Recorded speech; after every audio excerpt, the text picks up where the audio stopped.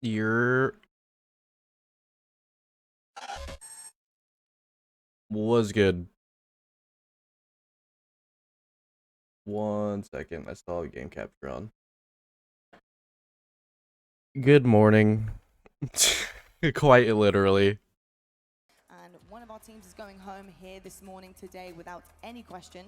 And one team is going to produce. Thank you for the lurk, Spartan. Appreciate you. Finals to find out who they're going to be meeting. Hopefully, bouncing back up into that grand final spot. It's going to be Optic versus Space Station Gaming. Now, Optic Gaming, they have been so good so far. Can they continue? Still waking up. Run? It has been exactly picture perfect of what they've done twice before. This team are the real deal. Do they thrive in the elimination bracket? So many questions, so many answers. Let's meet Optic Gaming, your team. Oh shit. Oh yeah, we're starting with Optic versus Space Station, dude. Now I think we got FaZe versus Rebellion. It's gonna be good. It's gonna be good.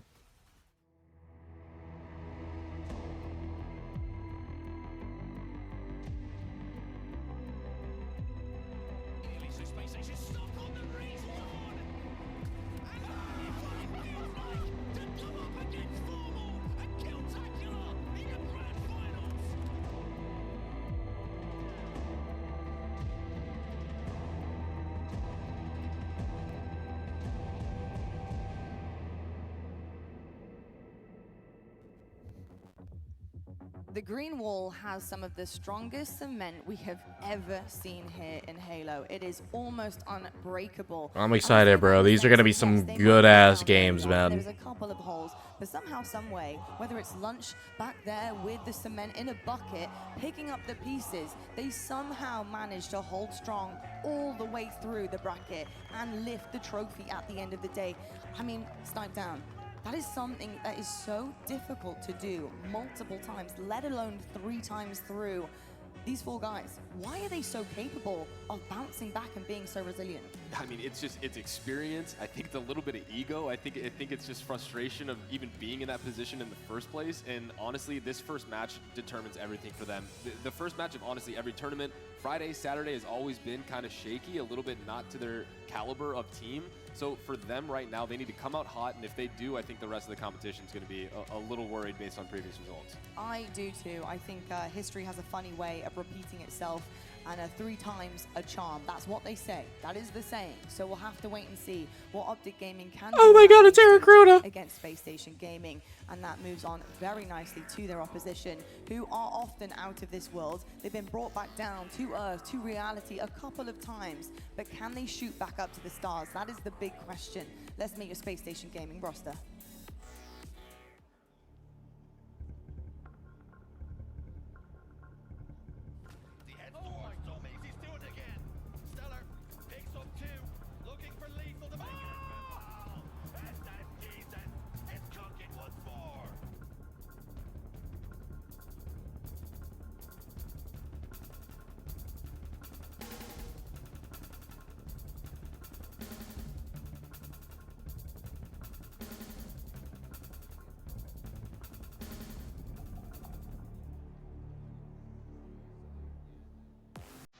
Tony, it can be really difficult when you're going up against a team like Optic, especially with the caliber of players on that side. Ego's got the glasses, bro. He's locked. Others are made of.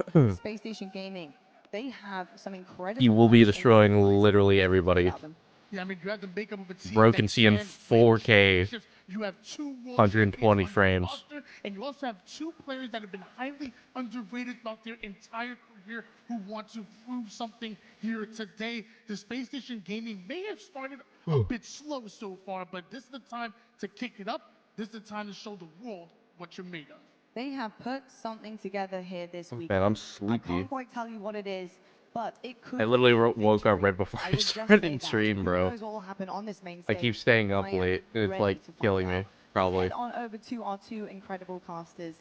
Boys, On set and Bravo, it is my absolute pleasure for the last time in our last major of the season here at Halo Infinite to pass it on over to you. Championship Sunday, baby! Woo. It brings the very best, and I know it brings the best out of you guys. It certainly does, and it certainly brings the best out of these teams that we have left in this tournament. And what a way to kick things off here on Championship Sunday. Of course, first of all, a warm welcome to everybody wherever you're tuning in around the world, whether you're at home, whether you're in the venue, or maybe you're looking through your neighbor's window. If you're a bit like that, who knows? We're not getting too deep into that. But let's talk about Optic Gaming. Let's talk about in your Space walls. Station, because Optic are here. This is the big thing. The elimination bracket run has succeeded again. They have made it to Championship Sunday after falling down early, and we know what can happen if Optic make it to Sunday. Exactly, and there's two completely different stories on these two sides of the stage. You just heard the desk talking about Optic Gaming looking to repeat history and make another historic run. On the other side, it's all about how does SSG turn their late game around at the end of the year. And I think you and I were just talking before getting into this series. It feels like for SSG, what they are able to do in this series will be the determining factor. And if we're talking about them as potential World Championship contenders or an afterthought outside of the top three going into the World Championship. I completely agree. A lot of the conversation before the previous event, the previous major back in SLC was who wins the trade between SSG and FaZe. We were saying FaZe won it, they obviously outplaced them. For Space Station, we felt it was a long game for them. The focus was on the World Championships, and if you can beat a team who has won majors this year in this elimination bracket matchup, you have to put them in that conversation ahead of Seattle, ahead of the World Championships to be a contender. That's right, and you heard Eco last night. You might have caught it in the post-game interview after their series win. Eco was just very honest, I think, and kind of very authentic about where they are. He says, we're continuing to get better, right? I think he knows the exact state of the union, where everything is in the big three and the big four. No one on SSG is fooling themselves about the results since the team change. I think they have a very accurate picture of what needs to happen here if they want to move forward. And I think we're going to learn a lot about this team in this series, but I did catch Lunchbox backstage just before the series, and I looked at the game types with him, and I said, it looks like statistically this series layout might go your way. And he said, I think so. They're pretty confident that this will not go to a Game 5. Yeah, we'll get you to break it down a little bit. We'll talk you through the game types just to start. We're starting off with King of the Hill Recharge, then we go over to Slayer's Solitude, Oddball Livefire, game number 3. Certainly, Optic fans will be smiling to see that one in the middle of the series. Then we have CTF Aquarius and Slayer Origin to close out. But you were doing your research, you were diving into the stats, and what do you make of this one? Man, yeah, the desk talked a little bit about it, but man, what an interesting series layout. This one could be very interesting, even though they do overall skew towards Optic Gaming. We'll just start with this first one. King of the Hill Recharge is a very, very close game type between these two. Optic Gaming on the year is 4-3. Now, SSG might be 4-4 overall on the year, but most notably, they are undefeated in King of the Hill at Charlotte. So they have turned this game type around. If they could take this game number 1, this will make things very I'm awake, I interesting. promise. I'm awake. Certainly will indeed. Space Station Gaming will I know think. it's Optic Gaming. I hope so. Will know it Oh, as God. well, and I'm sure there's a lot of people, Space Station fans, FaZe fans, Shopify Rebellion fans, who are looking at Optic Gaming yesterday, having made it to Sunday today, and going, they can't keep getting away with this. Yeah. Well, Optic are here. Optic have made Championship Sunday, and their next step that they have to go through is Space Station Gaming. And one thing we talked about yesterday that you identified so correctly, even starting on Friday, is that when Optic Gaming has to make elimination bracket runs, they get better and better as each game and as each series goes on. And that was certainly the case yesterday. We're underway on Championship Sunday. It's a Space Station versus Optic Gaming in a do-or-die series in the elimination bracket. The final major of the year before Worlds, the final championship. Renegade's trying to get that chalk already, before bro. Worlds, and the final opportunity for the likes of Space Station to pick up their first trophy of this season. Optic, of course, looking to add another one to the collection. Speaking of which, this man is looking to add a triple kill to his statistics at the start of the game. Eco last alive. Staggered 4 dead. Not a lot of hill time there, but certainly slaying dominance coming out of Optic Gaming as they get the first 5. Team nade, bro. They get 7 kills in the game. Wow. That's ridiculous. Legend had no right to survive that, let alone get out of it with a kill and be able to scarper away with his life to engage again in a few seconds' time. Optic in full control of the map at the moment. One player already stepped inside of that hill.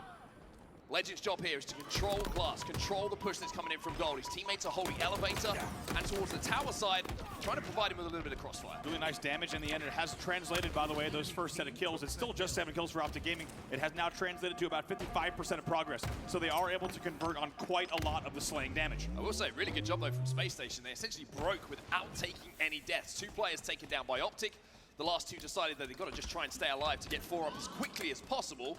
And even though half of that first hill has been captured here on the batteries, Space Station are inside of this hill. And Suppressed is already finding a couple of bodies that have had the shields ripped away. Yeah, as you say, the answer back there being outslayed about 8-2 off the opening, and now it's really quite even, and even almost in the hill progress as well, as SSG is able to get about a quarter of the progress on this first hill down. Bring up here in the hands of Suppressed is going to make that beat down very, very easy for him to convert into a kill. Oh. The second one though.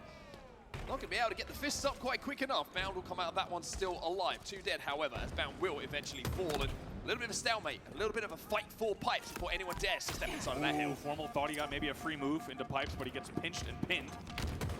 And in the end, he will come away with his life, and they actually get the 2 kills. They will continue scoring here. It's a nice move from Formal to create that space. He doesn't quite connect here from Suppressed, and Renegade is already chasing him down. So Formal, giving the information to his teammates, and having seen Renegade try and push those Space Station Gaming members away from the hill, decides to just step in for a second. But good shots from Eco will keep this Optic Gaming team having to wait to convert this first hill. By the way, look at all the progress on the hill. A lot of this is due to Legend. Guess what? He might be 3 and 4 right now, but he has 6 assists, almost as many assists as the entirety of SSG. Very impressive stuff from the Frenchman to start this game off. Stella's going to get this camo though. Second power up of the game goes to SSG. He's got to go here. He's got to go right now. And he's got to go quickly. Formal has been taken out inside of the hill. So now Eco can try and get into a position alongside Stella to defend this hill. And Eco does find that first kill. Shock rifle now in their hands. Not a headshot, but good enough to force Optic back. SSG are holding on here. Let's see if Formal goes for a move here. He tries to sneak into hill, or they just go for Pipes control first. That one's going to get singed. But he's not going to get cut down. Now he is, though, at the pass. Trade inside of Turbine.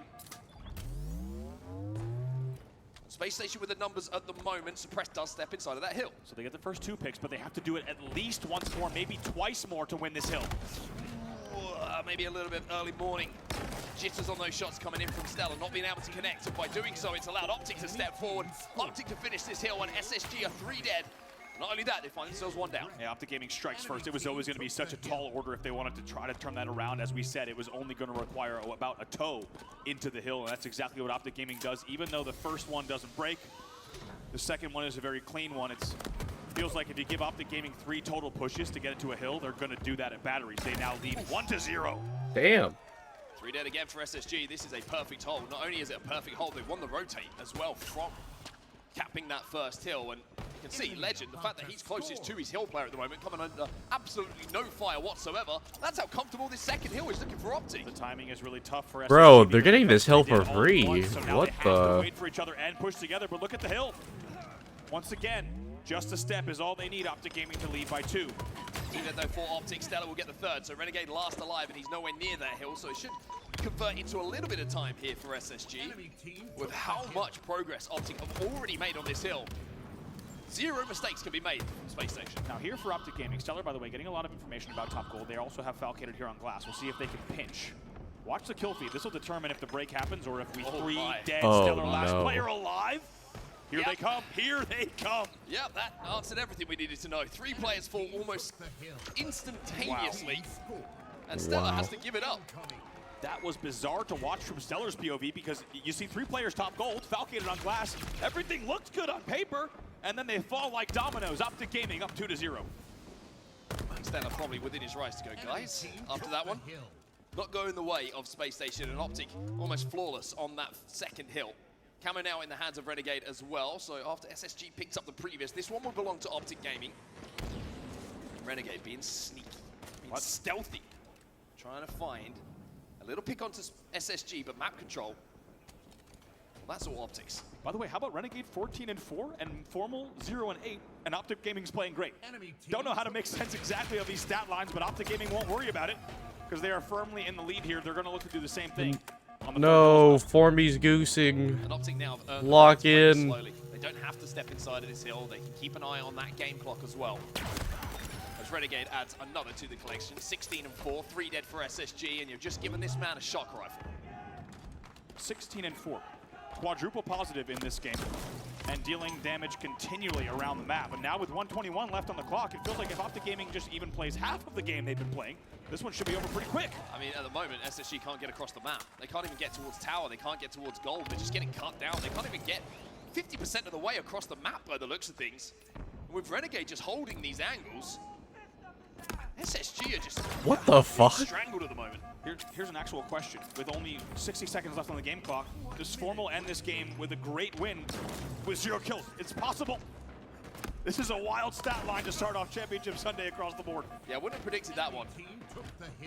0 kills with a win. Formal's still goosing. He's 0 Fuck. right now, but let me tell you, he But could also not have 0 care concern. less. He Yeah, exactly. could not care less if they close this one out. SSG have managed to momentarily Oh, press, nice. unfortunately, with a stick. Wow, that was big And it brain. gives Renegade an opportunity to turn a single kill into 2. They're going to likely play time here. 44 seconds, not really a reason to jump in because look at the hill progress for SSG. So with 40 seconds left, Formal gets the trade.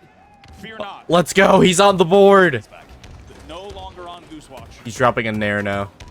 But as we said, more importantly, they've got to be really happy with how they played so far. Now, they do need to clean this out because SSG is finding a little bit of momentum here. And if they get this first hill, this could all of a sudden be a lot more interesting of a game. Renegade's camo should help them close this one out. Yeah, just should calm things a little bit here. SSG, even if they do cap this hill, there's only 20 seconds or so left in the game. So they would have to pretty much be perfect on the next hill to stop Optic taking this game number 1. Enemy team took Renegade the now. hill. The pings are frantic. The bullets are Fuck is connecting, Formal doing? And now the pitch from Optic will start. Here they come. Gonna be one by I one. mean, to be fair, bro, Take these one out. 10 seconds left. the rest of his team is frying. Stella tries to make a desperation play Putting to some get damage inside down. stop that game clock, but Legend will take the Even if his down. KD is straight asshole, bro, they took that And game Optic very Gaming comfortably. will take game number 1 here in Nothing to be mad elimination about. semi-final. Like they were saying earlier. They're up 1-0. But yay, Formal got the As he breadstick. should. Fuck And Renegade should yeah. also be laughing. He is. Smiles across the board, unsurprisingly for Optic Gaming. 21-5 for Renegade. And if you didn't catch the weekend so far, all the action that we've seen, Renegade's been doing that every single game. So you'll have to forgive us if we continue to equally lose our SSG minds should and also forfeit. not be surprised And about... also reiterate the numbers because they don't sound real. They don't. These. Look at that PGCR. Not every day that you see something like this. Their mental's got to be strong, bro, after My yesterday. goodness. You know what the comms would have been, by the way? I can almost guarantee at the end of that game, Formal That's pipes on up me. first. And That's just, on me. Should have gone. No. Should have gone to The Optic. fact they didn't capitalize on that 110 is crazy. They couldn't, bro. Look at their teammates' stat lines, bro. You had Renegade going 21-5, bro. Legend 15-7. Pride to win a game like that with 0 kills. I'm almost kind of upset he didn't decide as a flex to end it with 0 kills. But in the end, despite the wild stat line, it's much more about, as you said, the way that Optic Gaming played this. And I'm not going to lie, as we said, they opened the game outslaying about 8-2. And even though we saw SSG get control of the map thereafter, it felt like that was the tone setter for the game that we were about to see. Yeah, I think there's going to be a lot of views maybe on the, if we are actually fortunate enough to get the listening back from this game, I would love to hear what was said at the end. And it would have been so good. It would have been so good. But what was good was the performance from Optic. This second hill in particular, Andy, was just an example of Optic at their best. It was stifling. It was complete control. It was baiting and switching, use of power weapons from Legend. And then when you got a man like this doing what he's been doing on Saturday and bringing that form into today, Optic looking dangerous. The unofficial Dangerous double indeed, was and the nice. slow-mo trade. This is incredible, by the way. Replay operators know what they're doing in the back. By the way, that's the first time we've seen the slow-mo top elevator 1-for-1 trade. I think in an HCS highlight package, and for good reason. As we said, Renegade goes more than quadruple positive to start the day. Some may say more than double positive, though. You septuple positive. Some may indeed. By the way, Slayer Solitude. Yeah, Ram, is what's your good? Game number 2. Let's talk about this because this one's interesting. In 2025, Optic Gaming is 7-3 on this game type. SSG just 3-3. But more importantly, in Charlotte, it's a similar story as it was in game number 1. Optic is even at 4-4 in Slayer overall. Wow, perfectly timed. Thank you to the entire team in the back. And SSG is 5-2. So quite a different Slayer story, and we've been highlighting for months now about how Optic Gaming needs to focus on their Slayers. They won a few. They even took a Slayer, from Shopify. Harder to say than I expected. But Optic Gaming currently also on a 2-2 win streak, so they're turning that record around. So as has been the case throughout this entire really series layout, and will be the case through this entire series, there's arguments for both sides in terms of who can take this game type. The only real exception is going to be that oddball game type, which Optic should take handily. We'll get there, though. First, we got to focus on the Game 2 Slayer. And as I said, both teams either with winning records or momentum. So there's a case to be made for both teams on this game number 2. Yeah, it's such an important one for SSG as well. You're talking about the statistics that back up. Do I like what the we can Master expect Chief from this game number phone? 2 historically, but if you're looking at the context, I mean, of he's the Master series, knowing Chief. that oddball is coming up on live fire, which is Optic's game type. You ask them what game type they would have to win a series, regardless, grand final, world championship, they're going to pick live fire oddball. They play that 5 times. And exactly, and I think you're looking at the game number 2 with that context. You can't. I mean, it's SSG Master go Chief. into that game type that's coming up 0-2 down. Otherwise, the series is more than Master likely Chief. going to swing the way of Optic. So for True. SSG, the pressure that's on this game, Thousands of people of on context Netflix, bro, of the season are as enjoying the hell out of the really Master cannot be Cheeks. understated here. Well, luckily still close friends, one Optic fan and one SSG fan. Hopefully, regardless of where the series goes, those two guys will still be hanging out. We'll see if that's the case. We'll keep a close eye on the front row. But, as you say, it was all about games 1 and 2 for SSG. Take Jinrai to Little Caesars in Seattle. You got Little Caesars money? Of control or points on the board. Optic Gaming Why would I really take Jinrai to comfortable Little with that game Caesars number of one. all Now, as places, you bro, when rightfully we're literally say, in that puts Seattle? even more pressure on this pivotal game Why would I number take 2 Jinrai because they anywhere, bro? know He's a how grown-ass hard the man. battle will be in game number 3. It feels like their tournament life is riding on this game 2 Slayer, which is a hell of a lot of pressure to come into a game 2 with. Yeah, but they win it. All of a sudden, we got a series on our hands. All of a sudden, SSG show us a little bit of life. And we might be talking about the series going a bit longer than initially anticipated with the game types that we do have. And I'm sure you'll talk about the game types now, because when we get to game Seattle's 5, not the place to go to just for Little Caesars. That's what I'm saying, bro. You travel across the entire country, bro. You want to try local stuff, because local stuff is honestly gonna be the best too. Last year we went to this really awesome cafe, bro. They had like a really good I have pictures.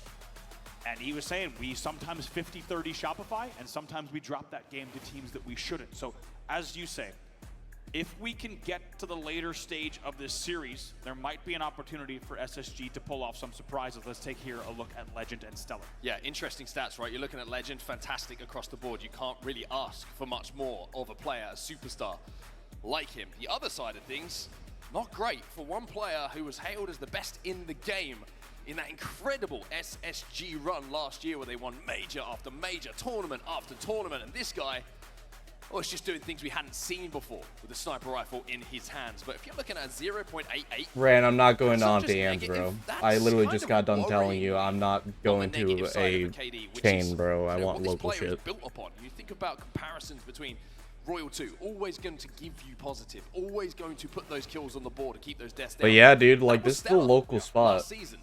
We need They to had a see lot that of good food. This is a I agree. Monte It feels like Cristo. what Renegade was doing yesterday. salad. If you think back to that Kali CTF. This is a Biscoff latte. That was so started good, to kind of feel bro. the same way where we can't This even was get a really breath in good. before he hits the next double kill. This It was just also felt really like fucking good, he's bro. now the This one melted in putting my on mouth. sniping This shows. was He's the so one which good, you bro. just saw, case in point, going 21-5 on a championship Sunday. And it feels Yeah, I like definitely want to go back to this has flown cafe that we went number. to, bro. And The of food course, was actually you can say, of amazing. course, the current ranking and power ranking away from SSG. And I think that stat card was such a good representation of Latte what we're looks talking insane. about for the SSG Latte wasn't story shit. this year right now, right? It's numbers you don't expect from them. It's placings you don't expect Like from saying, them. let me go to Seattle They just for themselves Starbucks. Like, nah, I expect can't higher just go to performances store than down we've the seen. block. And Mid there's coffee, only by the this way, don't single support. championship True. Sunday and the World Championship left in Halo Infinite for them to determine how they'll be remembered in this game, which feels honestly It tastes like shit to you and you love the sandwich only. How the hell do you love the sandwich only, bro? You haven't tried anything. How they are remembered in Halo Infinite. There is a lot riding. You tasting it through the screen, bro, or are you licking the screen?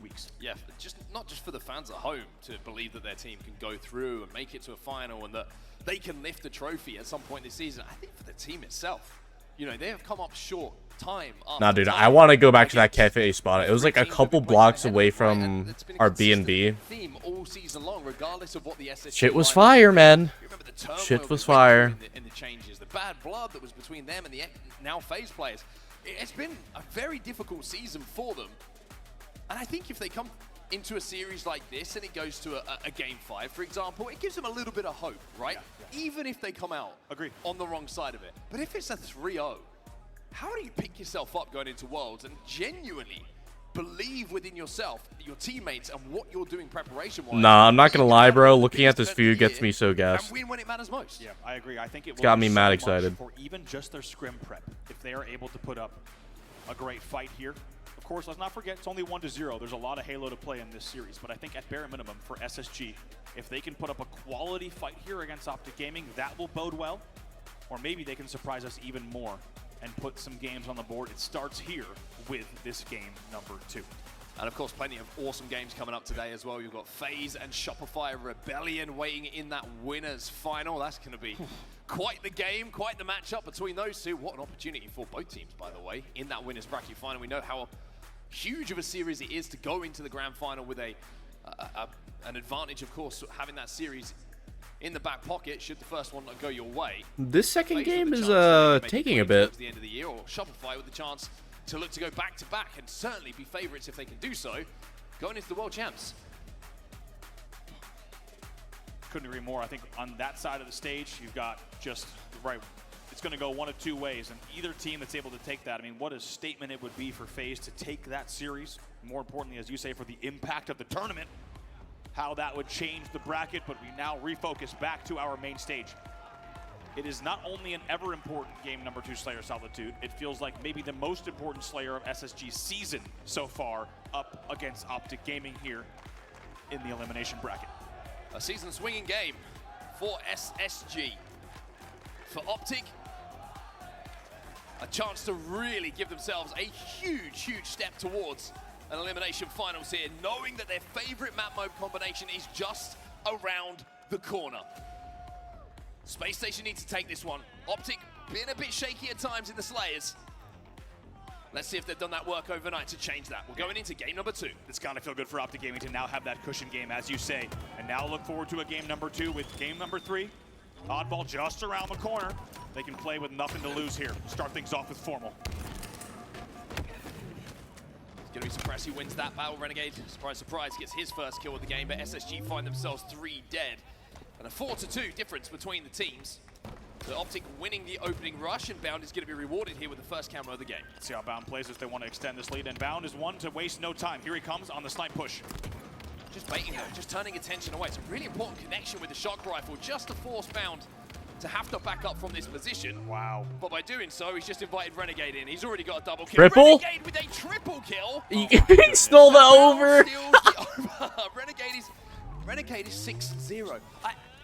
Where are these statistics coming from? Renegade is 6-0, tripling the score so far himself of SSG. And how about the way that Bound plays that camo? He just uses S3 as a jungle gym, puts himself in unnadeable positions. They were even pre-nading every corner on the ground at S2. But guess what? He just comes in, and as you said, he's a nuisance. He deals damage, he sneaks around, he's a ghost, and they lead now 10-5, but a few kills do go in favor of SSG. Yeah, Renegade lost alive momentarily, but he's got a shock rifle and he's got a thrust, so he's not going to be an easy kill whatsoever. Optic have managed to get back on the map. Falke finds himself in the death screen quicker than he certainly would have liked there. A beautiful connection coming in from Renegade. Look at the speed. Oh my! Look at the speed. There's only one player alive in Loop. I can't even talk about the kills faster than they happened. I think one player still bottom mid here, but the speed at which they took Stellar off of ledge there and immediately get the kill on Loop as well. Thanks, Spartan. Another kill comes in. It's 14-8, as you said. Renegade 8-0 to start the game 2 Slayer. This might be, we're going to have to check the stats, the most consistent a player has ever been game after game in leading their team in the kill category, and also the KD as well. I think we just have to take, I know it's only a couple of minutes into game number 2 here, but this is really special, what we're seeing from Renegade. And if you think things couldn't go better for him, he summons a sticky that finds its target. He finds Eco. And it's going to be a killing frenzy without dying. Oh Off the my. rip for Renegade. And he doesn't even trade there to make sure the frenzy comes in clean. It will be SSG finding 3 dead. Formal's forced to retreat here on LR, but still, that's unbelievable for Renegade here to start 10-1. Suppress, though, does get away with a camo. Just indescribable what Renegade is doing for Optic Gaming at the moment. But Suppress does have an opportunity here for SSG. After the whirlwind of Renegade at the start of this game, only 4 kills between the two teams. Shock Rifle's about to come up as well. And Optic are taking... You're frying potatoes in the other hand. Roman Empire here. Put the shields up. 10 out of 10. Making sure that the bows ain't gonna hit. Optic Gaming, the only team I think about every single day as much as the... Yeah, I give that 5 stars, if I'm bro. honest here. 18 That's to fire. 14. It feels like with Renegade at 10-1, this game should not be a 4-kill game. Bro, Suppress basically just Optic wasted cannot that take a single entire during that camo, right? man. And surprise, surprise, who gets a kill? It's going to be Renegade again. He's 11-1. 2 dead for Space Station. The camo completely just useless As in you that say, situation. it's a staggered 4 dead. Eco's trapped here in Cafe, and now 21-14. What a great job from Optic Gaming, and feels like a perfect time after they shut down that camo to get into a listen-in here with the Optic Gaming roster. They might push me out. They might push me out. Yeah, get out. Stay right there on my ping. Stay on my ping, I have you. I'm here, you're good. Sit there. He's trying to push. Bro, Bound, listen. He's gonna slide in, bro. Just get ready to punch him, okay? No. Just get ready to punch him. Want you to drop it? What's about literally right to my left there? We're not watching top gold. Yo, listen, I have stickies. Yo, Bound. I'm gonna try to stick him, okay? Watch my push. Alright. Watch out, Bound. Dead. Back up. Don't overdo it. We're good. What's the next round? Watch that. You're good. Weak trick. Oh! Nice. Back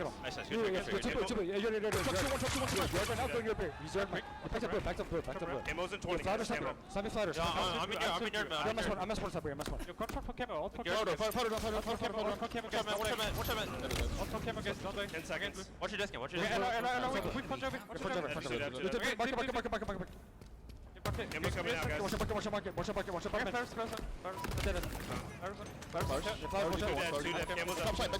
Pushing bunches. One posters. I spawn here. We put back towards loop. Snake fight, weak, solid. One dead. Ping, last guy's my ping, last. Two over here. 2 yard. I'm here, Spring. We can spawn them blue. L1 one try foul. Skip. I'm blockable.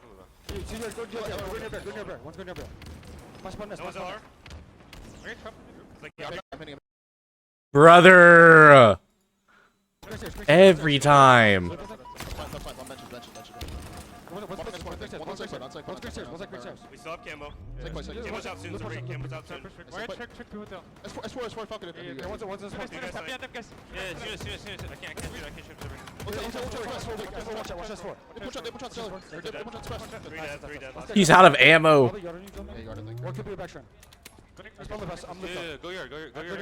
He's blue, Kevin. They're all blue though. 12 assists from Legend, bro. My god. He has more assists than all of Certain things SSG you see, combined. And you really struggle to kind of describe what you're experiencing. And there's 2 things that are happening right now for Optic Gaming at 37-22. One is Renegade. He's 20-2 with 38 kills for Optic Gaming. And the other is Legend is double positive at 6-3 with 13 assists. This is unbelievable. And what was already a historic run yesterday is now history defining. Legend picks up another one on the killing spree. Renegade is more than 10x positive in this Slayer. Renegade has Space Station have 2 more kills than Renegade. They might want to try and go for the stake. It's just astronomical, this performance. Oh, I wonder if they're gonna get the stake. You and I were talking during the listen and shaking our heads in disbelief. We can already say this with confidence.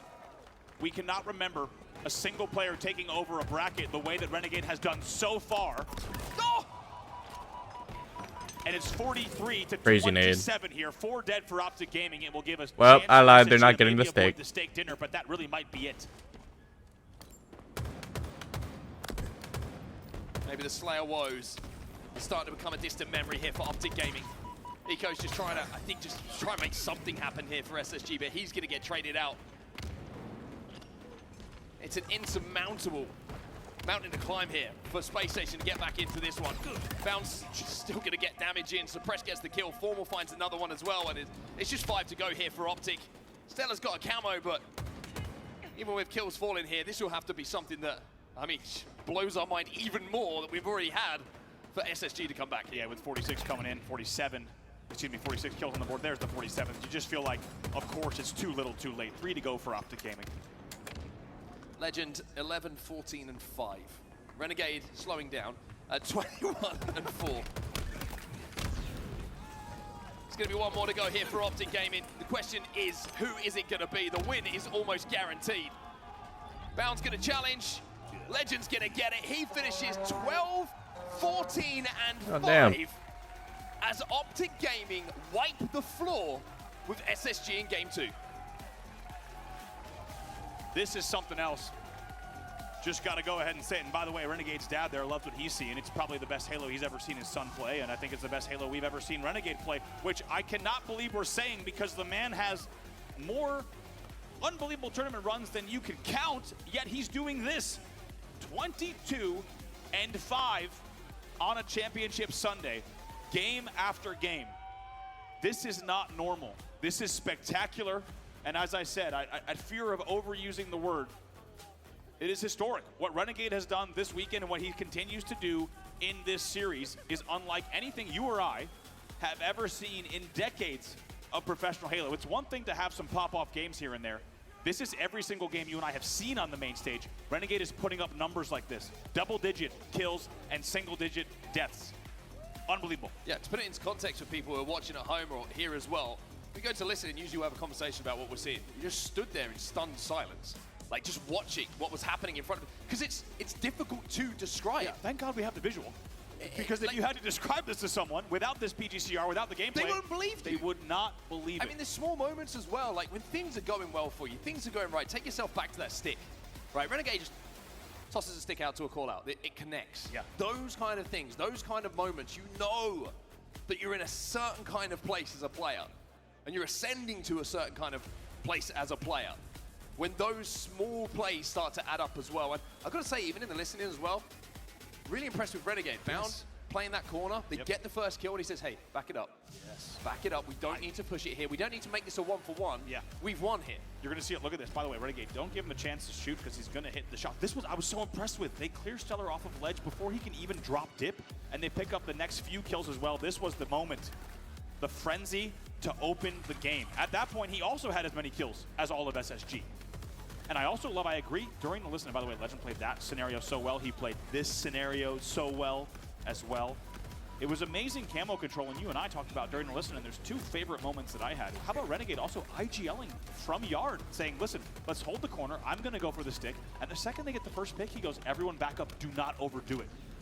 When you're winning a game by 20 and you still have the discipline to say don't overdo it, that is pretty special stuff. Yeah, also, when I'm 10-0, I'm running at you. Like, exactly. Because I'm indestructible in my own head. But Renegade knows this is a bigger picture. He still has respect for his opponents and what they can do and how tough it is to win a series here on a championship Sunday. But Optic find themselves now 1 game away from doing exactly that and booking their ticket to our elimination finals, where they will play one of FaZe Clan or Shopify Rebellion. SSG staring down the barrel of elimination once more here.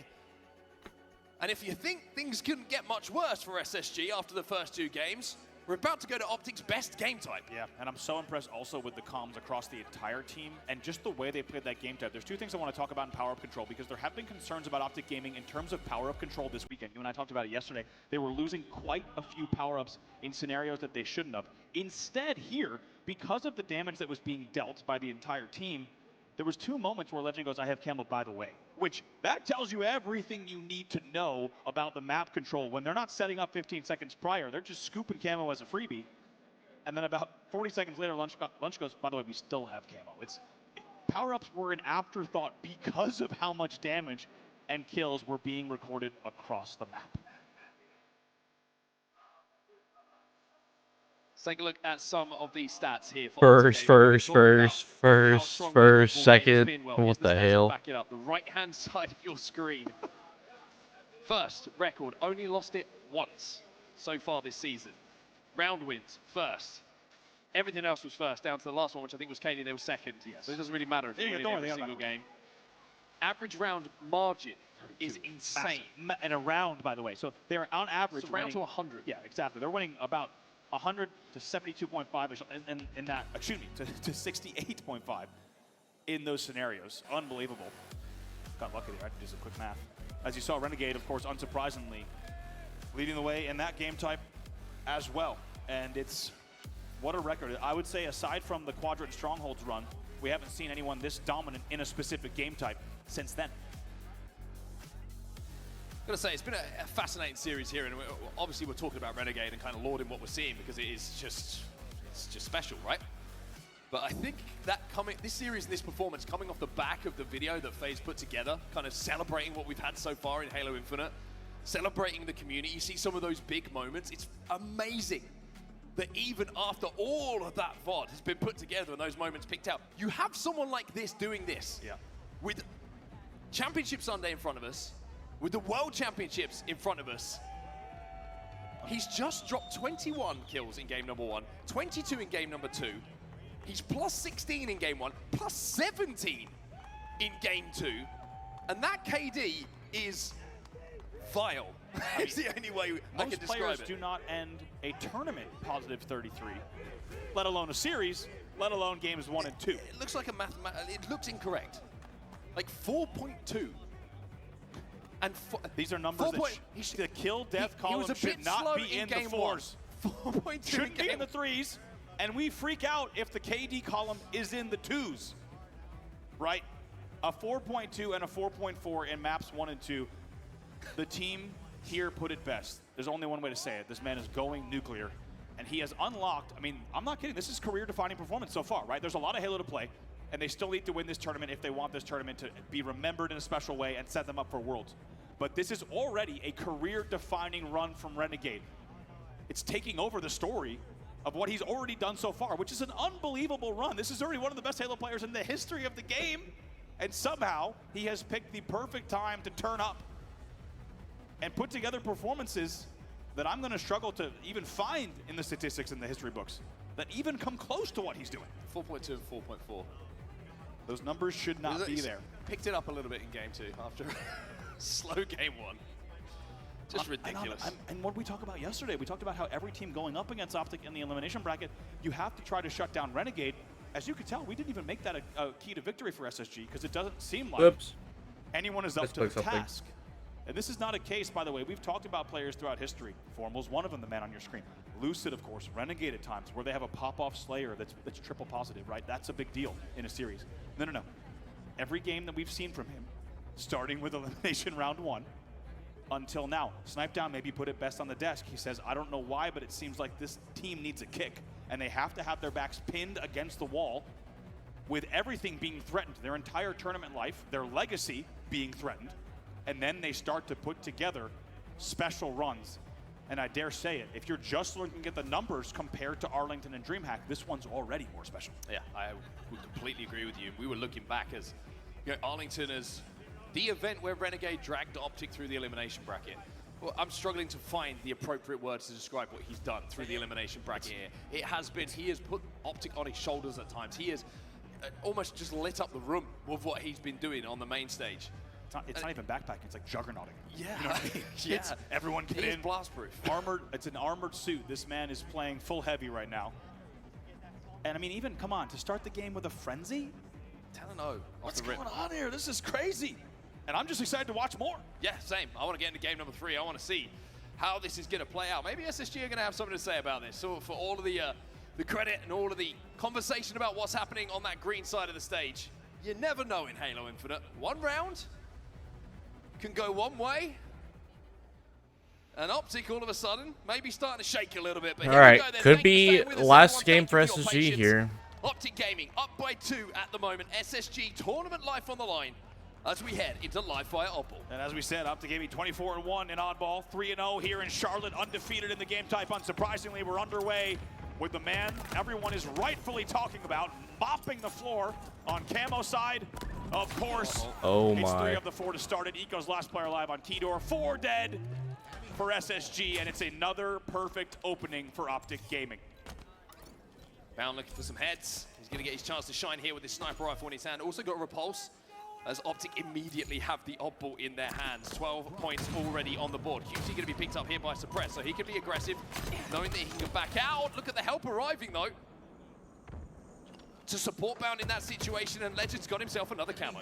Really nicely done from Legend. He's one of the players that when he has camo, he does not wait too long. As soon as he realizes he's in an isolated engagement just like that, he will start to deal damage, and it shows.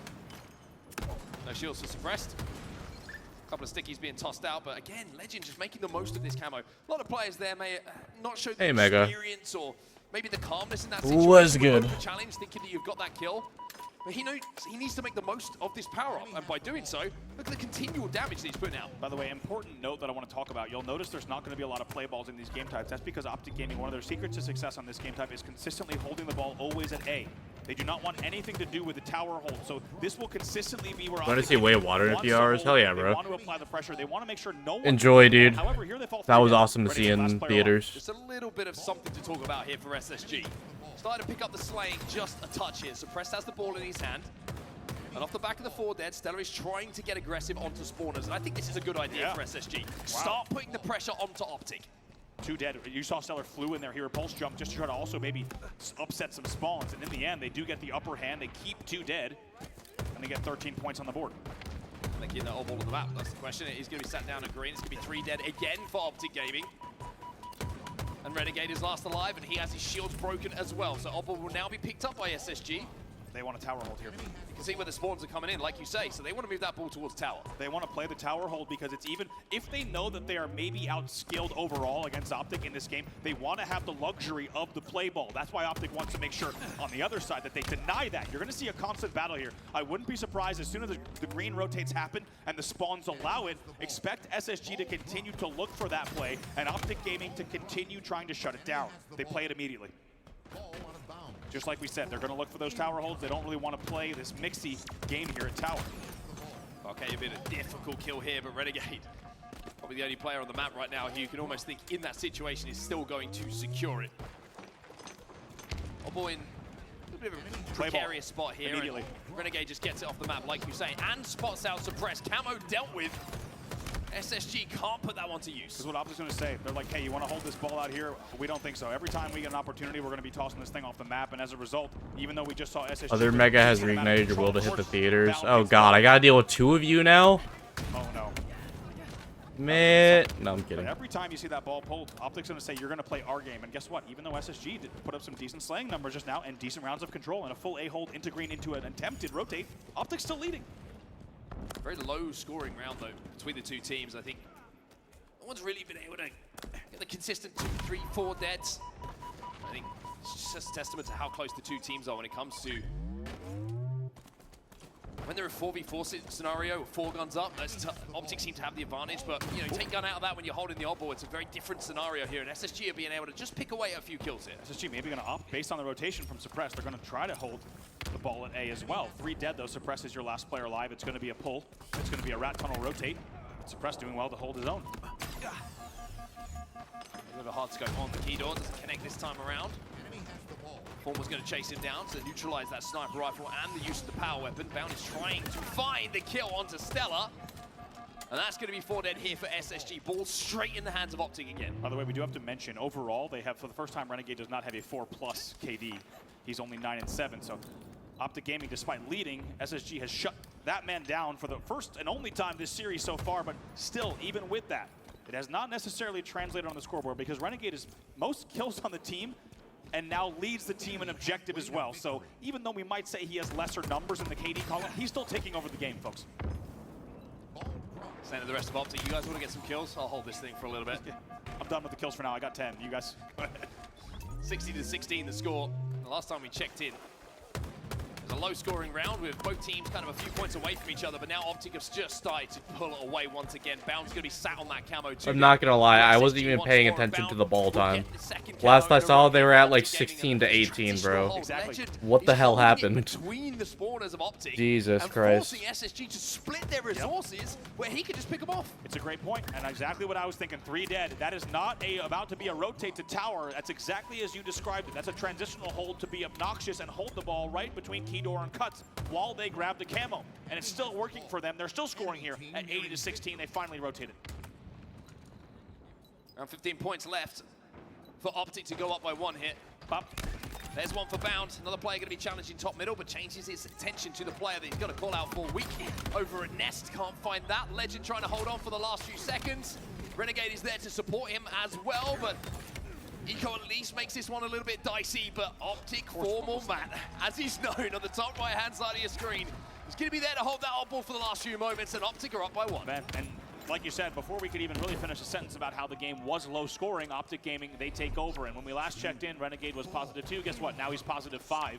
You give that man a second, and I mean, look at the late game. He goes +5, still leads the game in objective time with around 4x any of the objective time as anyone on SSG. It continues here for Optic Gaming. They are looking so good on Championship Sunday, now 1 round away from closing out the game 3-0. The routes that Renegade is taking at the moment, it's something that we need to highlight as well. The amount of times that someone's not looking at him when he's getting that first shot, that's just great map movement. That's awareness of spawn, that's awareness of what can be expected and your timing of where players are going to be looking. Finally, he is going to be taken down, and Stella has a chance to just maybe just give us a glimmer of what we can expect from him with this S7 in his hands, and with the camo to go alongside it as well. Oddball is down. Looks like SSG are trying to move it towards the location of Stella. Ball dropped. Bound should be taken, I was going to say down, but the QT away is going to save him for now. Looks like Stellar has an idea of where Bound has QT too. A little 1v1 here. Now you see him, now you don't. Yeah, Bound pulling out all sorts of magic tricks just to stay alive here, and he was the last alive for Optic Gaming for a few moments there. SSG finding a little bit of consistency in the kills. Formal not going to enjoy that moment very much as a camoed Stella flew through the air with that sniper rifle and delivered a bullet straight to the cranium.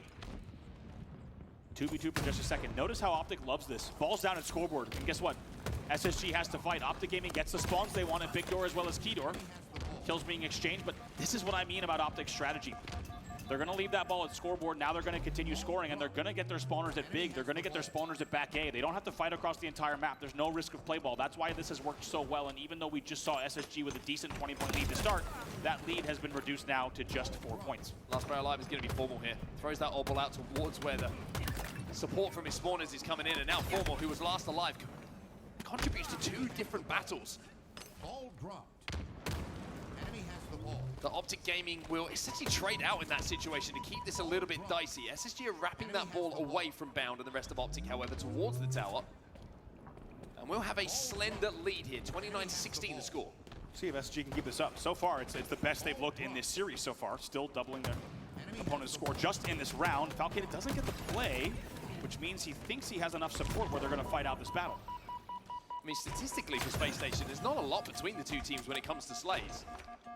Suppressed is +3 with 31 seconds of objective time. Eco, he's +2. Fallon Stella only slightly in the negative at the moment, but going blow for blow when it comes to the slays. Ooh. The Legend with another camo. Just has another opportunity to run around the map, just untamed. Shit on! Finding kill after kill. There's 2. The triple Oh! was always going to land. Uh-oh. And now he wants that S7. He was thinking overkill. He was thinking about sliding into it, but the discipline comes in yet again. He's going to be patient, and he's going to get the snipe, and this is why he's one of the best players in the world. Even when Optic Gaming is leading, we've seen it time and time again. In this series, they are patient, they are not overzealous, and this is the reason they're playing the way they are right now. Finally, the ball will be played. Optic Gaming happy to go with a little bit of tower hold for just a moment. They fall 3 dead, but now they're up 49-33. She with a momentary lead in the round, and again, you blink, and all of a sudden Optic are back in control. Falcated has found himself a sniper rifle, though. A little bit of ammo to work with, doesn't quite connect with Bound. be such a nuisance in and around the pillars. The movement there just to continually jiggle peek and not give a clear shot to Val, and then to come back out, challenge, having done the damage. Brilliant, brilliant positioning from Bound in that individual fight. Optic find themselves 2 dead, but so do SSG. Ball will be down. By the way, for the first time in this series, which is crazy to say, Renegade is not leading in the game in kills. Tied with Eco and Suppress, now leading in the entire game. So for the first time, as we're about to maybe see a lead change, we're tied right around the 50-point mark. Yes, indeed, it will be a lead change. SSG will take the lead in the round. And some Slayers on SSG starting to wake up. Is it too late, or can they get a round on the board? The thing to keep in mind is if you can take a round on Optic's best game time, it gives Oh, you an opportunity maybe huge to double. think 3 about dead. stealing their best. That gives you so 4 much dead. belief, but No as play soon ball. as you start to talk about belief, Yep, no play ball. Optic put you 4 dead. They've got the oddball back in their hands, and they will be going back into a lead here. Even when you're playing the tower setup, Optic doesn't even let you have the play ball, which is pretty remarkable. That ball can't even slip off mud. And now, just like that, Optic will retake the lead at the 63-point mark. And now it'll be all about SSG. Needing the push, they do get the first pick. Here they come. Enemy has the ball. We're trying to put that ball in a position where SSG are going to have to commit to it. Ball dropped. 2 dead though.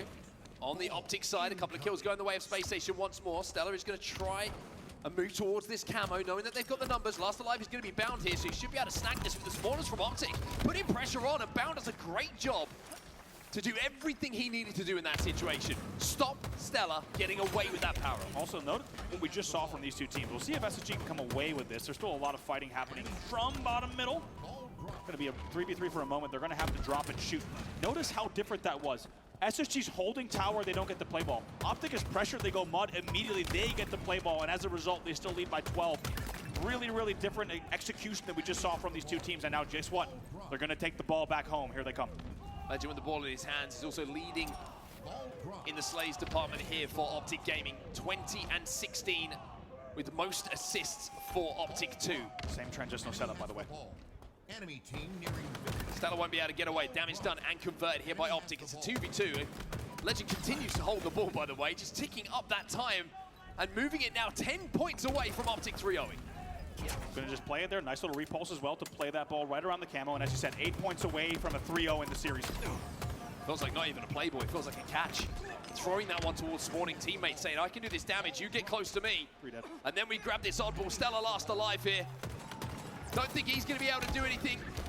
Formal, alongside Renegade, will hold this oddball. Well, we'll close it out as Optic Gaming. SSG Space Station.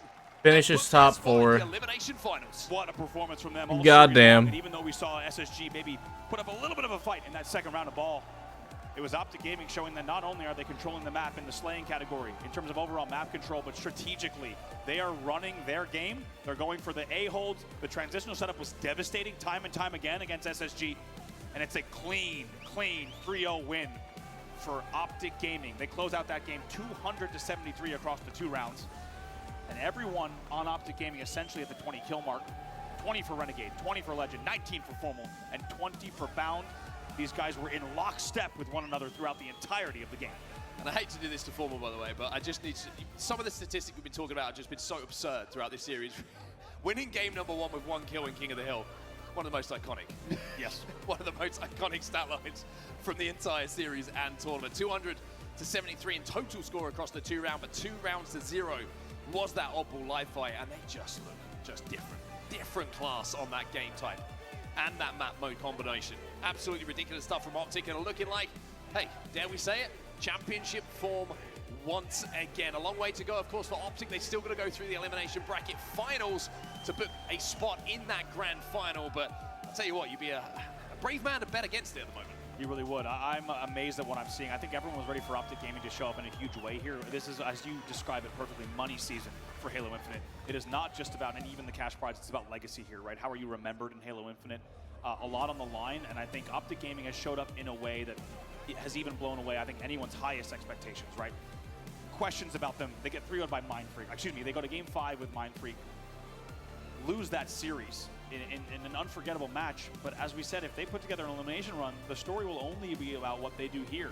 And now they look even better somehow on Championship Sunday than they did in day number 2. Yeah, it's fascinating, isn't it? I mean, that will become a footnote. That will be forgotten about completely of Optic. Keep this trajectory, keep this momentum going, and these iconic stat lines that we're seeing coming out of some of the players, the Renegade especially, and it's just unbelievable to see him performing, to see him doing what he's done on that main stage, and we're actually lucky enough to hear from the man himself. Renegade is on our main stage with Blaze. Renegade, what a series. What a series from Renegade indeed. Get loud, everybody, for Optic Gaming. Getting it done right here. Renegade, my God, yo, you look like you woke up on the right side of the bed today, okay? You know, how you feeling being able to get that win? Yeah, it was a really good win against a really good team. I think our teamwork is actually like improved somehow as we're just like we get better throughout the journey. So if we keep playing like that, I'm really confident we're gonna win this. I'm confident that you guys can win it as well. You keep playing like that, okay? Charlotte, would you guys be confident in them also? You guys are enemy territory, but every event always feels like a home event when it comes down to Optic, just based off that fan base. But you still got a lot to do, okay? And I know you guys are all about your business. You ain't giving up no strats. Y'all gonna be playing your game. But what do you want to just tell these fans at home? Because we got a long day before we get back to that finals. And what you want to tell the fans in the venue as well? To all of my fans, my family, my girlfriend, everyone, thank you guys for supporting. I hear you guys, and keep it up. I'm gonna try to win this. You heard it here. Keep it up, Greenwall. He's going to give it everything he got to win this one. But that's going to do it for us on the stage. Lot, take it away. Thank you so much, Blaze. You heard the man himself, Renegade, on there. I'll be back, guys. I'm going to get a drink. His very best, and I will say, so far the best has been good enough. On their way through that lower bracket, Tony, I'm coming straight to you because we're kind of flabbergasted right now. Just the pattern that is emerging this season, and I feel like a broken record often actually on the desk, and it's mainly because these pros have me saying the same things over and over and over again. This is the third time we're seeing the exact same thing happen with Optic Gaming. Tony, I kind of actually want to ask you a little bit about the difference between a day one versus a day three Optic right now, and what you've noticed in particular, because this pattern is unbelievable, undeniable. And that was a completely different roster from what we even saw yesterday. Yeah, I mean, I joked around with them before we went live, like, they can't keep getting away with this. Like, they just can't. But it's funny. We joke around about it a lot. We say that Optic needs to get dropped to the lower bracket early in order to see that best version of Optic. We continuously joke around about it, but it feels like it's true. Pressure will create diamonds or can burst pipes. And for some reason, when Optic's backs are against the wall, we see the best version of them. When it's do or die, they simply do, and that's what makes them so scary. Formal didn't even wake up in that game number one, and Optic still took over, and Renegade that game too. God bless. He was in Olive Garden with the breadsticks, and then really just the one of them. But it didn't matter. That, to me, actually speaks volumes, and not necessarily in a negative way, Snipedown, which is funny to say that, because obviously you want to see players turning up when it matters most, but the fact that they got away with that first game so handedly like this, it just looked easy. And obviously it was because of Renegade himself. He was phenomenal, opening every single alleyway in this map for them. Recharge can get awfully scrappy. They thrive there. What did you make of the start of the series and how they really just set a tone immediately? Yeah, I mean, that was one of the most impressive three-game stretches of games from a single player that I've witnessed in this game so far by Renegade. I mean, what was it? 21-3 and 22-3 or something. It was unbelievable stats there. And honestly, I think regardless of formal stat line, his number one asset is his communication. And with the way that he communicates, you can tell it's almost like Renegade is playing with the outlines of the players on because of the information that he has. You had Legend with a ton of assists, Formal with the 1 kill, but I promise you the information he was giving was allowing Renegade to be put into the spots, because when you watch him play, even that Game 2 Slayer, no, it reminded me, I was talking to Wesley back, it reminded me of what I was like in Halo 3, where you just kind of move around the map and people aren't looking at you and you get the picks and it's kind of like, is he invisible? No, it's just because his positioning is that strong and his awareness and map awareness is that strong and that far ahead of other players that it just looks easy. I just want to put that Game 2 in a bit of more perspective for you guys. 22-5 out of Renegade, 22 kills. SSG as a whole only outslayed one person by 11 kills. Like legitimately, like Renegade was going toe-to-toe with the entire SSG roster. And what really stood out to me is also Legend. I feel like we weren't talking enough about Legend afterwards. He had the most damage. He had 14 assists. So Renegade, that ultimate opportunist that he is, he's capitalized. I talk about it all the time. He capitalizes on the damage and the chaos that his teammates create. So want to show some love to Legend with that damage, and look at the stats. There you go, Tony. It's like you know what you're talking about a little bit here, isn't it? Once a weekend. Yeah, exactly. Legend, honestly, just an incredible player, and I think actually I forgot to wouldn't turn on like my the light. Look of this team without Legend on it, to be perfectly honest with you. I think he is actually what makes it very well-rounded for me. He's not only powerful, creating so much damage on a map, but he is so smart and so smooth with it. What an incredible player he is. You're looking at the stats here. This is probably the first time I've seen somebody in this situation in an Elim semi-final on Sunday finish with a 2.33 KD. That is like mind-blowing kind of numbers. Like this is, I don't see 2s on here. I'm sorry, but I don't remember the last time. I don't think I've ever seen a 2 on this graphic, especially not on a Sunday. Unbelievable stuff. And you're looking, it's a bit, you know, kind of topsy-turvy here, right? It's lower half heavy. We're looking at Bound with a 0.8, 0.6 for Formal, which is quite uncharacteristic. However, damage is still there. It's not super out of the realm of like, you know, nothing to talk home about here. But it doesn't matter, because what's happening is objective efficiency is coming through. Everybody's doing their job. They don't really care who's getting the kills, who's getting the slays, as long as someone is getting them. And Renegade, like you said, is getting enough for not only his team, but he's basically outslaying every single person on the other side of the stage. It's unbelievable. If he keeps this up, that is going to be so hard to slow down. I mean, Smackdown looking across here, obviously Space Station Gaming, it wasn't their time. It wasn't their series. What could you pick apart from the series from them that you want to see heading into Worlds here, that they can start to put the pieces together again? I mean, they just need to practice more. I mean, what is it? The hard work beats talent when talent doesn't work hard, and I think all these other teams that are ahead of them are working harder than them, and it's going to be impossible for them to get to that level that they want to be if, you know, in the Eco interview we had yesterday, if they're playing catch-up at live tournaments. So let's hopefully going into the final event, they're able to put on. Oh my God, it's Eric Rona! That team truthfully can. 100%. Tony, would you share the same sentiment here for SSG? I mean, you know, they are obviously kind of untraditional when it comes to practicing, and we know that. We've known that for a long time about a couple of the players on the team. However, you know, you're now in Championship Sunday. There's a different level that needs to be met. Maybe it's important to get reps against teams like this in order to be prepared, be fully prepared with what you're coming up against, because the power imbalance there was significant. Yeah, I mean, Eric is totally right. You know, like we said, they're still gaining experience. They're still trying to figure things out. On the flip side, I will say, I guess on a positive note is, you lost to Shopify Rebellion and Optic Gaming. That's it. So at least you didn't lose to a team that you weren't supposed to. At least you didn't lose to a top 8, a top 12 team. You did what you had to do in pool play. You did what you had to do in bracket play to get to Championship Sunday. I would have been more worried if, like, say, for example, they would have lost to Envy in that pool play or something else. So I will say, there's somewhat of a light at the end of the tunnel, I guess. 100%. I couldn't agree more, actually. I think, you know, we talked about it at the beginning on the desk. Space Station Gaming, they have exceeded expectations heading into Charlotte. I'm hoping they can build on that and learn from it. And hopefully by Worlds, we will see more growth from the Space Station roster, but it will be Hey, Jin, right with the good well homie. to them. Here is the championship bracket. We are right now sitting at our winners finals. We've got two teams who have been waiting for this moment. One more than the other. We've got Shopify Rebellion versus FaZe Clan. And FaZe, this is the truest. Hope you're doing good, homie. Pick a better test right now for them on this day, because it's their two kryptonite teams. The teams that just completely exceeded them every single time, no matter how much of a leg up they have had in situations. Optic and Shopify. It is really, really difficult sometimes to get over a hump. You need a ton of confidence, but I will say, Doing good, homie. Just slowly waking I up. think they have all the confidence they need. They just have to convert. Just watched put it Optic together. versus SSG. And we might be seeing Renegade that was with doing a lot of Turnaround team on the crazy main shit. stage. We might be seeing that, although Shopify Rebellion have been looking incredibly clean. And of course, Optic Gaming, It's been good so far, they're man. very comfortable. It seems to be home for them in the elimination bracket, and they are happy to bounce back up into that grand finals position. So we'll have to find out what happens.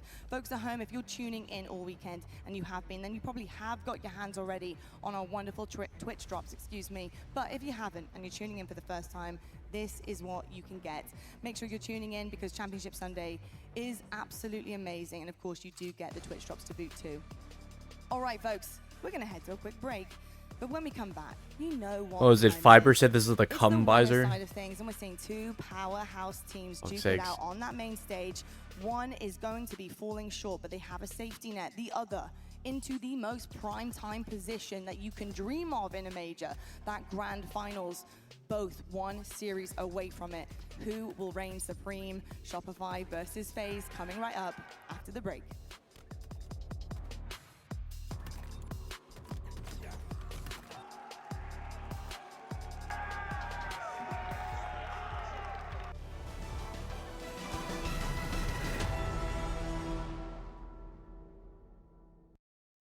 Everyone loves Corduroy's plush convertible beanbags.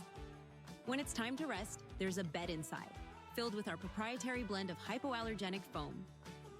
Corduroys are American-made with washable covers and a lifetime guarantee since 1998. And now is the best time to get your corduroys during our limited time sale. Corduroys is where life unfolds.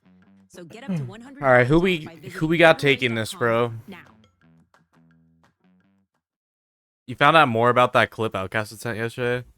Oh yeah, what'd you find out? Want more Halo action? Subscribe to the Halo Esports channel for official HCS highlights. The coach for Complexion got banned. It was Complexion and Despiteful that was beefing. Stay in the loop with official I did hear about Halo that. Esports history in our HCS and community top 10 series. Pretty sure Complexion's team, the coach is banned now.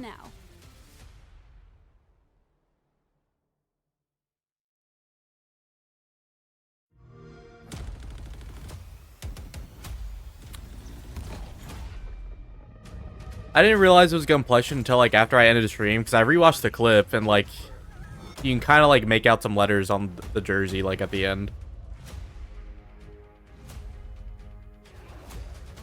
Yeah, it's kind of crazy though.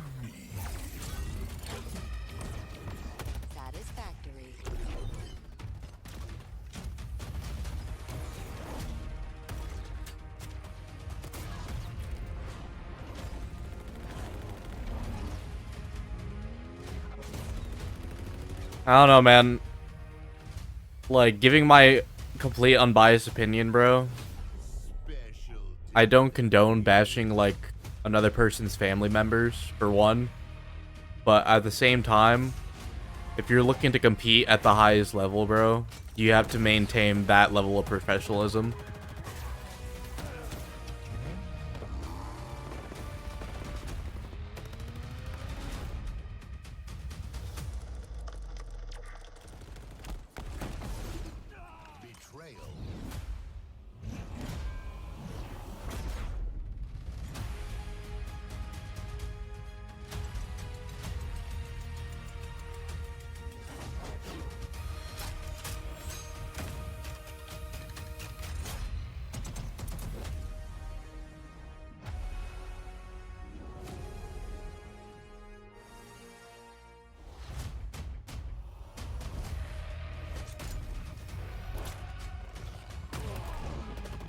I couldn't really identify like who was saying what though, to be honest. But yeah.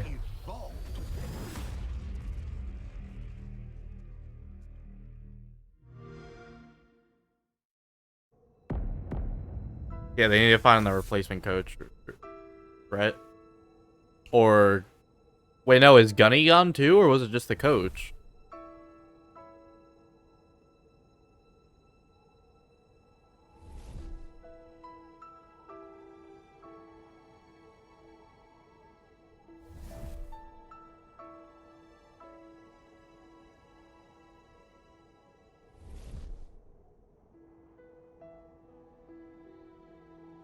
Thought it was Gunny.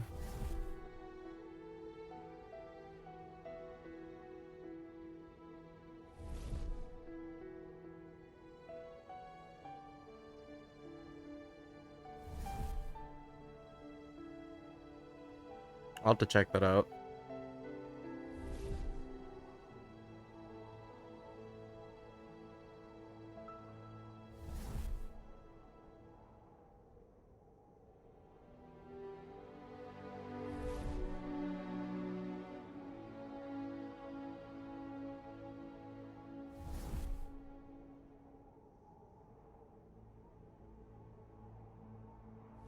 Oh my god! Oh my god, it's DNC! Oh my god! Oh my god, DNC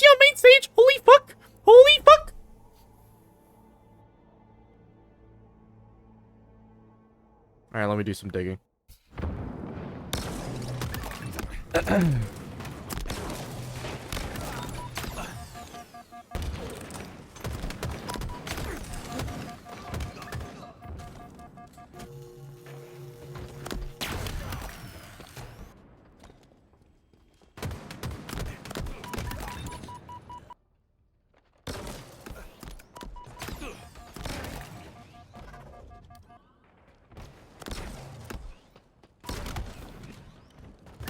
Enemy team took the kill. Enemy team scored.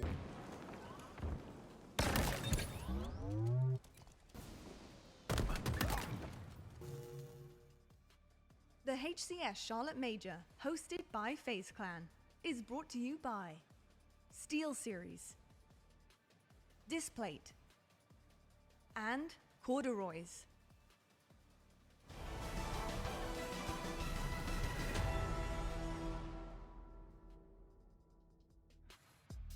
As fans funnel in, Yeah, Gunny's banned. right now, there is a chill in the air that can only be brought about by a championship Sunday, and it's all for that right there, the trophy. The trophy that means so much to all of our teams, all of our players who've been putting it together for weeks now in order to get this done here in Charlotte.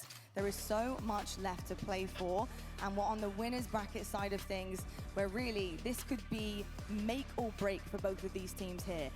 On one side of things, we have Shopify Rebellion, who have done this many, many times, but actually have often fallen short, unfortunately, even getting in that prime position in the grand finals. They've fallen short to Optic, who have made the most unbelievable run in the lower bracket right from the very beginning. But FaZe, this is a little bit new for them. Going into the winners finals, especially with this roster in particular, they have a chance, an opportunity here to snatch it away from Shopify Rebellion and get themselves tucked in pretty in that grand final spot, waiting to see who will challenge them. Two sides of the coin here. Where is it going to end up? Where is it going to flip and land? Snipedown, how are you feeling about this series overall? I'm feeling really good about this series because I like where FaZe has gotten to, but I am kind of concerned just on the paths that both teams have had to take to get to where they're at. Shopify have had... Can I be honest, bro? SSG and Optic to get to where they're at. FaZe has had Envy and TSM? Envy and TSM. So very He's a different fucking caliber idiot of for letting teams. that happen, FaZe look man. really good, but they haven't played this level of competition yet, so I'm curious to see if they can be ready for the firepower and the aggression that's going to come out from these teams that are more well coordinated than the ones that they've currently matched against. Completely right, and I think this is exactly where we're going to see what FaZe are made of. Literally, how the fuck are you gonna work for an opportunity Whatever it may be, we need to see some life from FaZe in order that to you have stay literally in been victory working in this towards for the championship last cycle 4, that almost we 5 are. years, But bro? You one finally thing get is it, and then really you uncomfortable immediately right sell now. it They've hours after doing getting this it. for an awfully long time Like, this season. how? Shopify Rebellion, your previous champions, can they do it once more? Let's meet your team.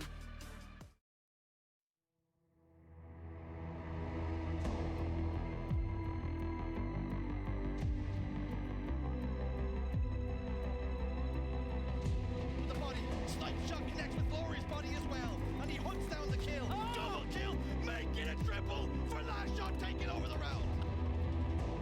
Anyways, this is gonna be a good series.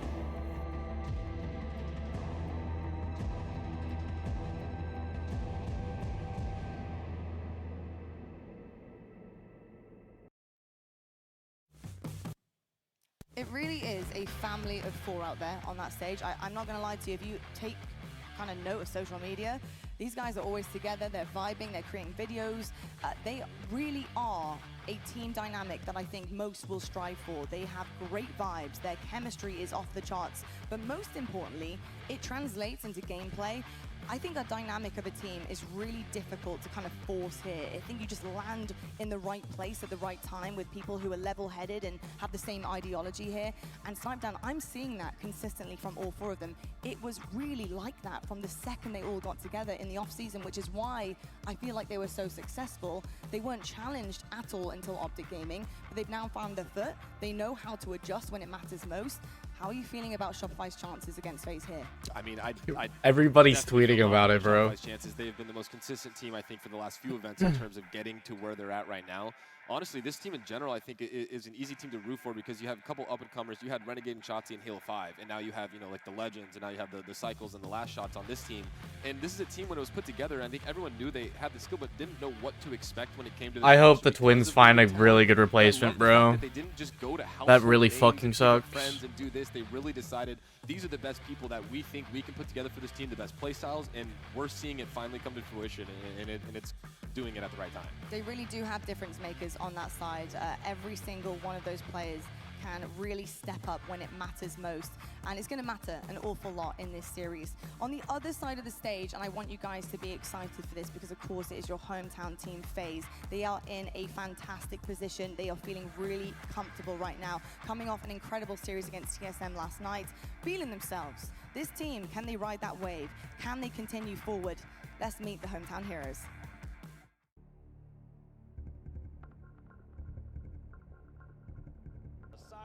Just gonna jump out, no scope for the triple kill. Wait, can he do it all? Wait! Listen! You madman! An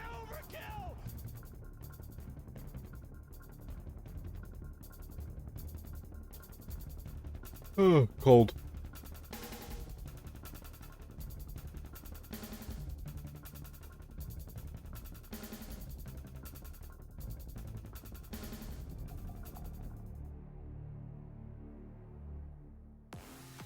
Well, the buzzword for this team has been growth. It's been consistency. It's been how can we get better from here? Because there are just two teams that are in our way, and every single time we feel like we are about to do it, it just falls apart. And it's been very, very unfortunate to watch. And we talked a couple of things about what really might have been missing objectively, certain kind of situations in the series layout. Tony, how has that growth been though in Charlotte? Where are they at now? Yeah, we often talk about FaZe being one of the best layer teams coming into this event, but we challenge them to improve in their objective efficiency. Well, I'm looking at map number 1 and map number 3, which are first objective game types that we're seeing. Oddball and Recharge, CTF, and Aquarius. These are mapping game modes that FaZe have previously struggled on. Well, so far, CTF and Oddball, undefeated at this tournament, are FaZe. We challenged them to get more objective efficient, and they answered that immediately. Yeah, I mean, if there is ever a time for FaZe to take this and get themselves into the grand finals, this is it. Because if you don't win the game types that you have been so consistently winning, and then you end up in the loser bracket against a red hot Optic, it's going to be tough and it could take a mental toll. I think my biggest concern right now for FaZe is it's not about how much they've improved. Obviously, it's pretty clear, right? It's about Shopify Rebellion and how easy it is for them to be so efficient. It's like second nature at this point in time. So my question mark for FaZe really comes into, are you ready for the level of kind of teamwork and strategy and structure that they have? Not just being forced, but it's muscle memory at this point. We're looking at players who are moving around the map. For example, even Cycle and Last Shot, to be perfectly honest with you. The way that they move around the map and position themselves, it's unbelievable. It's years ahead of really their age. And it's truly extraordinary to see. It's what wins in games. Having that level of structure and composure on a map is massive, and it really does bode well for the efficiency of objective work. I mean, what happened yesterday where I blinked and literally a CTF game was over on Collie, I could not believe my eyes. That is going to be really, really difficult for FaZe, but I'm hoping they can step up to the mark. Tony, are you feeling kind of secure in the thoughts with FaZe here, getting on that main stage, knowing like, okay, we're going up against the most buttoned up team. Are we as buttoned up? Because actually, when you look at playstyles, they're quite similar in playstyles. Both these teams want to be efficient. They want to work well together. They're not scrappy teams going head to head. This is going to be who outworks who. Well, and like I said, I'm really proud of FaZe for making the improvements going into this tournament. But I will say on the flip side of things, Shopify Rebellion already had the widest map pool. They were already great at Oddball and CTF coming into this tournament, and it's the same from them. And I will say, I'm happy you mentioned Cycle. Watch out for Cycle, because specifically when matched up against FaZe, he outslays everybody else in the lobby by 20 kills in a series. He tops out assists. He is always the player to watch specifically when going up against FaZe. I will say there are two players right now on either side that you want to maybe remove from the game in terms of the power that they have on a map. It's got to be Cycle and probably Snakebite as well.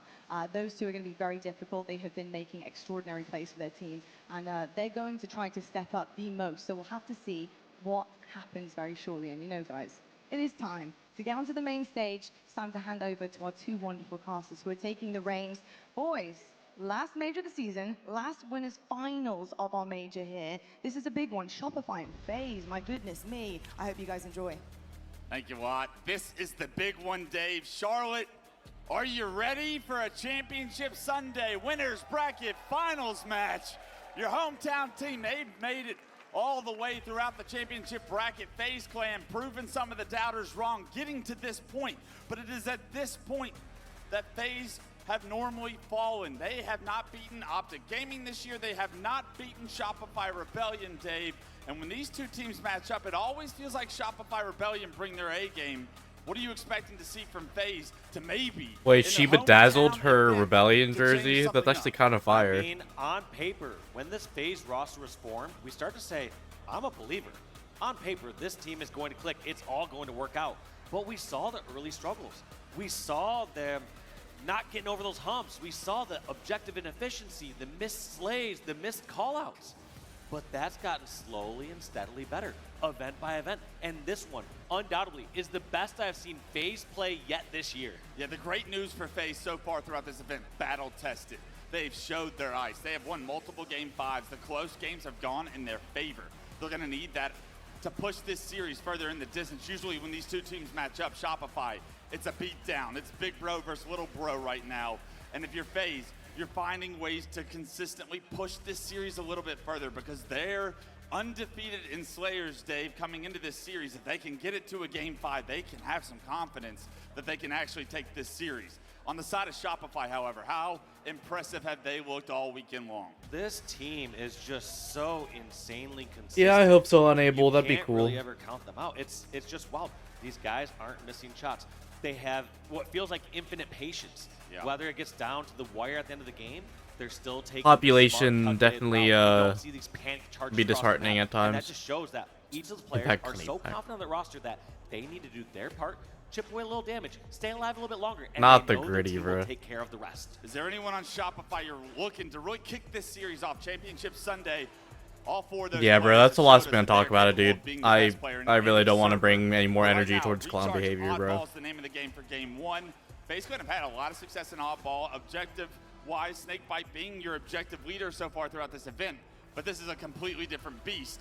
Who on Shopify are you looking at to really set the tone for them to repeat championships? When I gave my prediction going into this event, who was going to be the MVP, I didn't base this on stats. I based this on who I think was giving the most value to this roster on a consistent basis. And you pick me as a sub, I would fall flat on my face, bro. I'd be a fucking disappointment. He's hitting all shots. He's doing everything right. And just this immensely positive attitude that he brings to this roster, you always feel like they're winning, even if D6 MVP, yeah, absolutely. Bro. Oh my God, that fucking, oh my God, that message I got made me laugh, bro. I can't even lie. Camo is always the start of recharge, and it does look like FaZe. Bro looked at my Halo tracker, but he,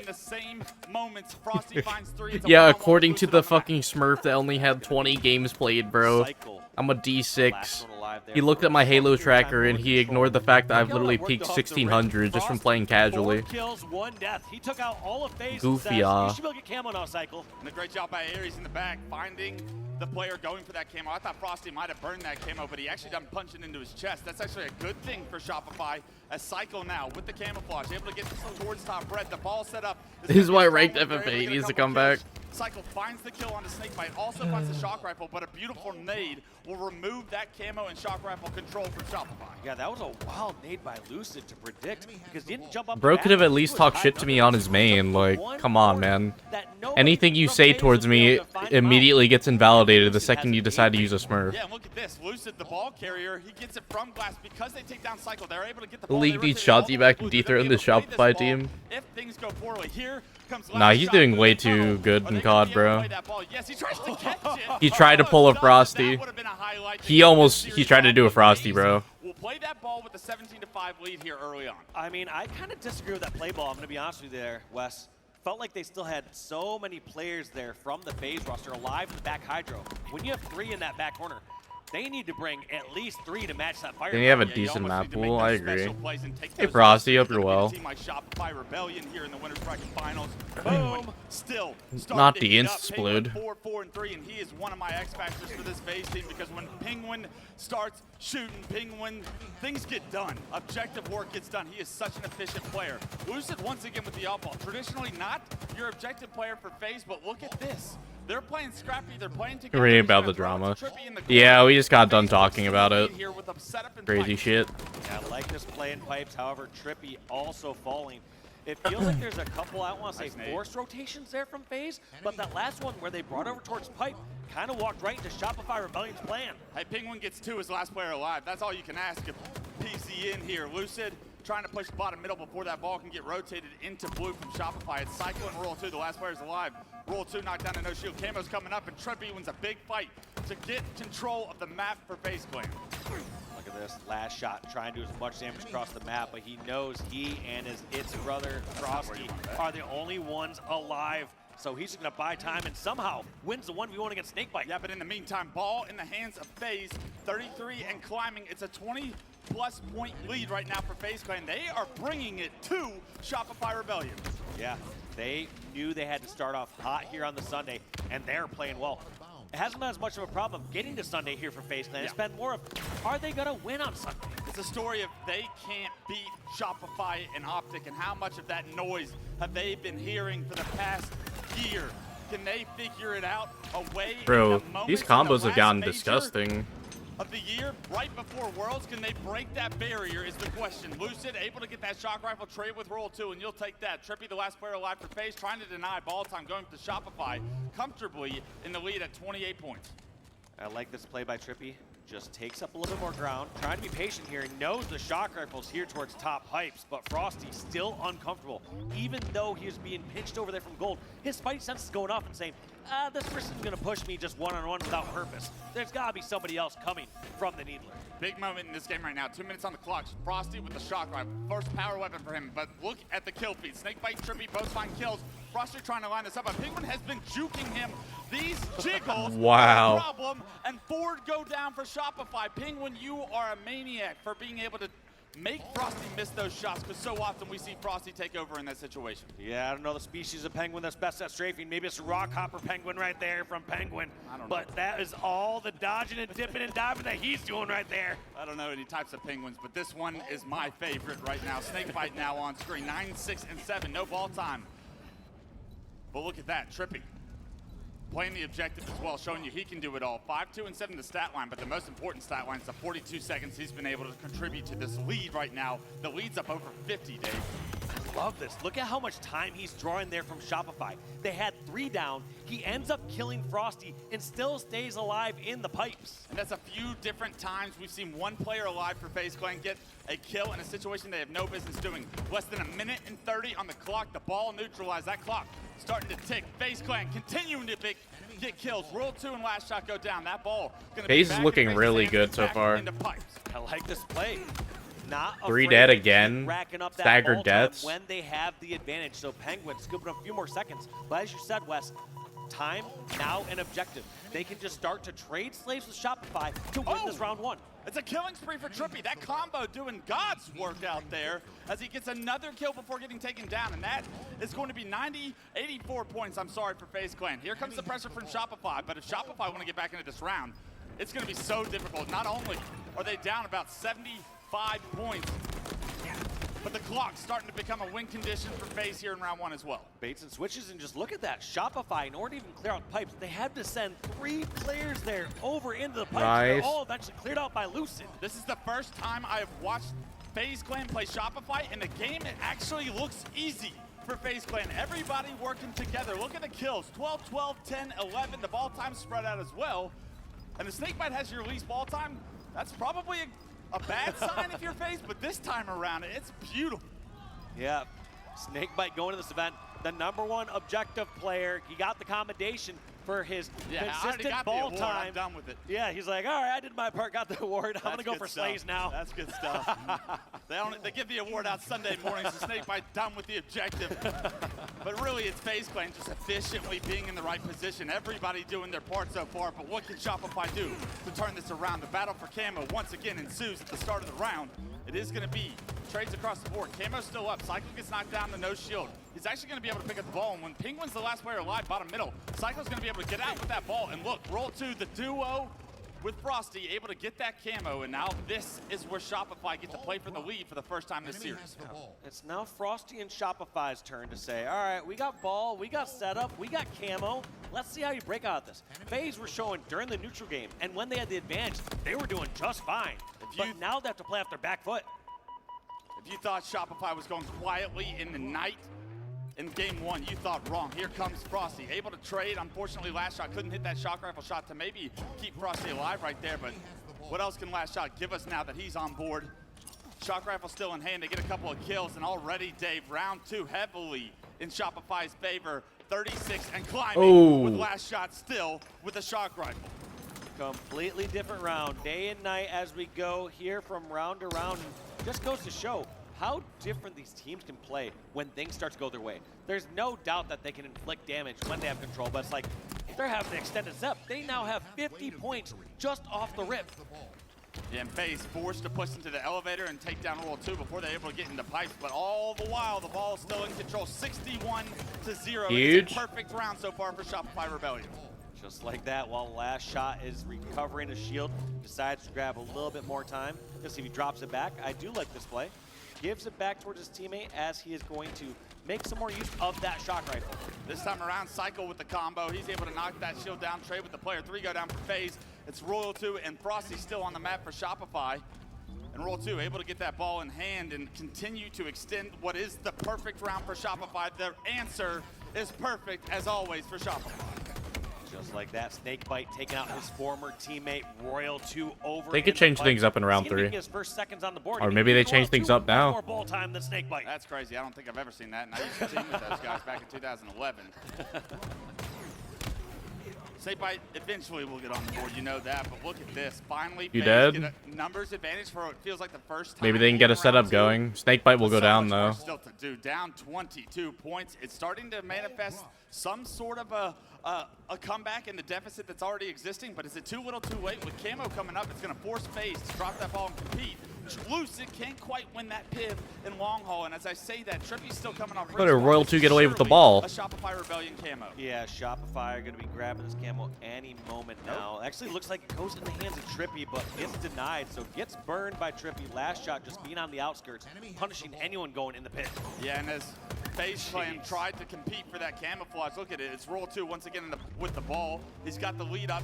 91-13. Now the ball neutralized back in the Mangler pit right now, so in a very difficult spot for even if FaZe Clan get these kills, it's going to be so difficult for them to get it back into elevator free. Yeah, the rounds start to look a bit dire here, if it wasn't already. FaZe at this point, they have the time on the board, but they're going to have to answer with some perfect halo. They're going to have to get all these kills. They're going to have to hold a full step. And in fact, to play it safe, they're going to have to rotate that ball over to Hydro in order to put in a play ball situation, because you can't really expect to do an 86-second hold. Not against Shopify, not when you're dropping like flies over towards the elevator, and that's going to do it. Shopify will take round 2.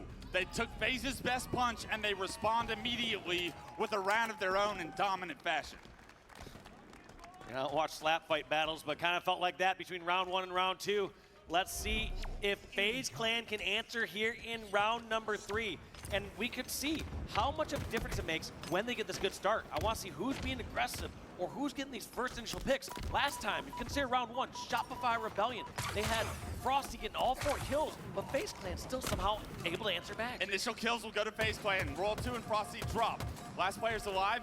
Spotted over towards the elevator. That's Penguin's sign to get that camo, but unfortunately, as soon as he can get back up top, he gets taken down, and that camo does get removed from the map. So we'll continue to compete for map control here as Lucid and multiple players are stuck in bottom white, and I favor Shopify's positioning here as they have the pipes control closest to the ball. One thing you need to really admire when you're watching last shot and you go to his POV next is every single battle he's getting in, it's not exactly he's just straight from that one-gun fight. It's almost like he's still navigating around the map. You saw during that time, he's dipping around the wall over at Elevator, making his way towards Needler, doing a G-slide off that. It's almost like the battles are a nuisance on his way as he's doing a speed run around the map. Yeah, he's moving with a purpose. His last shot has been doing for so long, it feels like this year. Really one of those special players to watch, and he's leading the Shopify Rebellion stat line with a 27, 9, and 17 performance. Lucid trying to break this setup. It is going to be a play ball from Frosty. Lucid able to take down Frosty. They know Royal 2 is going to be over towards the glass area, but they got to relocate over towards pipes. Trippy and Lucid working together to try and sandwich Royal 2. The combo on a no-shield player doesn't do much, but Trippy able to get that kill. But Royal 2 buys enough time and distracts FaZe enough for the rest of Shopify to respawn and get into pipes, and now it's so difficult for FaZe to try and compete from this position to get any ball time. Yeah, Snakebite breaking in through pipes. I believe he gets a pick across the map onto Frosty over at Double Stacks or at White, but still not tracked down just yet, being a nuisance over in the batteries.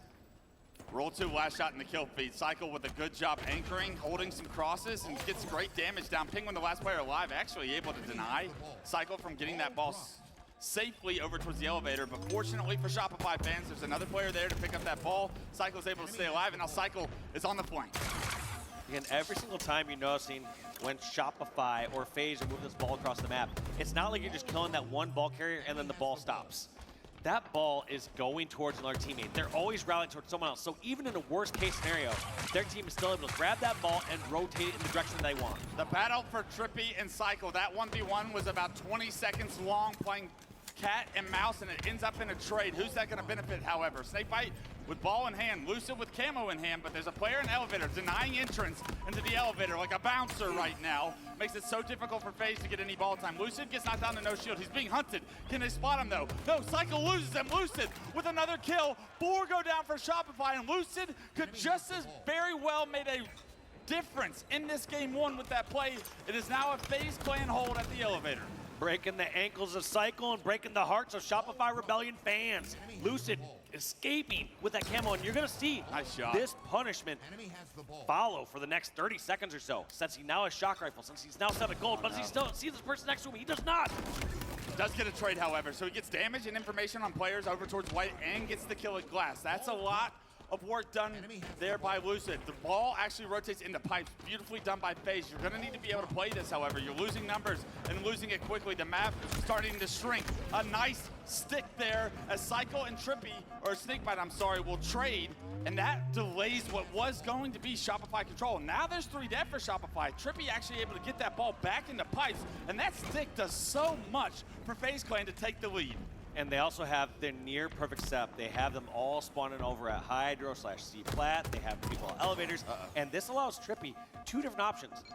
Basically, his team is going to fight them over at Long Haul, and they're going to fight him over at Control. And whichever way his team either wins or loses the fight, he's going to push towards his advantageous side. What a veteran play by Penguin right there. Frosty wanted the chow. Frosty jumps back out in the open, trying to see if Penguin will give him the opportunity to have that gunfight there. Both no shield. Penguin cuts off the sight line. Frosty gets taken down, but in the meantime, it's all Shopify on the other side of the map. The ball in the hands of Shopify. So although Penguin plays that situation like a veteran, the rest of FaZe go down, and right now it's once again a Shopify hold. There are 2 down, so this hold will go down.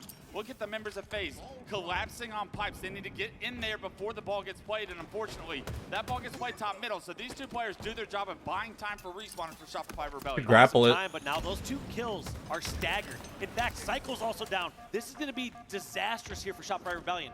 Now that they have all their players on staggered spawns. Frosty goes down. Cycle's also down. They could actually go push and hunt down Royal 2 and Last Shot if they want to continue this lead, or they can sit back and just scoop up the free time. Round 3 for game 1 in the winners finals. FaZe up by 21 right now. Camo is up. Snakebite with the Shroud able to maybe hide, dip, dodge, dodge. Can he get out of here with the camo though? Cycle spots him as he jumps up, peeks his head over that Shroud. That gives Cycle the opportunity to hunt him down, and Snakebite burns that camouflage, so it will not be a factor. Great shots from Cycle there as well to get 2 kills onto FaZe. Literally textbook bait and switch. Right there, Cycle. Noticing he's one shot, he's not going to hide until he sees his teammate being shot. The moment his teammate's being shot, he rechalls. Forces a difficult decision for Snakebite knowing who to shoot.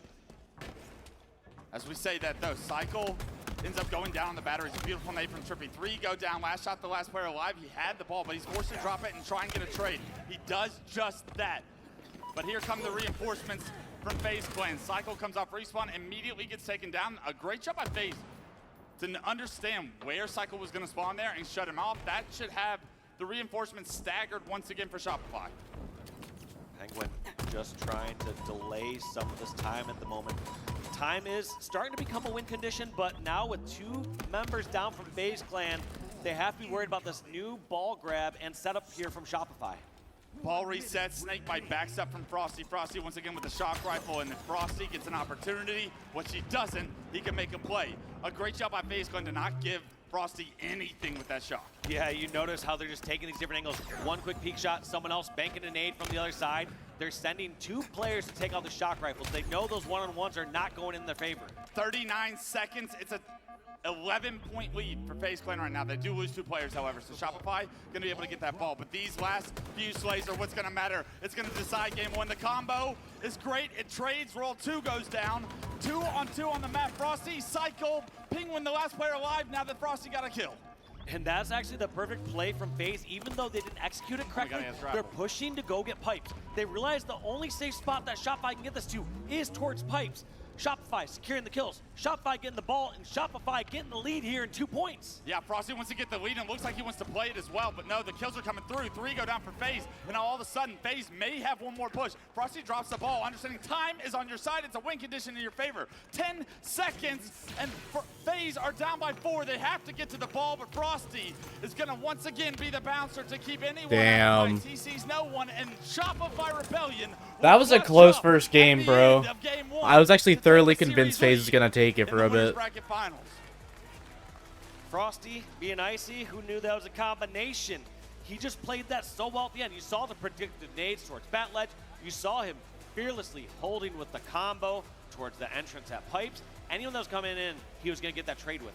He also didn't want to just play the ball out there. He didn't want to create a random scenario where somebody they needed that win. Grab the ball, hide under Bat Ledge or hide in batteries, and scoop up a couple points. And that's the beautiful thing about a player like Frosty, right? Statistically, maybe not his best individual performance, but still made a play that changed the outcome of the game. He's capable of it every single time he spawns up on the server. It's actually last shot dropping 40 on FaZe's forehead in game 1 of this series. 40-25 with 16 assists. Last shot, we can't say enough things, good things about this kid. He impresses me every single time he steps up here. But Dave, as we take a look at the highlights, FaZe dominate round 1. Shopify come back, dominate round 2. Round 3 is as close as it can get. And if we were talking about before the series kicked off, FaZe have been winning these close games throughout this tournament and has really given them a lot of opportunity to continue on throughout the winner's bracket. Is that the first domino that falls that wavers the confidence of a team like FaZe Clan? Nah, I think they realize how evenly matched they are at this moment. In fact, they're going to take a look at these stats and say, all right, this guy last shot had one heck of a game. I don't think he can do that for 3 games in a row, 5 games in a row. Sure hope not. Yeah, you sure hope not. Sure hope he's not dropping 40 every single game. 40 in a Slayer would be the most impressive thing I've seen. We almost saw Renegade get there. Snakebite almost did it in the game 5, actually. And I guess if you're a FaZe fan and you're at your home event, you find yourself down 1-0 in this series, but what you can rely on, Dave, is the undefeated Slayer stats that FaZe have so far throughout this tournament, and Game 2 is always a Slayer in the series. Origin Slayer is the name of the game, and this is exactly what you need to get back into this series. Yeah, they need a Slayer, they need it bad. They also need to win this, because just because their stats say they're undefeated so far, guess what team hasn't played Shopify so far this event? FaZe. Yeah. And they're up against them here in the winner's bracket finals. Nothing can be taken for granted. Those stats don't guarantee nothing here in this finals. Not at all, especially when you think about a map like Origin, Coliseum remake from Halo 5. And you know, 2 of those players on the side of Shopify did a lot of dirty things back in the day on that Collie map. Frosty and Rule 2. They did 30 things yesterday, bro. This game could get ugly quick. I am looking at FaZe Clan to really I'm not forgetting that fucking minute 30 Origin CTF, bro. That was disgusting. Is the player to watch for me to have a big game. Also, look at the stats here at the very bottom here from FaZe, where it was showing that they are 16th in kills per minute, but also first in deaths. So obviously just showing that they take these games slow. They are getting 50 kills every single time, but they are taking it at a slower pace than all the other teams in the league. And when you talk about a matchup and you look at that stat, usually Shopify aren't going to let you play slow. You play at Shopify's pace most of the time when you play against Shopify. What are things FaZe can do as this game kicks off in order to force Shopify to play out of their comfort zone and more into FaZe's play style and what their wants and needs? Well, as we all know in Infinite, yes, you have some teams that tend to be a little more aggressive, a little more passive. End of the day, this game is won by teams that are aggressive when you have the advantage. I think the thing that FaZe needs to do is, as they start to lose that advantage, as things start to not go their way, start setting up a couple of those traps. As they have a 2-on-4, they need to hunker down, hide away, not let themselves get spotted out by the likes of Cycle and Royal too. Well, it's a little Cycle gets an early double. Snakebite, Trippy, 3 dead. 4 going down. 4 dead. Penguin also goes down. Everybody on FaZe Clan in the respawn screen. It's going to be all of the power going to Shopify. When it rains, it pours, and when rockets are coming, you get killed. Cycle finds himself a nice, easy assist and a kill with those rockets, and look at the lead. What the? To nothing. Oh, this is not a great start. Back in the day when I used to play West, if we got to 15-0, I would literally end the game in a scrim. People would not be happy about that online or at LAN, but that was my personal home rule. That's ridiculous. Start the game. Last shot. With snipe in hand, already proven that he's one of the best players, if not the best player in this server Wall right Shibra. now. Trying to make it up close and personal, no scope. Clutch's response, you're ridiculous. Moves that S7 from their hands. I can't with FaZe you. starting to get some footing on this game, but at 11-2 scoreline to kick it off, Dave, is it already just such a massive deficit? How can FaZe get back into this? I mean, FaZe, there's still that sniper available, but it's in the hands of Frosty. Only 3 bullets. You know he's not going to give up any of those bullets. So at this point, you need to be prepping for that next set of snipe and rockets. But you do have to wonder, one of those swings at this high level of play where you get that 10-kill lead is kind of enough to win the game at this point. At this point, FaZe just playing their normal playstyle isn't going to cut it. They're going to have to take a few risks that they normally wouldn't take. They're going to have to push a few extra times than they normally wouldn't. And I think they have to do it with the power weapons, because right now, doing it in this neutral scenario, or doing a scenario where Frosty still has some snipe ammo, is not working out. Dave, you said Frosty had 3 shots left. He's put 2 into the dome of FaZe Clan members. He did such a beautiful job there of relocating every single time he got a kill to make it so difficult for FaZe to keep tabs on him. They finally take him down, but the score still reads 18-6. Roll 2 now on a killing spree. Everybody so far from Shopify showing you a glimpse of the brilliance that makes this team a championship roster. Just not letting up here. I like this play though. Shopify not saying, all right, we got our lead, let's hunker back, let's wait for only the next weapon or anything. They realize they have him up against the wall. They're going to continue to put this pressure on FaZe because they are just distracted and they're confused. They don't know where it's coming from. Even right there, Lucid focused on different call out over at Snipe, not on the player in bottom center. 23-10, it's a beat down still for Shopify. The new set of rockets has come up. Sniper coming up in 15 seconds as well.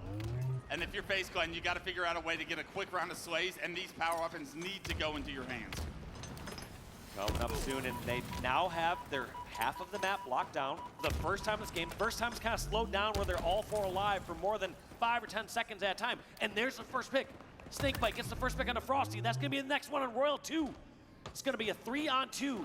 And FaZe get to make their push, and they get to set up for the snipe. Oh, Cycle gets the melee, the thrust to the side, makes it so difficult for Lucid to track, and with that, he gets a free kill. Snakebite does find those rockets, but, I mean, you're surrounded at this point. You've lost all of your reassurance there over towards the snipe. The snipe is up, and it's in Last Shot's hand once again.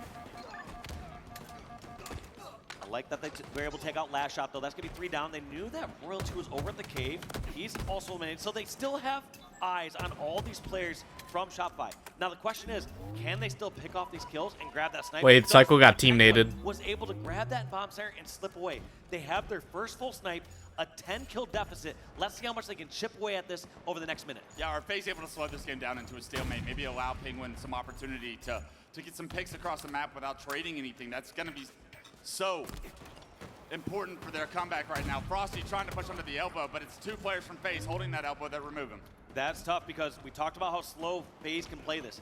FaZe are not going to let somebody slip by during a non-chaotic time. Now, Frosty made that very first good push when focus was all over on the snipe catwalk side.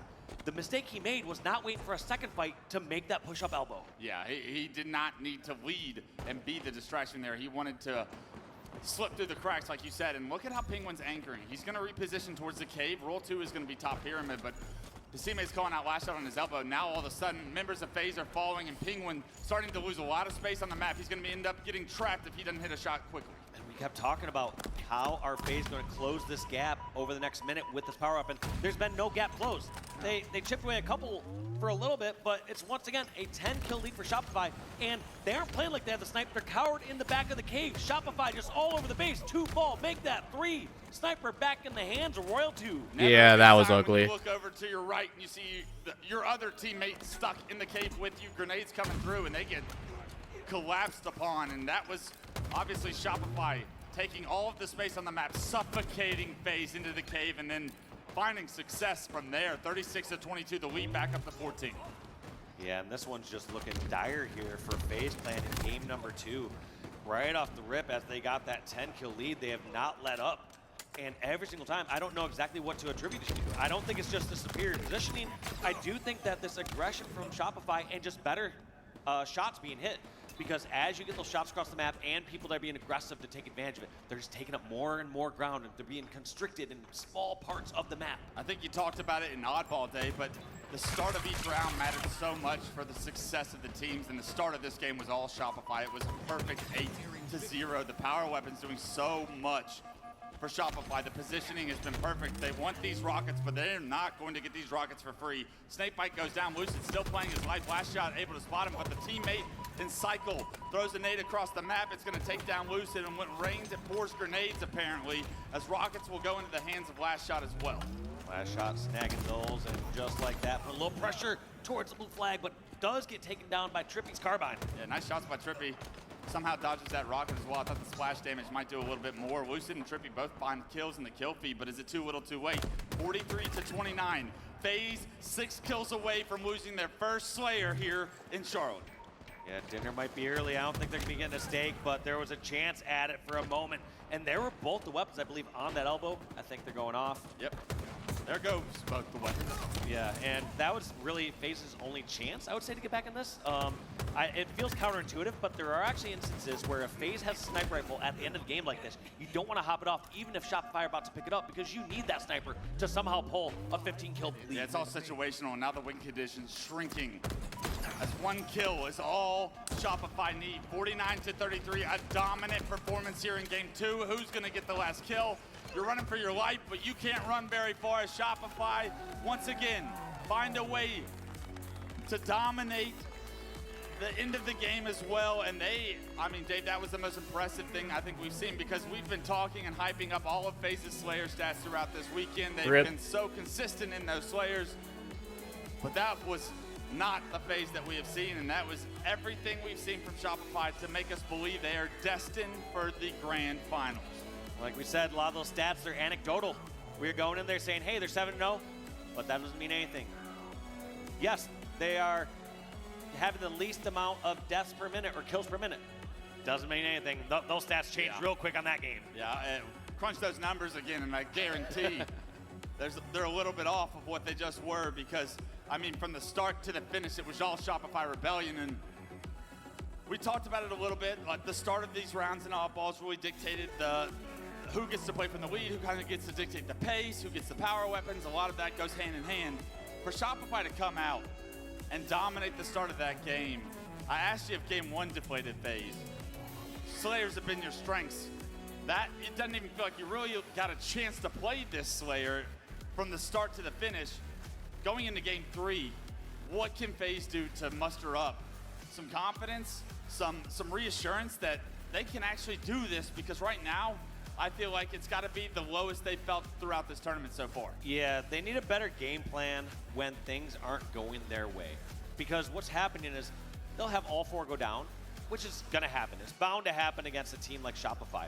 But what can't happen is you can't have that happen 2 to 3 times in a row. Yeah. You need to have a focused plan to break out of that scenario. It can't just be, all right, somebody sprint out and somehow win a 1v1 against one of these stellar players on this other side. No, yeah, that start of that game was pretty bad. Maybe that was rough. waits for 3 seconds. They gotta complete 4 dead like 2 or 3 times in a row. And then you both focus on the same area together so that you have at least some sort of advantage as you're trying to push out. It's much more difficult once you lose those first 4 that the next time you get a 4-on-4 situation, they got rockets and snipe. A lot of things in their favor, but as I take a look at the stats off the screen, Dave, Last Shot having that 40 bomb in the first game was fantastic, but this is what makes this Shopify team the champions they are. It's World 2 leading the way, 15-6-9, but Last Shot actually only going 8-9-8. Like, everybody on Shopify has the potential to dominate anyone in this league. If they catch fire, which they have been throughout this tournament, this team's unbeatable. They're looking absolutely dangerous so far. And yeah, to be able to pull off that sort of results in the winners bracket finals, like a 50-33 score, those are looking like pool play scores or like some, you know, a open bracket score. Yeah. Like those are sort of numbers that are unheard of here in Infinite. Right, and game 1 was close as it can really be, right? Down to the last 10 seconds, separated by 4. But game 1's a long way away, Dave. Aquarius CTF's the name of the game for game 3. And you love FaZe and CTFs typically. Yeah, you get to play a map that doesn't have the same level of punishment that a map like Origin has, as far as if you do go 4 down, they're not going to have a snipe, they're not going to have rockets, at most they're going to have a camouflage. But the pace the Shopify play at is going to be difficult to try and figure out from FaZe. And when these two teams, honestly, when they scrim, when they played in the past, it has kind of had a pool play matchup results. It has been all Shopify Rebellion. Looking at the elite defense stats here from both of these teams, FaZe are good at CTS, but it feels like Shopify are just unstoppable right now. Yeah, what's the quote? 100% return rate is crazy. Looking like Shopify not allowing anyone to cap the flag. Also, I think we just got to highlight, now that I'm getting a flashback to Shopify versus SSG, that Origin flag as well was an insane game. So maybe just Origin and Shopify, or a combo that can't be messed with. Yeah, forgive me, I have a criminal justice degree, but did that say 100% of the returns? If I'm thinking about how that stat translates, you mean to tell me Shopify hasn't had a cap against them? That's incredible.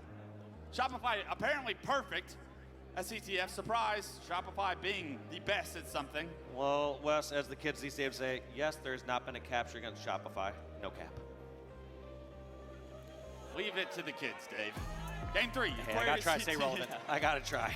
Papa Walsh, ladies and gentlemen, teaching you the slang that you can use to maybe pick up some chicks. CTF Aquarius is the name of the game as we refocus. Let's get back into it. It's winners bracket finals. FaZe do not want to go quietly in the night, especially knowing that Optic Gaming are waiting in the looms, waiting in in the elimination bracket finals. Optic Gaming have come all the way back from round 1, and they want FaZe Clan, especially how they look. Right now, Frosty makes his way through bottom middle already. That's an incredible push. It wasn't just Frosty going low. It felt like all 4 of them went low. They just give up high, and right here, all of a sudden, no advantage of being top center, top card, top that's fucked. Disadvantage. It's all these people come up from below, like they're from Arrakis or something like that. Every single player just all of a sudden climbed up high, and they didn't know which way to look and which way to coordinate. Yeah, look at this face of Overix and Pink, but they're not going to get there in time. Last Shot puts a flag in the first minute of the game. That first round of slays, the efficiency of Shopify once again showing itself here in the first minute. They're able to take the lead, and now once they're again, double run. Oh my! What the fuck? Back in 2007. They're trying to break the record. Holy crap! Teams really afforded the luxury of tossing a flag up in the base for the sake of efficiency, because the other team has to have some sort of control across the map. But they aren't done yet. That's what the fuck? What am I watching? They're speed running this game. They're saying, let's get back behind the main. What the fuck? Ladies and gentlemen, it's 3-0, and what feels like FaZe blink. They don't see anybody at the start. Now all of a sudden, the game is again. They're doing this again. This is, I've really never seen anything like this on Aquarius flag. For them just to make such efficient work of those kills. What the hell? And even just toss it up, just working out perfectly. Now they are going to pump the brakes a little bit. They need to get those slays on the board. The reason they were able to do that last time is because FaZe collectively had 4 to 6 kills over the first minute and a half. Now they've stepped up a little bit. You see Trippy and Lucid waking up, putting up a few more on the board. It's such a difficult spot for FaZe to be in right now, though. I mean, Shopify, in the first 2 minutes of the game, have a 3-0 lead. You know how comfortable they probably feel being able to play for map control? Are you really that surprised, though? For what they did to SSG in the CTF, it's basically the same story. FaZe needs me as a fifth player. Same dream, same perfection. Imagine. From Shopify here early on. Look at this, Trippy able to at least pick up that kill on Frosty. He's gonna help his teammate Royal 2 against Royal 2. All right. Now Okay. we have the first flag run here from FaZe. It should be pretty good. Even though Last Shot gets that first kill, he's in a tough spot. That's gonna be finished, and flag continued to be rallied across the map. But it doesn't stop. Cycle makes his way towards bottom card.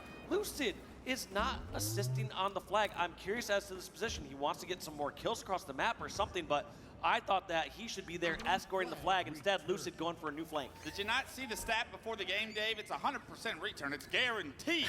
No matter what the situation, Shopify denied that flag run. It was promising for FaZe, and when they look back, that is going to be one that maybe gives you some momentum to get back into this game, but still, Lucid with this camo. He's out of the fight. He's completely out of the fight right now.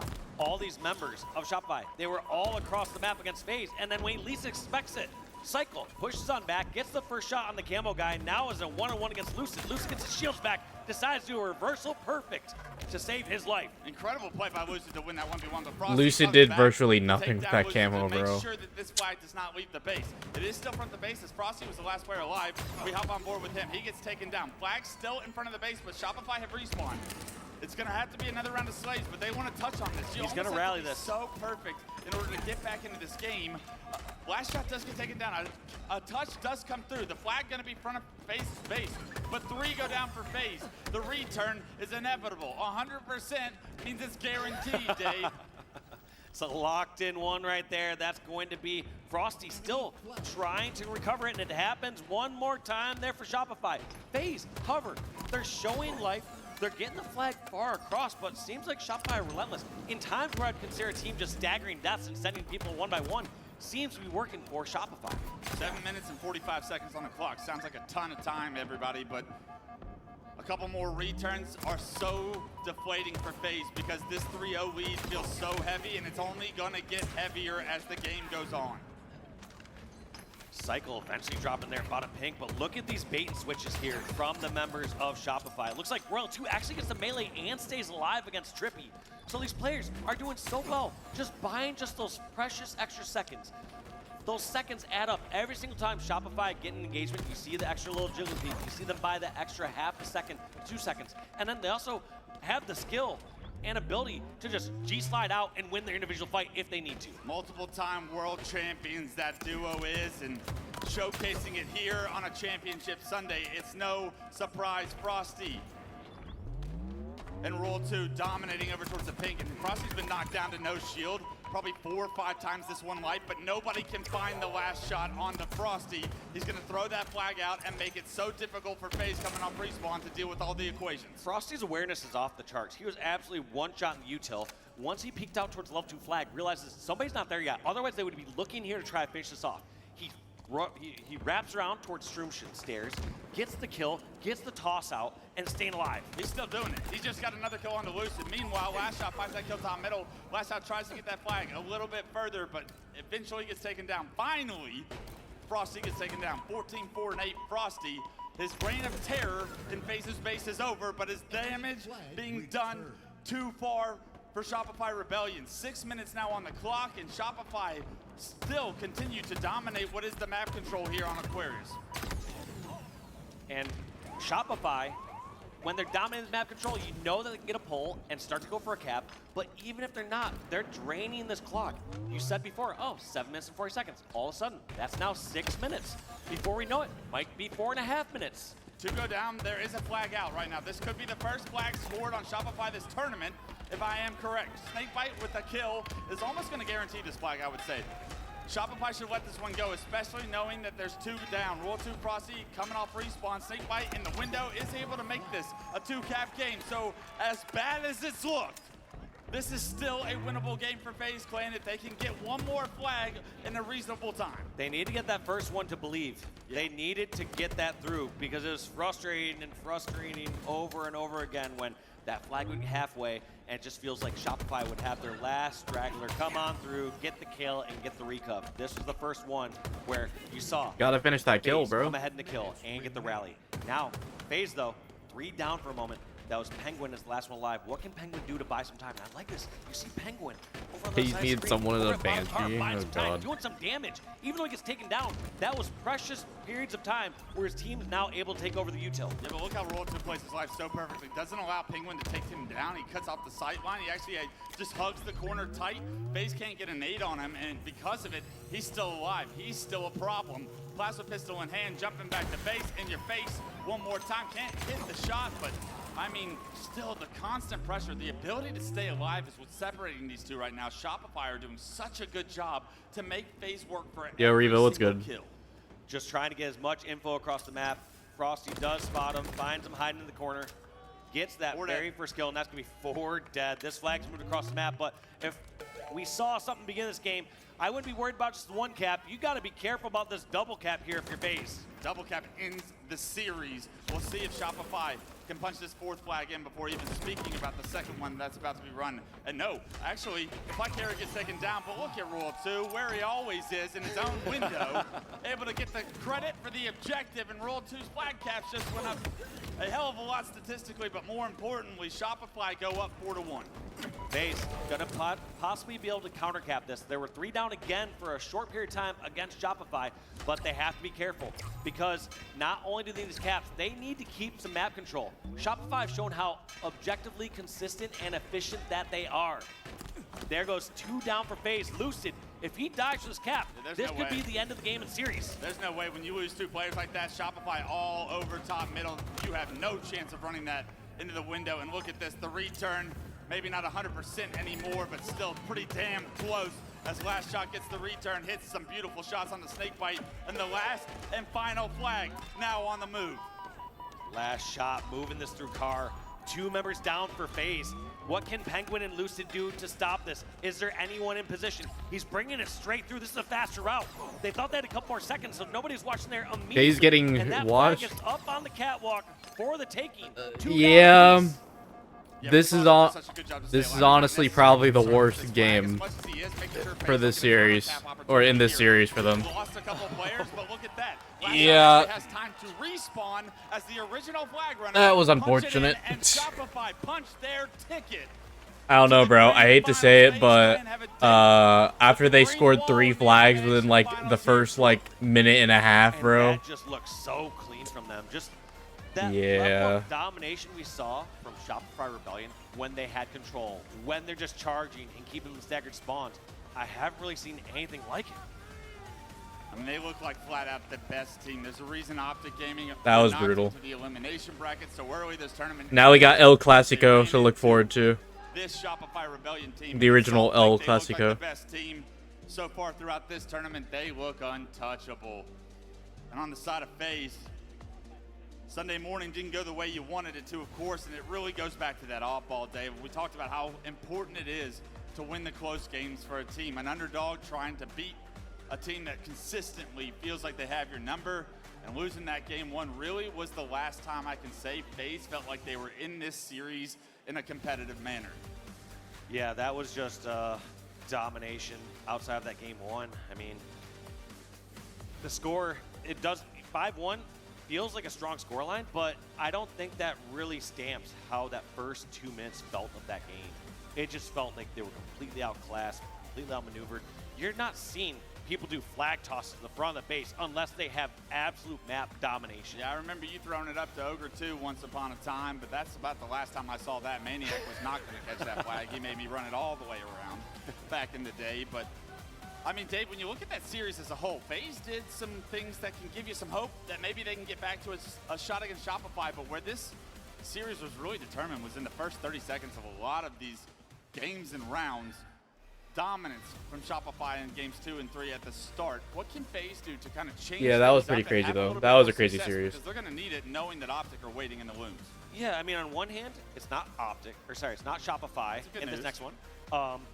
The fact that that team feels like they're kind of on this different level. You know, you start to, we talk about the number one teams being Optic and Shopify. Of course. Kind of like 1A and 1B. But I'm starting to feel, after seeing the results from this event so far and the consistency out of Shopify, I'm starting to think we're seeing a 1. Yeah, it looks like a 1 to me, at least so far throughout this event.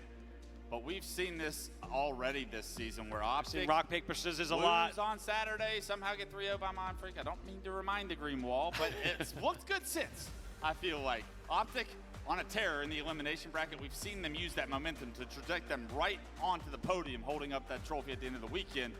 We'll see if that's the case this time around, but Shopify comfortably confident going into the grand finals for sure. Absolutely, they're looking so strong, but FaZe, they're gonna need to bounce back. But however, on the stage, we have one of our former teammates out there. We got Best Man with our guy Blaze. Take it away. Yes, indeed. One of your former teammates here on the main stage. Everybody get loud for Best Man in Shopify Rebellion. You guys moved that record up to, what is that, 18-2 here towards the weekend, man.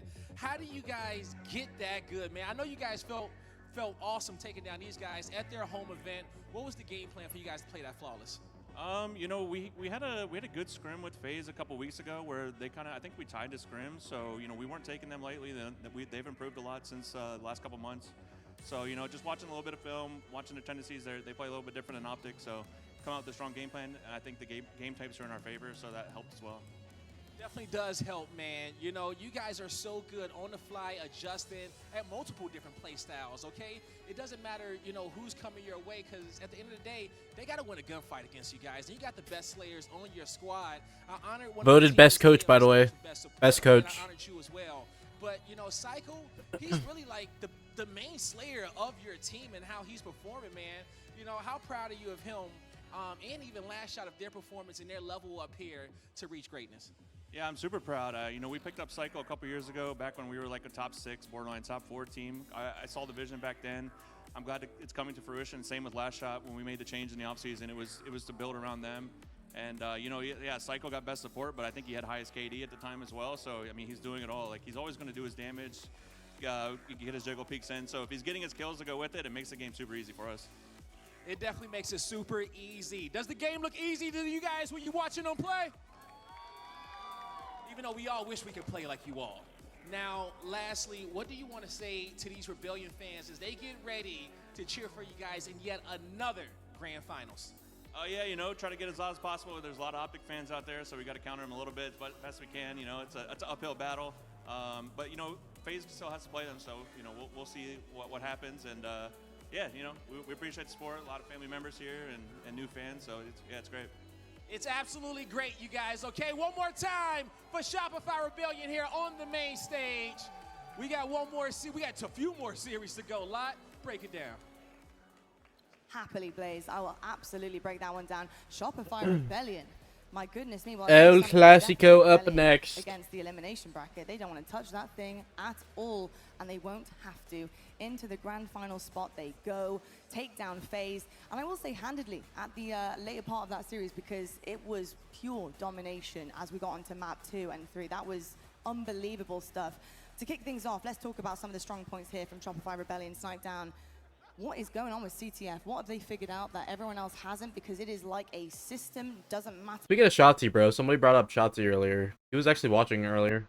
Like, maybe like day 1, I think. It is happening, and it's going to happen to the opponents, and it is unstoppable. Yeah, bro hasn't forgotten Halo. One of these CTF games are a 3, or else they might be getting all beat under 2 minutes, because their race to 3 caps is pretty impressive. Honestly, I think after that first game, they kind of got together. Frosty was struggling a little bit. They made some phenomenal plays at the end of the game to secure the ball time, get the win, and I think that gave them a lot of breathing room in this series. I think FaZe was definitely coming out strong, but once Shopify got that win, they felt comfortable and honestly never slowed down from there. And it just, I don't think anyone has even looked remotely close to their caliber this weekend. No, they really haven't. I think, Tony, some of the big things to take away, I think, from maps 2 and 3 for Rebellion is how good they are at prioritizing the power-ups and power weapons. And we say this a lot. However, the way that they do it in their system is it's almost like they actually time, but muscle memory-wise, pushes to allow room to get them so easily. It's like they are fighting corners of the map that are so difficult for any opposition to get back in terms of spawns and splitting them up. So it's impossible to get your hands on the toys. And we're seeing that pretty much everywhere consistently with them. They are always able to take the toys out of their opponent's hands and use them so nicely. It's amazing. Their efficient work not only on objectives, but on timing those is imperative to their wins. How are you feeling about the opposite side with FaZe? They have been working on that. They haven't managed to grab that many, and when they did in the oddball, they were burnt. Yeah, I think it's really tough on the side of FaZe because with Shopify Rebellion's positioning, timing, and even confidence, it felt like FaZe were always on their back foot. They were always on the defensive, having to react to Shopify Rebellion, putting pressure on them. FaZe need to do a better job of dictating the pace when it comes to a team like a Shopify Rebellion and a team like Optic. And obviously it's easier said than done. That's why I'm on the desk right now. But you can't be constantly reacting to your opponent. You have to sometimes set the tone. You have to make them play your game. It's really interesting as well. When you're looking at that Slayer, of course, we had FaZe with a 7-0 Slayer record heading into that one, now 7-1. Of course, they are very, very good at Slayer. However, they've never been super dominant at it. When you actually look at their Slayers and watch them, they have slow starts. They struggle. It gets down to the wire. They're often winning 50-49. So they are a difficult kind of Slayer team still, although they are icing up. Unfortunately, Rebellion are very, very icy and very, very structured, so it didn't even get close to it. I often see FaZe turn it on halfway through a Slayer, and they often manage to push that lead into their favor, whether it's one kill right at the 40 mark. What can they do? I heard Wes actually ask Walsh earlier on, and I'm going to ask another former pro. What can they do to turn that on a bit earlier? Because these deficits right at the start is kind of killing the momentum, and it's difficult to come back from. Yeah, I think the biggest thing for me from watching just every series from them this weekend is the lack of competition that they did play in terms of the Optics and the Shopifys. And when they match the team in the Slayers with the firepower, they don't really get the time to reset and maybe like break a setup and everything. So the Shopifys are just going to constantly apply pressure and pressure and pressure, especially on the map that they got against them. So I think for FaZe, they really just need to not allow that cycle of bad spawns to happen against these top teams, especially one like Optic, that they're going to have another tough series. You know, we saw their record of versus everyone else and then versus the top two before. And I think that's really is what we're going to have to be questioning again here is when they play those top teams, can they have the control in their favor? I kind of want to ask you guys real quick before we head to break. One question about FaZe, considering we are seeing them again very, very soon. That oddball, that was the first time I think I've seen them really meet, if not exceed, the level of Shopify at times. It was so back and forth. We saw a dominant round at the beginning from FaZe. We saw a dominant round from Rebellion at the end, which it really did kind of have a massive emphasis on how they started those rounds out, and it often was the victor by the end of it. And that round number 3, we saw FaZe with the lead, and it was handedly. They were back in pipes. There was a big fight that happened. We had a 1v1 that was seemingly potentially going in the way of FaZe, and then a cycle Godnade comes in. Yeah. And we have Frosty with grapple. He's at that ledge, and it's perfect. It's absolutely picture perfect, but it is an inch away from victory. Do you think that kind of lessened the momentum for FaZe here tonight, Dan? Can we hopefully rely on that one map that we saw at the beginning for maybe what can continue with FaZe fans in this building? Because it was great, but it did just fall apart after that one map loss. Yeah, I mean, that first game was, I mean, it was 182 to 182 in overall time. I mean, it was about as close as it gets. We talked about how they need to come out and match that energy because Shopify's not going to give you room to catch up. They're just going to pour it on you. And I think FaZe definitely came out strong, especially in probably the most teamwork-oriented game type in Oddball. So I think there is some positives to take from that. It was a 3-0, but like, you know, you just got to get rid of that. And Optic is, you know, Shopify has been a tier above everybody else. So right now, this is, you know, the question again: can they break it in and get a rematch? It's one of the reasons why we compliment Shopify Rebellion to having such a wide map pool. Because when it comes to game types like an Oddball and a King of the Hill, where FaZe are able to get into their half-court offense, we're going to see them succeed at times. We're going to see them look great. But when I look at the capture the flags and the assaults and even strongholds, where it's about that constant pressure, that's where we need to see FaZe really start to get that sense of urgency and again set that pace that we were talking about. So again, one of the reasons why we compliment Shopify Rebellion and having a wide map pool, because they look good on every map and game mode combination. I think that's a great note. Put the foot down on the metal when it matters most and at the right time. And hopefully with scrappy teams and really powerful teams and fast-paced teams, you can try and actually take advantage of that and catch them off guard, which hopefully FaZe can now do against Optic Gaming. But Optic, they're going to be standing tall. Let's take a look at the bracket right now because these two are now finally going to meet.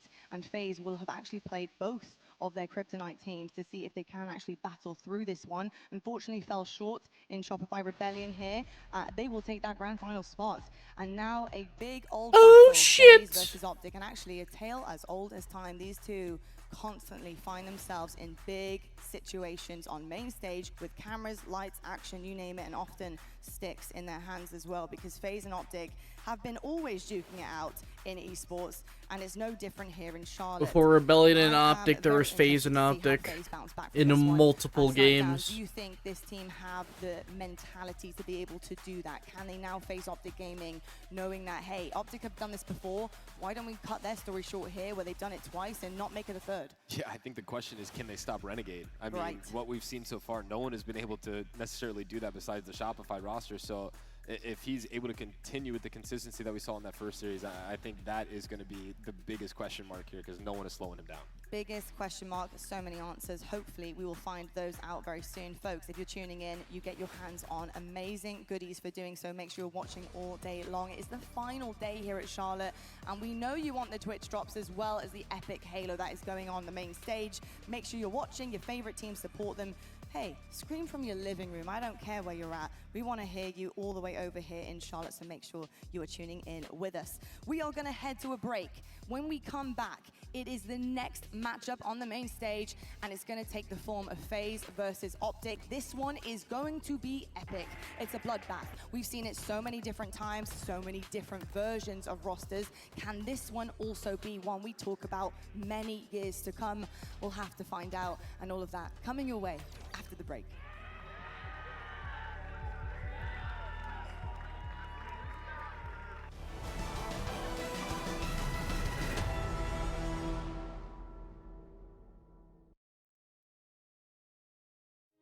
For the first time ever, your game gets 100+ audio presets. Oh god. Pick a pro-tuned audio profile for each game and vibe to the soundtrack of you.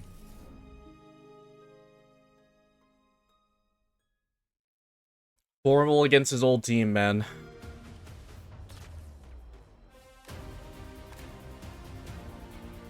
And Snakebutt.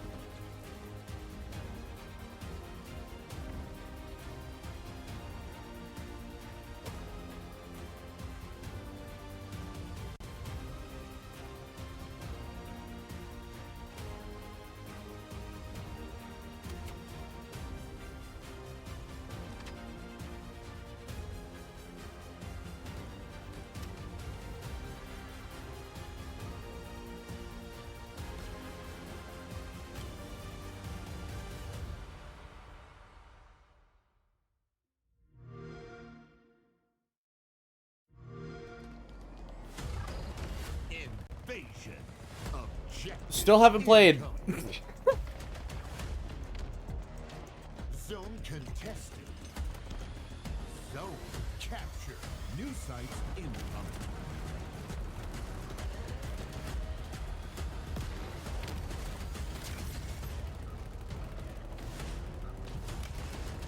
Objective nearly complete. Capture the flag.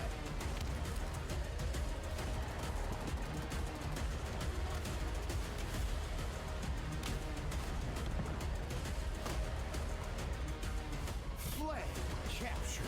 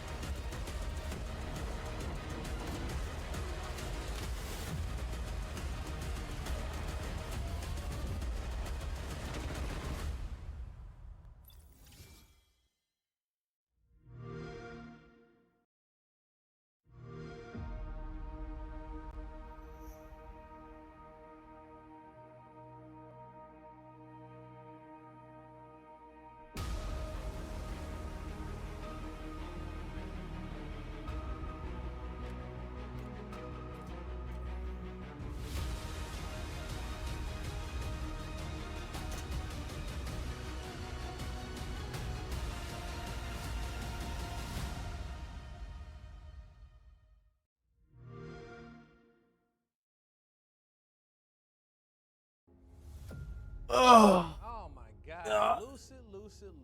Where do we start? There is no doubt about it. Lucid is the star of Halo Infinite. Every single time his POV is on the screen in an arena, in a home, people go wild. He is what most players would aspire to be. When people think of Halo pros, I'm sure he's one of the first people that comes to your mind. He is incredible at his craft. The level that he plays at is so high. It's MVP form, but he does it every single time. You know, if you think about some of the sickest plays in which you've seen in Halo Infinite, it's probably came from the thumbs of Lucy. Oh my goodness, Lucy!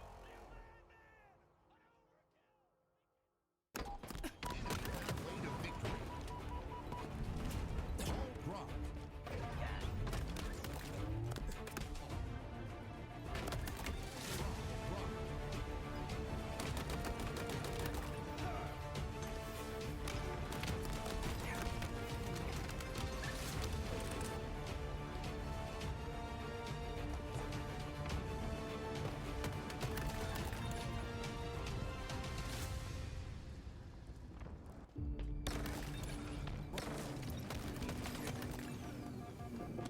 Liz, you didn't know this?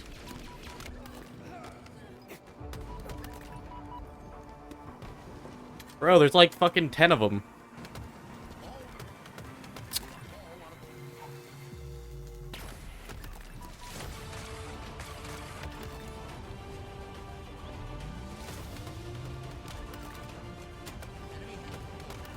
Everybody clown Laz.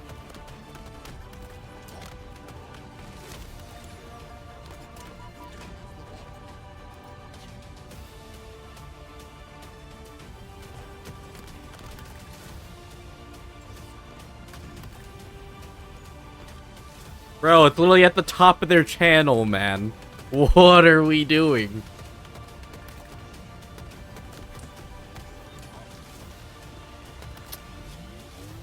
Kinda wild. The HCS Charlotte Major, hosted by You don't go to FaceClan, YouTube? is Fake brought Halo to you fan, by bro. Steel Series, Displate, and Corduroys.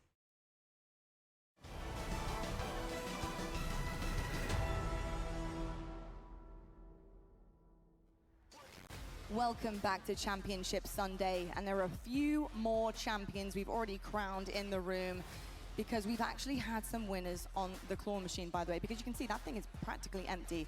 And I will also just let you know that's because I walked over with my claw machine notebook that I have made notes on when I'm scrimming, and also producing chips in the claw machine, because that's where I really excel. And I told them how to do it, and the thing's basically gone. So you're very welcome. And welcome back to the desk. My name is Lottie. I'm with Snipe Down and Why Not Be Casting Tony. Oof. Okay, we're into our elimination final. This is a really big match. Two sides of things here. FaZe, you didn't get over the hump that we were hoping you'd get over here for especially the hometown team. And you're still Kryptonite with Shopify Rebellion, but is that the same case against Optic? Can you pull through? Can you push through this series? Because it's going to be tough. And Optic, we've been here so many times before. Not only have you pushed through the elimination bracket twice, but you picked up a trophy and you faced Shopify. This is incredibly similar to what we have seen the past two times that they have won. They know what to do. They know how they need to act. They know how they need to play. I think a big part of that is going to be on some of the superstars on the roster. And speaking of, I think it's time that we meet Optic Gaming.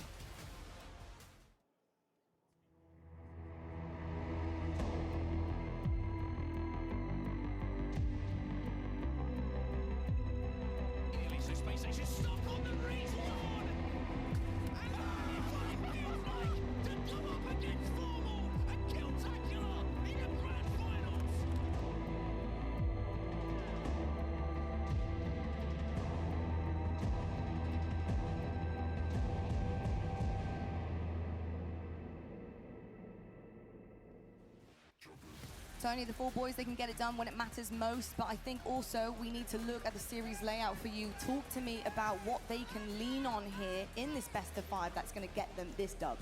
Yeah, the one thing I'm looking at right off the rip is that FaZe want to get this over to a Game 5 in order to get that win, in order for that to be the win condition of taking the series. The problem is right in the middle of that. Stronghold's Recharge and King of the Hill Livefire are heavy favorites with Optic Gaming, so FaZe, you have an uphill battle. You need those first 2 games. They certainly do indeed. Well, Optic Gaming, they have so much to give out there, and I know Renegade certainly does. My eyes are going straight to this powerhouse. He's unbelievable. I think the key is going to be to shut him down if you're on the other side, because he has been unstoppable so far. And I don't know what happens when you do take Renegade out of the picture, but it can only be good things for the opposition. Speaking of, let's talk about the hometown team. They're dressed in red. They're in their Sunday kit. We'll have to find out if they can dig deep for their fans and do it here in Charlotte. Let's meet FaZe.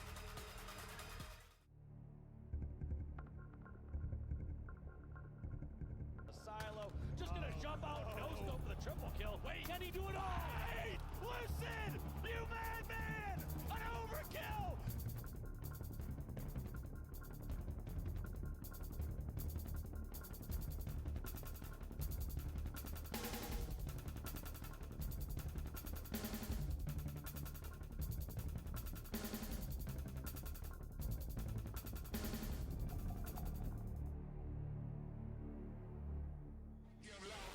All right, FaZe fans, you better get loud because it's now or never. They need a bounce back, and they need it badly right now on this stage. Snipe down, when you're looking across them, what do you see? Especially with that series layout, we're looking at some of the things that they can really try to push through here, but there's a couple bumps in that one. Can they get over the humps of this series layout and hopefully pull out the win? Yeah, one of those first 2 games is crucial for this FaZe roster, absolutely, because Game 3s have been just a kryptonite for them throughout their entire history together. They have a negative win ratio in those Game 3s, and it has caused a lot of those turnarounds. So I do think I'm with Tony on this, that this likely will need to be a Game 5 Slayer win where they can win on the game types that they're the most confident in. And honestly, I think that is just one game at a time. They got to get one of those Games 3 or Game 4, which are very heavily favored in Optic's direction, to kind of swing the pendulum. I would love to see every single member of FaZe step up to the mark right now. We saw what happens when it does occur, and that Shopify Rebellion map number 1 on Oddball, you saw every single person doing what they needed to do, and it was incredibly competitive. Can they actually push forward with their heads are a little bit low, lift them back up again, and do this in front of the home crowd? We'll have to wait and see. We're going to head on over to our casters for our elimination finals. Schurz, Gaskin, big stuff on the main stage, and our last major of the season is now or never. Yeah, it's go big or go home. Thank you so much for setting the table. FaZe Clan up against Optic Gaming. It's a tale as old as time. The issue is FaZe have typically struggled in this series, Dan. Typically, and it's always going to be a worry after you've just got a bit of a beat down from Shopify Rebellion. I think that Clutch was saying it backstage. Had this been reversed, if they got the chance to play Optic first, coming off the momentum of yesterday, could this be a little bit different? But now you have to pick your heads up, just as the desk was saying, and it is not an easy task to do against an Optic Gaming roster that is on fire, having another one of their incredible elimination bracket runs. Mentality is so important, and maybe not touched upon enough in esports. When you get beaten down like that, what is your response? Game 1 in that previous series, it was close, it was tight, but they lost it, and the wind almost looked like it was taken from their sails. Now you drop down to Optic Gaming, who have been frying today. FaZe Clan, time to respond right now, or the next time you'll be checking in, it'll be at the airport. I think what's important for FaZe is just to remember that Optic are beatable. We saw them lose already this tournament. They got knocked into that elimination bracket by Shopify, but also lost in pool play to Mindfreak as well, and no one would have expected that. And FaZe maybe need to take a page out of the Aussies book and say, hey, anything can be done here. Let's not pretend like we're the 3rd best team. I think FaZe have a really good chance in this series. I think the series layout is probably one of the better ones they could have had. It's a bit of a topsy-turvy one. It goes back and forth in terms of statistics. I'm hoping that we get a long best of 5 here. You're taking pages from the Aussie book. Just remember, it's going to be upside down. It was supposed to be awfully down under. And I think, Dan, I think you touched upon it. Optic Gaming's frailties in these tournaments. They don't come through it flawless. And maybe there's an opening there to take something for FaZe Clan. So this is their series layout I was speaking of. We start with CTF Fortress before we go to Slayer Street, Stronghold's Recharge, King of the Hill Livefire, and Slayer Aquarius. The desk was saying that they feel like 3 and 4 goes in favor of Optic Gaming. I feel like I disagree. I think this is pretty even for Stronghold's Recharge. King of the Livefire maybe going in favor of FaZe Clan as well, but Optic are the informed team, which is definitely something I think they are taking into account. We have to focus on the fact that Optic have momentum behind them. On paper, one team favors this, the other team favors that. Halo is not played on paper. These 8 players have won world championships before. The shields are up, weapons are hot. We're under Whale Fortress. Keep an eye on Double for Zane already. Triple, 3 dead. The standout factors on CTF Fortress for both their teams respectively. And that's why we're starting off with Renegade here. Can he still continue to find the kind of KD he's been going for all season long on this map?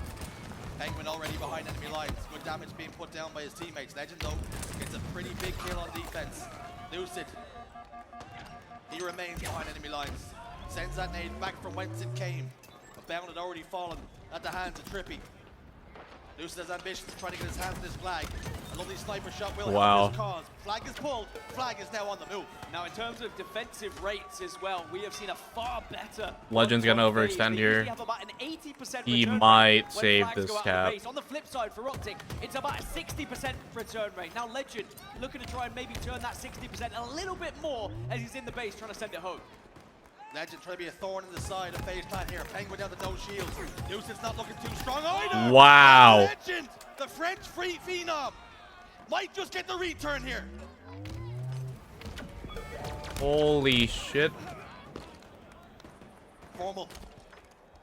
Off the back of Legend's good work. Flag's still live though. Bro might single-handedly be the reason for this return. Just delayed enough for Bound to get close now. Lucid, oh, huge live. A little blunder here. Wasn't able to get the kill. Bro, they're gonna get this cap. Wow. Bro, the fact they almost stopped that. Someone got a very important touch there off screen just to keep that one alive after Legend and be able to hold so strong for so long. And FaZe will take the first blow here. Now Overshield's going to be spawning, and Bound was positioning himself, but he has to retrain his focus elsewhere instead. Hands over towards Renegade. Now Renegade had an unbelievable series earlier on against SSG. I have not seen anything quite like it from this man for quite some time, and it's about time, it has to be said, because we know what Renegade is capable of. And if he plays anywhere near what he did against SSG, FaZe will be in trouble. FaZe not looking in trouble right now as it stands. Snakebite goes top tower. Puts one ticket damage to the Formal, but he's forced to back away as he's starting to receive fire from elsewhere. Jumps up and gets absolutely obliterated out of the air. There's enough pressure, enough presence on the map here for FaZe Clan to still hold the midline. So as I was touching on earlier, FaZe Clan have the best record in the league when it comes to sending flags home on this map. Now it would have been improved slightly just because of the touch from Legend earlier. But it's because they are very good at always keeping one person alive. They very rarely will go 4 down. He's heading straight towards Bound. Struggling off spawn. There's always going to be someone there just to try and be a nuisance, just to try and overextend and make sure they get that flag return. He killed Bound. An unorthodox route, it must be said, but 3 dead for Optic Gaming. Renegade last man alive. Snakebite takes care of business. An unofficial 4 dead as Legends just popped up. This flag is well and truly still alive. A touch and a sniper rifle for his troubles now. Snakebite has a few toys to play with. Tosses the flag over towards his courtyard and will now look to be a threat on the opposition. That was smart from Snakebite as well. You don't want to be running with that flag and the sniper rifle, but he says, you know what, screw it, I'll do it all. You guys were a little bit late. It looks like FaZe now heading in to potentially go 2-0 up here, which is an incredible start and the perfect way to try and slow down the momentum we've seen from the Green Wall so far this tournament. Things looking good. If you're fans of the players wearing red, maybe you're starting to bite your nails. You're a member of the Green Wall. Overshield is down bottom middle. That can help swing this game back in Optic Gaming's favor. Lucid's managed to pop it into his chest though. Legend gets one. Snakebite already in the respawn screen, so numbers advantage favoring Optic Gaming, if only for a moment. They've got tabs on Legend. At the moment, he just needs to try and focus on getting his shields back, which he does. Sadly, that touch isn't going to really do much for the team. I think he thought maybe everyone had pushed out and forgotten about him for a second. They had not. FaZe very good at constantly being aware of who is in and around their base, and now it's 3 dead again for Optic Gaming, and FaZe still marching forward, but Formal holding strong. Formal holds the line. Here's footsteps underneath him. Maybe second-guessed himself as it wasn't Legend, it wasn't an opposition, and it was Penguin. Legend took care of business, and Formal hits the wide possibly the worst time, as you had a headshot lined up for a snake bite, but we'll have to now reposition. Trippy will just descope Formal. That means Sniper Rifle now is completely out of ammunition. Now, will FaZe have to rely on that flag return rate for this game? There's still quite a lot of time here to try and defend a 2-0 lead. And if Optic do start to get going, start firing on all cylinders, we've seen what they can achieve alongside Wow. So many kills will start flowing their way, and then naturally map control will be in Great their use favor of that as well. repulse, FaZe bro. just have to be careful of that.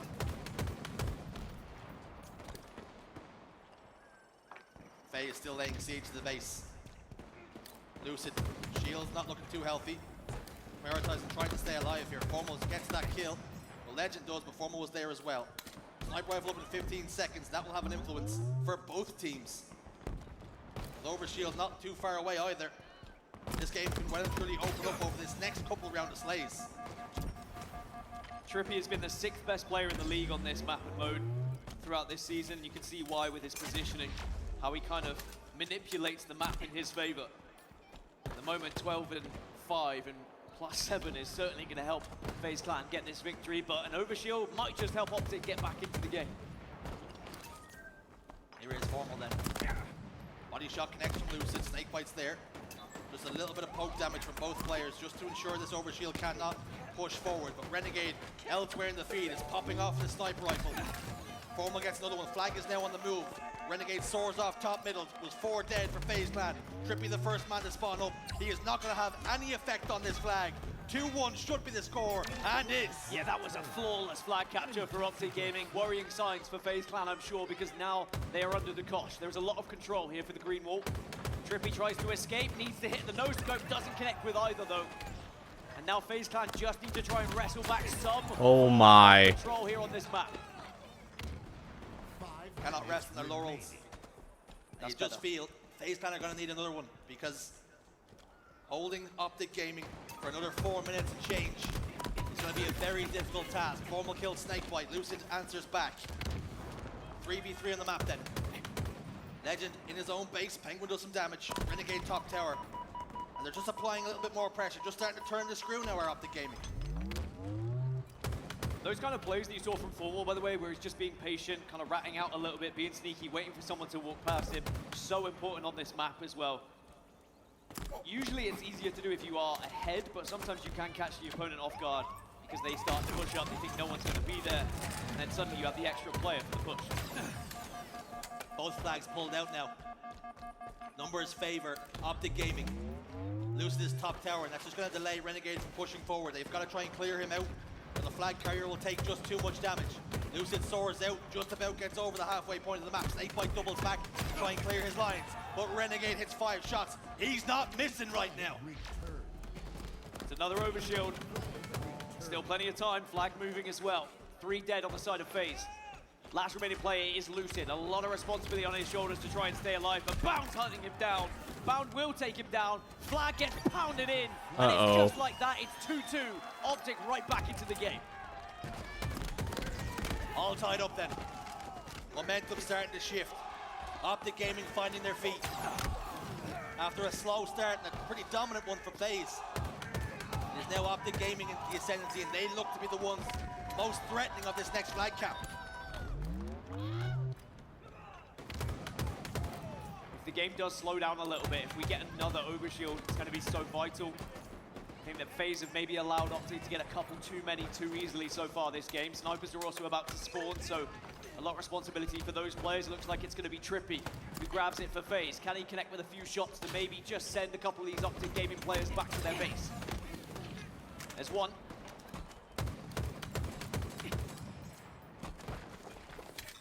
Snake fight then. He managed to break the lines. Made it to the opposition tower. Spiral staircase, he pushes out. Legend puts down good damage. That's going to force Snakebite to put it in reverse. Formal applying even more pressure from the front base. 2i is trained on Snakebite. He doesn't look long for this world. Desperately trying to stay alive, and even Renegade's back there now. Down to no shield, Snakebite will fall, and that means the pressure the FaZe Clan had on the base, it's gone now. Well, haven't I said that? Too soon. Losing the sniper rifle. Body shot connects, but that's for all it's good for.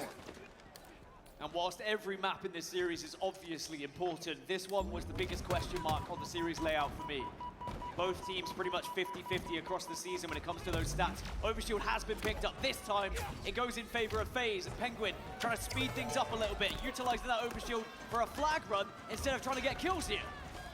You talk about being one of the best in the league at winning flags. A slight fumble for a second, but he hasn't delayed too much time. FaZe Clan almost have this flag over the line with 2 members in the respawn screen. Huge win. Repulse, Penguin yep. yet another. No, he fucked it. Okay. Drive this one home. Huge shit, Zan. Holy fuck. Open us up. And Wow. what a way to do it as well, especially after the fight back we just saw from Optic Gaming. How many times have we seen FaZe be in that Bro, position, Penguin 2-0 clutched up so hard then there. throw a couple of What the flags away hell? and the other team goes on to win it. We're starting to see FaZe really start to gel at this event. They look a little bit like a different beast here in Charlotte. It's a bloody good time to start gelling together as a unit as well this late in the season. It was a slow one for Formal. He did have a pretty slow series as well earlier against SSG, but didn't really need to do anything because Renegade was running around getting every kill possible, so I didn't really take too much away from it. That being said, on the other side, I said at the start of the game, Trippy has been a CTF Fortress player this season, and he continues to improve those stats. What an opening victory that is for FaZe Clan. We question the mentality. How would they respond to the beatdown the Shopify Rebellion put on them? But now they look battle-hardened. They've dusted themselves off. They've applied some ice to their eyes.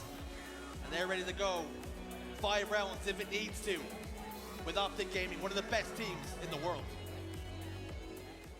Well, one of the question marks on the series layout goes in favor of FaZe Clan then. And heading into a Slayer, I mean, before the series we just witnessed, FaZe Clan were unbeaten in Slayers at this event, and they have looked absolutely flawless, but I guess you can forgive them for losing to Shopify Rebellion, who do look a different class, it has to be said, with how they're playing at the moment. So there is a real opportunity here for FaZe Clan to suddenly find themselves 2-0 up in this series when we do head into that Slayer. That being said, if we see any sort of form like Renegade had against SSG, we could see FaZe also struggle and kind of question what Renegade are we going to see in this game too. And you're worried for FaZe. With how that last series went, would the fire just die out? It appears as though they've started to feed the flame. They've been resurrected and they're ready to go again. Optic Gaming though, the slow start, and maybe there's some warning signs there for FaZe. If you let your foot off the gas, Optic Gaming are more than capable of punishing you for it. We know how good Slayers are for FaZe Clan, Dan. Talk to me about it. Well, Slayer Streets is going to be the particular Slayer, and they are 7-2 across the season, and those 2 losses came pretty early. Stepped away and this game was close. It was close, bro. I do remember actually they lost to Penguin got like a really godly flag cap. way back. I'm thinking that was like Dallas time, so not much of a concern for me. I will be thinking about the likes of Trippy again, who has been a vital part of their success when it comes to Slayer Streets, but Renegade is the one to watch on the side of Optic Gaming for obvious reasons, but he's probably one of the best players on Slayer Streets with how he moves around the map. He has a 1.53 KD on Slayer Streets throughout the season. So if he does start to get going, maybe FaZe will be in trouble. But Slayers have been unbelievable for FaZe. They haven't looked comfortable. There is something very different to be said there, but they have constantly got over the line, whether it's a 50-48, 50-47, doesn't matter too much. Can they continue that fine form here in Charlotte? You got a brief look at the Slayer Streets records as well for both teams. Optic Gaming 7-3, FaZe Clan 7-2. Very little separating them in the records, very little separating them in the game. And these streets aren't for everybody. We're about to find out who's going to come out on top. So eyes on Renegade to begin with, as the battle for bottom middle starts. Who's going to get first tabs on the power up? Renegade does get caught out by Renegade, and sorry, Penguin gets caught out by Renegade, and now the camouflage is going to be sent on by Optic Gaming. They're going to get the first chance to make a play here. Here comes Formal. Many may fear it. Here comes the pain. He starts throwing haymakers. FaZe Clan will be in trouble. Game slows down though. You can see Formal's just clearing his corners, making sure nobody being sneaky. Penguin tries to get over towards Cafe, takes 1 tick of damage, manages to get a trade. Renegade his own worst enemy. The help of Trippy. Yeah, bro. So 2 Taking kills himself still. down, bro, like it's pretty toxic. That. Quickly, like that lead disappeared and has now been restored. Crazy stick. Keep waffling, kills keep happening. 3 dead for FaZe. Penguin trying to stay alive. Lucid spawns back up over towards PD. How many times do we see those sticks just proving to be absolutely vital in these games? Just having a sticky in your back pocket for those scenarios, absolutely everything. Just can turn the game in your favor or keep you in a game depending on where that sticky grenade goes and how many players you can connect with. Those grenades can be a fail-safe. When things aren't going well, when you're down a couple more shots in a fight, you get close, you throw it, you take the trade. 2 players, FaZe plan over towards Arcade here. Trippy gets taken care of. Here comes the collapse as well. Lucid's in trouble. Lucid's gone. Penguin with the red gun. Trying to use that stock rifle. Fortunately for him, he's also going to fall. Optic Gaming then starting to pull away here with a 4-kill lead. Now remember, FaZe Clan have been down quite a lot so far this tournament in Slayers, but do consistently find their way back into the game. So it's not an immediate concern for the team in red, but Optic Gaming are also a team that have been able to find themselves ahead quite often and hold on to that lead, and not just hold on to it, but dominate teams, pummel them into the floor. So FaZe need to be aware that they can't go too far behind to try and make some sort of comeback. They don't want to leave themselves with just too much to do. Found the Justice crosshair off the information that the repulsor was used. Snakebite's got the camouflage, he's just gotten away as well. Heading over towards Cafe. He just oversteps and overstays his welcome. And he pays the ultimate price for it. But at the moment, Snakebite just not looking comfortable, and you can see why. He gets taken care Those of. camo eyes are crazy. He's no longer a part of the equation. They're so crazy, bro. Trippy trying to take on the world, but when you try and take on one member of Optic Gaming, there's quite often a second to follow, as Renegade also trying to assert a little bit of dominance down in bottom middle. This fight doesn't go his way, but again, it's a 9-kill lead now for Optic. It's rare they throw a situation like this away. Even in these early stages, that is a very commanding lead to hold, and you can see the game slowing down already. FaZe reluctant to push out because the amount of control Optic currently have, and Optic more than happy to wait, bide their time, and say, FaZe, it's your turn. Let's see what you got. Optic Gaming do wait. Lovely grenade from Penguin. Opens this up. Now, I mean, they can start to push forward now. Numbers advantage on the map, and you can see Optic immediately respond. They retreat. They give up the territory. Because map control, as nice as it is, sometimes you don't really need it in Slayer. You can take the fights wherever you want. You can dictate the pace. Legends isolate over towards PD. Snakebite takes care of business in there. And Penguin does not get traded out by Renegade. This is better, but still a lot of work to do. Yeah, it starts to speed up a little bit, but they have to try and find Bound, who eventually does go down. So that was the last straggling player surviving. And now it's going to be Optic Gaming forced back into Tram. Formal is in red room at the moment. 5 kills down are Optic Gaming. They've got to try and escape this. Let's actually jump into a listen-in with Optic and see how they break out of this. Red room right now, one. Okay, heard you. I'm taking. They're all. They're all. Yo, two man, man. Yo, wait for me. Yo, B says one shot. Yo, two man, man. You guys stop. Yeah. Listen, 3C. We drive next, guys. Drive right now. I one shot. Yo, one shot red. Take away. You stuck me coming. Watch out. Yeah. You last guy. Can't move 10, guys. Don't take damage. PD. Yeah. Watch out. Alright, Camo guys. Okay, but MC. Yo, 18 now. 18 back. They have camo, guys. They have camo. He's IV. Look at me. IG, watch out. Nice. They have camo somewhere. Try to eagle eye this. Where's your cafe? Where's your cafe, John? Give me a sec. No, they have camo there. The soccer's almost up too. You're in a bad spot on them, not gonna lie. One can save you. Hey, you should. Yo, one's running 8 Ivy. They're trying to push him out. One's on shot. Right away. I play for bound here. Watch over bound. Yeah, they're playing for you, they're playing for you. ATM, one shot Lucid. ATM, one shot Lucid. He might jump above you. He might jump above you. Two guys. I'm pushing that guy. Maping agent. Watch it, tap in, launch it, guys, I need up. Back in. Tires, back in, guys. Yeah, fuck you, bottom seat, one tire, sorry. Main up, walk it up, Agent now. Yeah, in the smoke top, Agent, in the smoke top, back in now. Back in now. Got one. Nice try. Back again. I got it. Yo, B on me. He might kill me, bro. B back, kill me, Zane. He's weak, B back. No one's on you, man. All started off with a very important flank from Renegade just to keep Is Optic Bowden Gaming shooting through a ahead crack? here. There are a few Fantastically. places, bro, like in certain maps where you can shoot through the geometry, yeah. And again, it's just going to slow You can do down the same once thing more. on Empyrean. Optic Gaming cannot afford to give away a couple of silly deaths here to allow FaZe Well, Clan at to least score. some As I version say of that, the Renegade pit. gets You can do another it. opener. One of the fucking It's 5 him again. versions. Renegade trying to be the point of difference. Settled for a trade. Bound pushes the arcade. Finds a dangerous snake. They trade. Trades are good.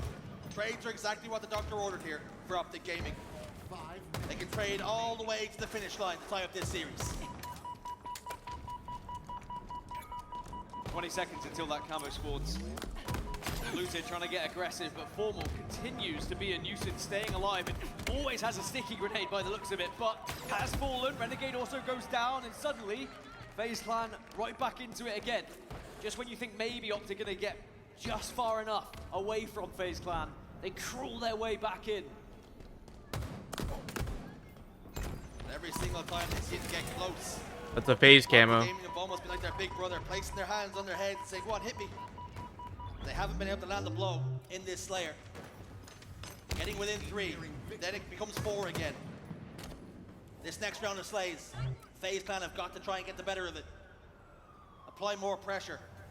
Because right now, Optic Gaming, whilst they have the lead, they can play the pace game. They can slow it down, they can wait. All I'll say is if you try and do that to your little brother, eventually he's going to connect with you.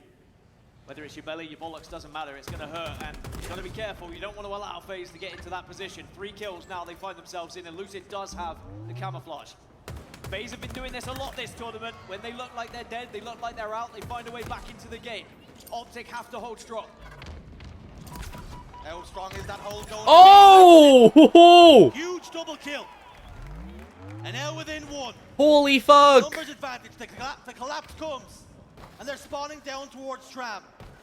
These next few nades are going to be big. Lucid's got a backstab here on the Formal. Gets 1. Legend closes the distance. Snakebite is there. Gets another. It's still a 1-kill game. Make it 2. Optic do well to hold on and get some trades though. Still have a very slender lead, but Penguin fires one back in their favor. And like every Slayer we've seen so far, bar the Shopify Rebellion series, FaZe are crawling their way back into it. But now, Optic shining when they needed to. 3 more kills required here. Winning their ones. 2 kills. Make it 3 again. Drippy's back tower. Bounce sits bottom middle and waits for his teammates to do damage. Renegade gets open though. The backstabs. Bounce in a bit of a precarious position now. Grenades come out of the tram and they take him down. Snakebite and Lucid push forward. The final kill comes though. And it's Damn, that was close. Lucid's friends who find themselves now 1-1 in the series. Optic Gaming have taken that one. So Optic Gaming will hold off the FaZe comeback. And what was an unbeaten Slayer record at the start of today for FaZe has just slowly fallen away from them. It was only sometimes you could come back from near death, it would seem. And Optic Gaming get a must-win on the board, otherwise this series might have just started to look a little bit unreachable. Lucid with 15 kills certainly gave his best go at it on the FaZe side. As I said, Formal had a quiet game 1, well he certainly woke up game 2. And for FaZe, with the Slayer record, it was good. But they're always by 1 kill, 2 kills. And you started to worry, at what point, when you start to play with fire, you've got Shopify Rebellion and Optic Gaming on the horizon, does that fire start to burn? Rebellion beat them in a Slayer, and now Optic Gaming have 2. And the worry for me when I looked at those stats is they were the best slaying team in the tournament, but the average margin of which they were winning those games, they were like 6th or 7th best in the tournament. And there is a clear difference in how those should really work. You are just barely getting over that finish line, and as soon as you come up against some teams who have that extra little bit of experience as well as you do, or just as much experience to be honest, you can be punished that little bit more. And even though FaZe tried their hardest to come back into that game, because remember, they were down by about 9 in the early stages, Optic do show their experience, they show how much veteranship they have on that stage. And now they tie us up 1-1 before we head into Stronghold's Recharge for map 3. So although FaZe Clan have made Optic bleed, the perfect response from the green wall. This series now, with it being all tied up, Tony spoke about how important games 3 and 4 were going to be, and he thought they favored Optic Gaming. Dan, you had a slightly different opinion. Again, I would say that I think Stronghold's Recharge is pretty even for both of them when you look at the baseline statistics, but I know Tony likes to deep dive, and perhaps he's seen something a little bit different when it comes to who they've been facing. Maybe Optic have been able to get one over FaZe Clan on Stronghold's Recharge a couple more times than he would like. So we will Game have 5? to see whether I that want to happens see a Game here. 5. 2 players I want to look out for. Snakebite on the side of FaZe, a 1.24 KD across the season when it comes to Stronghold's Recharge. And then for Optic Gaming, Formal has been their main man when it comes to getting those kills. But it's not just about kills when it comes to Strongholds. Sometimes you need someone who's getting in those Strongholds and getting the time done. That's going to be Lucid and that's going to be Legend on their respective teams. So 2 very important players. I'll be back, guys. I'm gonna run to the bathroom real quick. Before their objective work here.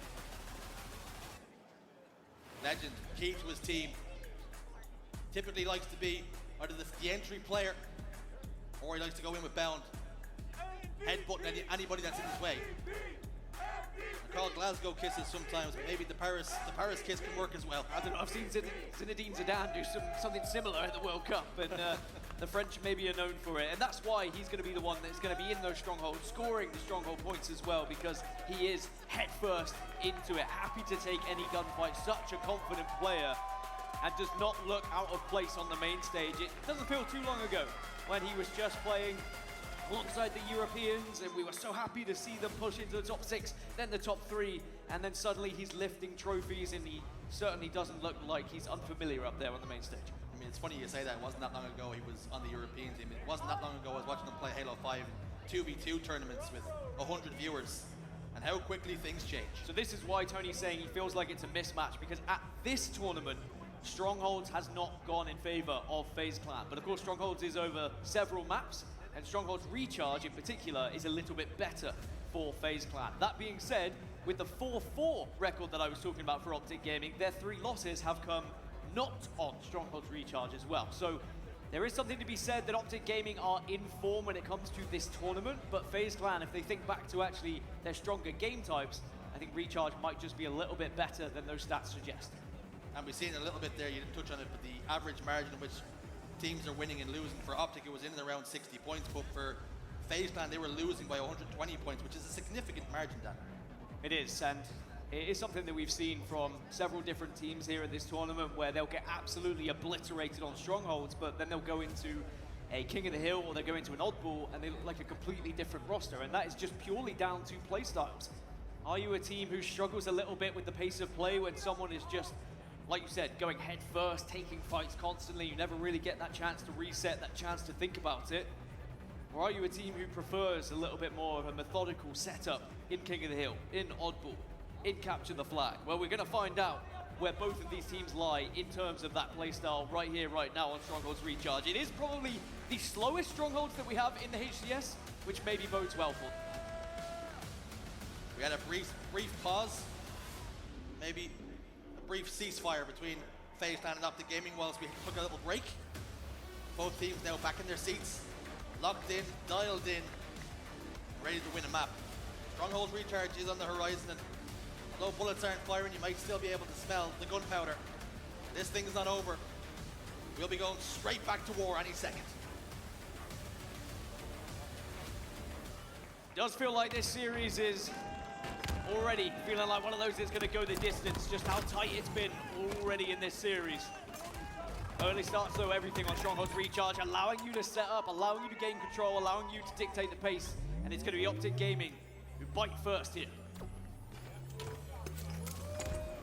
Enemy team Renegade, shock rifle, camouflage. A truly powerful combination. just getting information. Looked at the fire right now, but he has been spotted out. Snakebite making himself a very difficult kill, and the camouflage falls, as does the shock rifle, and is now in the hands of a FaZe Clan member in Trippy. We've seen him go to work with this thing on quite a number of occasions. This is already worrying signs for FaZe. You don't want to allow this to slow down. Oh, sorry, you have to make this slow down. Optic are going to want to slow down. They're going to want to keep the strip cap, and they're going to want to dominate the scoreline. Finally, FaZe stop that bleeding. Trippy in an important position as well with this shock rifle. They've stopped the bleeding for the triple cap, but Optic Gaming are still scoring points here. Luce has gotten a kill, but Penguin's also fallen. So the reset comes. Nobody was able to step inside B. Trippy looking to rotate here, but he's given up A. Teammates should be spotting in and around there, so shouldn't be no harm, no foul. That makes that one a difficult kill, but his blushes are spared as he does get one on the Legend before ultimately falling. Renegade's got control of pipes here. He's got an enemy combatant inside B. Goes to engage. Plasma pistol hits him right in the mush, and he's forced to back away.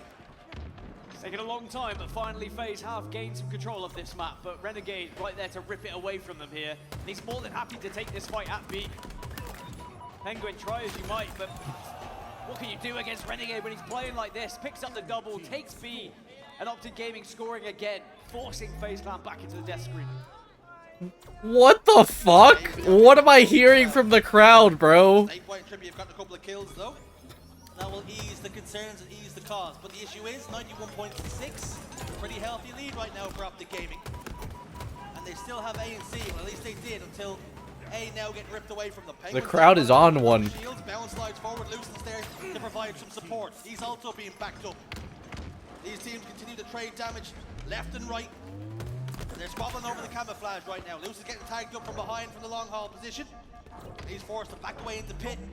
Renegade slides past them and straight into his demise. The shroud screen usage has changed quite a lot ever since its introduction to the HCS. The meta, as it were, of where you put it, how you position it. Is it going to be an offensive tool, a defensive tool? Something we did see there is sometimes reverse just triple. allow a player to zip on past you without seeing you. The coverage it provides can be excellent. Now this is better for FaZe Clan. The trip cap, and they force Optic Gaming to make a decision here. Do you go A or B? Sorry, C or B. I think A is going to be pretty safe for FaZe, just the position they currently hold. It looks like Optic are going to go for somewhat of a split here of both. They get B. You can see FaZe Clan were reluctant to push forward. Luce got picked. And that meant that the setup was broken wide open. As a result of that, Penguin has to settle for a trade. Legend's able to get inside C, and that means B. But Optic Gaming have got a hold of it. Legend was forced to back away. FaZe Clan can tiptoe right back over there and retake control of it. But Optic Gaming are now inside elevator, and they're taking A. We're trading point for point, but it's Optic Gaming now who should manage to keep on scoring. There's a little bit of ring around the rosies there for FaZe Clan, saying, all right, if you're going to go C, we'll just transition over towards B. But then it was the damage output from Legend, from that C stronghold that really helped Optic Gaming just lock down a couple of positions here as Renegade tries to push in. Does go down to Trippy, though. That means C is going to be back in their control, and A is currently being focused on as well, because 3 members were currently down from Optic. And suddenly, this game is right back into FaZe Clan's control. And remember, they were down 50, 60 points. And just like that, they're in the lead. Allen was the last man alive for his team at the time, and he was over towards pipes, and he just waited for his teammates to spawn back up. Gave them a pretty decent spawn and a platform to build on. Shock rifle will not find a home with that player over towards top tower. Formal's forced now to reposition. Nukes it over towards blue, just ducks under the headshot. Great game awareness, knowing that Formal was more than likely going to aim for that face because that's the instant kill. So he maneuvers his hitbox just out of the line of sight, just out of that crosshair. And it was that pixel was just enough to keep him in the fight and to get the kill. The Slays are going the way of FaZe. Lucid dives out of gold, along with the shock rifle. Snakebite's got the camouflage, Trippy keeps him alive as well. So FaZe are working really well together now. I mean, it was another trip cap that just scored them 50 bloody points. I mean, Optic Gaming can't allow FaZe to continue to get these trip caps so comfortably. But at the same time, we've seen how back and forth that has been. All it takes is Optic to get 3 or 4 down, and then they'll find themselves with a chance at a trip cap as well. So if you are FaZe here, you maybe just need to be thinking about, all right, if I see a couple of members of my team go down, I have to suddenly be a far harder kill.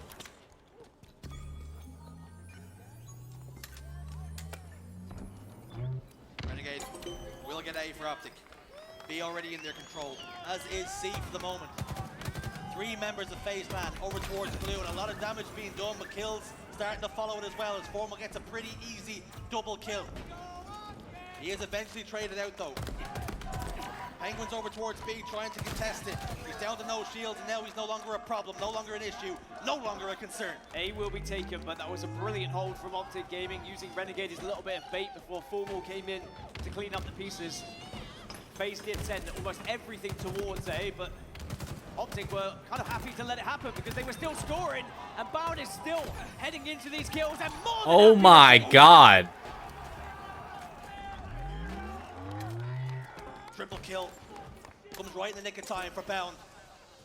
Optic Gaming just starting to pull away now.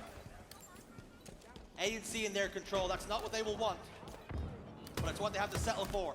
This game has been so scrappy. It's been so back and forth. 2 members down for Optic. 3 members up for FaZe Clan. And they'll start to score now. A and B flip over towards FaZe Clan. It's an important position for Trippy with his shock rifle. If you can connect with a couple of heads here, he'll be back into the game, might be back on top, but he does whiff the first. And now he's going to be pushed by Renegade. Have to win this engagement, can't afford to go down, does win it. And that is a solid hold from Trippy, but now Legend here to maybe clean things up. Trippy just avoids the Frenchman. He gets his shields back. The shields weren't even all the way back, and the shock rifle does the damage. Huge kills from Trippy. And off the back of that, good work. They had a triple cap for just a brief moment, and they're back into the lead. I mean, just when you think this game is going to go in one team's favor, the other team fights their way back in. We are seeing 2 teams desperate to get into that grand final once more and have a stab at Shopify Rebellion. Both teams being knocked here into this position by that Shopify roster. And now once again, Optic find themselves controlling A and B. Trippy misses though. It was a big shot. How important will that whiff be? He's not able to convert on either one of those kills. Now Snake Bites between a rock and a hard place. 2 members of Optic Gaming faced up. He's done as much damage as he could. He got one, but that wasn't good enough.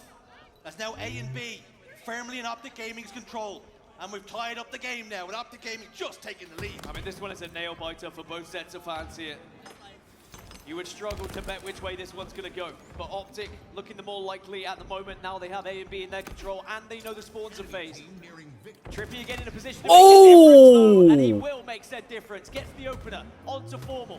Player advantage now for FaZe. He bounced his nade off of Formals into his face. Holy crap. Cap should and will get locked back in now. What response do the green wall have? I mean, in a game that's been topsy-turvy back and forth, this might be the perfect time to get that trip cap in your hands once more. Optic, one chance to break here. As Bound goes down, it's a trade though. It's a good trade. They don't have time. They hold. They hold the line. Legend has to go. Formal goes bottom middle. Renegade pushes top elevator. Trippy's all alone inside A. They have not sent the resources to support them. 3 go down for FaZe Clan. And oh, fuck. The setup. Make it 4. B's being taken as well. And now off spawn FaZe. I don't even know if they've got time. They've had the game completely ripped from them. And the green wall goes straight back into the lead. And choice words sent across the stage as well. Optic know how important that game was, as do the green wall. They were mere moments from being 2-1 down in that series. But they clutched up, they iced up. And that is going to be a difficult one to come back from now for FaZe Clan. It was right there for them. They had the position, they had the hold of the strongholds, but sadly, they just couldn't stop the aggression that we just saw from Optic. Snakebite inside blue. He gets the trade. He ensures that there's no man. Bro, I kind of wanted FaZe to get that, man. I'm not gonna lie. Trippy isolated top elevator. Fuck, dude. Damage was done from glass. It kept him weak. Renegade slides in. Crazy work. It was a picture-perfect break from Optic Gaming. Well, we knew this series was going to be a close one, and it is not disappointing here. A chance for all these players to take a breath, let that adrenaline settle down a little bit, because you've got to go again. It is not job done just yet for the Green Wall, and whilst they already won away, things can change very quickly as we head into map 4. King of the Hill Live Fire is slightly better, in my opinion, for the Optic Gaming side. And it's so difficult when you're in that situation as FaZe. You almost have to gamble. You have that one player A, you've got one player over towards gold, and you're hoping that player in blue can provide cover for whichever hill they decide they want to push. But the issue is, if 3 players go, and damage is already done on the map, you can be overwhelmed so easily. They played it so well. You feel sorry for FaZe to throw it away, but we have seen them make those errors, throw games away like that. You don't want to harp on maybe FaZe not playing it well. As a matter of fact, let's talk about how well Optic Gaming did to clutch up, to show some ice. I mean, that's why Optic Gaming are one of the best to ever do it. That's what this team was built for, remember, for those exact moments when you can lean on your best players to make a difference, to clutch up. One thing that FaZe will at least still be relying on is that Game 5 possibility of Slayer Aquarius, which does heavily favor FaZe when it comes to stats, when it comes to history, but now it's about getting there. If they'd won that game, they would at least have guaranteed whatever happened, they could have got to Game 5, and if they lose Game 4. But now they're going to have to dig deep in King of the Hill Live Fire if they want to see that Slayer Aquarius that maybe, just maybe, could be enough to get them over the finish line here. FaZe Clan now. I want to see that nade, bro. Backs are well and truly to the wall. They're on the ropes. They've allowed Optic Gaming to throw one. Damn, they ain't clip it. Seems almost dumb to say this next map is so important, but it's absolutely huge. Because for FaZe Clan, You're breaking. You're breaking. Was so close. But they've lost. Holy crap. 50-47. They've lost the strongholds 250 to 247. So there's barest the margins between these teams, Dan, across the 3 maps. I mean, yeah, 3 kills, 3 points. But it won't matter if at the end there is 3 maps going in favor of Optic Gaming. But King of the Hill Live Fire, again, I do think this series layout has been the perfect one for these 2 teams to go at it, because it is so back and forth, and they've both been so incredible. Or they lacked somewhat in some of the maps as well, which is what has provided such entertainment for us. King of the Hill Live Fire, we've got FaZe who are 4-1 across the season. We've got Optic who are 5-2 across the season. So pretty even. In terms of the series stats though, these are 2 players I've mentioned a couple of times as being key performers going into each map and mode. And again, they are going to be players that we have to watch out for. That could just be the difference maker. Trippy is 1.22. as is KD and King of the Hill Live Fire throughout this season. But even though Renegade is on your screen, don't forget about Legend as well. He's actually been the main man when it comes to King of the Hill Live Fire with a 1.27 KD this season. It's almost the issue you run into when you start highlighting players to watch in the next game or in the series. Is that you can point your finger towards any 8 in the lobby, and they're just as likely as the last or the next to perform or to outperform. Optic Gaming up against FaZe Clan, and for the Green Wall, they just need one more, and their ticket to the Grand Finals is punched. Well, it's do or die for FaZe Clan, and if you're here for FaZe or if you're here for Optic, this is the time now to get behind your boys. Because without you, they might be finding themselves eliminated from the competition. Renegade gets taken down early, but Lucid is also traded out, but it is Trippy who gets hold of that sniper rifle to kick us off. Eyes over towards Green. The damage from Legend just means that Trippy can't get comfortable, he can't plant his feet, he keeps him out of the scope. So if Trippy was going to hit his shot, it would have had to been a little bit of magic. Not that he's not capable of it. Lucid with the camouflage now. He's lost a couple of teammates in the dance. It's all about just getting information now. Sniper rifle has been passed over. Trippy drops it for his duo. Enemy about to score. Lucid clearing out all the angles. He's well aware of what Optic Gaming can do and where they can be hiding. He gets one. Gets the second. Ripping faces. 3 dead for Optic Gaming. A lot of time being gathered already though from Optic. It did phase Did take FaZe quite a while to get over towards this hill, but it won't matter if they can just hold strong here for another 20 seconds or so. I don't think Lucid should be the one holding this hill, bro. We start to see the likes of Season 1 Lucid. Well, Optic Gaming might be running with their tails between their legs. All that progress Optic Gaming made. Enemy about to FaZe Clan now closing on it. Bound. Holy fuck. Body shot and a headshot to boot. It wasn't Gonna be back green. But you get style points anyway. Formal answers back. Penguin puts him down. Renegade steps inside. Plasma grenade goes down. FaZe are there to hold the line. And FaZe wow. open up the score. Crazy reverse cap. I mean, that's the perfect start for FaZe. They bided their time. They knew full well Optic were going to send themselves over towards the hill, but they prioritized other parts of the map. They made sure they got hold of the sniper rifle. You saw how impactful that sniper was going to be. And it's not only going to be impactful for the first time on this map, it is going to be something we harp on about all throughout live fire. This time, though, it goes into the hands of Penguin. 2 more shots, but 2 headshots could prove to be vital for this second hill.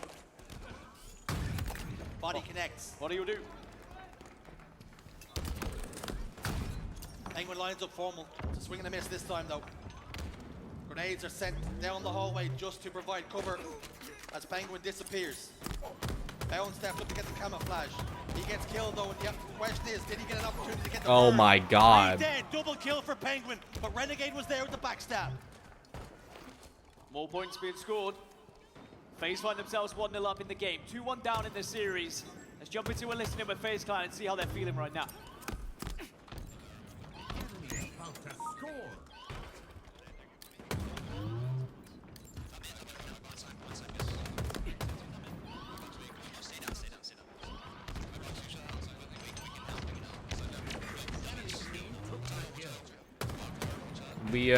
Can we crank up the volume? I can't hear shit. Well, we are back. It was a little bit quiet, but maybe you heard some of those murmurs. All I can say is FaZe were just focusing off the respawn to try and break this setup because they are so close, but sadly, when you see... He ricochet shot at him! It's gonna be a difficult break. Oh my god! And it's another head ripped off the shoulders. Optic Gaming inches away from tying up this game, and they do secure the hill. They gambled on a rotation, and eventually it's paid dividends. Despite all the work and all the resources FaZe Clan put into it, they've got nothing to show for it. Legend's not done. Another headshot onto Lucid. Again, it's such fine margins, so close with FaZe Clan to being 2-0 up, just as Optic were close to being a single point up in that first hill. But the sniper rifle making the difference again.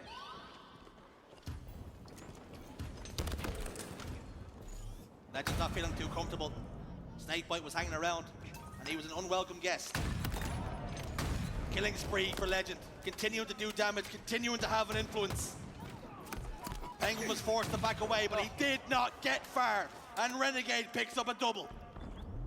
Well, thanks to, I think, Legend connecting with the foot of the Spartan on the opposition team. Legend's not done yet. He says, you know what, I'll melee the wall and you, and still get the job done. Now Trippy trying to push up, seeing if he can maybe find himself into a position to break this setup, but even with his back to screen, he's still being focused on. Bound was in a position of power. He turns 1 into 2. What's his next magic trick? He disappears from the server for a moment. Lucid gets the camouflage, gets away. Perhaps FaZe Clan starting to think about giving this one up and prioritizing the rotation. Yeah, they have to. You can't really get this one now, and especially with camo, instead it's about focusing on how you try and secure the 4th hill to tie it up. And it's all about positioning for Lucid. Not only are you going to be relaying a lot of information at this point, but you are going to be the first point of contact. And I tell you what, shots like that certainly help.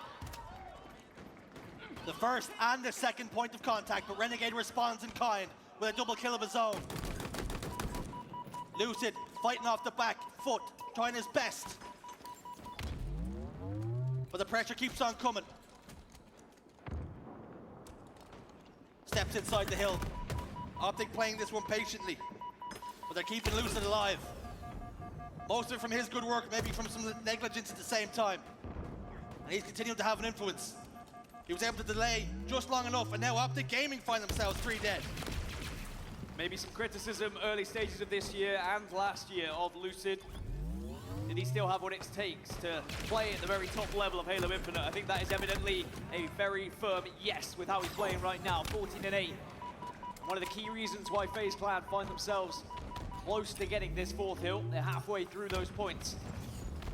But now Optic have regained control, and especially again with the sniper rifle being in the hands of Bound, FaZe have got to find a way to kind of maneuver their way around the map outside of these sniper sightlines. But when Bound is repositioning like this, where do you go? Any corner you turn, there seems to be a sniper in your face. Good grenade. Grenade clears out some riffraff bottom tower. Formal goes down too. Renegade though, ever a threat. Ever productive on the map. This time he also falls. Now Bound's the last man alive for his team. You don't seem to know where. Oh, he just looked away. Towards where that camouflage will spawn. It looks as though FaZe Clan might be giving Optic Gaming a touch of their medicine. Optic now forced to give this one up, excuse me, whilst they play the rotation game and wait for top middle. I mean, I'm watching this series and I'm just wishing it was the best of 7, because this is going to be heartbreak if we were to see FaZe lose this one 3-1 with how close every single game is. But 3-1 isn't a guarantee right now, because FaZe Clan still very much in this one. Active camo is going to be very important here, but Renegade tried to steal it. Did he pop it is my question. If he didn't, there's a huge chance for FaZe, especially if Trippy's playing like that. Huge double for him. Massive trade from Trippy. Call it a trade, almost undersells and undervalues what it was. He managed to pick up a couple of kills before that, even do damage to the player with the camouflage. Snakebite now. Prioritizing staying alive, getting information, doing damage at the same time. He now sees where Formal's positioned. Renegade's not too far behind him, gets one, but gets shot in the back by Bound. But it's FaZe still inside this hill. They're getting a couple of ticks towards their goal. Good aggression from Lucid as well. You don't allow Formal to stay alive, get his shields back. Instead, you hunt down that kill. There were several down there for Optic, but now you turn around and suddenly there's 2 other members within that hill.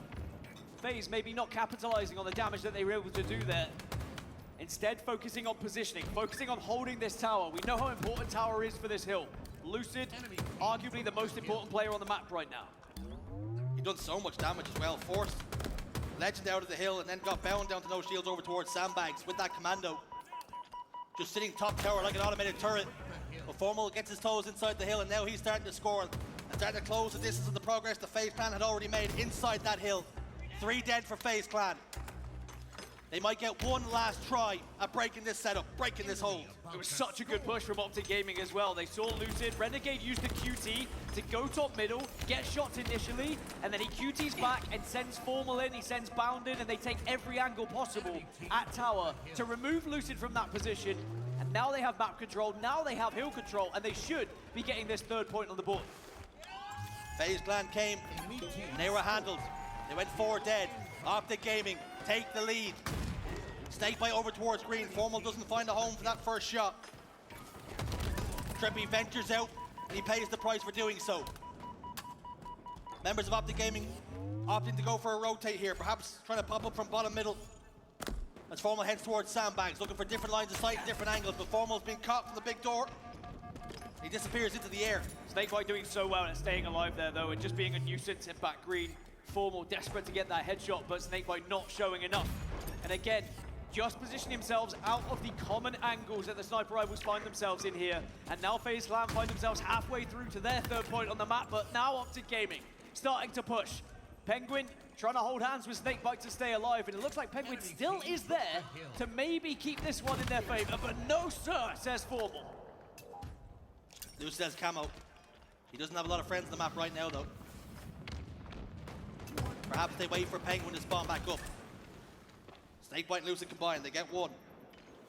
Lucid now pushes forward.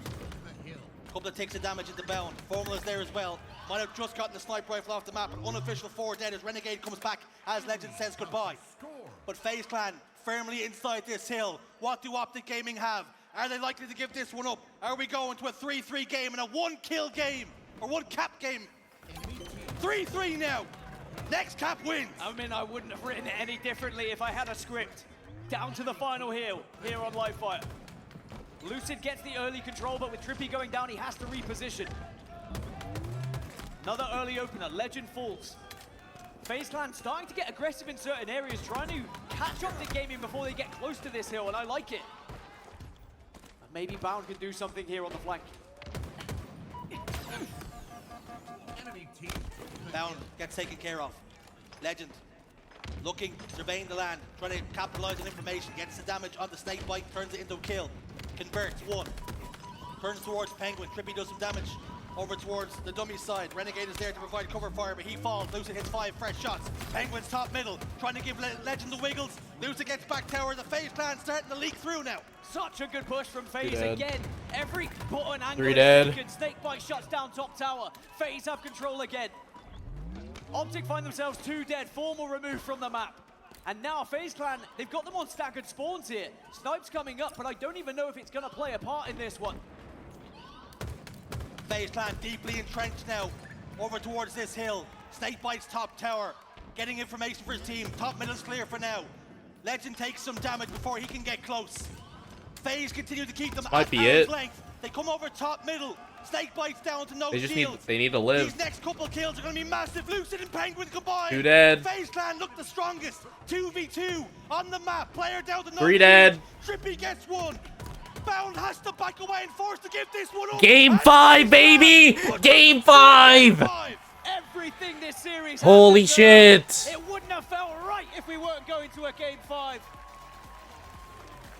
And FaZe Clan holds strong against the green wall here.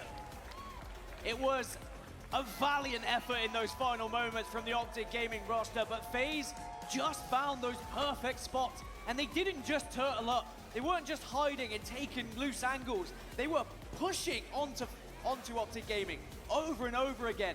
If they saw someone at nest, they took the bridge angle. If they saw someone down at W, Eliminate these green fuckers is crazy. They weren't just forcing themselves back to tower and allowing Optic to dictate the pace. FaZe were taking the game to the green wall. It wasn't structured, it wasn't rigid, it was fluid. They moved where they need to. They pushed the pieces to the side of the board, which was looking the strongest. They made the right decisions. They clutched up. And now we're going to a shootout. Just a quick look at the stats then. Legend did what he could, 23 kills. The only member of the team with a positive KDA, but every member on Optic Gaming tried their hardest to rescue that game when FaZe did have control in the final moments. But it was Lucid who really stepped up for FaZe. In the early stages, with the camo, with the sniper rifle, it was Lucid in the kill feed often, but it was also the positions that Lucid was taking, the info he was giving to the rest of the team so that Optic weren't able to get a jump on the FaZe Clan setups. Such a good game of Halo Infinite from these two. And again, I wouldn't have had it any other way with the fact we go down to the last hill, which takes us then into a game 5. And sometimes our job, we're tasked with telling the viewers what went wrong, what went right. It's just 2 teams playing at the very top level, throwing hammer and tongs, blow for blow, 2 heavyweights standing in the middle of the ring. And both teams have already hit the mat twice. Next one down is out of the competition. And sometimes it does come down to just a single sniper body shot or a headshot. Well, we got Slayer next, I think, on like Aquarius. You're just naming everything in the game right now. But everything is just small, minor decisions that can be made. If you don't pick up that camo, if you don't find yourself in that position, if you don't get that sticky grenade 10 seconds earlier, and the headshots that we saw with a sniper rifle is why we saw that game going back and forth. It was traded off. But now we head into a game 5, Slayer Aquarius, for a spot in the grand finals here at the last major of Halo Infinite before we head to the World Championships later this month. And it is Slayer Aquarius. I would argue a better game type for FaZe Clan. They find themselves 4-1 throughout this season on this map and mode, whereas Optic Gaming, they are 3-5. They have not done well when it comes to Slayer Aquarius. That being said, current form is everything. And we've seen FaZe lose now 2 Slayers in a row today here at Championship Sunday. Taking a look at the records, 3-5, 4-1, like you mentioned. 15th Optic Gaming are ranked versus 4th. What a stat line that is. But this series has had everything. 1 flag capture the difference, 3 kills, 3 strongholds points, and 1 hill. It would not surprise me if this finishes 50-49, Dan. And I'm not calling it. I'd take a draw, and then we go into another game 5. I said I wanted a best of 7. Maybe we can get that way by a couple of draws going into this series. But it's hard to pick out a player, a standout player of who's going to be the most important here in this series, because everyone has played their part. But I think, honestly, if I had to pick someone, it's probably Lucid now going into this last game. Not only has he been the standout player for FaZe on this map in particular, but I think coming off of Game 4 and the way that he's just played, the confidence he's going to have going into this Game 5, he's the type of player who can run this show. And that you can say the same thing about everyone else on that main stage, but if Lucid does get going and starts to pummel them into the ground, it could be difficult to come back from for Optic. Now you're talking about big game moments, big game players. Sometimes it's big game trippies. But is the pressure going to break one of these teams? All 8 players, they know what it takes. They've been here before. They've been past this point before. They've lifted world championships. Incredible what we've seen. And this series not done yet. This series still somehow has more to give.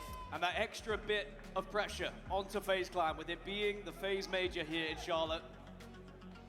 Extra FaZe fans in the crowd. And you're also going up against the biggest fan base that we have in Halo, Optic Gaming. Everything feels like it might be stacked against you, but what a release it will be if you're able to win that Game 5. And you know full well, whichever way this goes, there is going to be a bit of an eruption on that main stage on one of the sides. You already saw it after Game 3. You don't often see Optic Gaming getting up, getting loud. It doesn't always happen. Throughout the elimination bracket, they've been pretty comfortable, gliding through it, beating teams and then just getting up a quick fist bump onto the next one. But I think both of these teams know how important this series is. Renegade, you're breaking! As we move into the World Championship as well at the end of this month, to go in as a grand final team and to get another stab at Shopify Rebellion, because both of these teams will be thinking, you know, I don't feel like we showed our best against Shopify, or we really want a best of 7, or maybe 2 best of 7s against Rebellion as well. There's some of our better game types, but you don't get that chance if you fall here in the elimination final. And you might ask the question, who does this game mean more to? You look at the players on that stage. What does this series mean? Is it Optic Gaming just to get to a grand finals and keep the pressure on Shopify Rebellion? Or is it FaZe Clan? A lot of those players looking for vindication. They were overlooked. They were cast aside. Players left them. Well, another 2 players were dropped. They've come together now. And they're moments away, kills away from a grand finals. Going toe-to-toe with Shopify Rebellion. And for Optic Gaming, what way does the narrative shake out if they lose this series heading into the Worlds? Form is everything sometimes. But sometimes series are bigger than form, bigger than moments. And these 8 players, it's all on the line. Optic Gaming were built to win championships. They weren't built to be knocked out in the elimination final. And whilst still with a World Championship coming up, that's going to be the main focus for everyone. That trophy and the chance at trying to take down Shopify Rebellion is equally as important right now in this current moment. You want to go in with good form. And you can see the fist bumps are out, the players are ready, and it looks like it's that time. For everyone's favorite time when it comes to the HCS, it's a Game 5. It's the elimination finals. It's Optic Gaming versus FaZe Clan. You see Formal doing a little shake off before the fist bumps. Both these teams heading towards the center of the ring. Aquarius is the stage. Opening breaks can be so important. Optic Gaming 0-1 versus FaZe's 2-0 from Charlotte. These map 5s. In these big series, these moments, they don't come around too often, but when they do, it's what players, what teams have the most composure. The shields are up again, the weapons are hot, and we're rolling. Optic Gaming haven't needed Game 5s throughout this tournament. The only one they've seen, yes, they did go down, but FaZe Clan, they've been pushed right to the brink in a couple of these series, but when they've got to that moment, they have shown such incredible resilience to be able to sometimes come back in these Slayers. But Renegade, the man on your screen, boy has he been an X factor for this roster today. And I mentioned it earlier, if he plays anything like he did against SSG with the amount of KD we saw, FaZe Clan might struggle to keep him down. Wow, that stadium's getting loud, bro. Got a little look at Penguin there, but refused to fire his weapon. Didn't want to give away his positioning. Snakebite and Lucid have fallen here. 2-kill game. Penguin's going to drop as well. The slender lead. But it's significant enough. It is now Optic Gaming have map control. And FaZe Clan are between a rock and a hard place. All 4 players over towards this fridge. And if some grenades start flying out of pockets, they could be in some massive trouble It's here. just cool to hear. Penguin's down to no shields. Formal can just bide his time while his teammates do damage elsewhere. Snakebite has his head and his tail tucked up in the corner. And he's hoping and praying that his teammates can do something. Snakebite and Penguin combined. Formal closes the distance. Snakebite gets another kill. 3 dead dropped at gaming. A good hold from FaZe Clan. Better than a good hold, an unbelievable hold from FaZe. We would have seen teams fall, all 4 of them in that scenario, especially against this Optic roster. But to hold, not just backs to a wall, backs to each other, hand in hand to make sure that you can actually get at least 1, but they turned it into 3. Now we're at 9-8. It could have quite easily been like 12-4 had FaZe Clan not had that success. Snakebite remains inside the fridge. But he's not looking for a sweet treat or a snack. He's looking for some kills. They can be best served cold, room temp, or hot. He doesn't care, he'll take them any which way they come. Trippy steps forward, gets taken care of though. Playing a little bit loose, playing a little bit away from his team. He gets picked, he pays the price, he gets punished. Lucid in the base. Penguin does a tick of damage. Bound is aware of the positioning of exactly where Lucid is expected to be. Is he? He cleared his corner, it's like he heard a footstep.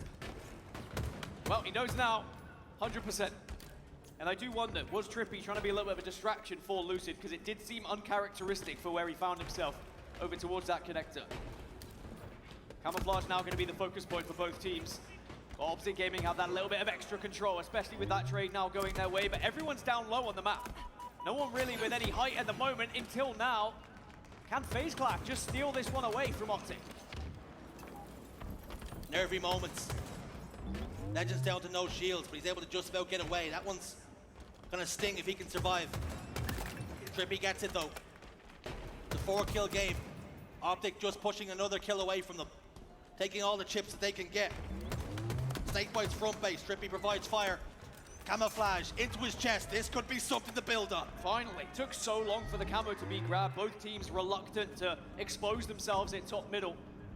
But it is Trippy who's eventually brave enough after the damage he was able to lay down, and now it's very important what he's able to do here. But he spots Optic trying to creep their way out of the base. They get 1, and now FaZe can start to surround them. Here comes the collapse then. Snakebite gets 1, make it 2. Formal still back base. And Lucid gets another. We're dead. What was a 2-kill game has now completely flipped the other way. FaZe Clan holding advantage. Trippy's camouflage should be about to dissipate. He's going to pick up a thruster pack to help him in any 1v1 engagements. Help him just around the corner. Help him to maneuver his hitbox just a touch. Crazy, the grenade man. lands the feet. It gets the kill. It's good for 1. Good timing to get 1. Because it just allowed them to maybe get that little bit of extra pressure just before the camo disappeared. Bounce down to no shield. Renegade also pretty weak. Optic doing something similar to what FaZe did earlier and just holding together, not allowing the push to happen, but FaZe back off. But Snakebite backs off, chased by Legend. It still wins the fight. Penguin engages onto Renegade. Bounce got down as well. And FaZe find themselves on top by 3. Formal tries to get away. He was down to no shield. Trippy was there though.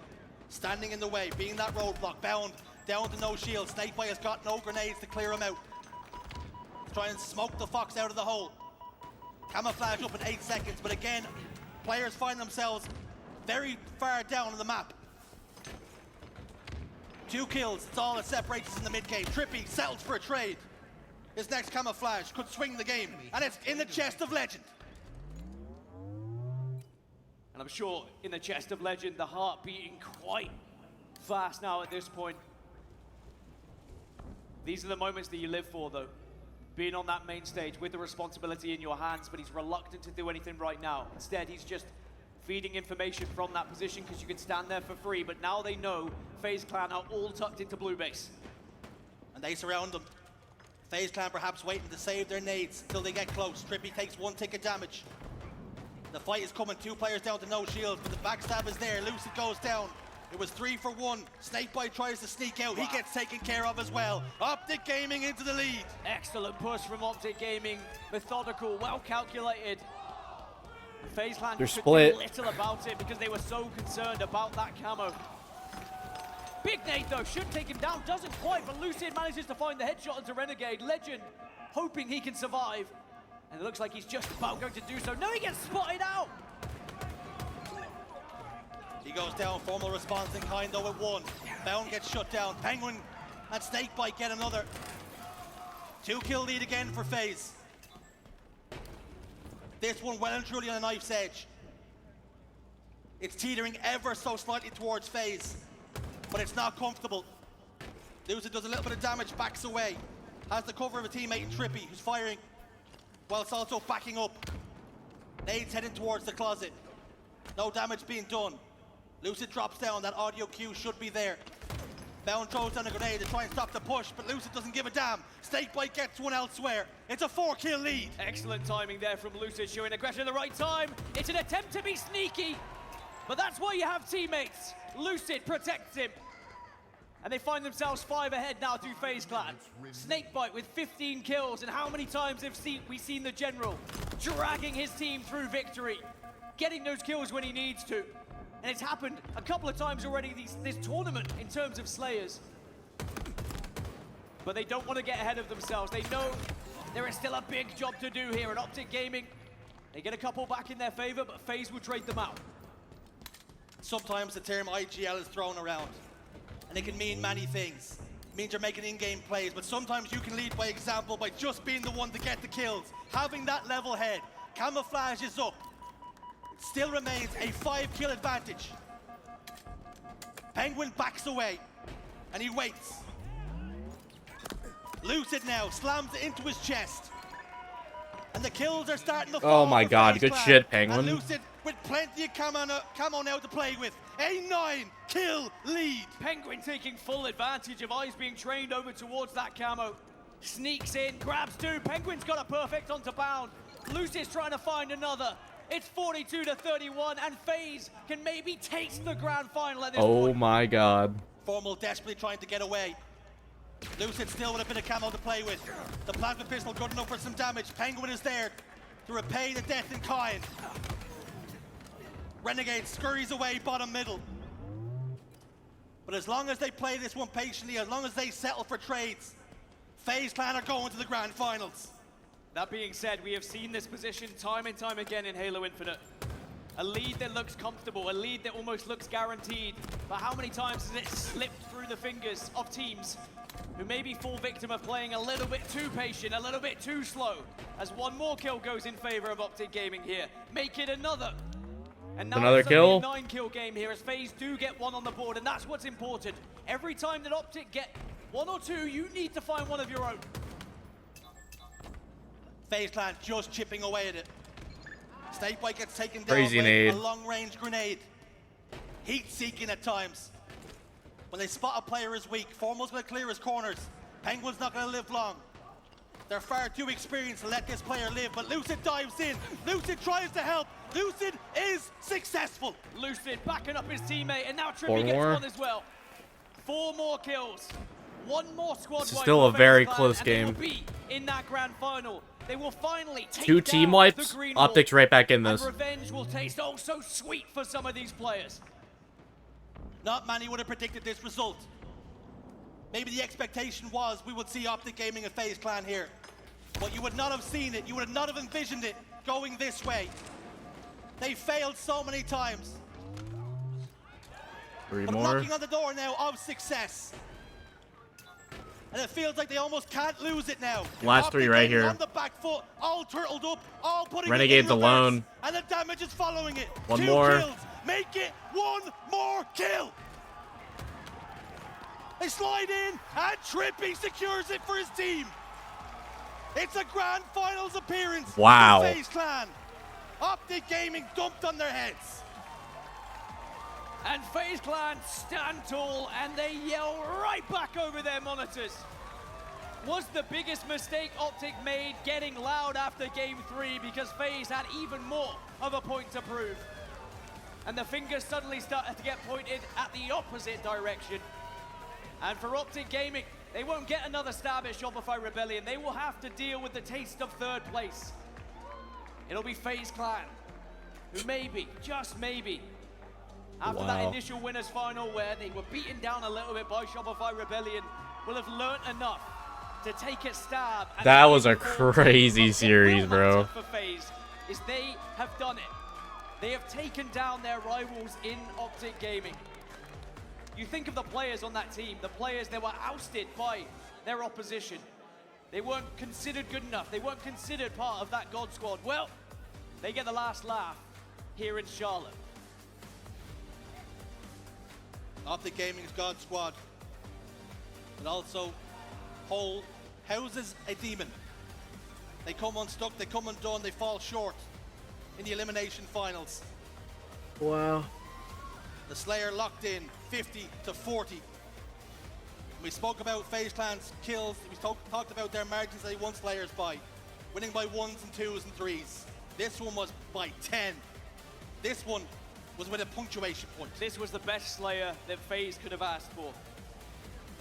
Any other Slayer, and I might have been saying, I don't know how this one's going to go, maybe I'm favoring Optic, but the fact it was Aquarius, not only is it the best for FaZe, but it was one of the worst for Optic. And I think when you kind of take away all the pieces, when you rip away the sniper rifles, when you rip away some of those power weapons that Optic are so good with, and you take it down to a little bit more raw gameplay, there's something that FaZe just tap into. That killer instinct that some of these players have. And the clutch aspect that we've seen time and time again this tournament, it came out yet again for FaZe Clan.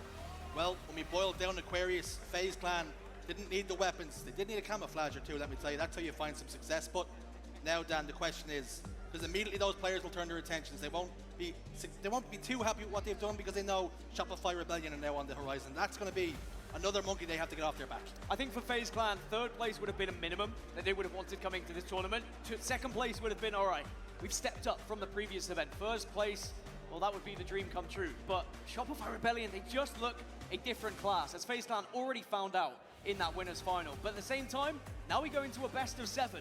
Everything changes here, and there is still hope for FaZe Clan, but Shopify Rebellion definitely the favorite team. I think there's something to be said about, like you said, FaZe Clan have finished 3rd here. It's like, okay, we're exactly where we were last event, but now they've made progression. Some of those mistakes that they were making, some of those errors that were leading to series losses and map losses, they've started to tinker them now. They've started to make those changes. They're starting to evolve, and right in time for championship and world championship season. I mean, the hard work all pays off. The late night VOD review, the scrims, the tireless effort that we've seen from this team that have just been grinding to try and find their way back at the forefront of Halo Infinite. Because you know it's always going to be difficult when you're watching Optic and Shopify Rebellion in that grand final and you are not there. FaZe Clan now, they get the chance, but you don't want to go into this grand final and not give it your all here. So I hope that we see a solid best of 7 from them. Well, Lottie in the desk, we have done what we're required of and what we were contracted to do. This one's done. Over to you to break it down. Very much, lads. I am honestly over the moon for FaZe and of course their fans in the audience. What a series. And I think if you are a fan of Halo Infinite and you're a fan of competitive, this was a series to really remember. Everything was close. Down to the wire, down to decisions, inches, moments, seconds away from either or. Unbelievable.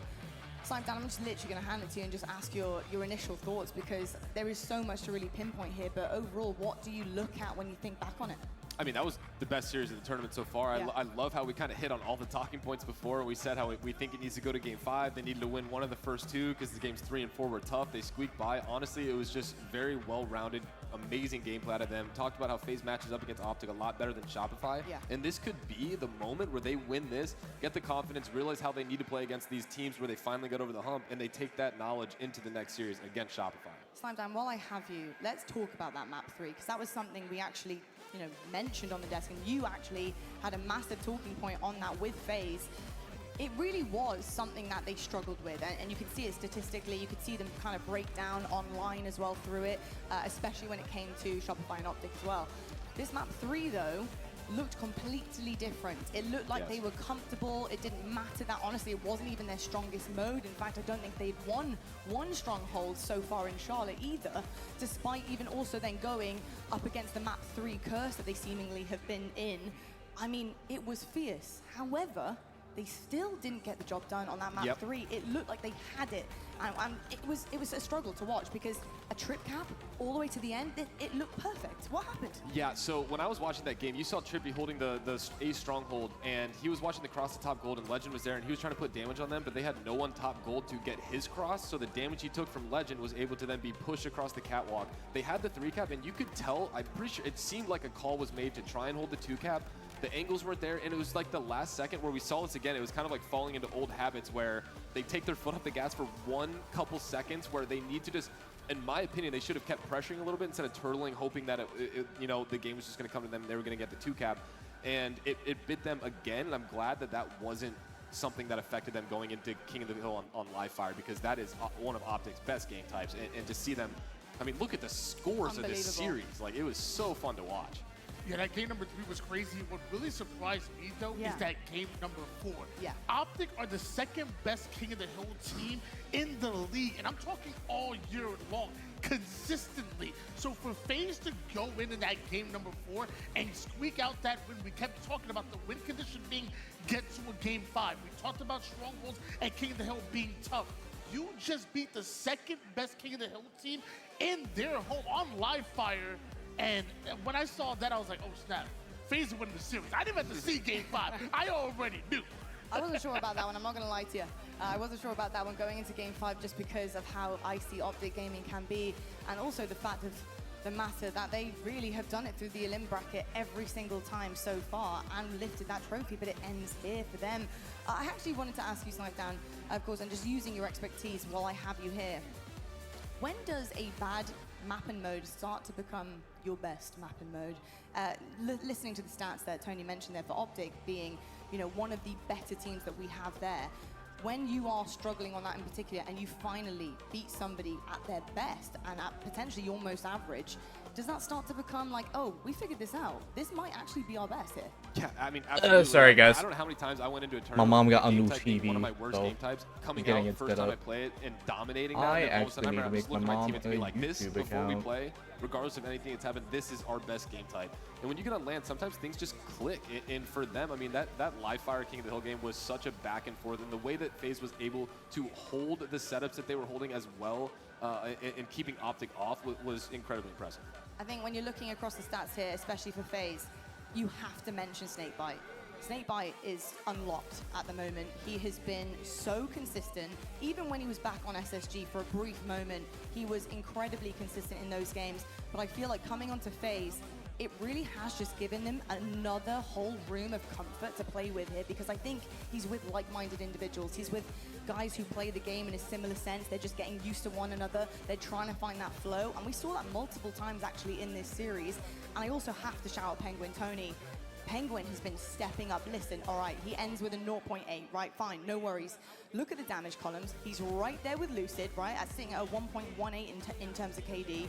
The damage is everything, but Penguin's, the way his brain works, oh my goodness. In these high pressure situations, Tony, talk to me about how imperative that is to actually win a series. Yeah, I hate to look at these stats and like kind of take it away from it a little bit. You know, shout out to Snakebite, shout out to Trippy and Lucid for the KD. But for me, what was the standout was the teamwork from FaZe Clan. Yeah. When you think of Optic Game, you think about them being the ultimate front runners. They're able to find ways to isolate you in 1v1s and 2v1s that always favored them. FaZe combated them by just playing their lives so well and waiting for the team to come. You mentioned Penguin. How many times was he in a back base in a terrible situation, one shot where he's gonna go down and he buys 2 or 3 seconds worth of time for Lucid to get activated in that play, for Trippy to get activated in that play. It's the teamwork and the no man left behind strategy from FaZe Clan that won them that. That was beautifully played. All right, and again, I'll be right back, guys. Optic Gaming that are so good at isolation. Great job by FaZe Clan. I now just realized where he gets his game tag from, Penguin, because he thrives in his icy situations, of course. because that was just unbelievable. Some of the decisions I was seeing from him, but also the rest of the team. I mean, Trippy as well. Just so many moments from every single one of them. That's exactly what you want to see, right? From FaZe leveling up. You could name hundreds on the side of each one of those on the roster. FaZe, GG's, you will continue on into that grand final position. Let's take a look at the bracket right now. We say goodbye to Optic Gaming. They will go out. They were very, very close, but no cigar on that lower bracket run once again. It will be just the two for them, and then they'll head into Worlds, so don't worry, Green Wall. We have another opportunity, and this time will be bigger and better because it's the Worlds trophy. It's the Worlds rings. This is where it counts for the entire season. FaZe 3-2, they finally get over one of their guys that they just couldn't put their finger down on. It was awfully close-minded, but I think this confidence boost is going to be everything that they need to get into this grand final position, and really put on a show for us, because that first map against Shopify, it was great. Don't get me wrong, it was great. The next two wasn't so great. It really was uncomfortable to watch, to be perfectly honest with you. If we could have the same type of confidence and power in map number 1 for the rest of the series, I think we're going to have a really good game on our hands. Snipedown, do you feel like we might see a bracket reset here? Do you think FaZe are capable? I need to see a couple of these games first, because Shopify just seriously really does look like they're a tier above everybody else right now. Even in that series they played against Fan, or FaZe, they 3-0'd them. And besides the first game, it wasn't oddball, it was close, but the other two weren't. And honestly, with this going into a 7-game series, we talk about how deep Shopify's map pool is, that they don't have weak game types. No, and we have talked about a couple of FaZe that, but they have bounced back. They have won a couple of their weak game types. So regardless, I think we're going to see a much better series in this grand finals than we did in the winners bracket finals. You could tell during that matchup, especially when we went to camera afterwards, how much that meant to the FaZe boys. Like, let's be honest, we know some of the drama that went down, some of the words that were said between the former Optic players, and you saw that on the cameras. But I want to see that same level of emotion in the Shopify Rebellion series. If they could go and dig deep and pull that level of gameplay out, I think maybe they contend a little bit better with Shopify Rebellion. Grand finals, it'd be hitting different. Well, it's getting awfully dramatic in here, and the room right now is spinning in red, and that's because your hometown heroes, they're still alive, they're still ready to take on their next foe, and that comes in the form of Shopify Rebellion. We're heading to a break. When we come back, we will have your grand finals set in stone for you on that main stage. 2 best-of-7s to get it done for FaZe, only 1 for Shopify Rebellion. Shopify have done it before. FaZe have never done it yet. But can they? Can they in this big moment? Those are the questions that are asked. Those are the questions that are answered on Championship Sunday. Lifting that trophy at the end of the day means everything to these two teams. Who will come out on top? We'll find out right after this.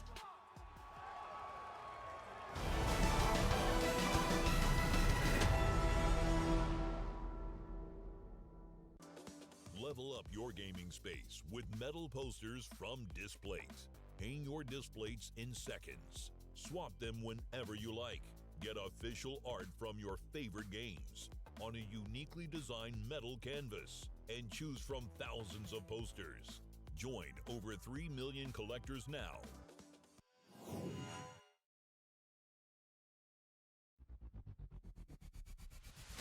Want more Halo action? Subscribe to the Halo Esports channel for official HCS highlights, behind-the-scenes content, and player spotlights that take you closer to the pros.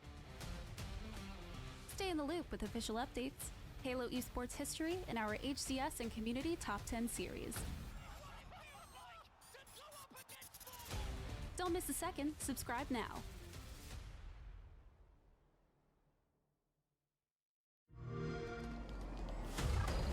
Invasion. Objective incoming. Zone contested. Zone capture. New sites incoming.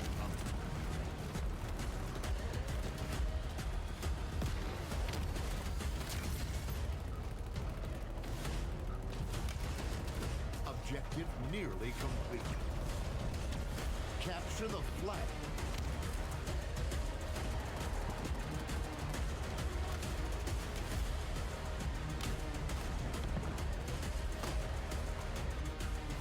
Flag capture.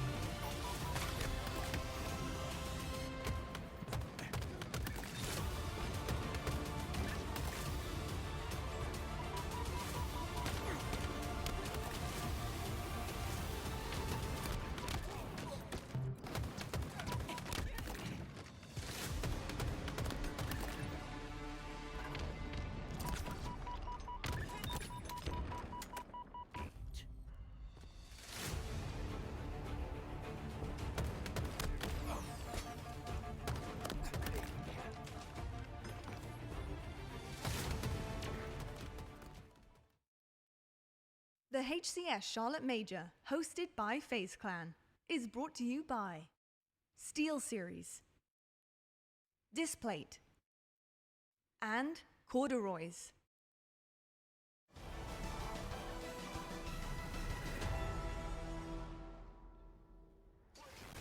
Well, this is the moment we all wait for. When we hear on a weekend at a major, we're here in Charlotte with FaZe. We wait for this trophy to be absolutely taken by the absolute middle of it and thrown into the air with fireworks, you name it, confetti on that main stage, celebrating the 4 very best players that were here this weekend.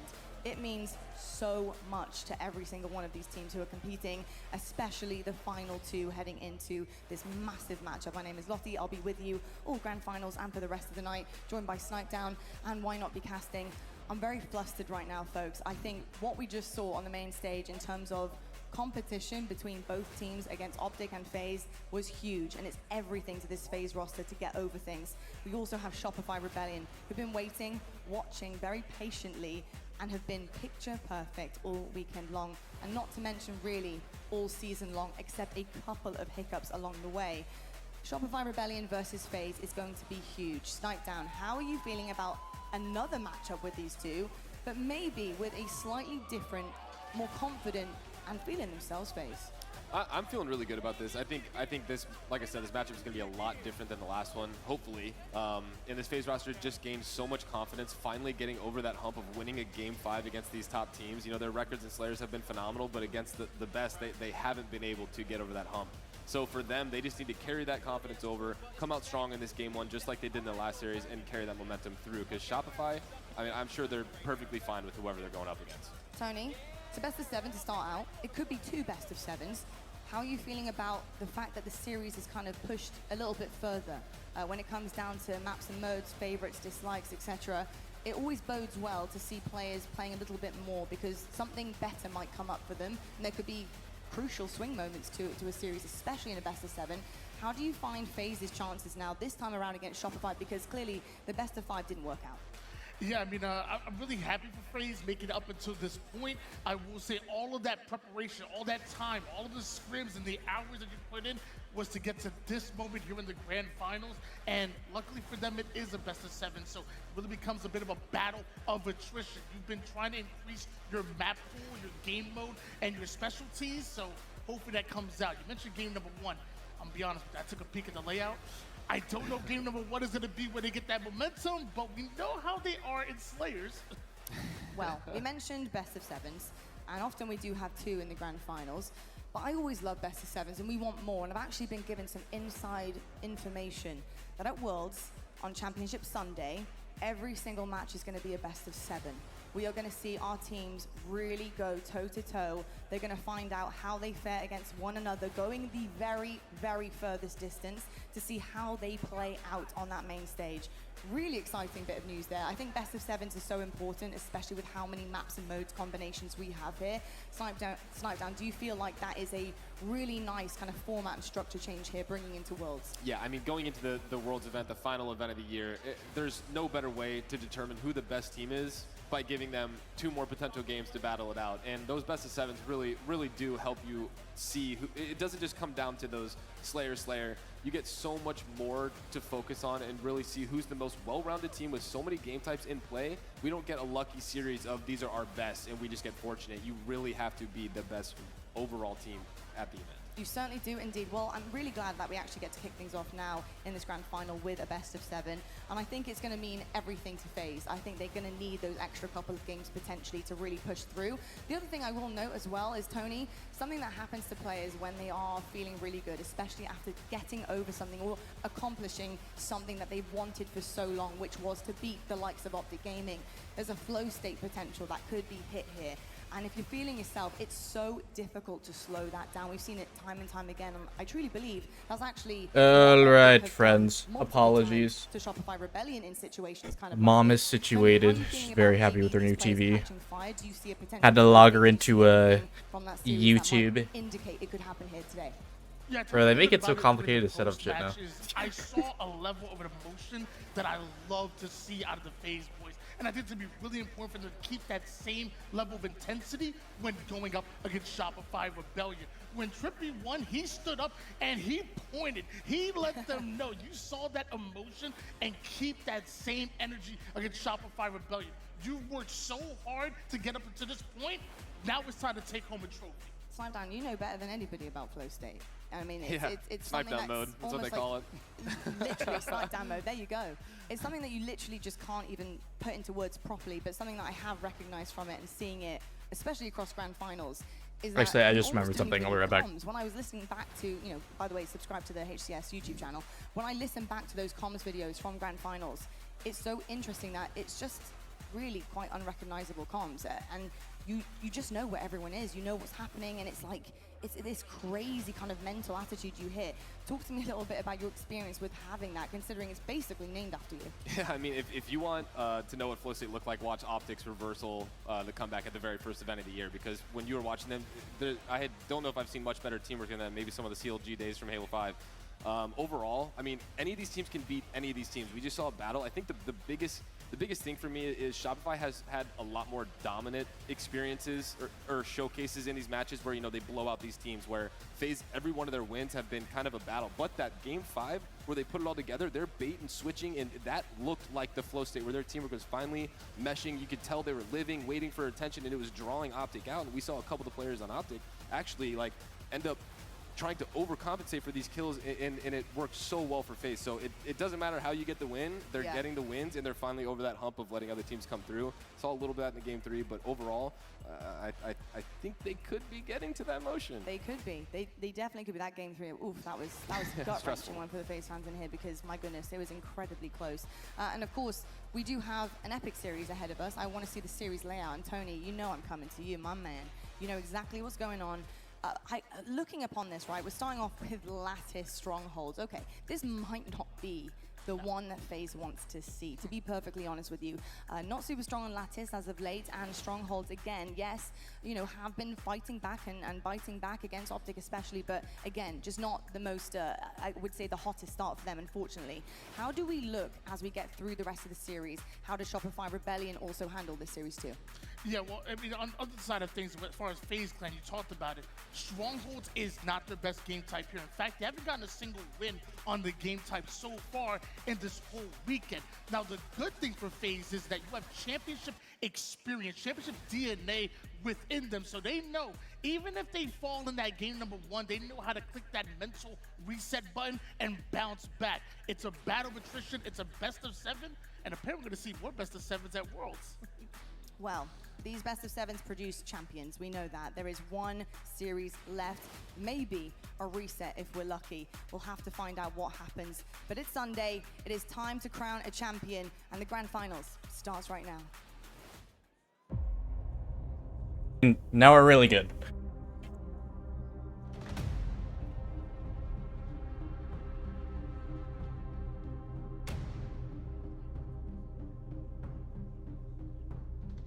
There is a reason this man has won championships, has won world championships. The push, Snakebite gets it. It's a frenzy for Snakebite, but is he going to be enough?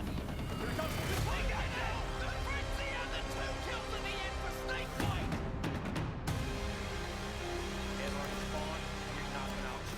Oh!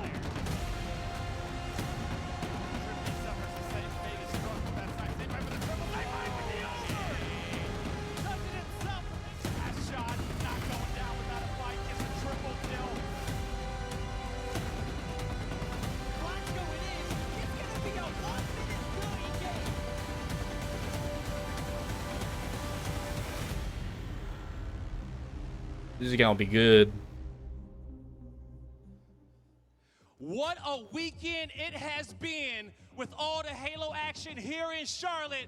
Our squad's coming out here, the best teams on the planet, looking to hoist this trophy and qualify for Worlds. But now only 2 teams remaining here on this epic Sunday to be able to hoist this trophy. But Charlotte, I need to ask y'all, because y'all been amazing all weekend, and everyone at home as well. Are you all ready to get this grand finals going? The first squad coming to the stage. Get ready for them. Here comes the defending champions.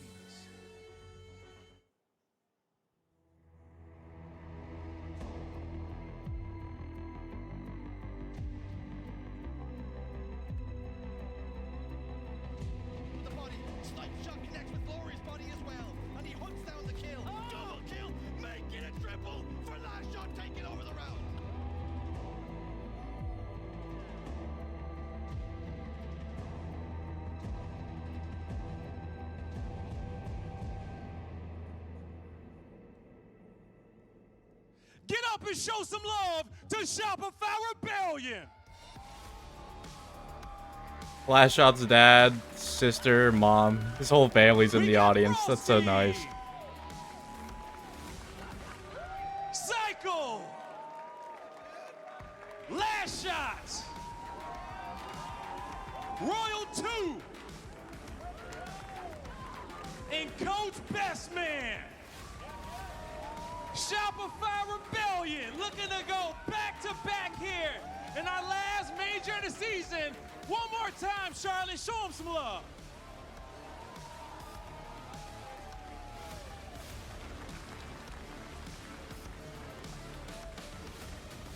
All right. Now, for their opponents, this squad has been catching fire all weekend long. Here to play for the hometown crowd. Get ready, everybody, because here comes FaZe.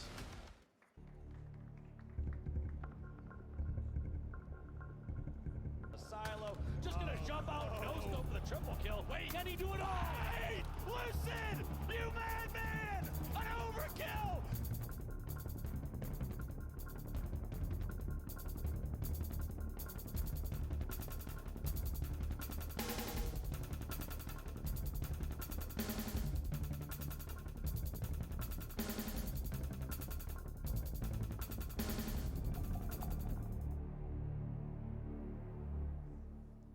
Get ready, the hometown team coming out is FaZe Clan.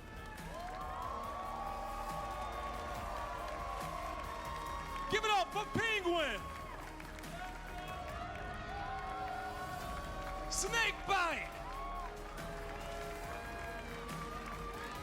Lucid.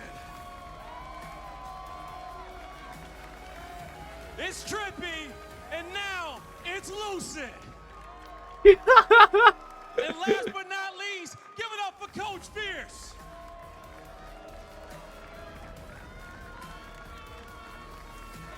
The hometown team ready to do it and get their first win of the season.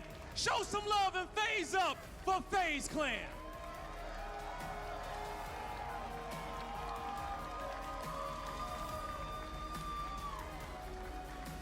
All the munchkins. Players are ready to go. They're warmed up. They've been locked in and ready for this moment all weekend long.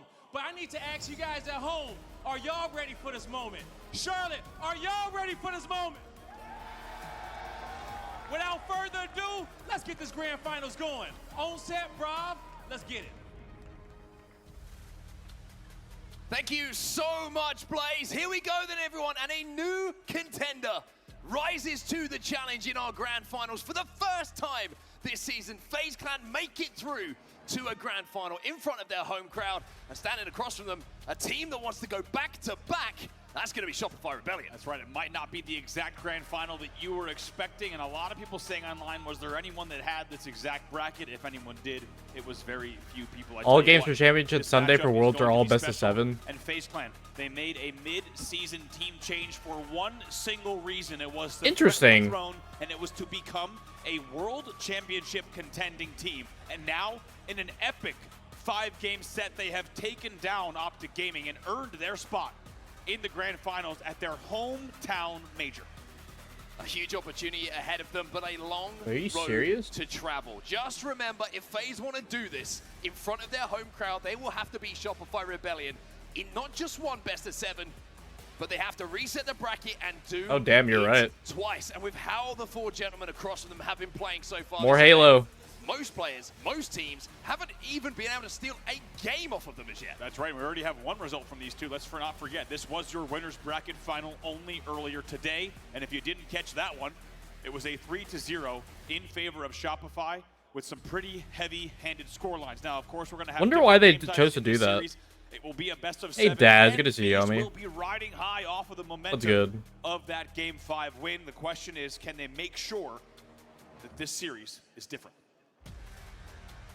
Man on the right-hand side of your screen has had a phenomenal tournament. Snakebite, some of the numbers, some of the clutch moments, some of the iciest moments in those. You're alive, games, I feel in you. those final moments to push FaZe over the line when they've really needed the general most. I Has feel stepped ya. up, and then all of a Finished sudden up the it felt in college that group last meeting. series that I'm so everyone else sorry. just started to rise to the occasion as well. FaZe looking like a unit, and FaZe looking so dangerous as they come into this grand final. Snakebite for me really has been the story of this FaZe roster for the weekend, because I think a lot of people that were watching that Game 5 maybe How's it going? It's going well. Prior matches, the fact that he went so positive in that Game 5. Looking yet again, put the team to And this is an indication of enjoy some good ass where Halo, they've bro. come from and where they are looking to get to, right? This is a step forward for FaZe Clan. You're looking at the finals, you're looking at where they're placed, all of this kind of thing, and just coming up a little bit short a lot of the time, but now they are looking to go for gold, to get that first trophy on board, and there's no better time to do it in front of your home crowd at your own event with just the Halo World Championships waiting before we close out Halo Infinite. So proud of Envy. Yeah, they played really well this It really weekend. will be the determining factor. It's only going to go one of two ways, right? We're going to have Shopify being your defending A champion. lot of these yet again, teams like going into iced the World up, bro. Championship. Breaking through their We limits. might not have the argument that FaZe Clan is a contender to that throne. However, that could be a very different tale if we see big games on the board here for FaZe. They've already made it this far, as we said. Their best performance to date in quite some time, and especially since the team change.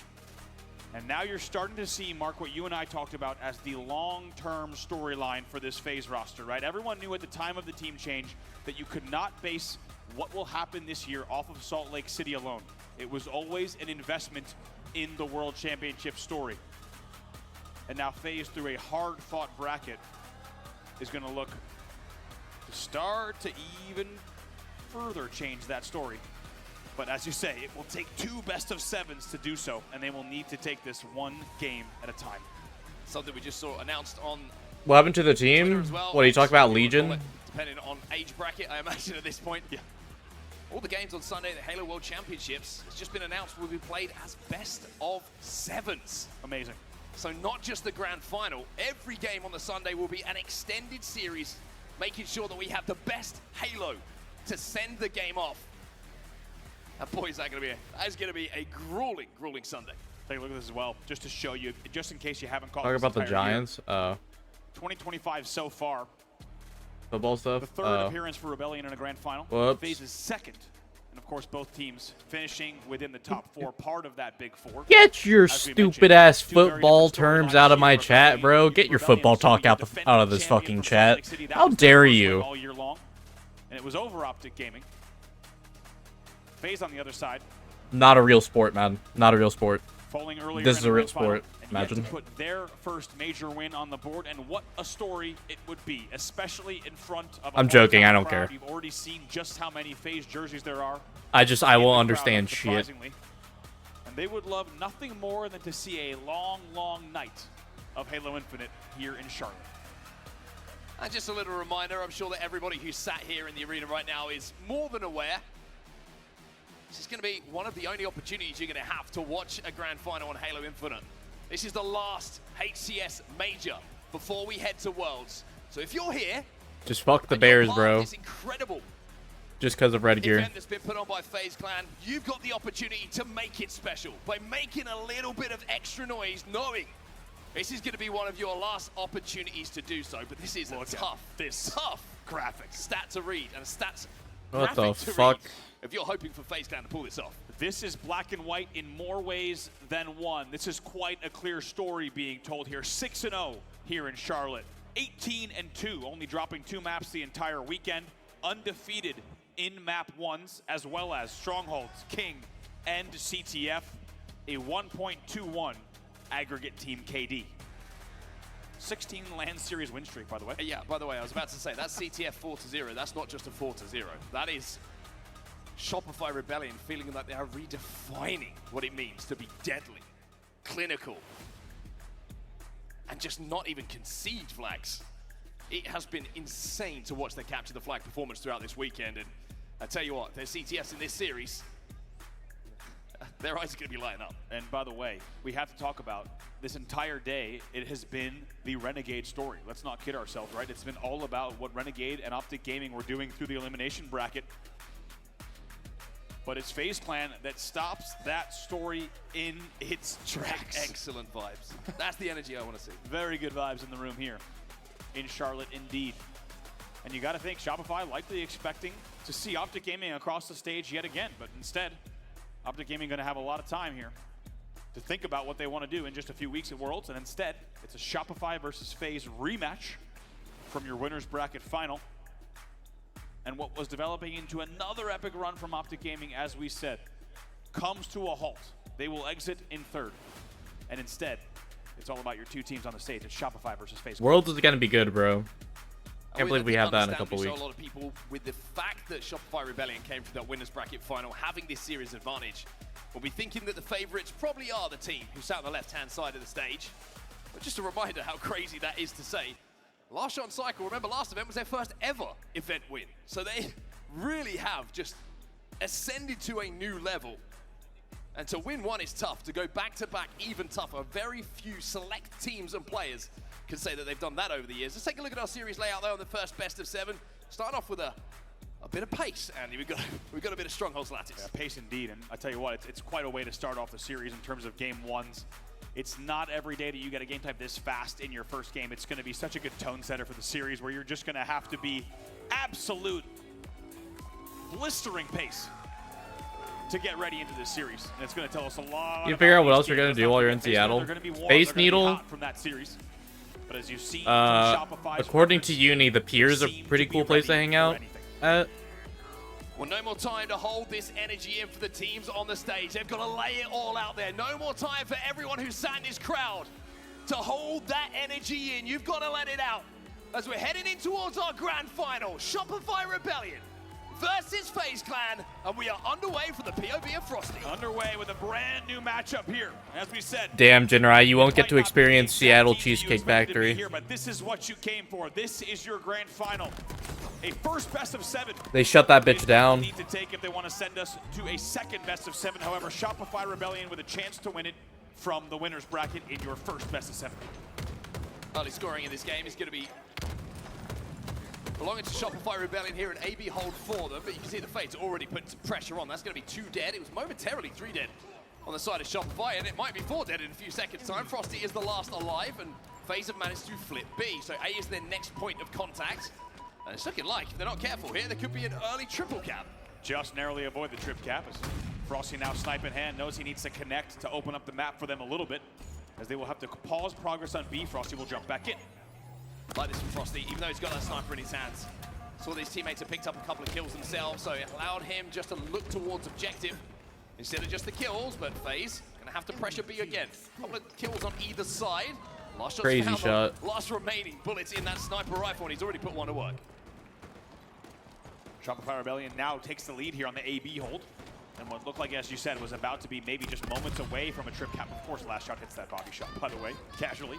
Whips it and rips it. Will connect there. That'll buy them once again a little bit of extra space. They will continue scoring on AB.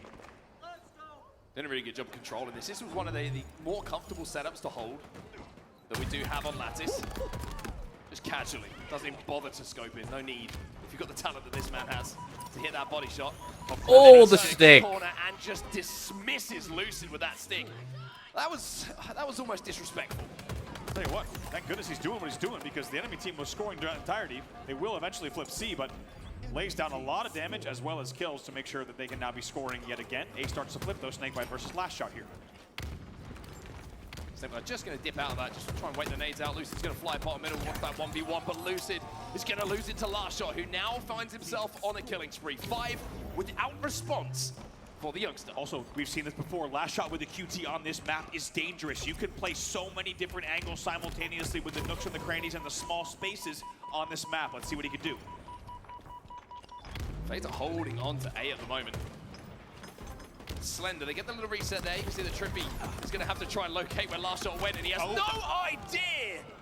That QT is a problem, especially in the hands of last shot. You and I were talking about the QT on this map, like we said, in the hands of Shopify and last shot especially. It feels different on this map, the things you can get away with, and that was a perfect example. Kills being traded out, 2v2 on the map, tied 60-60 off the opening moments. Shopify are going to be able to flip A over. It looks like Snakebite wants to play for this sniper rifle that's just popped, but last shot's going to be challenging him. Probably not a player that you want to be challenging you. A little bit of teamwork, though, is going to take him down. Snakebite's still alive here. Shopify still in control of the scoring, though. 74 points and rising. If they're not careful here, FaZe, the time they're spending obsessing around this power weapon might allow the scoring to get a bit out of hand. 86 points and rising, and scoring is continuing here for Shopify. Losing very good shots. Wow. Doubles back out, wins that, and that was 3 dead for FaZe Clan. Will Shopify continuing to score. They will also cross the 100-point mark. Don't give last shot a second opportunity, as 3 will fall for FaZe. He's going to hit that shot, as you've seen every time, and it is now a trip cap for Shopify Rebellion. 3 dead, trip cap. All the 3s are not the ones you want to see if you're a FaZe fan right now. Last shot still has ammo in this sniper rifle. Look at the cover fire. Now he's got the confidence to move in based off of the damage his teammates were outputting last shot. And the rest of Shopify playing so beautifully at the moment. Anything that looks close to his reticle he's hitting. It's amazing to watch last shot, an entire Shopify roster play this game type.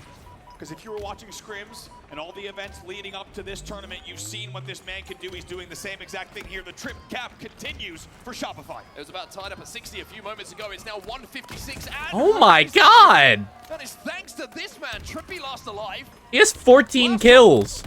Leading him a merry dance there and still connects with a beatdown. But the score, look at that score, 178 and rising now. FaZe cannot get Bro, I just looked over. It was at 80 points. What happened? Staggered spawns again. It will still be 2 dead, 3 dead for FaZe yet again. This is devastating. It's starting to get a bit ugly here for FaZe. A really ropey few minutes, and it's been the brilliance of Shopify Rebellion. They really haven't had an answer to. By the way, last shot is 15 and 5. I was talking to Best Man, and he agrees. I was like, I'm pretty sure you guys might be the best of this game type, and he thinks as well. Any map on Lattice, they seem to be playing at a different clip. They understand the ways that you can get across this map and support one another, and it helps when you have last shot, as we saw, just hitting every single body shot, if not a headshot around the map. And they're already at 222 points on the board. Enemy team nearing victory. 2 dead for Shopify, but 2 dead for FaZe on the other side. So numbers are equal, scoring still in the hands of Shopify Rebellion. AB is their hold, 133 and rising. FaZe needs to step inside a couple of strongholds very soon, or this game is going to be over. It looks like FaZe are actually going to make a play for both. They flip A, Trippy does a good job to stay alive. Snakebite's going to be alongside him to help support and keep his teammate there. The reset on B has come in from Shopify. And now with Royal 2 stepping back into A, he wants to take this back off FaZe, having seen them work so hard to get it back in their control. Royal 2 does so well there. The angle selection, the avoiding of the nades, finally he's taken down, but they will put even more on the board. Still scoring an A, and last shot gets the reshot. 4 dead on FaZe Clan. We're into the home straight here. Shopify Rebellion still in control of the stronghold, still in control of scoring. Even though there's desperate plays from FaZe to just jump in any stronghold that they can to try and slow this scoring down, you feel like it really is a matter of time here before we're calling the end of game 1. However, FaZe got a triple cap for now. Penguin, unable to stay alive there, might have been an even different story, but as you say, they have left what is presumably too little, too late, as they trail by an enormous margin, and C will flip as well. The one thing that they forgot about. Killed 3, had a triple cap, did not see Frosty get away with that snipe. What happens? Trippy has to call it out to his teammates as he's hitting the back of the skull. Trippy will find 2 though, and Alright, can they hold this? Even though it's only 4 points for Shopify to win this triple cap is starting to hurt. Back-to-back 3 deads. And even though you can see from the POV of Frosty, he's been alive for quite Last some shot's time still with the dead. sniper rifle. Hasn't really been able to do too much with it. All right, and hey, not over just yet. This would be something, folks. We're not going to start to get too excited. We'll see if they can continue slaying for what will need to be at least 2 to 3 more slays to tie this game. And right now, C's starting to be flipped as well. There's no room for error for FaZe Clan, but they've just put about 80 points on the board. Yeah, they've 3, 4 deads in a row. Only Frosty, the sole survivor in all of those. A killing spree here for Snakebite. Surprise, surprise. YFA is trying to get back into this, and how? Because this man's starting to heat up. A is being flipped, though, by Shopify Rebellion, but Can't die. has a 1v1 with an ex-teammate, a longtime friend, to see if C will be flipped, and FaZe will continue to score. I felt like the appropriate result to that 1v1. Of course they traded. Still B and C for FaZe Clan. B now being flipped. Shopify going for it. They need to be careful here, FaZe. Big shot, though, from Frosty. But Trippy and Penguin win their fights. Oh, my word. Lucy wants to keep this triple cap going. I tell you what, FaZe will not say die. They are back into this game, and even though they've only got 1 mistake in them, they are giving it everything here. It was 3 dead for FaZe, though. It was 3 dead and a staggered 4 dead. This likely will be an A-B grab for Shopify. A gets flipped. B gets converted as well. The points will tick up. Penguin will slide in. He gets taken down. And 250 points finally is on the board for Shopify Rebellion. Lattice belongs to them. And Last shot is unfazed, bro. Once again, it feels like a story of too little too late for FaZe Clan because they were able to put together a fantastic 150-point run there on the trip cap. Not easy to do against anyone, let alone Shopify Rebellion. But Shopify to be comfortably sat at 246 and only Hey Soul, how you doing, homie? felt like the 4th or 5th push to close out the game. They really played the early game so strong. They'll win with a final score of 250 to 184. Last shot, most kills in the game, least deaths in the game, most assists in the game. He is a machine.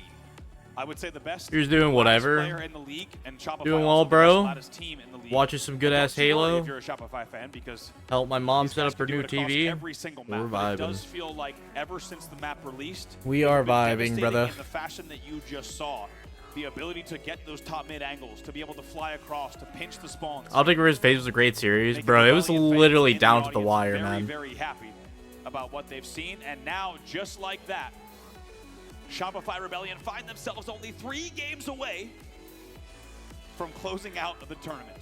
And they will be ticking it off game by game. Game 1, tick, done, 1 in the bank. 3 more to go, like you quite rightly say, to call themselves champions here. For FaZe, though, it's interesting because they have been through the wars today, right? They have had to fight and scrap and claw. Yeah, I feel like Bound's been a little bit quiet this tourney in general. And I think it's not going to phase them too much here. Excuse the pun. I was going to say. It's excused. Look at this, though. I mean, also, I think you brought it up, Mark, and it's such a great point. Cycle and I don't know what the hell Renegade's been on, though. Last event.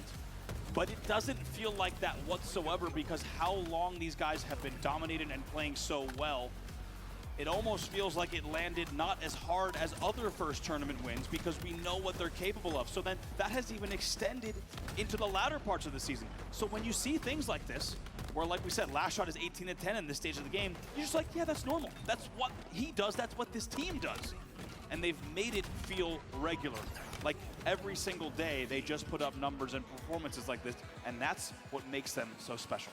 I think it's a fascinating point that you raised there about last shot and cycle, right? It's not many players throughout Halo history that you're just expecting to win an event at some point. You're just waiting for the moment. It's not if, it's like when, and then how many.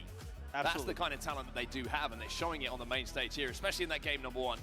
But game number 2 is going to be Slayer live fire here. We do have a sniper rifle in play top middle again, so if you enjoy a little bit of sniper rifle action, well, you could be in for a good time. Camo, of course, going to be a huge influence on which way this game swings, and for FaZe, it's going to have to be them relying on Slayers again if they want to get back into this series.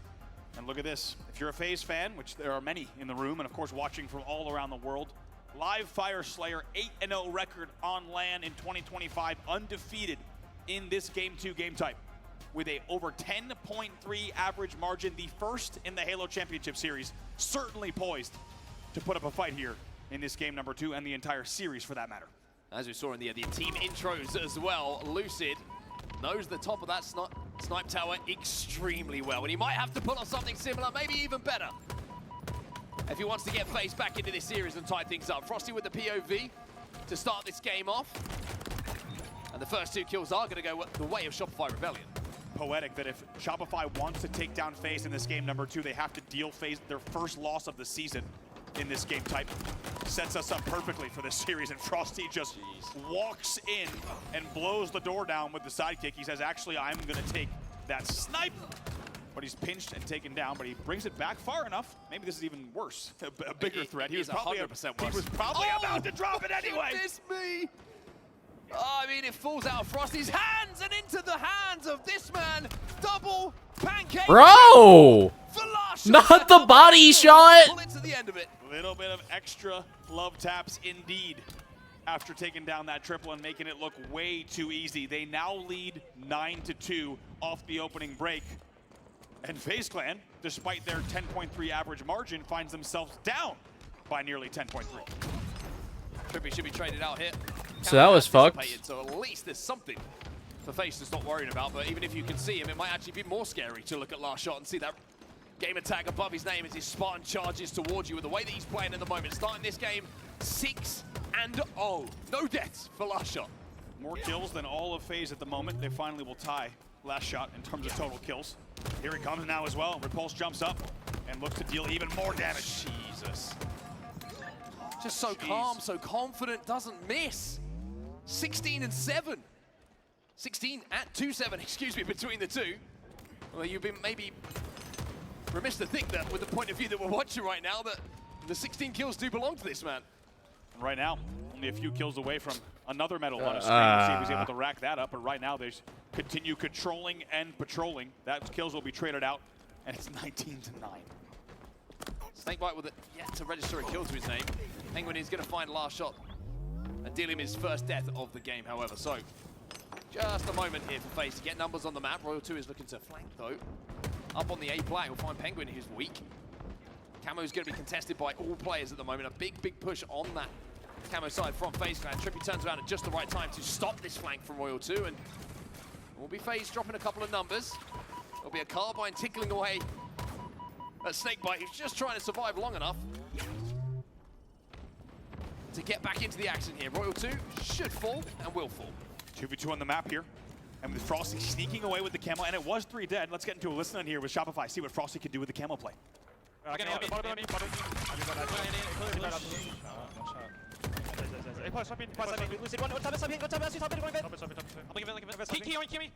Another one white.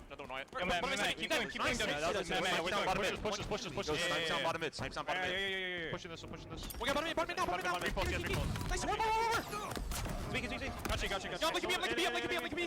Hard to say, Soul. This was a very different game competitively compared to now.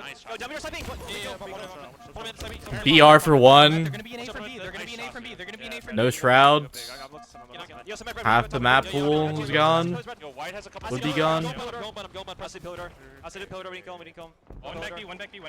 A lot of these movement tricks, dude, were not discovered until like last year or two.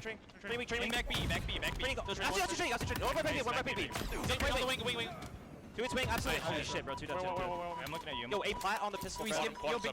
I think part of what makes this roster so special is they've had the time to practice like all of this over the course of 4 years. Last 2 would be.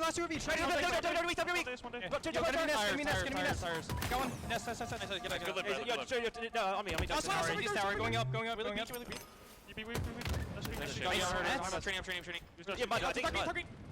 Yo, camo 30. Dude, this isn't even close.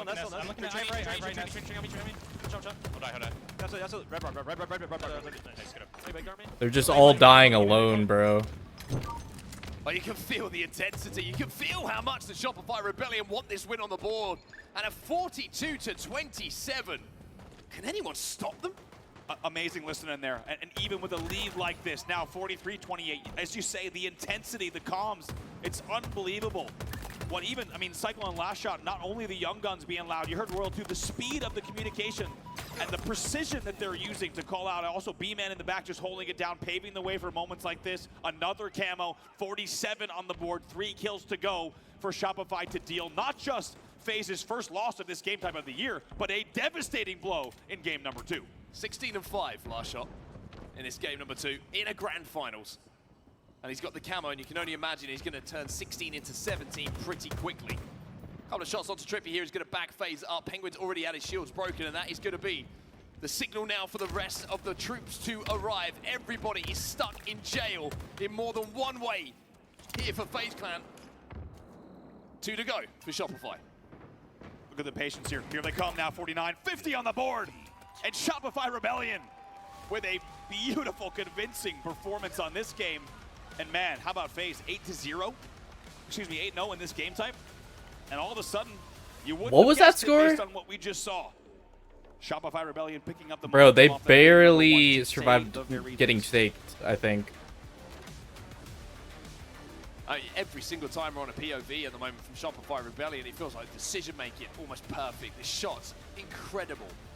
The communication, unbelievable. Yeah, they almost got staked, bro. As well, is something They to were 2 highlight. kills off of getting Everyone is staked. playing for each other. The great indication of that as we take a look at some of these stats. That play bottom middle, I think it was Royal 2 who has no shields.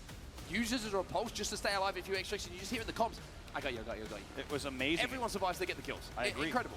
By the way, last shot, 18-5. Already a household name, of course, in this scene, but reminding everyone the type of trajectory that he's on. About 24 months ago, a player who many had not even heard of. And now a name that you will be unable to ignore, because in a grand final, in the last major of the year, going over triple positive in a game number 2. And I couldn't agree more. I think what you talked about, we had just gotten into the listen-in. As we'll take a look at some highlights in just a second. It was amazing to listen to. You heard B-Man calling snipe down bottom mid. Everyone going, yeah, drop down. And not only did Royal 2 drop down to get the snipe, he had help from Dummy Door, he had help from Key Door, so that when he gets down there and there's a rat tunnel push, he has so much help. He repulses, they're able to nade a rat tunnel, they kill the last player as well, and they keep Snipe alive. And what a start it was as well from Shopify Rebellion. This triple kill after the performance in game number 1. When you're shooting bodies in game 2, normally we would both be like, oh, just be a little bit careful here, there's a long series to go. But with the way that game 1 and 2 have gone so far, and the dominance been shown by Shopify Rebellion, you kind of like, I'm not even going to question it. It's probably the first time that you and I have seen someone shooting bodies in a grand final and not been like, ooh. I think instead it's like, well, if you're going 18-5, you probably are allowed to do that. Yeah, I mean, you've got every right to do it. So Shopify Rebellion, 50-32 in game number 2. The intensity on your screen right now kind of matched the comms of really Shopify when we went to the listening. And like you said, the checkbox of games to call yourself champions, 2 now. Check. Done. The wall so far painted black by Shopify Rebellion with 2 large margin victories. Yeah, that guy is, he's enjoying himself. And how about, does that tell you a lot about this team or what? That FaZe Clan comes into that game type undefeated, but it feels like Shopify Rebellion playing a little bit of Final Boss here with saying, hey, well, you haven't played us in that game type 2 recently, so let's go ahead and run this one back. Dominates them 50-32. Speaking of Final Boss, I want to give a huge shout out.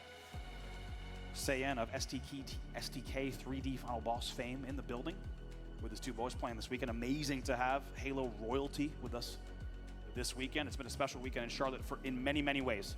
And Shopify looking to make it a special one for them with what would be their second.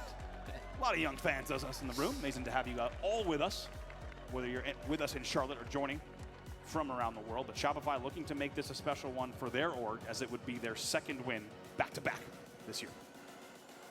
So what for FaZe Clan now? That's the big question. How do you find something, some resilience and just a game on the board? Because it has looked like both the teams in that game number 1 and game number 2 have just been a gulf apart. I mean, I could sit here and say it's been closer and try and tell you it has, but I think everybody's got their own eyes and can see how those first 2 games have gone.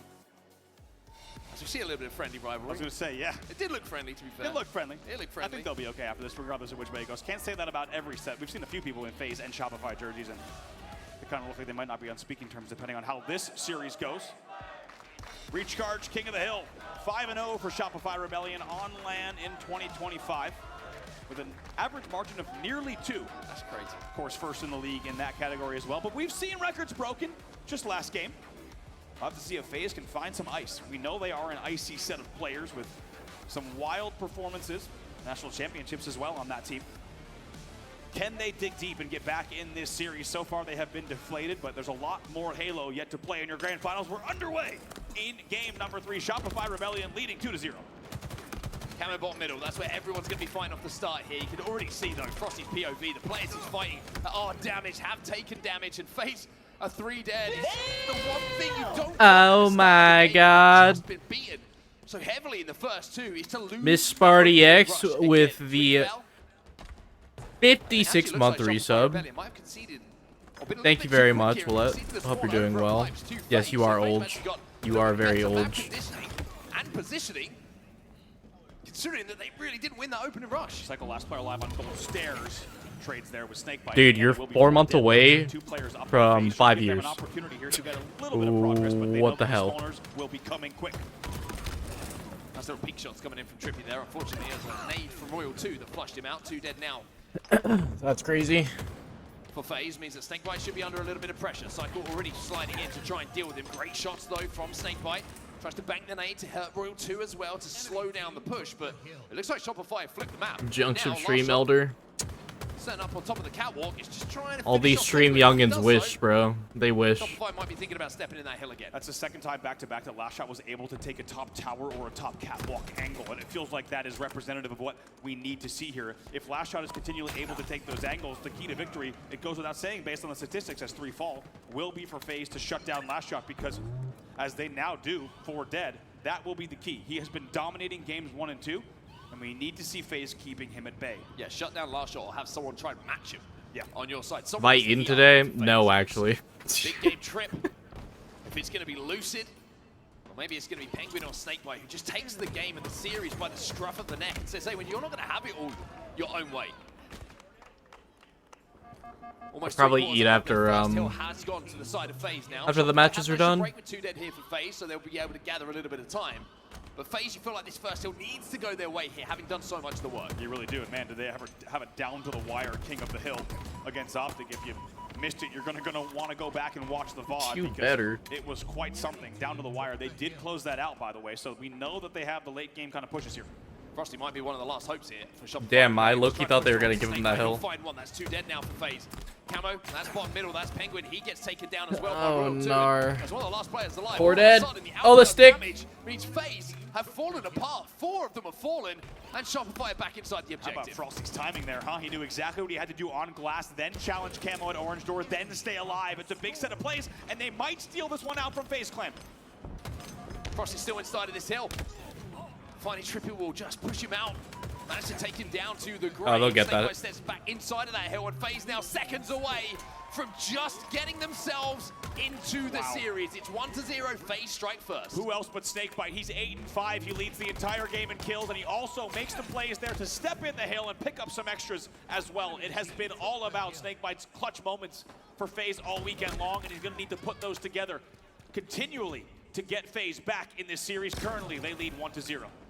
Just a little bit of a difference in the slays you can see between the two teams. FaZe have managed to match Shopify Rebellion in the opening gambit of this game.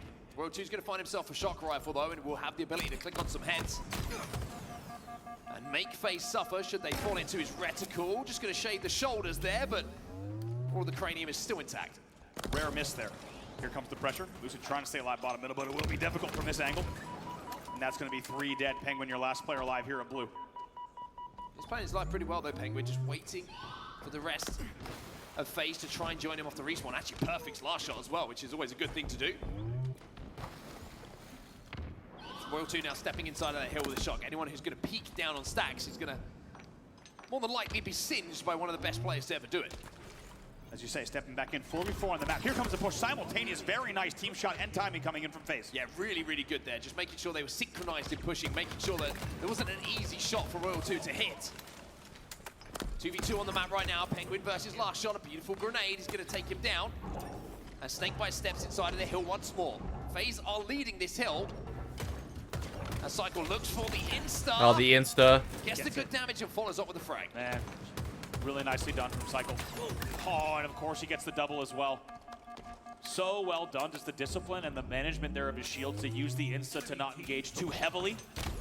Bottom blue, but he gets absolutely nuked in the end. Trippy will fly in and waste no time to make sure he gets that kill. It's a 3v3 for a moment. Just checking out the stats as we see a little bit of a rumble outside of the hill. Shopify Rebellion look like they're winning this team fight, and Camo will go into the hands of Frosty. Snakebite 9 and 8 in the game. Trippy 10 and 7 leading the way for FaZe in slays. On the other side of things, it's kind of even across the board. Nobody having outstanding games for Shopify Rebellion, but everybody solid. This is a big moment here with this Camo. It's a 3v3, and take a look. Shopify about to take this hill. Let's see if they can close it out. The Camo should really help them do it, but Frosty's going to slow play it. 2v2. Snakebite's going to peek in front of Hill. Cycle is there. They try and help him out. Shroud going down as well, helping Frosty just to survive a few seconds longer, and by surviving a few seconds longer, it will now be a tied game. Shopify get the second hill on the board as we move towards the turbine. How about the timing there once again from Frosty? To know not to step in right away. Instead, use the chaos on stacks as well as the Shroud to ensure that he had the right angles and the cover to close that out. We're now tied 1-1. And you know that Frosty's feeling it when the eyebrows start moving in the player cam. It means he's locked in. He is trying everything he can to drag Shopify Rebellion back into this game number 3. 1 minute 51 still left on the game clock. Plenty of time for these teams. to establish a lead. Nobody needs to force anything as yet. It's Frosty. He's going to have to hold off the advances of Lucid. Let's just pick him off. Another player, Snake going to be down on the bottom elevator, taking a little bit of damage. But Trippy picking up a kill elsewhere means that Frosty's just trying to survive. Ooh, really nicely done here from Frosty. Dealing so much damage and staying alive. The priority, as you see, is just holding down top elevator. God. And might no, this as well. Reversal on Penguin. Oh, that Ouch. cannot happen if you're Penguin. In that situation, My brother just bought me Frosty these. takes him for a walk. Perfect timing. I have not had my caffeine today. Especially when you're down 2-0 in the series. Frosty has no right to be alive. There's also has no right to be dealing also 50% damage on Penguin, who has already spawned yet again. Has his number at the moment, and they have 50% progress on hill number 3. Confidence in the POV you're watching right now is quite astounding. Frosty now going to find a shot. Where's food, though? Completely full of ammo as well. Penguin Downstairs. does get an element of revenge. But Royal 2 is going to make sure that that is short-lived. All tied up almost on this hill. The Shopify are starting just to advance halfway past the capture point. FaZe are 4 dead though, and this might be a chance for Last Shot and the rest of Shopify Rebellion to really put the squeeze on a FaZe on the Swarm. Last Shot knows he needs to stay alive, or at least deal as much damage as he can for these spawners. Here comes the pinch. Good damage from Last Shot again. Snakebite, equal good damage. Peak shots won by Snakebite. And now we have Peak Shot battle Mark 2. The only problem is Cycle's got a camo. And FaZe Clan find themselves 3, make that 4 dead. Cycle says, I'll stand in the hill. And this now, as you say, with the timing, it's essentially going to be 2 staggered spawns followed by the final staggered spawn from Lucid, and they might even just close it out right here on this hold. Desperate grenades coming in, looking for instant splash damage from FaZe. But with Cycle inside of the hill and that camo, making it so difficult to flush him out. It's going to be 2-1. Shopify Rebellion have turned this game on its head. They really have 3 dead yet again. Lucid is your last player alive yet again. And off the cap, they also are continuing control. Most importantly, it's 27 seconds left on the game clock. Of course, Shopify will play time here. Time just slipping through the fingers for FaZe to make something happen here. I think of all hills, you look at the bottom mid being the most difficult to capture, but this one you've got to step into the open. There's so many lines of sight, so that time is going to tick down, and even if FaZe get close to it, you would expect Shopify to be able to get those lines of sight, and the battle rifle in the They hands of Frosty cannot get out of should this be able hill. to deal enough damage from Rage to keep FaZe away. The way that they're cleaning up these kills is remarkable. The assists have been fantastic. The team. No, that's so good. GG's. 6 seconds left. They're 3 A dead. little bit of a Geronimo into the tower from Frosty with this grapple. GG. And that will close it out here. Shopify Rebellion win game number 3 and are 1 game away from being your champions. And it feels like even though in-game they're dominant, every time we cut to that post-match player cam, cool, calm, and collected. Bro, As we said, FaZe it's has got a another day reverse at the sweep, office of dude, just Shopify to force a Rebellion. reset. It's not looking great. It just feels like every time they're pressed, and even if they find themselves 3 or 4 dead, It's not they looking don't good, make a man. mistake. They get the opening damage, they convert, they get the power-ups, the power weapons, and it has just been dominant, even though we saw FaZe take the first hill. Take a look at some of these stats yet again. This time it's Frosty and Cycle as well as Royal 2, 18, 18, 17 apiece. And big, as I said, look at the assists. Yeah, the that's what I was assist gonna highlight. column, you could tell watching the gameplay alone. I think everyone who's watched enough Halo, played enough Halo, you could feel it. Every time someone was dealt damage on glass, guess what? Someone was coming up gold stairs. They were there for each other. It's fascinating to highlight that as well. Like you say there, one thing I love about Rebellion is if you're first into the fight, it looks like there's a clear rule sometimes. Two shots, turn and fight someone else. Try and help a teammate. If you get the information that you're with someone, they've done some damage, there is no second guessing. Yep. That play will immediately fly in to counteract that damage and turn damage into kill. They are so trusting in each other, not just in the comms, but the ability to finish off some of those kills that are being started. It's honestly, it's poetry. I'd be lying if I said And it's also remarkable to watch that actually I think they several can times reverse sweep. Frosty POV. They've What been they're so able to do dominant, is bro. They're not only dealing damage when the opportunity presents itself, they're hitting drop slides. Rebellion across has just the been and so just dominant. ding a player in long haul, and then only if the opportunity is there, a player will go finish. They're getting what feels like 3 extra bits of damage, maybe 50 extra damage here, 50 extra damage there, and it paints this canvas on the map of available opportunities. And guess what? With the way that they can move around the map on a high percentage kind of basis, those kills are cleaned up. and they're always converting on percentage plays, right? They're only going if the right amount of damage was done, and it won't be a trade, or if they need to trade, they will. But it just feels like they're dealing extra All right, damage I around get to the sleep map. in tomorrow. This is the way for them to win games in the fashion that they are winning.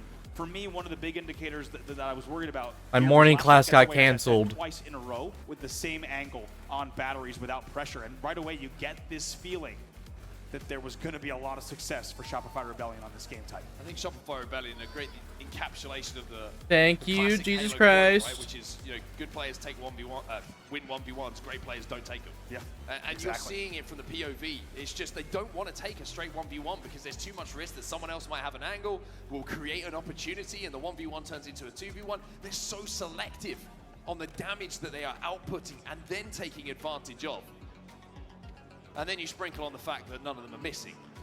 It's pretty difficult to come up with a recipe to match what we're seeing from Shopify Rebellion right now. It really is, and you can tell.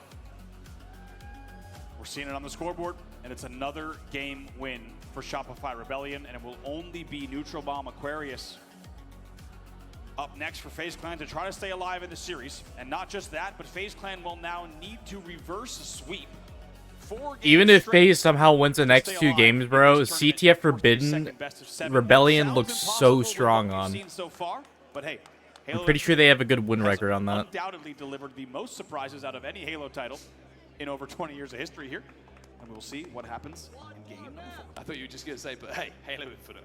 Yeah, that would have said everything you needed to know. Right. Why use a lot word when few word do trick? Do good. Well, let's see if FaZe Clan can start that road back. If they can claw their way back into this series, there's a long way to go, of course. It was always going to be a long road for them. But now we're in the stage where it's sudden death for FaZe if they want to keep this grand final going. For Shopify, it's one game to call themselves champions of the last HCS major before Worlds and call themselves back-to-back champions. Aquarius Bomb is going to be the game type. I think it's only right that we start with this, man. And as we said, I mean, there's been few players that have had kind of rises this way in terms of the fashion that he's done it. Surprisingly, he's the last player alive, and that means they will forfeit a camo and maybe even a 4 dead here. What an opening from FaZe. Very nice opening rush. Cycle's going to get picked off as well. Lucid's starting to get a little bit aggressive. Royal 2 with those ridiculous camo eyes is somehow still able to spot him out for a second. Bomb should be being progressed towards the base, you would imagine at this point, but FaZe are getting kill after kill. 2 dead still. Gotta force him out of the base. As well. Spawner in the back of the base is going to be Cycle. He's dead as well. That bomb needs no bomb though. Still wasn't moved there. You have to wonder what the play call might have been to get this to here faster. Let's see if they can still cap. Pressure is still in the base, but with the bomb in, they need to be a bit more efficient here. They're not getting it. Finally going to go for this arm, but has to deal with the push now from Shopify after respawn. Yeah, had to wait and bait. He had to drop and shoot, and he knew it, and now it's 2 dead for the God damn it. And Royal 2 and team take the bomb out. I agree, there was a little bit, it felt like overslaying, and you got to wonder where the comms were in terms of that bomb sitting util for such a long time. They do not convert despite what is, you know, very clear slaying advantage and opportunity. I think one of the most and now they're 3 dead. When you're trying to get back into a series, trying to find your footing in a series like this one, is you can accept brilliance from the other team, but when you're making a clear mistake, that really, really hurts, especially when you create an opportunity to score in a game type like Aquarius Assault. FaZe really only have themselves to blame there, I feel. Luckily for them, a lot of time on the clock and opportunities to make good on that inability to arm there. And now continuing to slay and dealing down some good damage as Trippy wins another momentary 2v1, however, Lucid last player alive. Royal 2 is going to find Lucid as well. Backs down again, 2 shots, backs down, allows Lucid to survive for now, knowing that the teammate is going to be in a position to help him stay alive and create a 2v1 scenario. Last shot on Frosty will find some kills of their own. FaZe on the back foot here. Bomb is starting to move towards the jet. Already taken down Penguin. They've got the numbers. They're going to continue applying the pressure, and they take down Trippy as well. They've got staggered spawns. Lucid just got spotted out as well. Royal 2 won't get the trade in that situation, but by pushing up and creating a little bit of space here. What it has allowed is Cycle to move in position to get this next camo. Snakebite does spot him out, but again, just extra damage coming in from a teammate. Yep. Means that FaZe are 2 dead. Saves him. You have to think if Snakebite stays alive there with no pressure from the back end connector, he probably wins that 1v1. And as you said, it's all about the team shots and the assists for Shopify. That's been the story of not just the series, but their entire tournament. Still trying to progress this bomb on the car side. We'll be able to do so. Cycle being a menace with this camo at the moment. Finds another kill. Snakebite takes damage. Bomb is on the bridge. And if Royal 2 can take down Snakebite and pick up a couple of kills on these respawners, we might see Shopify with their first chance to score here. Ooh, goes for the fake, tries to bring Trippy around the corner. That works, but gonna have to wait for help here before they arm. Like the pressure is keeping on though, but at the same time, Trippy and Penguin do well to double up there. Bomb is still inside of the base momentarily. Trippy's just throwing that out to create a little bit of parity on the map. And now FaZe can finally start thinking offense instead of defense. Good damage as well. They are able to get 3 dead. Now here they come. Just trying to bring the bomb back. Royal 2 kind of saves the day for just a second, buys them some time. Penguin going to be last alive here momentarily. And he will fall. So Shopify have cleared their side of the base. Now they will move that bomb once again towards the car side. They'll love to run it in through the gen side, spawn them in and around the fridge and back base, where they know those grenades are going to be able to choke them into the death screen. Straight 4v4 here. Frosty and Cycle trying to challenge Shroom Stairs, and you can just tell there's a little bit of trepidation, a little bit of patience. Whoever can get this opening damage will certainly have the opportunity to either clear out their base on the side of FaZe, or maybe if it's Shopify, start another arm. That's a big win cross map from Penguin. This flank dead though. I was about to say, this flank from Royal 2 could have been perfect, the timing of it. But look at the reset. Might? They do get a touch. They do get a touch with 7 seconds left, so the bomb will stay alive at util. I was going to say, Royal 2 had that flank, and the timing felt like he was about to walk in and get the comfortable double kill, but teammates had already done the work. It probably was one of those players who was closest to the bomb went down, so Royal 2 had to reroute to think about moving that objective before looking to pick up the slays on the respawners. Just over 7 minutes left of this game. Bomb is in a neutral position. This has been a little bit touchy, this game. Best opportunity to plant still belongs to FaZe, though. Does indeed. Now at the 7-minute mark, 5 minutes gone, as you said, still so neck and neck here. FaZe fighting for everything in this tournament life. Let's get into a listen with FaZe Clan. Last shot really coming, and their window shooting me. Yeah, no idea. Yeah, they're fire also, guys. They're fire. Their window still? Cycle? Going Jumper? Their Jumper's really Two guys, P2, I think. P2, look at P2. P2, one shot P2, one shot P2, guys. Nice, two. P2 still? We kill P2? I think we did. Yo, car on me somewhere? Car jump? Our car jump and their window or something. Look at our car jump, one Cycle, one car one. Car one really weak. Sane has camo. I'll die. I'm dead. Yeah, I'm going to gen, guys. Bomb, guys. Their window? Car 3, roll 2. He's weak. Window weak. Yeah, watch it. Those guys? Nice. Their window is weak. Yo, go jump me. Watch out the flag. Nice. Hear that? 3 dead. I got bomb moving up. Who's in the flag? I'm getting an A. Peter in the flag. 2 in the flag. I'm in the base, guys. Peter in the flag. Back, guys. Watch out. I'm one shot here. Back Peter weak. Watch pink too soon, Joey. I'm looking at P2. I gotta go out. P2 now, time in as well, time I'm dead or now, guys. in weak, and then their car glass, car jump, maybe? Car one. 2 dead or now, guys. One just spawned. Maybe play for bomb? Yeah. There's one car 2. Yo, our gen got through. He's our Shroom Bridge right now, going to top flag. They're heady really insane, and he's going on Eli jump, looking for you, Joey. He's just standing our P-door side now. P-door flag. Back to Shroom Bridge. One shot their car glass, one shot bomb gen. Our gen. Yeah, they're moving bomb. 2 guys out of car. 2 guys out of car. Take your time, Joey. So they're both shrooms. And then one guy out of car somewhere. Yeah, there's one guy our gen. They're for base. It's car one. Car one. Car one's weak. Car one really weak. He's our front car one. They're down. I'm in their fire. I'm in their first guys. Gen weak. Gen 2 shot. He's low gen. Heady side. You know me there. P-door. P-door and one guy out. The FaZe comms are clear and concise. Last shot is Maybe all not the way energy in you their expect. base. You probably understand why, but they're forcing this With the bomb BR, into the of Shopify course. Rebellion base once more, and another chance to potentially get the first score on the board. Look at last shot all the way across. See if they can get this touch here. They will continue to arm. Has to drop though. The nade. Both of them stacked. Lucid's gonna get it. Lucid! Second. And FaZe will strike and show Wow. life. It cost them 3 deaths here. But they get that first bomb on the board, and how big could that be for the confidence? Wow, like you said, just FaZe had the best chance all game long, and amazing to hear the entire build-up. That was about a 90-second listen in the entire build-up. They could be up 2 though. Just remember that they could have been up 2. When you go for the base trade and you're only cross-mapping, there's only so much you can do if you don't have teammates spawning in the right place. And even though it took 3 players, they finally get the final touch there. And with 4:40 left, it feels like Cycle even with that another arm camo. could be the difference maker. What can Cycle do about that? Of course, they want to steal out that thunder and that momentum. 3 dead for FaZe, make it 4. Cycle now can just be aggressive, can take all kinds of angles. First thing he's got to do is find info. Nobody's spawning on the fridge. Bad timing on that grenade. And Cycle now has to stay alive. Gets the head down. Shout out Michael Kavanagh. You might know him better as Strong Side. I'm sure you've got a couple of other names for him, Anthony. Oh gosh, do I ever, but as you say, Strong Side still influencing gameplay today. Many comparisons also, as we heard all year long, of Cycle to Ola. This man gets away with murder, and you would say Pistola and Strong Side, 2 players that also did the same. He's only got 4 minutes, though, to try to do the same in this game type if he wants to close out this series in 4 games. Snakebite takes some damage. Now they're going to start forcing this bomb in.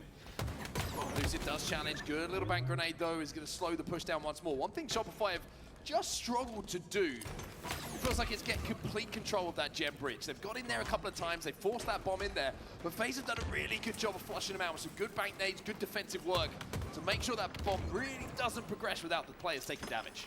2 dead here. Trippy, a big responsibility, wants to make sure he does not go down 3. Very good to at least take down 1 before falling himself. 2v2 on the map. Minor man advantage for just a second for Shopify, but that clock continues to tick down. 3:15 left.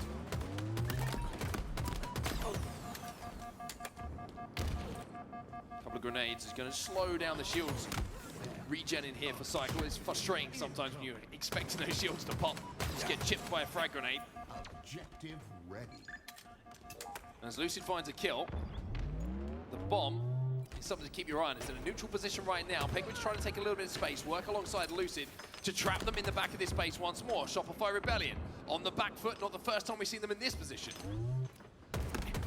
Good damage, good patience coming in from Penguin. Needs to stay alive, of course, in the util. By the way, how about Trippy? Already on 20 kills in the game. Cycle gets away without trading.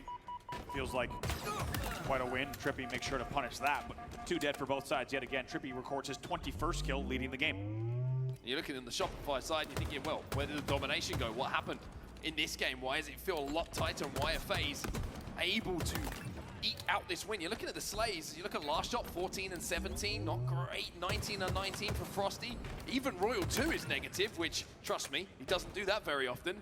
And Cycle, even though he's got a great amount of assists as well, also in the negative. So the slaying battle in this game being won by FaZe. They really have kept every single player at bay. It's been amazing to watch now with 157 and now also a camo. They know, though, that you do not want to give a team like Shopify any They're going to play time. Even with just they might, yeah. Left. They could play an enormous spoiler to this entire story of this game. With this camo, by the time this camo's done, they're going to be at like almost a minute left. So in the game, they need to continue controlling for the next and the last minute and a half. They better actually keep them on their side then if they're going to play time. Top middle at the moment. It's going to be very important. Going to grab that bomb and say, don't hate this. Hey Shopify, come and get it, buddy. You need to plant. We just need to hold on. Yeah, they're going to hide with the bomb. They can't risk everything here. They cannot drop 4 dead off of this play as they wait bait. They finally will drop. But now they need to make sure they're slaying as well. 75 seconds left. Camo is going to expire. Nope, I've seen this strat before, bro. Just take the bomb and hold it. Somehow, last shot able to isolate. I'm a little bit worried about this. Just literally fondle the ball. They're trapping themselves down on pink. The bomb is still halfway up the map. It's not like they've got it in a position where it's going to have to be run a long way. And now, having lost those kills, having lost map control, Frosty big for Trippy. Gets some damage, but like you say, good damage coming in from Trippy responds. And it looks like FaZe will get away with this. Defensively, again, really good from FaZe. Yeah, the bait works. I was a little nervous too. I think a lot of people on the Shopify side of the stage might have been getting a little bit, excuse me, on the FaZe side of the stage might have been getting nervous as well. But now with 33 seconds left, and continued numbers and perfect kills from Trippy, who is, by the way, 27 and 19, far and away your outperformer in this game now. 21 seconds left. Just trying to keep an eye on where this 10 more seconds, bro, and I would say it's like, it's done. 16, 15, 14 seconds away from getting that first game on the board. Yeah, that's GG's. They're trying to hold forward, but it's not going to be easy. Game 5, dude. We're going to a game 5. Snakebite just found another one as well. Frosty is the last player alive, and FaZe show life. It's a 1-0 victory on Assault. It's a slender lead. It's a slender win. But it's one game that they could call their own. The grand finals will continue here. Shopify will have to wait. Just when you thought it might be over, and quite an early night, FaZe Clan shows up in a big way. And what did we say? These are going to be a night of records being broken. We already just saw FaZe Clan was undefeated in that game type. You just saw Shopify Rebellion undefeated in this game type. And they are shut down, as we said, mostly based off of a well-rounded performance and a fantastic game from Trippy at 27 kills and 19 deaths, positive 8 in that game. And look at the assists. I was going to say, Penguin stats, put a smile on my face. 19, 18, 17. If you compare that to the next amount of assists, highest amount of assists in the game, that's going to be Cycle with 14, and he's slipping into the negative a little bit too heavily for that. And I mean, that's a perfect game of Halo, right? If you're going positive and you're outputting that many assists that your teammates are taking care of, Penguin's doing everything he can to get FaZe back into this. And now all of a sudden it just feels a little bit different this series, right? It's a slender lead, it's a win that's just one bomb, but it gives FaZe a bit of belief that they can beat Shopify in some of these game types, that they can really push them back against the wall and show a little bit more than what we saw in those first three. Yeah, in the end, FaZe unable to arm on both of those first two. Bro, they gotta win 7 more games, bro, if they're gonna take the whole tournament. Certainly ourselves included. Critical of, however, look at this 3-man Oh stack. man. Lucid avoids the last nades and the front jump, by the way, for the very last second to make sure that that bomb goes in. And like we said, that bomb went in around the 5-minute remaining mark, so 7 minutes into the gameplay. And it felt like that one could be the difference maker and the decider. And of course it was. Trippy with huge damage to allow spawners, Lucid specifically, to get that kill on Frosty bottom middle with the bomb. And in the end, it's very nice teamwork and, as you say, resilience from FaZe Clan to get a game on the board in front of their hometown crowd and hope to build some momentum in this series. It will not be a clean sweep. It felt like we might have seen one, but that has been shut down. Instead now, it's FaZe Clan looking to put one game on the board at a time. Next up, they'll need to do it on Slayer Solitude. And how different does the series feel from 3-1 to 3-2 if FaZe can get this game on the board? And it's a Slayer game type, don't get it twisted. Shopify Rebellion absolutely mopped the floor with FaZe in that Slayer in game 2. But, and it's a huge but, if they can do this, 3-2 gives you hope. 3-2 makes you believe. And 3-2 feels like the series is close and that FaZe can find a way back into it. For Shopify Rebellion, though, the story still remains. One game. Yep. That's all they need here to call themselves champions. I think we also have to highlight, look at the players on FaZe. This is not a matter of an underdog getting into the grand finals. This is not a matter of an expected result. Fucking contrarian, bro. They know what it takes to take it one game at a time, but let's take a look at the Slayer results for Shopify so far. I wonder if that's, someone will have to confirm this for me, that Akabe result, 50-2. I wonder if that's meant to be 50-20 something. That can't be. I almost don't want to watch. If it's 52, I almost don't want to watch the VOD. I'm gonna go with you and say it might not have been 50-2, but I bet the other results. Yeah, the other ones are pretty good. Are looking good indeed. But the one thing to highlight here is the loss against Optic on Solitude. Indeed, and a 50-40 win, like we talked about. Solitude Slayer, granted, a good Optic Slayer. It's one of the few Optic Slayers that is quite a good record for them, but still, a 10-kill margin on that map certainly could provide us with an interesting result in this series as well. I mean, look at the margin of wins, though. 27. Excellent work.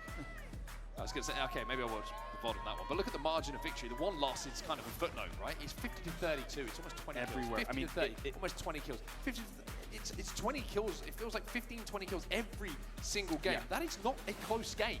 That is nowhere near close. That is absolute domination. And what I love about that, the way that Shopify does that was actually shown to us, I think, in the live fire listening. A lot of teams, when you're leading by 15 plus, you are content to, okay, we got 3 dead, we'll trade the 4th, right? Okay, next up, we are playing essentially the percentage game. As you could tell by the listening from Shopify, that is not the game they're playing. They are looking for perfectly executed Halo each time. They are min-maxing, they are keeping their teammates alive, and they want to play not only the most technical, but the most obnoxious Halo to win Slayers, as you saw. 50-36, 50-34, just absolutely dominating their opponents. And when you practice excellence like that, right, it becomes a habit, and you can see it in the score lines. That's what Shopify is doing. Yeah, just striving for perfection. I mean, again, you look at the Slayer results, and quite rightly how you're indicating, they're putting together those kind of margins. Same can be said with CTF. It's not just about winning them anymore. It's about not conceding flags. Yeah. It's about winning them by huge margins in record times. They are pushing the boundaries even this far into Halo Infinite of what they expect themselves to be able to do, crazily, against some of the best in the world as well. This isn't, you know, an online tournament against, you know, Steve and three mates. This is, this is, you know, some of the best teams in the world that they expect these kind of results from. As we said, Rebellion fans in the room as well. Shout out Steve and his three mates, by the way. Hope you're doing well. Shout out to our young guns in the front row.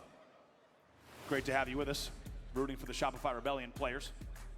And as we said, one thing that we cannot forget, on the other side of the stage is FaZe Clan, a team of veteran talent that if there's 4 players that you know can take it one game at a time, these 4 are certainly on that list. Del, Lucid, and Squad going through a little bit of what they need to do on this next map and game type. And maybe just the spark, the momentum that FaZe Clan needed. Because these 4 players, they've been here before, and they know what it takes. And maybe now they have a little bit of belief. Avoided the sweep. Gained a little bit of momentum on their side. They can maybe take that ride it even into further games into the series. Yeah, I think important for FaZe as well. We just saw Penguin put in a really strong performance in that previous game as well. So we've been talking about, you know, Trippy's had some good games. Lucid obviously has his flashy moments. Snakebite's been probably the standout, but I feel like a bit of a quiet event by his own standards for Penguin, and that's not putting any spotlight on him. I feel like that kind of game, when he's playing at that level, everyone else on FaZe looks even better. He's one of those type of players where sometimes you can get bogged down in the statistics on what he's actually adding to the team, and you kind of go, oh, he's got neg 2, neg 3, whatever it might be, but he's providing so much value, and if you can do that and go +1, +2 with those assists, all of a sudden FaZe look like a much more well-oiled machine. By the way, a beautiful helmet. Beautiful helmet. Also signed Sorry by- that I signed it. You did ruin it because Snipedown signed it. We got to be careful with that. By the way, great to have Eric Rona snipe down another Halo. Oh my God, Eric Rona! In the building with us. He's been amazing to have him breaking down the play on the desk and even chatting with him backstage as these games have unfolded. To have his brain in the room as well has been special for us, and able to look at the gameplay even more in depth. Now, back to the main stage here as fist pounds are exchanged. That means we're loading in. And Shopify Rebellion will have another chance to end the tournament here, or FaZe Clan might claw another game back to send us the distance. About to jump into Slayer Solitude. Here we go then, everyone. We're back into the games. We're back into our grand final. Solitude Slayer. One loss that has been inflicted. Remember, 2 Shopify Rebellion was by Optic Gaming in this game type. Everything else, Slayer-wise for Shopify, been pretty damn good. Look at FaZe, 7-1 on LAN on this map and game type. We've learned not to trust the stats. But if you're hoping for a FaZe win here, you might be happy with what you see because it's Shopify also with a losing record. FaZe certainly going to show up on this game in a big way. The question is, can they stay alive in this tournament? Will it be the championship deciding game for Shopify, or will FaZe make this interesting?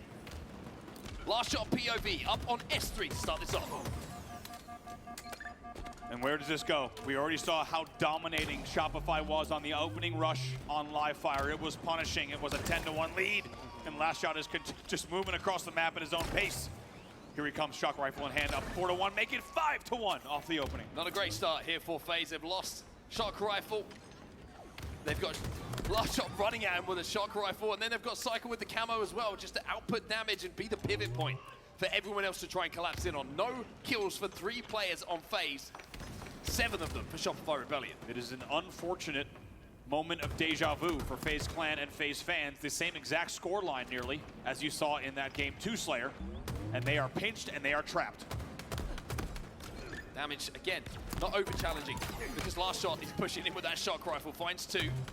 Snakebite will be taken down as well, and it's 3 dead for FaZe. This is not looking good. This is a bad news bears here for FaZe. 10-3, make it 12-4, and Cycle, his camo dissipates because he hasn't even been taken down. Finally, he's taken down, but it's a huge lead early on for the side of Shopify. Tell you what, it was lucky he didn't get stuck there in that situation because he was flying in and probably would have taken out 2 FaZe members. Trippy now on the 1v1 versus Frosty. Frosty does have that repulse. The frag grenade going to be dropped down as well, but again, the teamwork across map will finish him off. 13-8. FaZe have just managed to stabilize a little bit here. Yeah, I was going to say, based on what we've seen on screen, it almost feels surprising that this is a 4-kill game. I think FaZe should be pretty happy with the way that they've managed to resist the pressure. Similar to what we saw them doing against Optic as well. Staying engaged, Royal 2 wins the battle. Wow. In loop. An important 1v1 that became a 1v2. And just like that, instead of a 4-kill game, it goes back to a 7-kill game. That bank nade from Royal 2, so good. He was no shields when that fight started. Lucid was full shields. The bank nade completely ripped the shields off, and then he was able to convert as his shields came back on the headshot before Lucid was able to connect. And now you see him FaZe trapped again inside of blue. Just not able to get out at the moment, even though they're flying all over the place. The damage is being done. The Shopify Rebellion, though, with only Cycle alive. Cycle alive, only last player, excuse me. And now take a look as Camo's popping. Go ahead and see what they can do. Waiting for teammates. I think it's burned right away. I think it is. Let's go into a listen in here with Shopify Rebellion. Yo, I'm pushing Jave. Another loop. Yo, I'm hitting Jave right now. One snipe, I think. You're gonna be. There's one behind us. Let me loop two of them. You're here. Let me loop two of them. I'm in, man. There's three. They spawn there. Okay. Going top goal. One. That's all you 1v1 forever. Going flutter. One's loop, pressing go. Back in the back. Yo, I'm going driving, hold on. Come here, Preston. Watch our loop, Chris. Yo, LR. 2 LR. One's out mid. Yeah, one's out mid. 2 weak. Another one's soda. Watch out, soda. Soda. Don't die.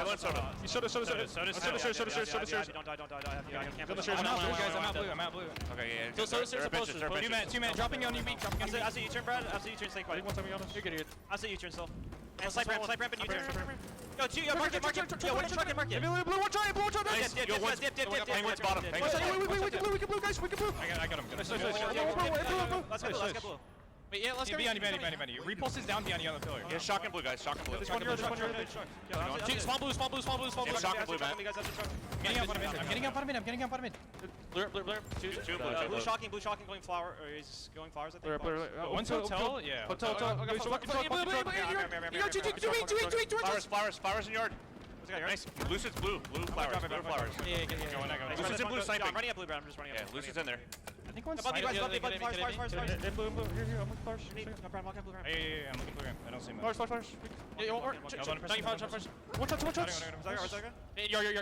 Yo, I'm running LR, guys. I'm going LR. I'm going LR. Yes, S2. And from the sound of the comms, it feels like Shopify Rebellion did not take that loss in the last game well. They are fired up, all kinds of intensity, and they're starting to extend that lead again. 33-26 now. Really has become a signature of their gameplay, that intensity, as you said. Some of the best in-game communication we've heard in quite some time. As Royal 2 picks up another hotel kill, he will be pinned down. But most importantly, even though the game came within 3 kills, it is now once again a 5-kill lead. Have to give a shout out on the other side. Snakebite once again 13-9, the most positive on the team for not the first time this weekend, to say the least. But last shot getting away with big, perfect kills like that keeps them in the lead by 4. Snakebite taking all sorts of damage here. Frag grenades falling at his feet. But the shields will be coming back in around a second's time, but not going to be able to get them back as Royal 2 comes in with a double kill. By the way, Royal 2 11-5 in this game, as the camo will be popping up top middle. Royal 2 gets another kill, and it allows Frosty to get that's away probably with the game-winning camo, bro. That's literally the tourney-winning camo. I'm calling it right now. This really could secure the tournament for them if he plays this correctly. Snakebite taken down before even Frosty can pull the trigger to get involved in that fight. And we're back to everybody being trapped in blue for FaZe. 2 alive for them. With Frosty sneaking around this corner. Ooh, he's gonna get spotted out. Okay. Penguin finds 2. It's 2 dead for Shopify, and the camo will be taken out. A massive pre-nade and camo denial. Beautiful comms coming in from the side of FaZe Clan to keep themselves in this game. That could have been devastating. Instead, it's just 41-36. Shopify trying to push the 2 pace, dead. maybe a little bit too quick here. 3. Royal 2's last alive. Royal 2's last alive. Trying to sneak in to see if he can pick up a kill, but that was 3 dead for Shopify. Does find the 1 kill onto Lucid. The respawners do good damage.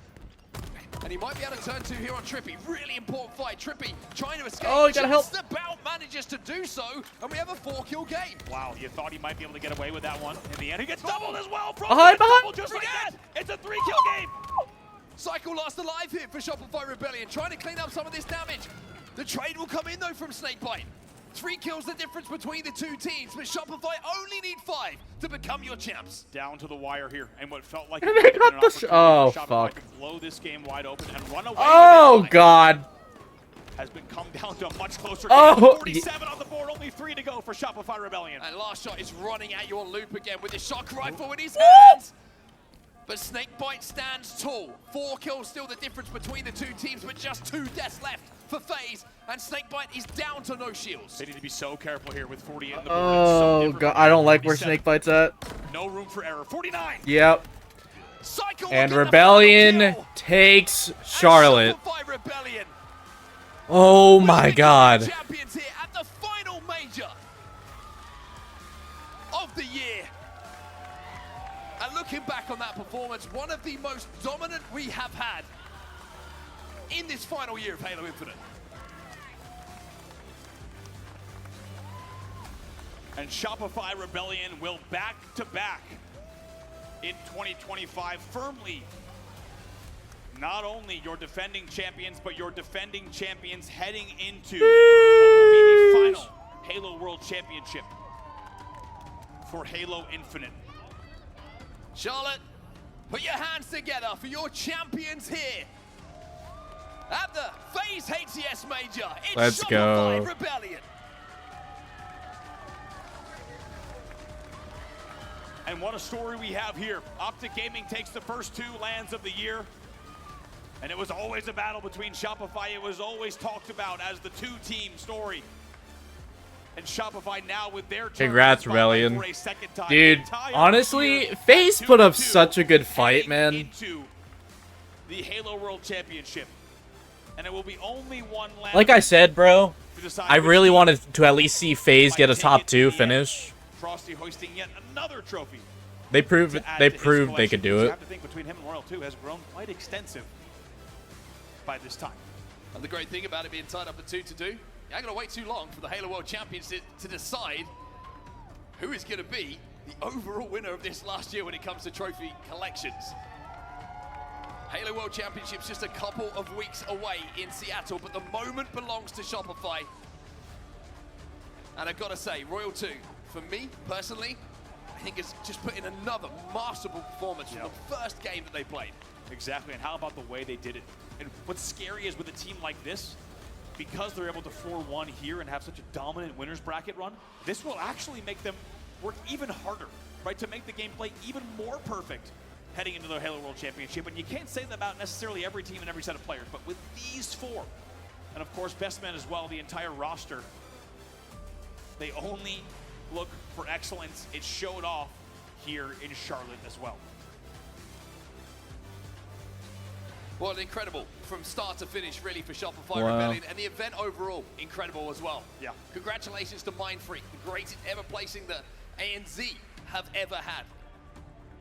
Congratulations to FaZe making it back to the final, even though the final doesn't go their way. It gives us another contender for the Halo World Championships. It's been a great event for Stories. Also, Akave Esports, highest placing performance for a Latin American team ever in history as well.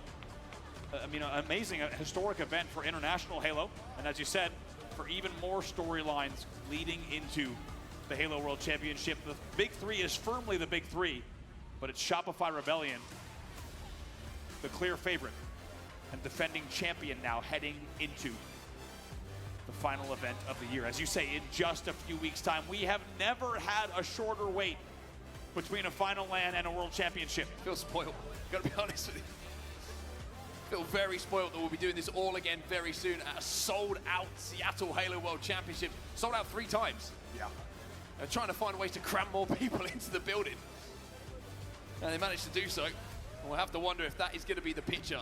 That shit sold out 3 times. So for the love of God, wear some fucking deodorant, please. Championship trophy above their head. Looks like Blaze is ready with the guys on the stage. Blaze, heading down to you to Cause it's gonna be a packed venue, bro. One more time, Charlotte. Give it up for your champions. Back to back, Shopify Rebellion. Boy, Best Man, I know this one probably feels a lot better than the last one, right? No, they both have a special place. You know, we expected to win this tournament. We had a lot of good scrims. I mean, even leading up to Salt Lake City, carried on momentum, and yeah, got the job done. You got the job done indeed. How proud are you of these boys for everything that they've overcame in the beginning of the season to reach this point going into the World Championship? I'm super proud. You know, like having Royal 2 and Frosty kind of lead last shot and cycle to the promised land a little bit, get them over the hump. You know, just feels like kind of the sky's the limit for these next couple of weeks leading into Worlds. It does feel like the sky's the limit as we go to the World Championship. Now, I need to come on over here because, you know, I rarely get a chance to talk to him, but with all this potential on the stage, Cycle comes out on top with him and his squad yet again. Cycle, I know this one feels amazing. Definitely feels great because, you know, after you want to win the first time, you definitely want to keep on winning. So, you know, the first victory tastes great, but the second one tastes better. So it does taste good, man. You know, give it up for Cycle, everybody. Now, you know, how does it feel, you know, to play with these boys, to go back-to-back for the first time? You know you used to dream for times like this, going into the World Championship. You're a back-to-back champion right now. no, it feels great, and I couldn't ask to do it with like any other people. You know what I'm saying? So it's the best team in the world, honestly. I guess we're. You guys are the best team in the world right now, aren't they? Let me move on over to Royal 2. Make some noise for Royal 2, everybody. An incredible tournament out of you, as always. Talk to me about how does this one feel? I don't know. I think it just feels different. Different faces. You know, I actually had to play against Snakebite on the other side of the stage, which is it's very different. My first back-to-back was with him, so now it's with different people, and yeah, it just means a lot. It does mean a lot indeed, man. You guys overcame so much, worked so hard, and as you said, man, you got your first one, you know, with him over there. Now you got one, another one, you know, on your own here with Frosty too as well. But you know, when it comes down to it, you know, going into the World Championship, you know, do you feel like you guys got what it takes to go three-peat? Yeah, absolutely. I think we've shown throughout the season how good we are, and going back-to-back, and maybe even back-to-back-to-back, if you count the other one. But yeah, I just think if we just keep practicing how we are and just keep evolving as a team still, we'll be good. Yeah. You guys would be great, man. If you could evolve past what you are right now, that's going to be scary going into the World Championship, man. Let me move on over and talk to your team. Get loud for Last Shot, everybody. They love you out there, man, all right? How does this one feel to go back-to-back on the main stage, man? It feels great. Obviously, you know, chasing that three-peat, first time back-to-back feels great, but I know we have a lot more potential and a lot of gas left in the tank, so gonna push that momentum into Worlds. You got to, man. Okay, staying focused on the prize, the big tournament at the end of the year, man. What would it mean to be a world champion? I mean, to end the HCS era, I mean, it would mean the absolute world to me. Royal Dog, that's crazy. Just gotta strive to keep getting better and put in the work. Strive to get better, put in the work, man. You guys have done a lot of that, but you still got one more event left, and someone who knows all about world championships is Frosty, everybody. Get loud for Frosty. Brad. Yeah, they had a very dominant performance, bro. Again, you know, we watch you guys be in so many difficult situations. I'm happy FaZe got a top 2 though. That's about what I wanted. What was it like to play with this squad here this weekend? I mean, it feels amazing. I feel like we're just having fun out there. Like, there's a lot of close matches, but I feel like I'm not really thinking about it. We're just like in the moment, trying to have fun, and like win or lose, like we're just doing it like with each other, like playing the game with each other. So yeah, that's how we're able to close out a lot of these games, honestly. You guys like you were having a blast up here on the main stage. Did we have a good time watching them play? We definitely did, man. So many awesome fans out here supporting the Rebellion, who was behind y'all all weekend. Close it out for us, man. What do you want to say to everyone who was supporting you at home, who's been supporting you in this venue, cheering over everybody? Yeah, of course. I mean, shout out everybody supporting us. As always, we hear you guys in the crowd. Shout out everyone here in Charlotte. And yeah, hopefully we put on a show for you guys. And we got the dub. Shout out Shopify Rebellion. Shout out Shopify Rebellion. Everybody in this venue, one more time, get loud for your champions. Shopify Rebellion, back to back. Shopify Rebellion are your Charlotte champions, and they will lift that trophy awfully high. And I've got to say, they are the cleanest Yeah, team they- that I have seen in the longest time, and probably since really Halo 5 era, where two of these guys here, Royal 2 and Frosty, were on a different team, but they were performing in a very, very similar, clean manner, getting the job done time and time again with dubs. This dub is massive. We now have a completely different half of our season. We've had one halves, being Optics. The second half is Shopify. And then, of course, we have that World Championship right at the end of things to see who is going to be taking it.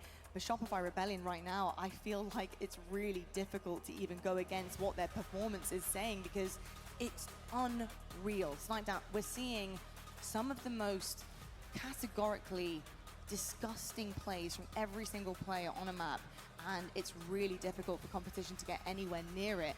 How are you feeling about the roster, lifting the trophy, and of course what they performed and how they did in Charlotte here? Yeah, I mean, we talked a lot about what flow state was like for some of these teams and when they hit it, and it felt like to me watching them, they were in it the whole weekend, and if they weren't, then I don't think any of these teams want to go against them if they do hit that, because this team is by far the most well-rounded. Really didn't see any team give them a threat on this main stage, and there's not enough time left in between now and the next event for a lot of these teams to catch up. We've seen some people, blacklist people in scrims before. Are they going to try and prevent them from getting practice? Because they're putting in the work, they're doing everything they can, and right now the gap is large. And all they have to do is just keep doing exactly what they've been doing. I think the confidence is through the roof in this team. Like they said, the sky is the ceiling. Oh my God, it's Eric Rona. A bunch of young guns with more room to grow. It really is. Snipedown, while I have you, and before we kind of take a little look back at that series, it was cool to Alright. actually see. I don't run to the Ross on bathroom. main I'll be right stage. back. Of course, he is, an incredible Halo player from many different versions of the game as well. He's got a ton of accolades under his belt. What is it like seeing him no longer be that young gun that everybody kind of knew and loved about him back in the day, to now see him basically be like, the IGL, the kind of old head of his team, and bring two new young guns on and kind of form them into the players that he wants, winning championships? Yeah, so from going against him when he was a new player in the league and just being annoyed with what he was doing on the map to see, and he was like a little shyer back then too, and now he's just got the reins on a team with pulling a bunch of these young guns, last shot and cycle onto the team, kind of like when he was pulled onto the CLG roster and really flourished. So to see him evolve that much as a player, to become a leader, a vocal leader, his comms, his everything is just so phenomenal. I guarantee the growth with the players on his team.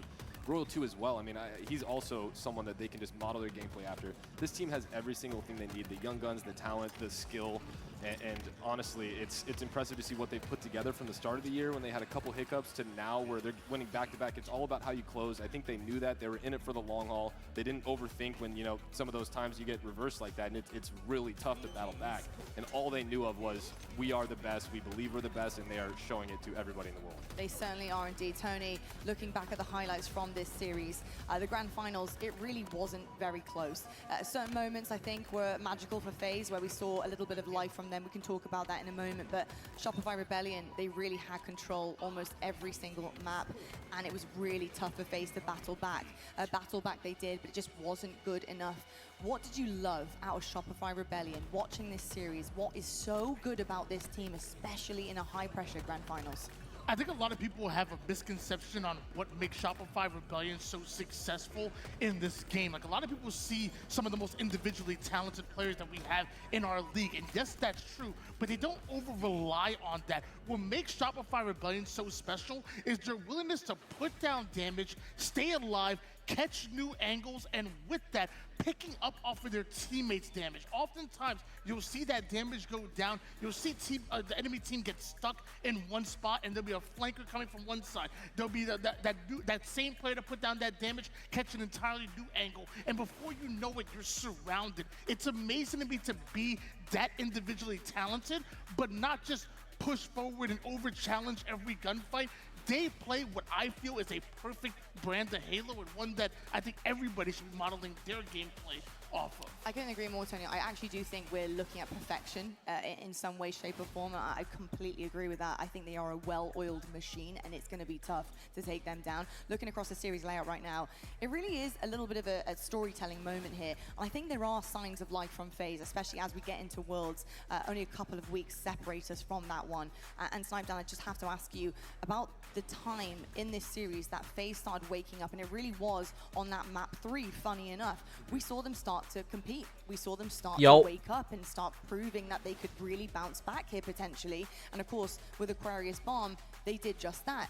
Again in the Slayer, getting awfully close, but their starts are so bad. They are not having any weapons. They're not having any power-ups. What do you want to see out of FaZe here, based on what you've seen in this Grand Finals, in order to really improve by the time we get to Worlds? I think the biggest thing for me for FaZe, just watching this event, is the fact that they were able to keep the games, like, if they go down 0-2 early in a lot of these series, it's been felt like they get deflated and the series kind of ends. But for this, even going down in the first 2 games against Shopify, that game 3 was close. That game 4, they held them off the entire time after they got that arm. So for them, they have built and are going to continue to keep building. I feel like they are honestly putting in probably the most work compared to all these teams just based off of everything I've seen. And so for them to get over that hump, to see where they're at, to still put up a fight in a lot of these games, they're close. The Slayers were something they dropped on, but they know they're good at those.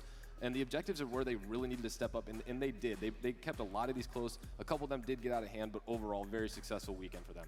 I also like how FaZe are kind of pushing the boundaries here as well. You can see them really trying to stick to their guns despite everything that they're kind of being thrown here with Shopify Rebellion. Looking at the stats, Tony, obviously not the best statistics for FaZe Clan, but actually what I want to move you guys to is the damage column. You can actually see the damage from Shopify Rebellion and FaZe isn't that dissimilar, and that actually bodes really well. That shows me that they are engaging, they're in gunfights, they are trying their best to push themselves out of uncomfortable situations. They need to obviously convert those into control situations for themselves, but I will say Shopify Rebellion, last shot for me. The fact it's not even just about the KD, but look at the damage, 27. That is unbelievable. He was so difficult to move around. He is everywhere, and his IQ for this game is massive. Tony, I hate to just keep harping on these young guns, but last shot and cycle, maybe they are the truth. And this is kind of what I was talking about before. Like, what really stands out to me is the death column and how he's able to keep his death so low. Last shot plays a very simple gameplay. Put down those shots, stay alive, hit those shots while he always has a very high accuracy, and continuously put down that damage. Most of the kills that he converted, those 85 kills, are not even his own in the 1v1s. Those are that he's cleaning up for his teammates. Lots of times, he's also setting up his teammates. So Royal Tubby is crazy comms, man. Because whether he has high kills or high assists, I don't think it gives a damn. It's about them getting the kills and getting the advantage. He doesn't care if he gets the kills or his teammates does. And that's exactly how it should be, especially when you are a machine. I will say the positioning from Shopify Rebellion makes it so hard to move on a map. They really know the angles they need to take a team down, and taking teams down is what they are best at. Look at their journey. This upper bracket has been nothing short of perfection from them. They've literally dropped barely a map here. It's been 2 in however many series. It's been so consistent for Shopify Rebellion. That Grand Finals was perfect. You see a blank box there at the reset, and that's because it just quite frankly didn't happen.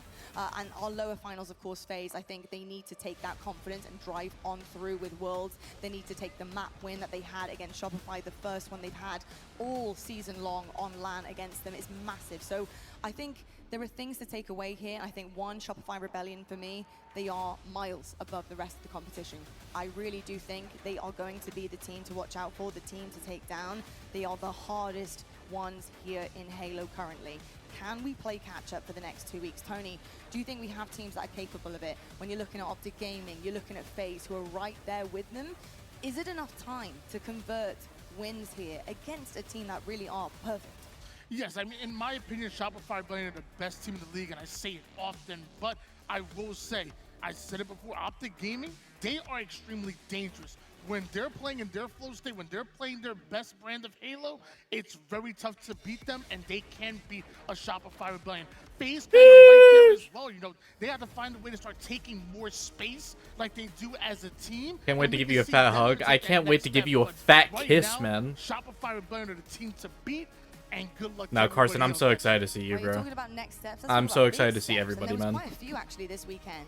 Akave Esports. It's gotta be a great time, man. Mind Freak, by the way. This is the best they have ever done at a LAN event. This is absolutely massive, and the job's not done for, of course, our global teams as well, because they will be coming to Worlds, so which is absolutely incredible. And I can't wait to see actually what they bring to the table and see if they can also push the boundaries a bit further. We also have a couple of storylines emerging here from SSG, TSM, Envy. We talked about them knocking on the door. Well, yeah, they're right underneath it, aren't they? I don't know in what order we'll see them in Worlds. I don't know how things will play out. I'm looking for Envy to really start to push things a little bit further against the likes of TSM. Contrarian's not fucking going. They can't convert against that kind of secondary tier that we are seeing here in the HCS. When will you be able Contrarian's to not going because he's lame, bro. The talent is there, Snipedown. It really is there for Envy, but I don't know. Have you seen enough from teamwork and cohesion from them that makes you think All right, man. Slightly different? I've seen enough to know what they're capable of. I'm gonna hop on the but video I game. haven't seen enough to see the ice and the big moments out of them yet, which I think. Time to hop on the video game. I'm gonna be arriving Thursday afternoon.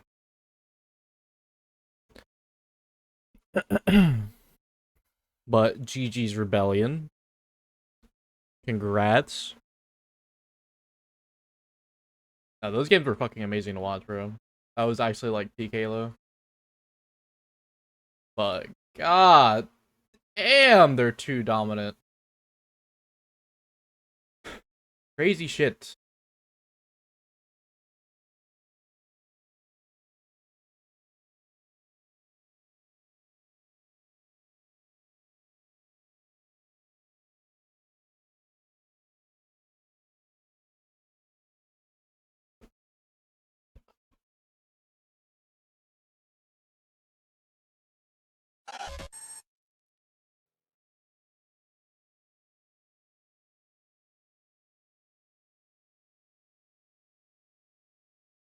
$10 p.m. God, bro.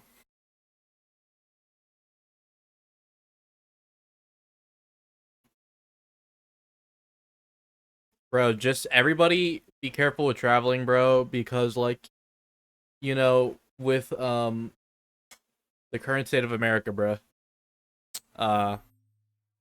Airports might be like fucking insane. So be careful.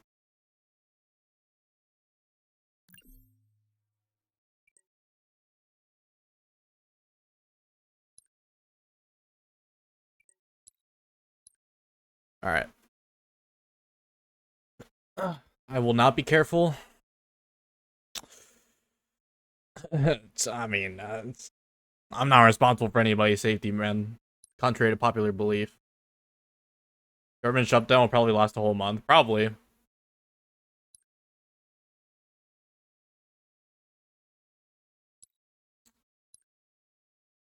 Yeah, what, bro? I remember seeing pictures of LaGuardia Airport, bro, and that shit looked ugly.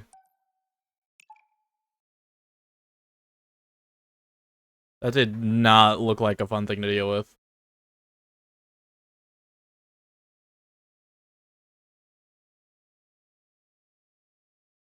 I'm responsible for you, apparently? Yeah, I guess so.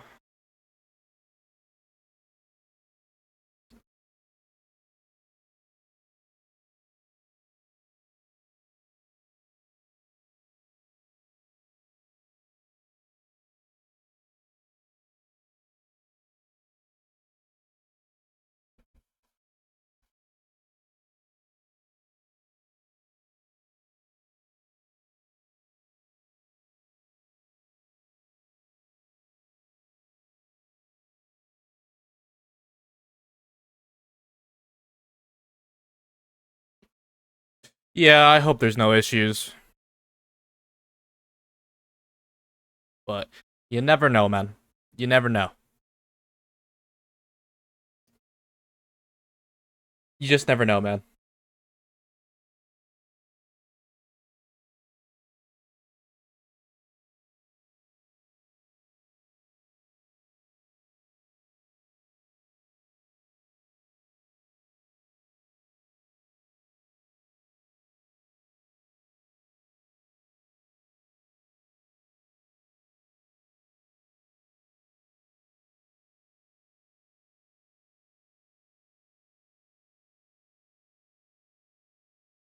Alright, hopefully my shot is better than last night.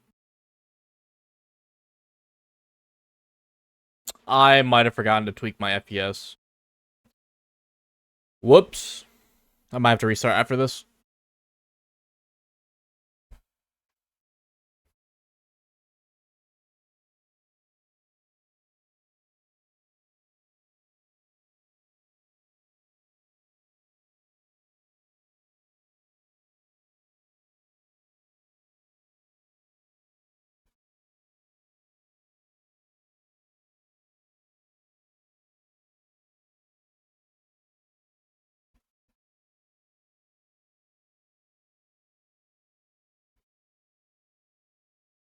You're taking a train? It's not a bad way.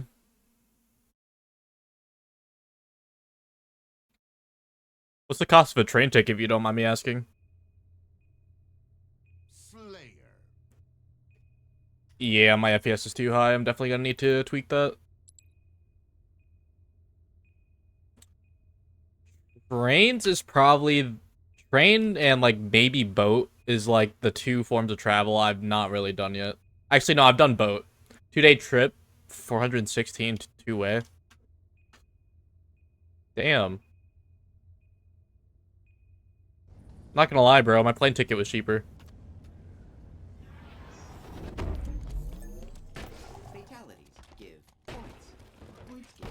But I guess if you live out in, like, the middle of nowhere, you probably really don't have a choice.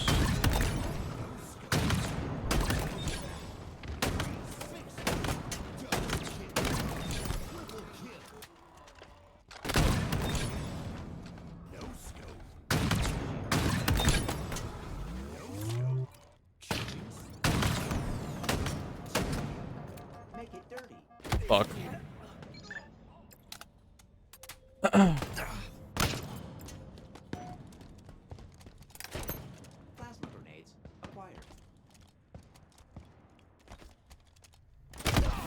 Fuck. Good start to the game, though, I guess.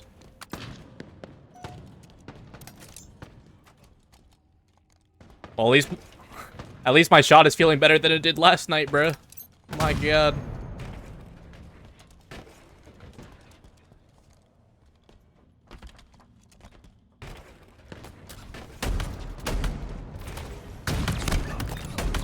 Hey man, you fucked up the OS. Just thought you should know.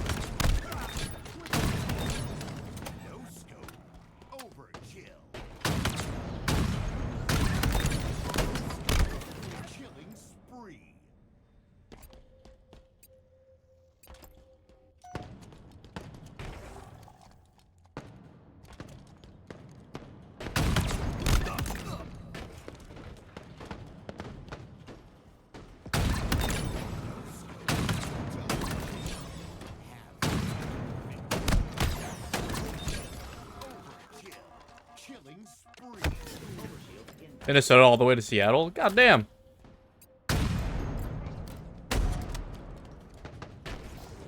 What made you decide to take train?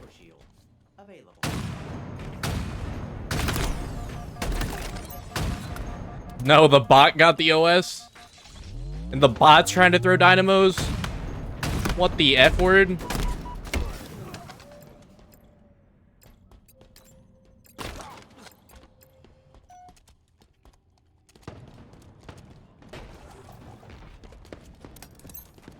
Land and such. Fair enough.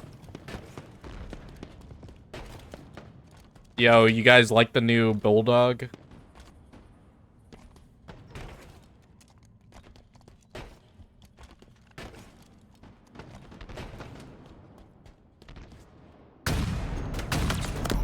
Not gonna lie, bro, they cooked with this weapon coding for this event.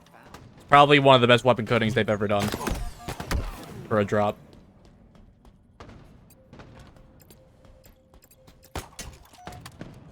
Junkship certified coding. Bro, Junkship inspired coding. That poor bot. You didn't get any of the drops? Oh, he sold. He sold.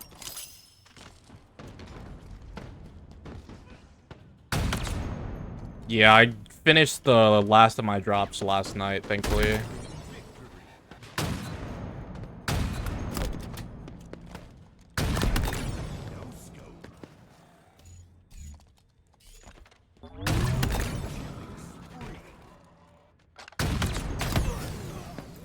Got a question for anyone taking a plane. Are y'all taking Uber to Lyft to your B&Bs? Yeah. Seattle Tacoma also has like a train system that takes you to like downtown, like the downtown station or whatever. I took that to the airport when I was leaving. But But Uber or Lyft is like usually like the most conventional way for a lot of people. I personally didn't have a problem with the train, but yeah, it's up to your preference, I guess. Hey, picked up by Ludo at the station. That's awesome. Oh yeah, you're gonna be staying with all of them, aren't you? That's cool. I don't know how I have 3 overs.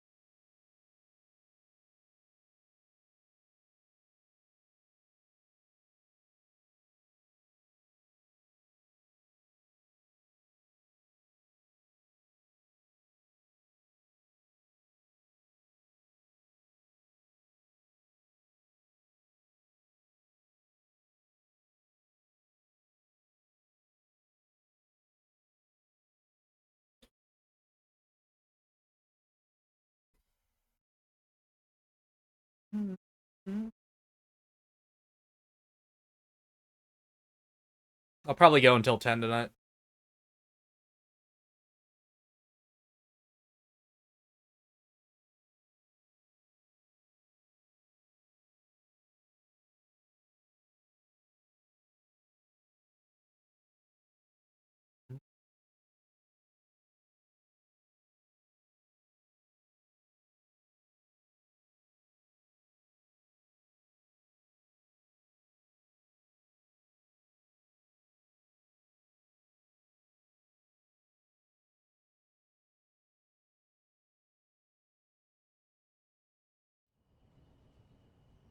Slayer.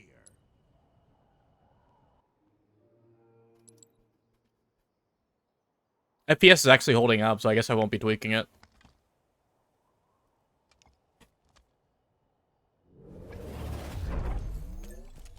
Earn the most kills to win. Then contact the authorities.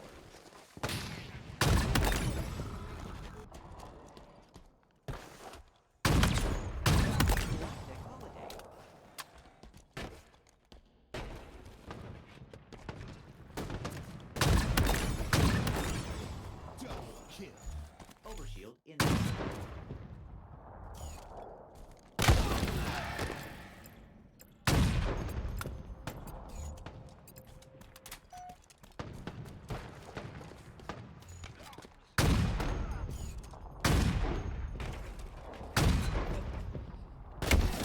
Bro, why are you gonna shoot me and not the person going for OS? God damn it. FFA kids, man, I swear. Alright, Kevin Ramirez just has the best shot on the game, bro. Holy fuck. What am I playing? Alright, everyone has the best shot on the game, bro.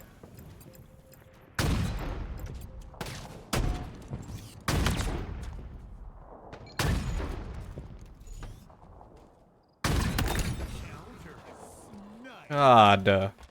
Let me move. Plasma grenades acquired. We're crouched?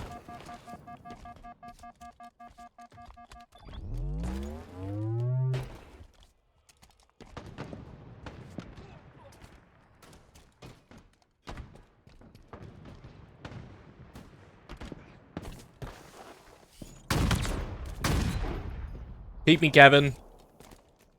You bitch. Overshield inbound.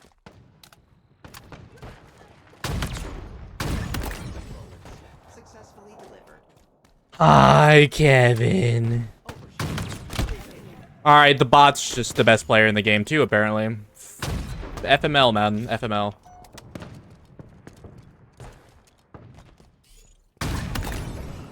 Remain calm.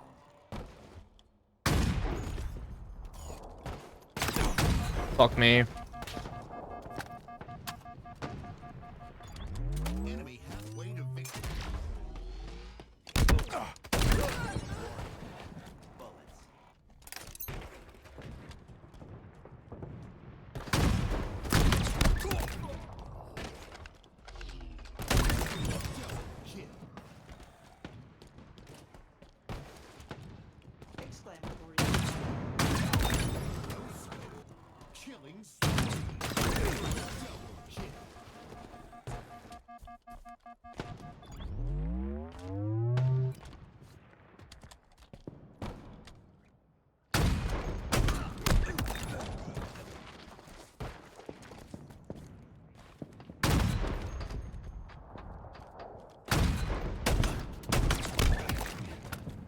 Alright,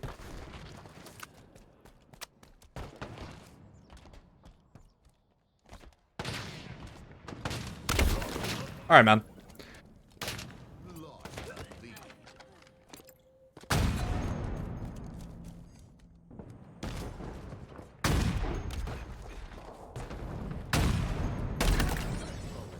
Successfully delivered.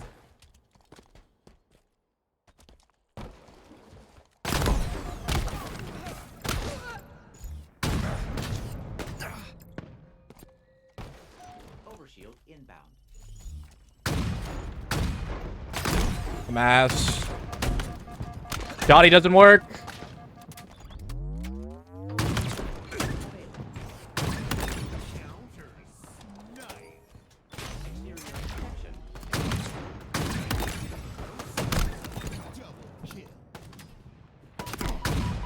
Fuck you, Kevin.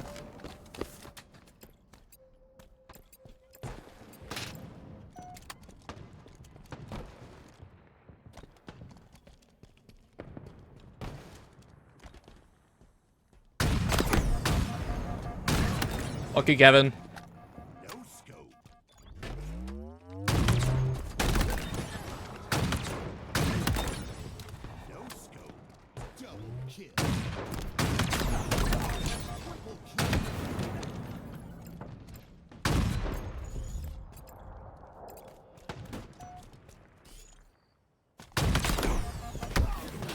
Fucking spawn kill, bro. Shit. Bro, you didn't even kill him? Oh my god, I might be cooked.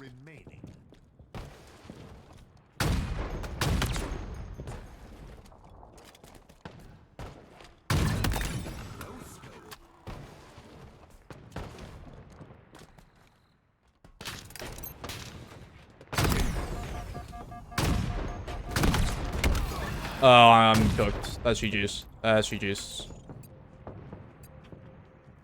Unless... Damn it.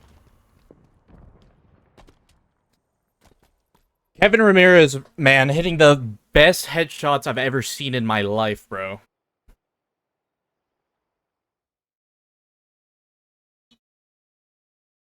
Fair play. GG's.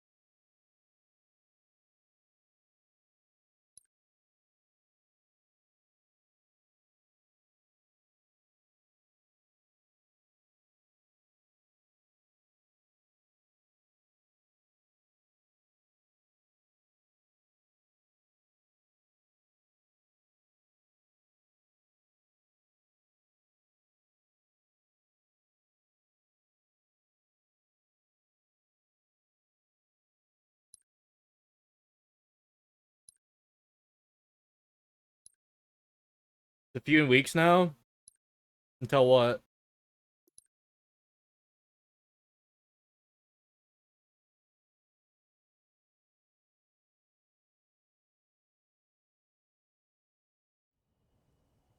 Slayer. What's Worlds?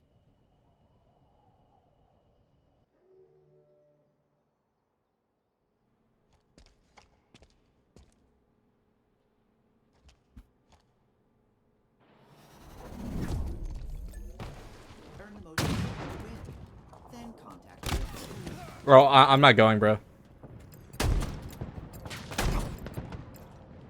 Imagine.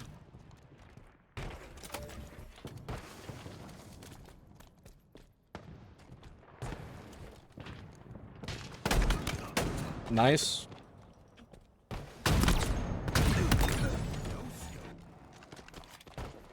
Bro is capping. Do you even know what capping means?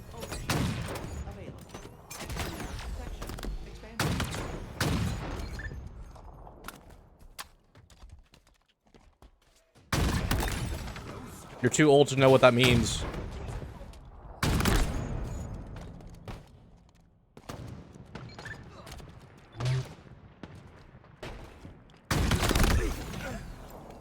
Me disappointed, imagine. No, I'll be going. For those of you that are going to the event, bro, I will have little goodies for you. So definitely make sure to find me.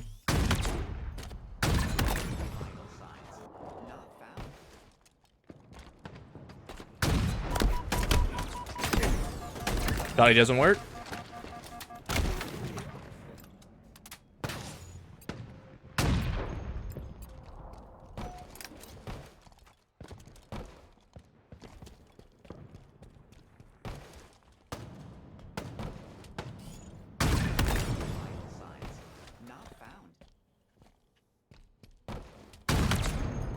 Fuck you, Kevin.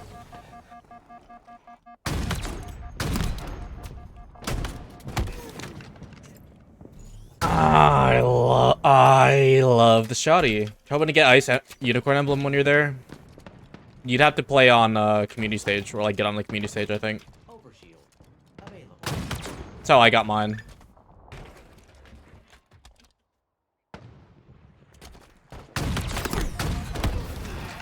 I never cared to do like those play dates.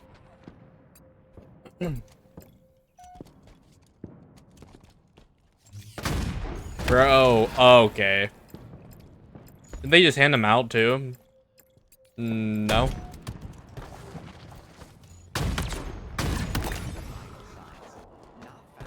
They hand you the drops, but they don't hand you Ice Unicorn.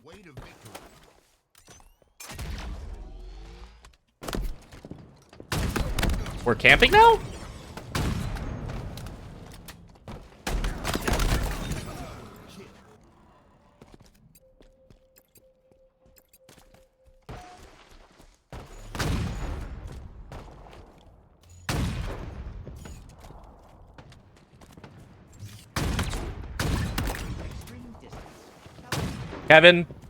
Kevin, back here, man.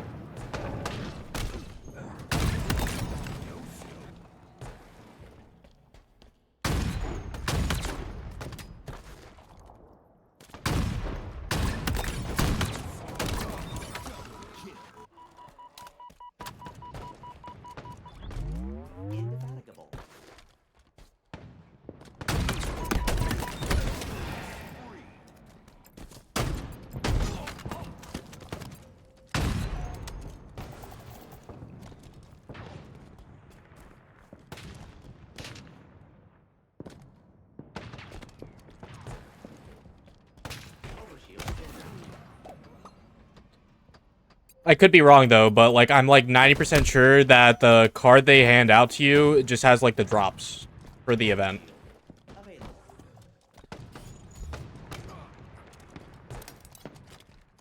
And then how you got Ice Unicorn was after you played on the community stage, you would put on your gamer tag, and then they'll add it to your account. They like gave you an iPad.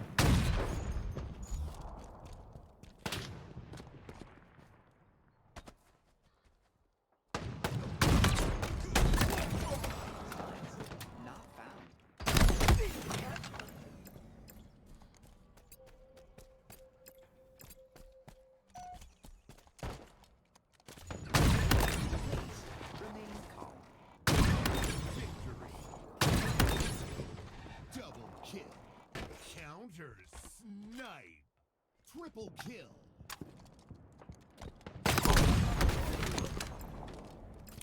Five minutes remaining.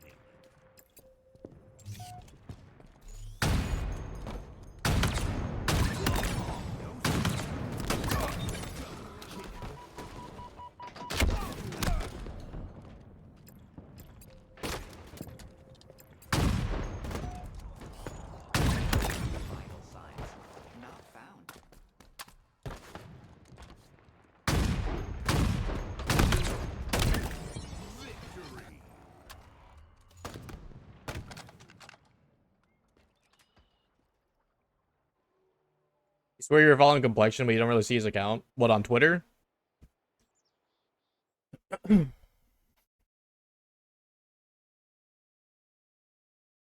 Twitch? I don't know. Pretty sure there's only one N in Gunplexion.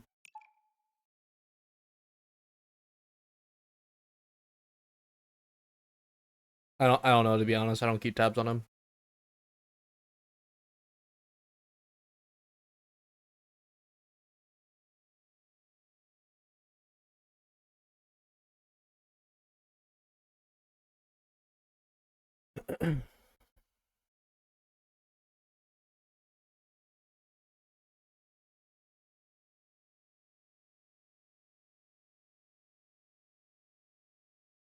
Doesn't expand to everyone. Yeah, they changed how the follow channels thing works. Weird. I don't like it.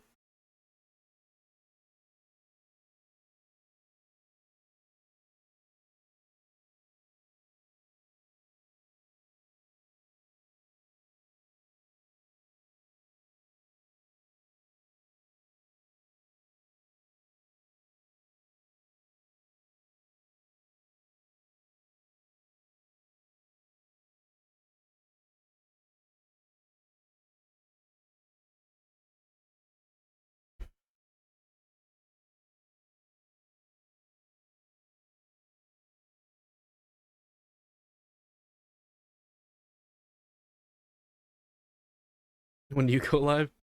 Yeah, that's annoying. Yeah, I guess when you follow so many people and they're all live at the same time, it usually ends up panning out that way.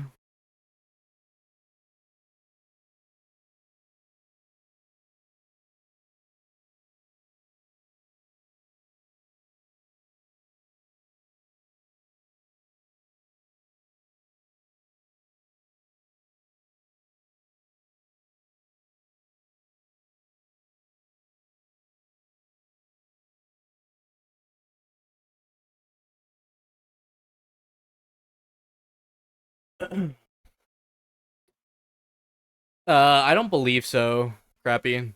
Unfortunately. With this Flood Gulch game 3 times, they kept throwing you back in. Love that for you. Game just really thinks you should be playing Flood Gulch, bro.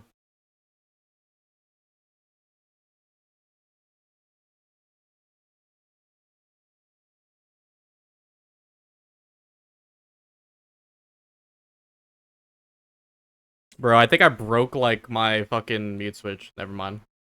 Like, stuck.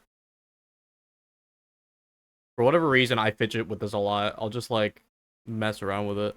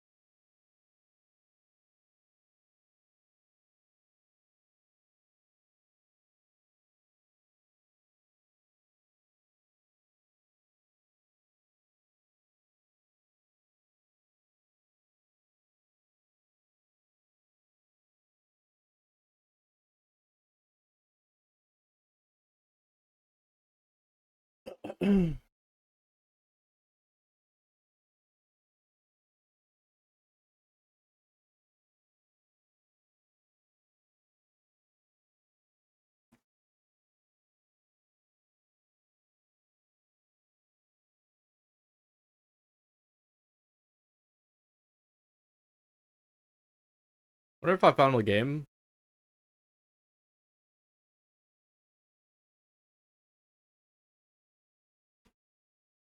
I was finding games no problem earlier. What happened?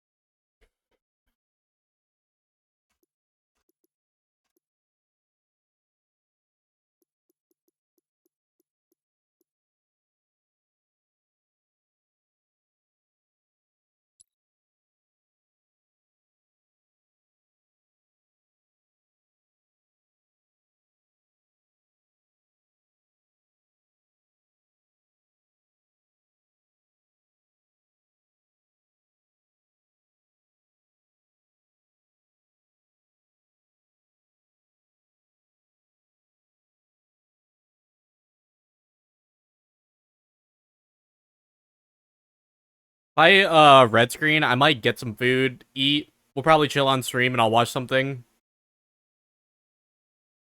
And then, yeah, see where we go from there.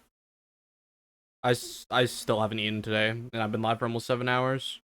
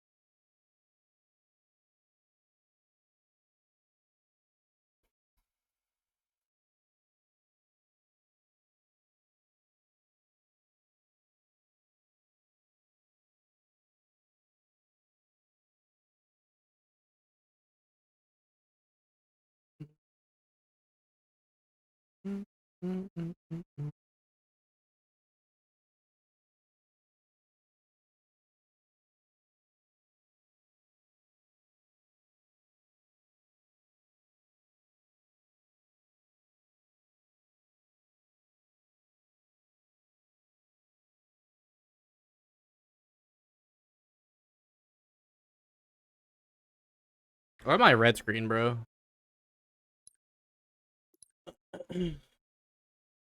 I will give it 2 more minutes. If I don't find a game in the next 2 minutes, I will just go get food.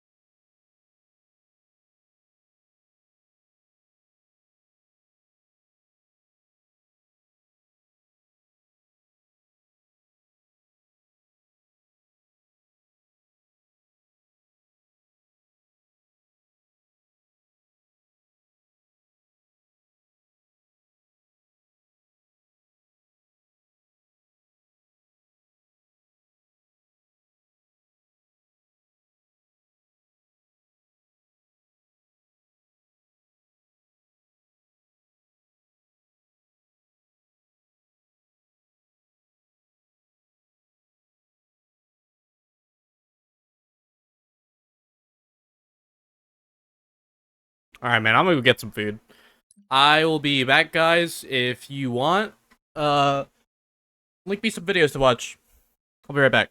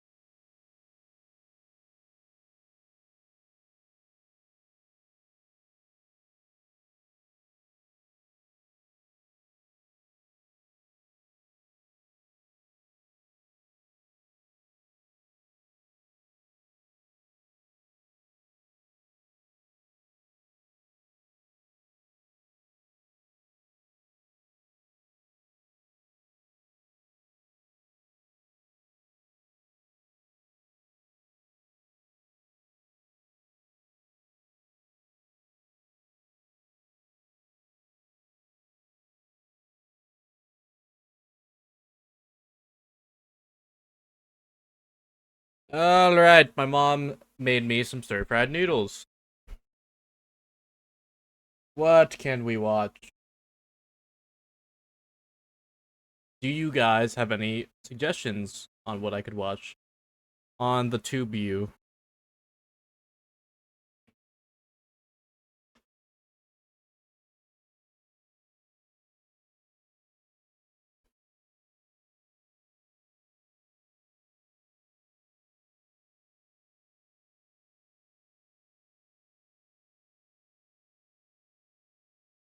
Hmm.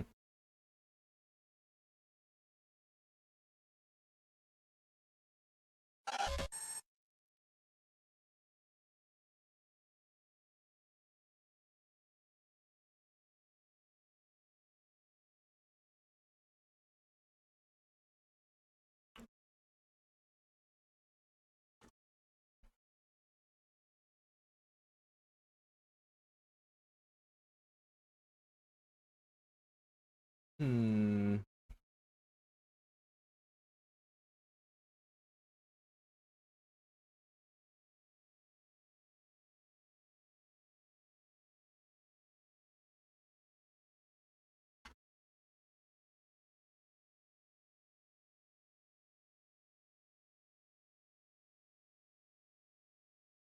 Now, what the fuck is this thumbnail?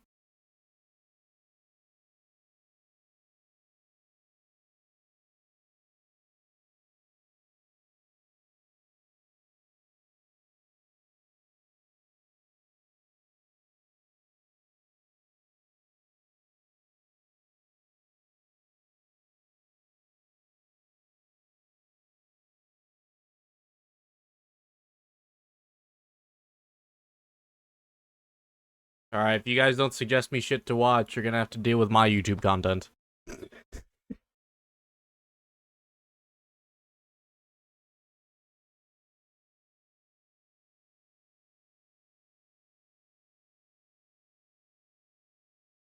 But just know, I will be judging you.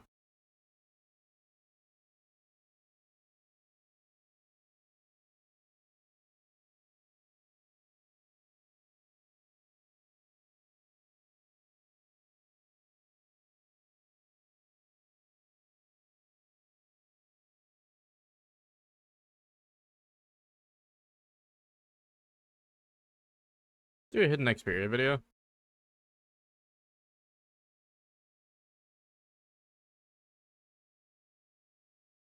In 2012, in which they gave the game an astounding 9.8 out of 10, on par with Halo 2 as their highest rated Halo game of all time.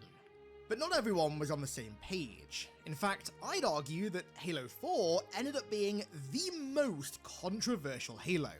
To some, its campaign told one of, if not the best story in the entire Halo franchise. To others, it represented a total bastardization of the Master Chief, Cortana, and the Halo franchise in general. Very rarely will you ever encounter a Halo fan who just doesn't really have an opinion on Halo 4. It tends to be one extreme or the other. So today, I want to return to Halo 4's campaign for the first time in half a decade, in fact. I actually really enjoyed Halo 4's campaign. 13 unlucky years following its release. Now, just FYI, we're only covering the campaign today because if I did cover the multiplayer, then, well, this video would be more firmly entrenched in the total bastardization of Halo Camp than Keys was in the Proto Gravemind. The less we talk about that abomination, the better. So, Halo 4 is a rather unique game. It was the first major project by Halo's new stewards, 343 Industries, after Bungie moved on from Halo to go work on Destiny. 343 had worked on a number of smaller projects in the years prior, sometimes even alongside Bungie, but Halo 4 was their first significant project because... I can live without the multiplayer, well, bro. I don't think I need to go into the reasons as to why. As such, the studio was quite literally being built at the same time as the game, and developers were having to learn the tools of Halo's unique proprietary Blam engine pretty much as they went on. Now, contrary to popular belief, 343 were in fact Wait, that is a not funny name for an composed engine. mostly of ex-Bungie employees. In fact, I'm pretty sure the only people left over from Bungie were concept artist Glenn Israel and of course Frank O'Connor. Everyone else was brand new to Halo. And speaking of Bungie and Halo 4, over the years, several ex-Bungie members have come out and spoken about 343's Halo 4 actually being quite similar in some aspects to their very early concepts of Halo 3's sequel, which originally they had planned to make instead of Reach. Although I will say, a lot of these similarities do seem to be broader details, like going to Requiem and introducing a new enemy faction, over more specific elements and story beats. A couple years back when I did a video with Marcus Leto, the co-creator of Halo, he mentioned that their intent was to still keep the Foreigners quite mysterious, much more mysterious than Halo 4 ultimately did, which I think would have been much more in line with how Bungie treated the Foreigners in the trilogy. The Halo 4 that we got, though, was originally supposed to be the first entry in the Reclaimer trilogy, which was in line with Bungie's original plan for Halo 4 to start a new trilogy. And then we got what we did. Launch, this Reclaimer trilogy became the Reclaimer saga, and then whatever happened to that saga since, well, answers on a postcard, please. Compared to this replay, I always loved Halo 4's story. I never really liked the campaign, but I always really liked the story. But does that opinion hold true now? Well, let's find out. The campaign opens with a cinematic intro that's meant to set the tone and the basis of the story. That being the Master Chief finding his humanity. It is pretty crazy how Halo 4's music is copyrighted, bro. This intro cutscene is kind of all over the place. It starts out really strong, with Dr. Halsey being interrogated about her highly unethical work in creating the Spartans and the philosophical dilemmas that her work created, all by a shadowy individual of whom we still don't know the identity of. This part of the intro is fantastic. It's well shot, well written, and extremely well acted. This is going to be a bit of a recurring praise throughout the video, but the performances of Halo 4's main cast are probably the best thing about this game. But, on the contrary, this cutscene marks the beginning of arguably the tied biggest sin in Halo 4. The attempted redesign of just about everything, which materializes here in the form of the Spartans. Halsey's recalling a battle that took place during the Human Covenant War, and yet all the Spartans are wearing Mark 6 mod from Halo 4 that literally was created by Cortana on the I don't like this. The excuse that 343 This is the one inconsistency I didn't like. Wasn't actually given until a year and a half after the game was released, by the way, was that they didn't have enough time to create Spartan 2 models for this cutscene, which is either A, an extremely inefficient use of resources, or B, an after-the-fact excuse for their want to redesign the firmly established look and sound of Halo to fit their new vision. And I'm gonna be honest, I'm very much in Camp B, because almost every single Halo asset in this game was radically changed. Designs that have been consistent almost since the inception of the franchise suddenly looked and sounded nothing like their former selves. We're going to be returning to this point several times throughout the video because this overall philosophy is present far beyond just the visual design of certain things in the game. In fact, this has been and still is my biggest gripe with 343's approach to Halo.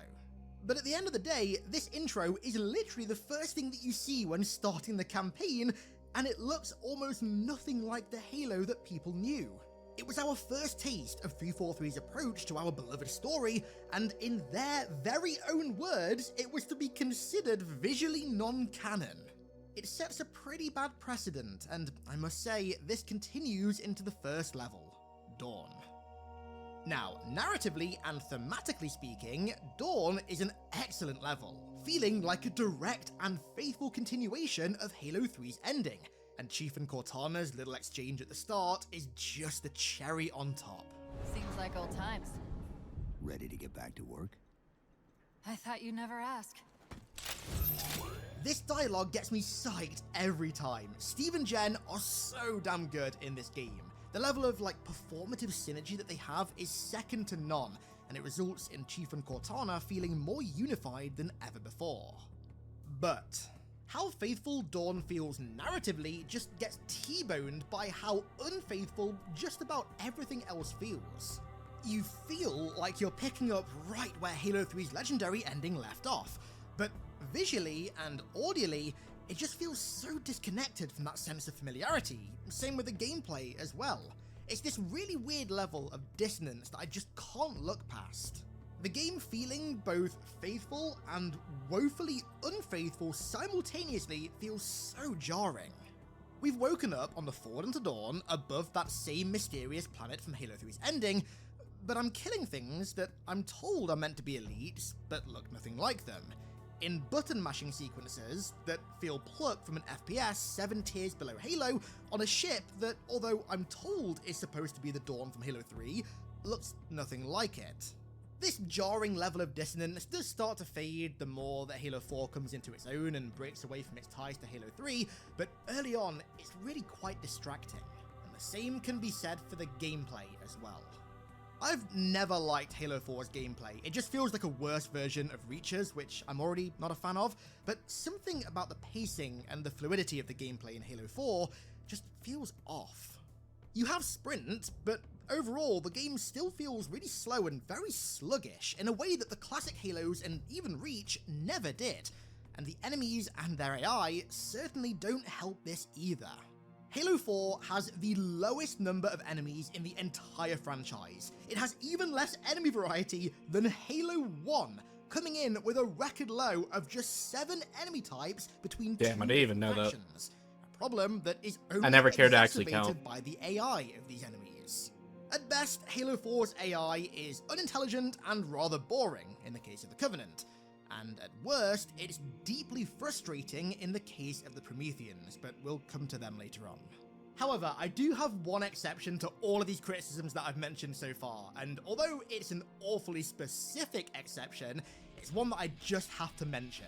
There's something about shooting grunts with the AR in Halo 4 that, unlike just about everything else, is deeply satisfying. The combination of Halo 4's M60-esque AR sound, which is one of the few audio changes I actually really like, and also the blood effects on the grunts is hyper satisfying. This mega specific scenario is the one single time that Halo 4's gameplay actually clicks for me. I wish the rest of it gave me a similar feeling. Okay, so before we move on to talk about the bulk of this highly contentious story, a quick word from War Thunder. The most Nope, sorry, Luke. vehicle combat I finished my food anyways.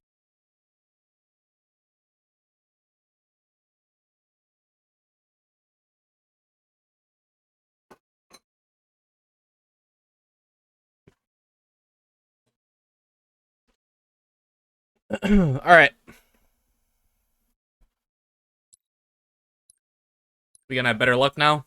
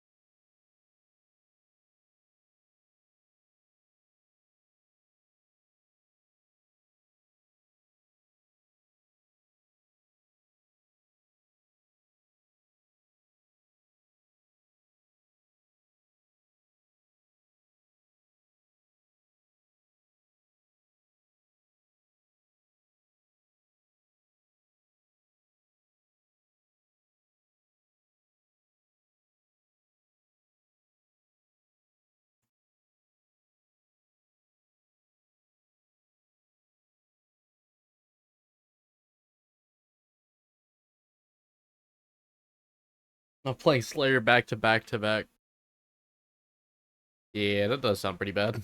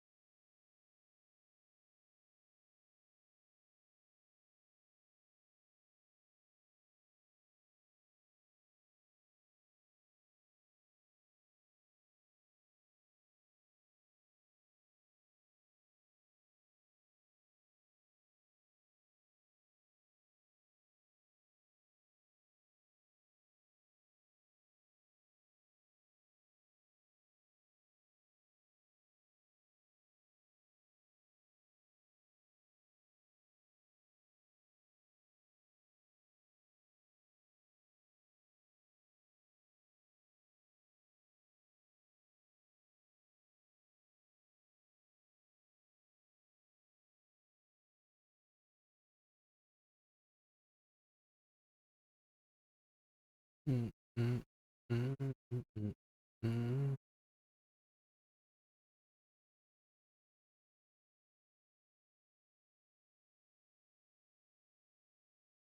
mm. I'm gonna be so dead ass, guys. If I don't find a game, I don't know what I'm gonna do. I really don't want to play like Squad Battle or BTV. I'm not gonna lie.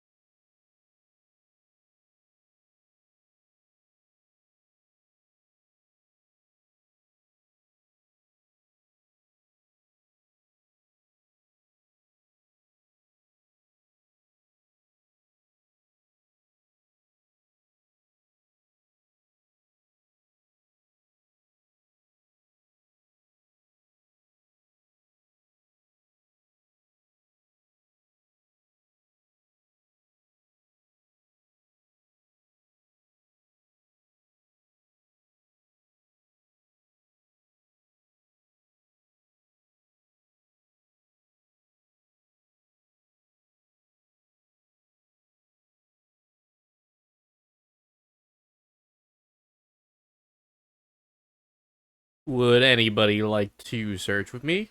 Smile? Please? Smile? No pressure, actually, though.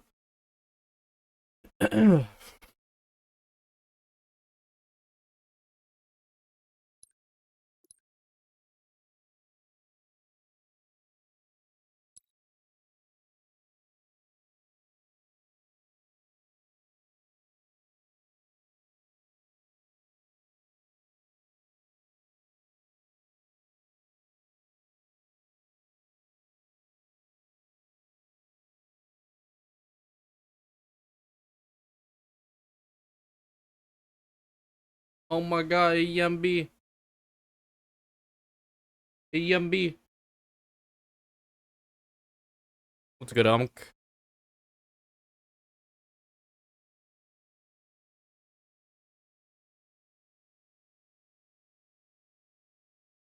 How am I? Pretty good, bro. Just trying to find a game. Found out there's a Costco in Seattle. I know, we talked about this. Gotta buy a rotisserie chicken, bro.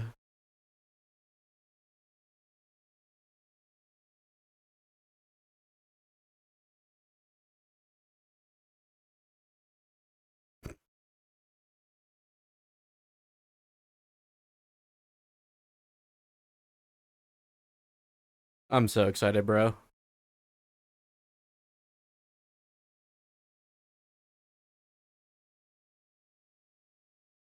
I'm still on the wrong scene. Better.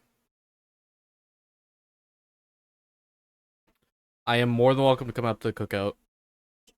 Yeah, maybe, dude. I don't know what we plan on doing Thursday.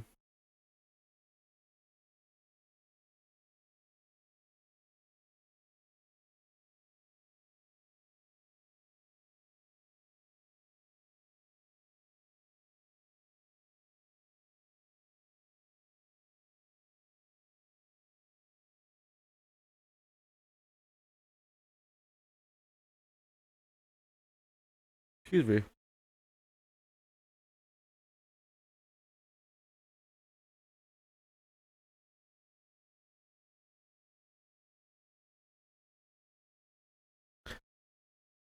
Bro, give me a game.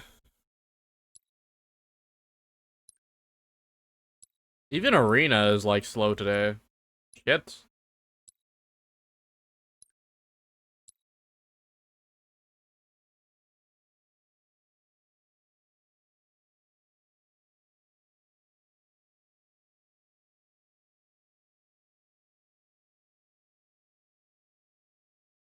Want to run some Slayer? Yeah, I'd be down. Beat sitting in queue, I guess. Get your booty in here.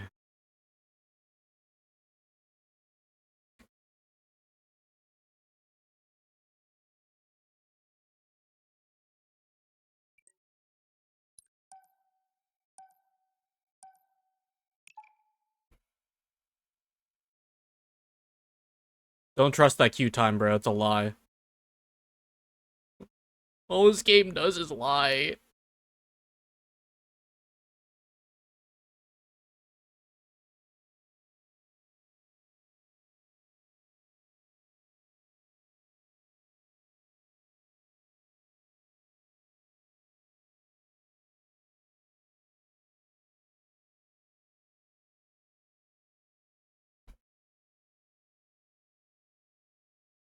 Take the wait time and add it by 5. Yeah. Sounds about right.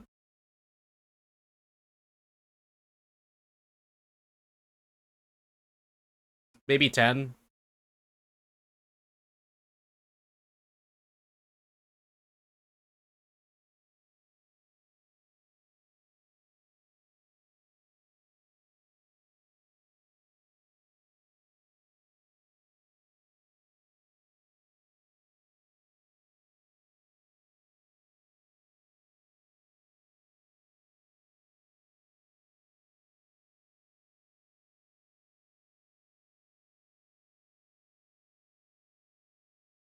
All right. Oh. Boomer map.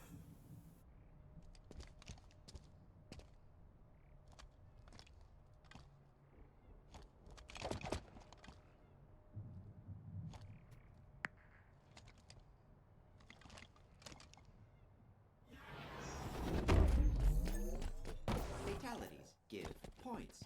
Points give victory. Suited for high visibility. Vital signs not found.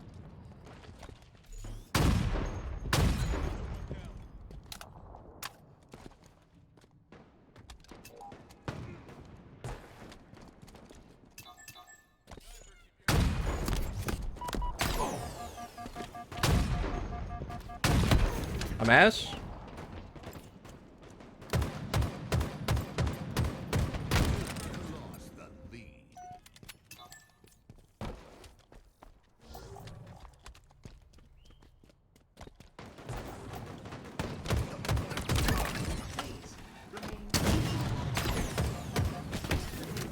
From where? Oh shit.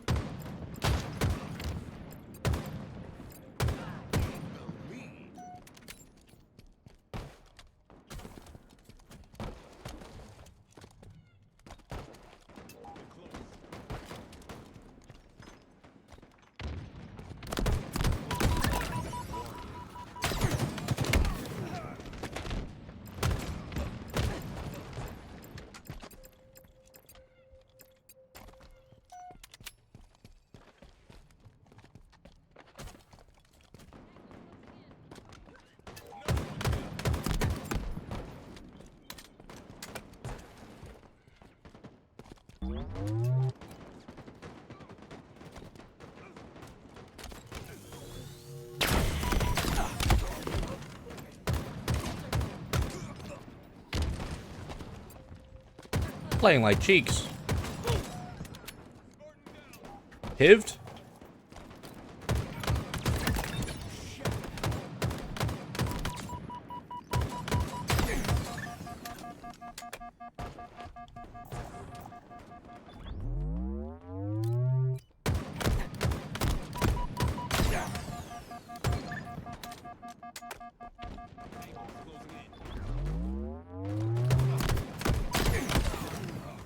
Playing like me, I take that as a compliment. At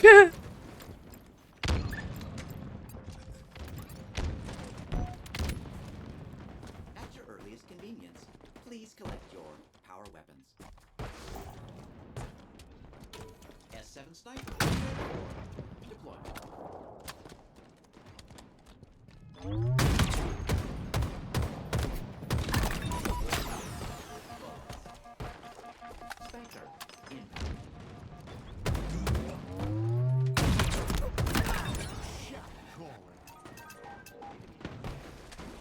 Spanker available.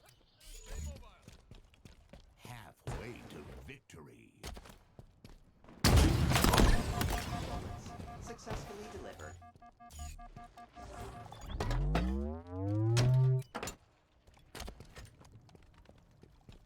I don't want to hold both power weapons, bro. So bad.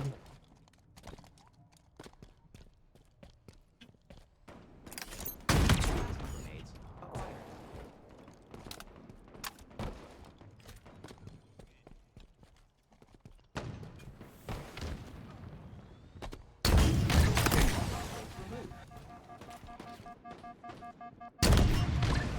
Killing spree. Double kill. Fuck. Oh god, they're gonna have the rocks. Good kill.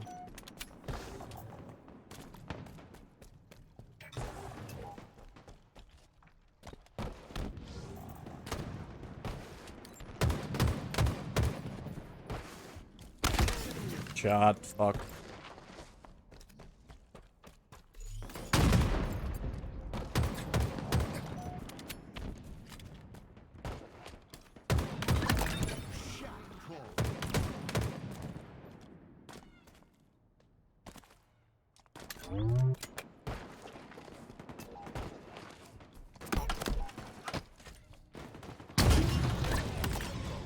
Successfully delivered.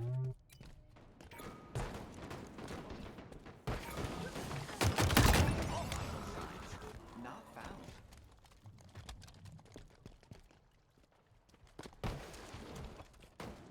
Enemy Spartans are Our closing weapons incoming. in. Nearing victory. In my sights. Your power weapons have arrived.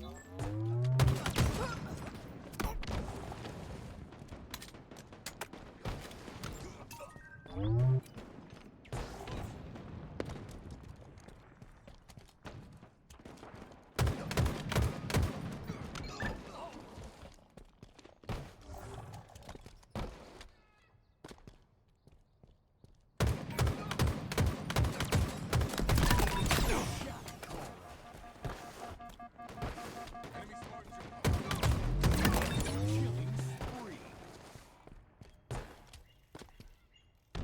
Pride and adoration. Who leaves with 1 kill left in the game, bro? Cringe.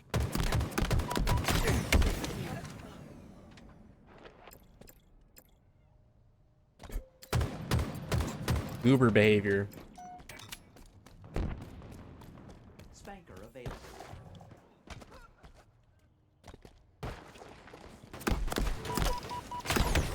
Fuck. Couldn't fire it. Alright, let's stop choking now. What is happening? Enemy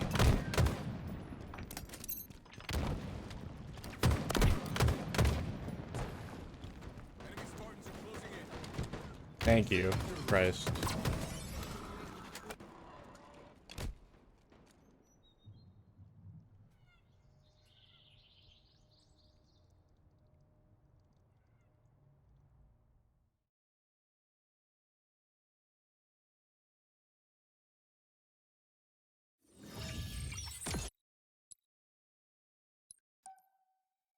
Yep, boomer Matt, bruh.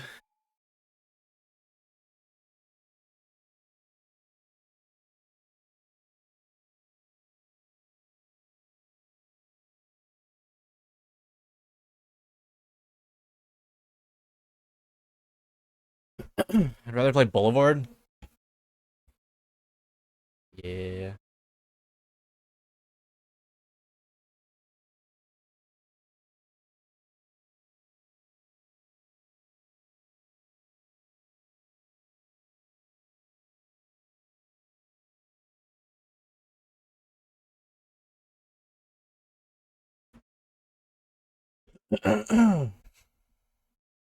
Fuck, it's getting hot in here. Oh, okay. Slayer.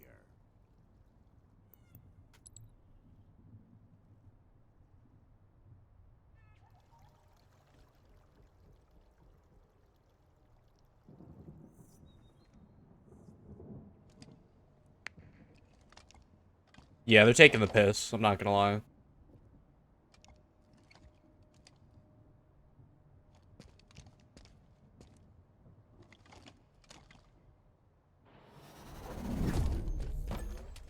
Fatalities give points. Points give victory. Suited for high visibility. Abundant skill. Double kill.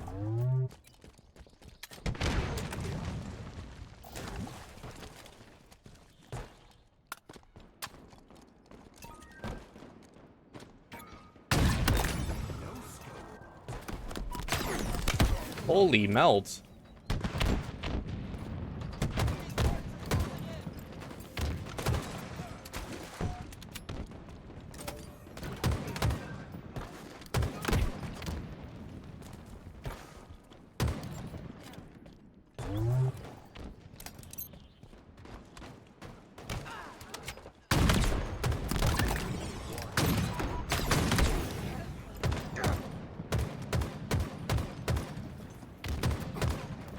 The way he lives, brother.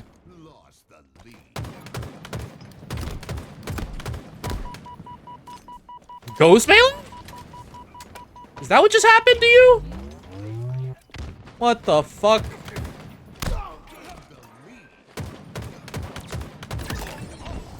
Give me that. Plasma grenades obtained.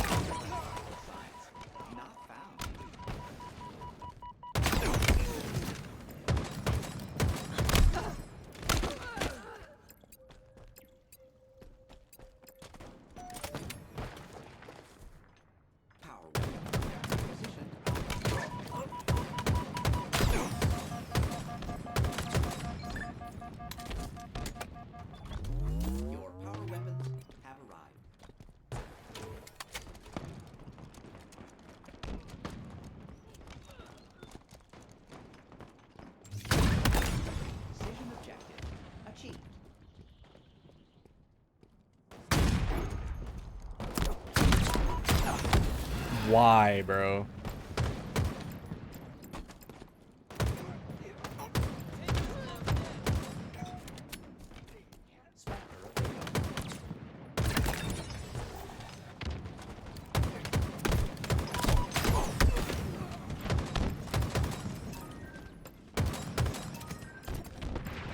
Yo, Press, what's good?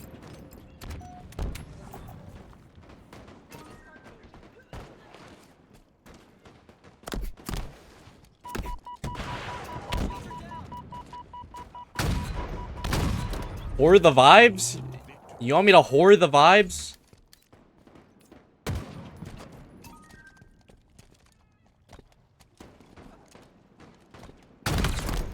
He wants the vibes to be whore-like, bro. I'm fucking with you. How are the vibes? Vibes are good, bro. We're chilling. Couldn't really find any shoddy snipes game, so I'm just playing some Slayer for now. Finished watching Charlotte. Games are pretty crazy.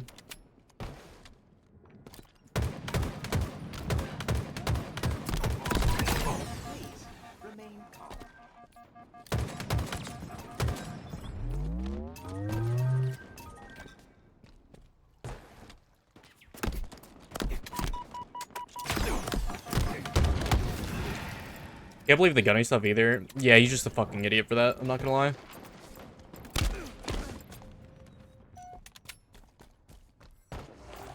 Does he fumble so badly? Because he's an idiot?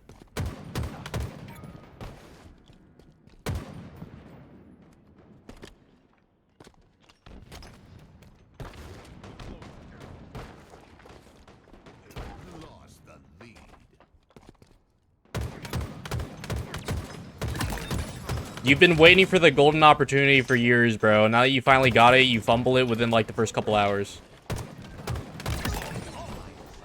I don't get it. At your earliest convenience, please collect your power. Good shot.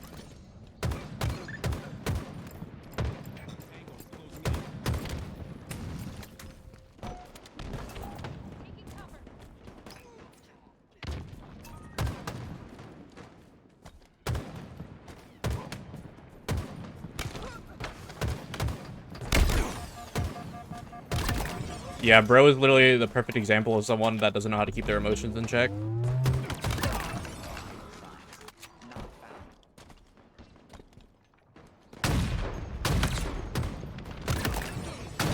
Like I said, bro, it's like infuriating to like witness from like the sidelines. Spanker, inbound.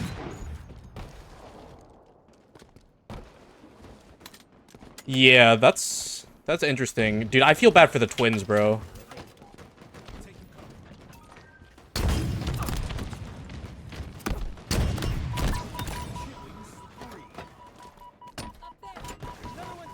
Like, I genuinely just do feel bad for his teammates. Can they have their coach play? Well, I mean, yeah, probably, but like, obviously it's not an ideal circumstance. Having a coach, like, they're meant to do coach things, not necessarily play the game. It's one thing to understand how to play the game, it's a whole other thing to, like, actually act on that understanding.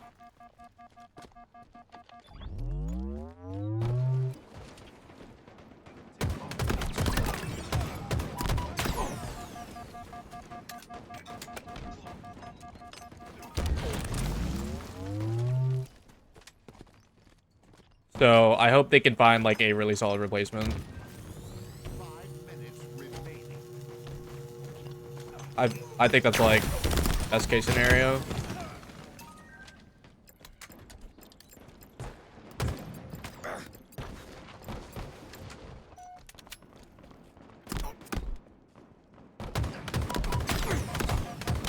He's won. Thank you.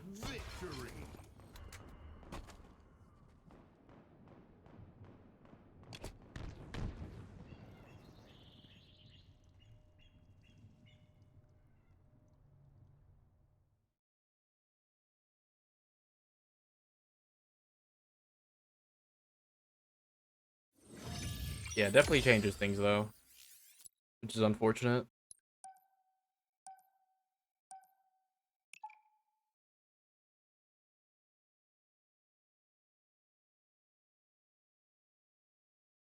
Loving the insta-queues.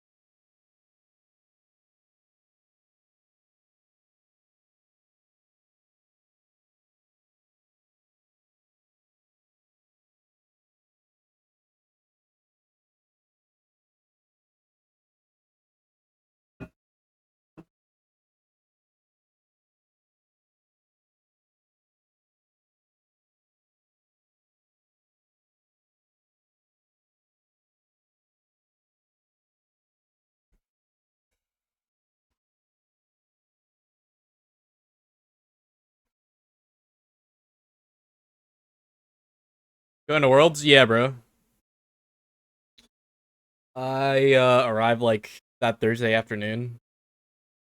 So, should be fun, bro. I'm really excited. It's how I'm gonna celebrate like the end of my midterms, basically. Slayer. What the? This dude still plays? What the fuck?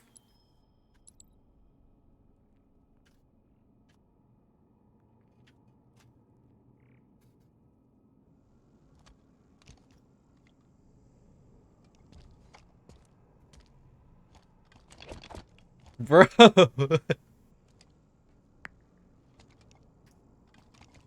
Some tweet he was playing again. That's crazy.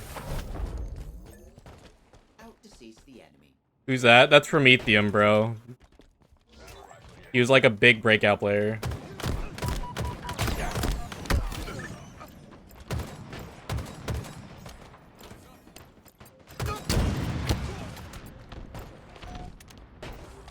Yeah, I knew him a lot during Halo 5.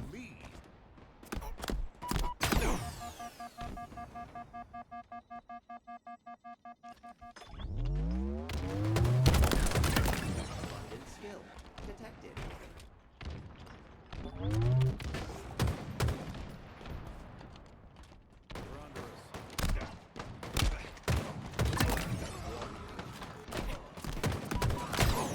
This dude picked an interesting time to come back to the video game.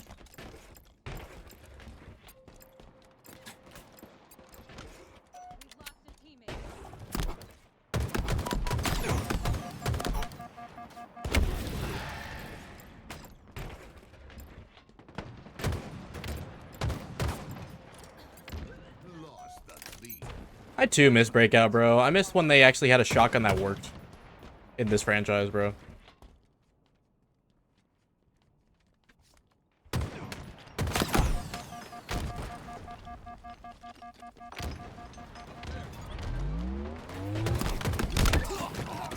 Missed the lawgiver. Yeah.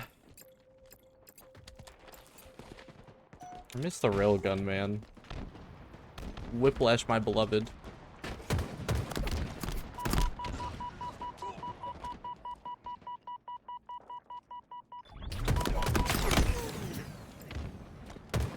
Getting shit on.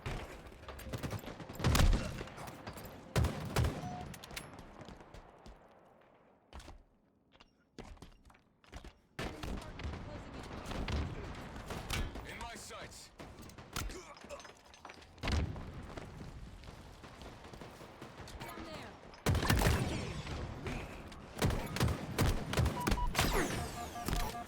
Ah, the fucking blue spawn? Damn it.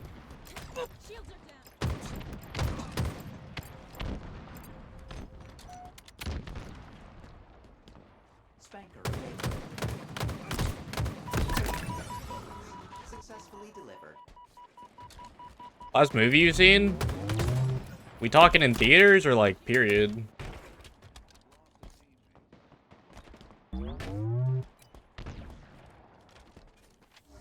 In general, John Wick 4. I watched that one pretty recently.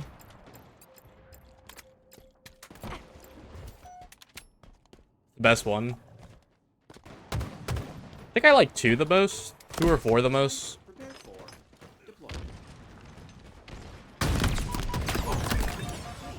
remain calm.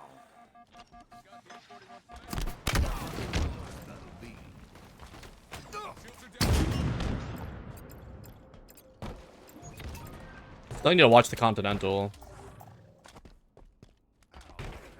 But I think that's like a whole ass series.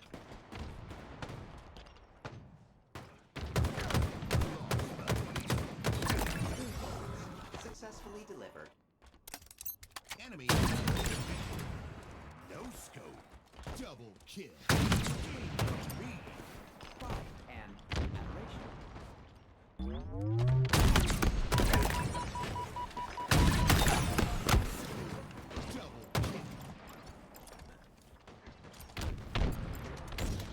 I'm warming up a little bit.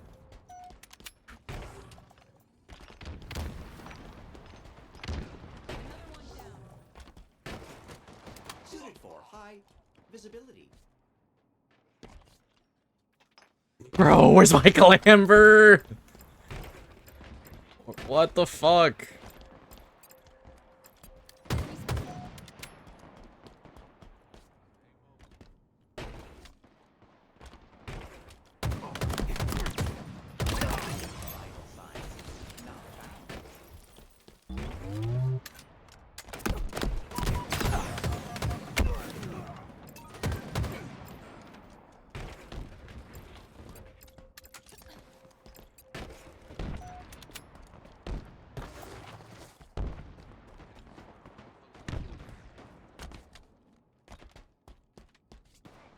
Spanker available.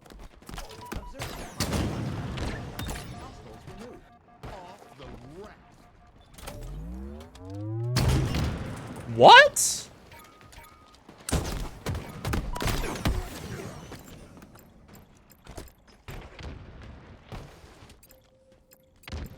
Didn't even tag. Crazy.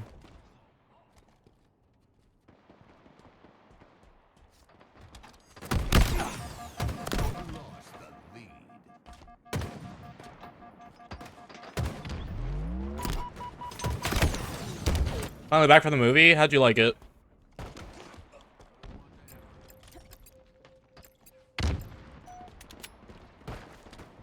Enemy team nearing victory.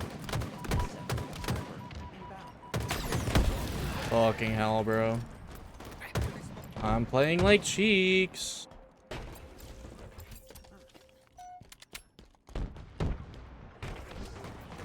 $100 for 2 tickets, popcorn, and a drink for your mom and I. What the fuck?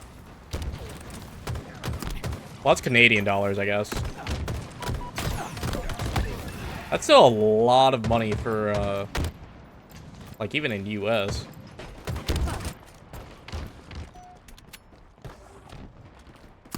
That is Canadian dollars, to be fair. But, like, yeah, damn. 13 and 16, I need to uninstall.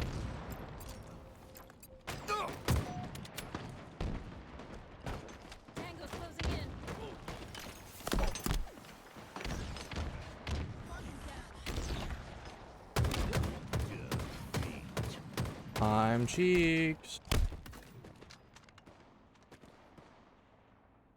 First I'm seeing Way of Water. I don't know this map is bro. This fucking dude.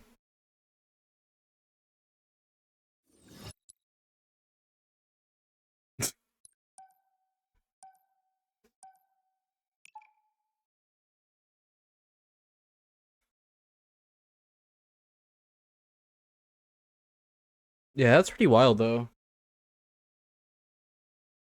GG, dude. Yeah, I played like Cheeks that game. I was like not very locked. Welcome back.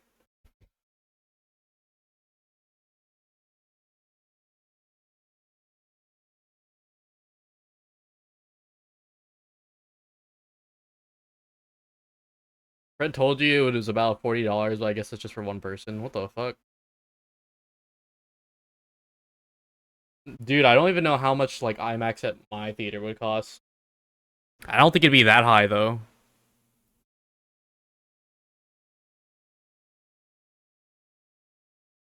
You're so chopped at this game, it feels all fake. Yeah, it'd be like that for sure. They spawn where you stand. Yeah, the spawns on this map in particular. I don't even remember them being this bad in fucking Halo 5. They're like... You block blue and get shot from blue? Yeah. They're like diabolically bad.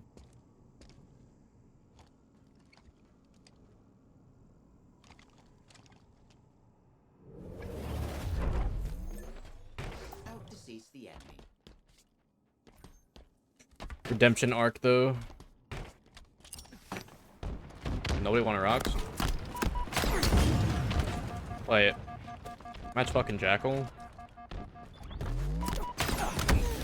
I'm getting shot in the asshole. 3D was phenomenal. Glad you enjoyed it, though. Pretty cool.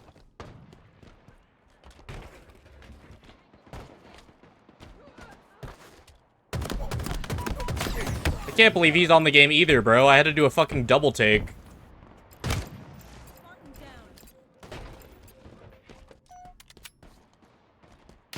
I had to make sure I wasn't hallucinating.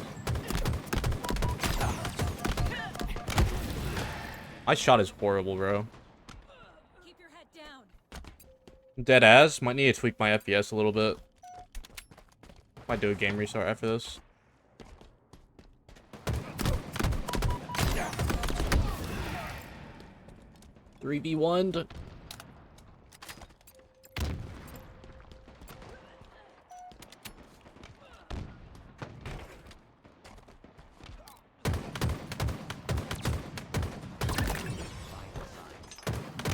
This game has the fakest shotgun ever, bro. Shotgun in this game is so monumentally ass. I bitch about it daily.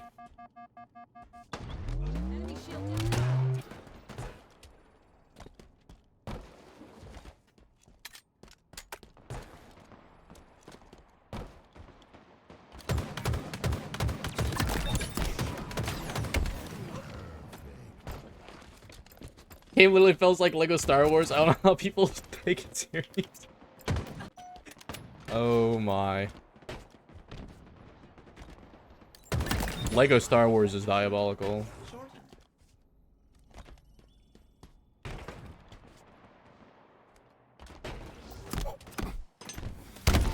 Do we need? Sauron Slayer, I got you after this game. You're somehow 1600. Oh, ranking up in Slayer is a joke. It's really easy.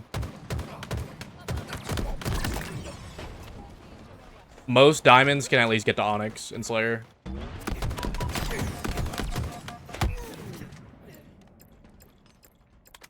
Halfway to victory.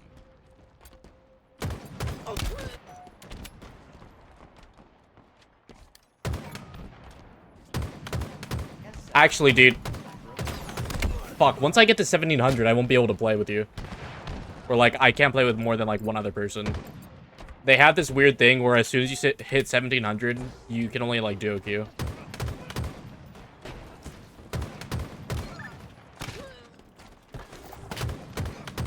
And I'm, like, right on the cusp of 1700.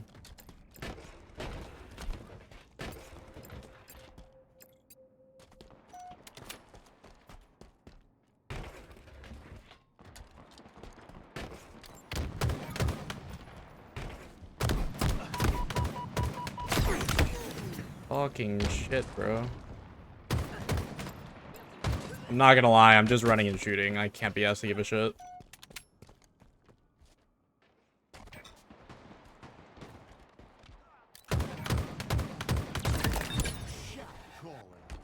Perfect.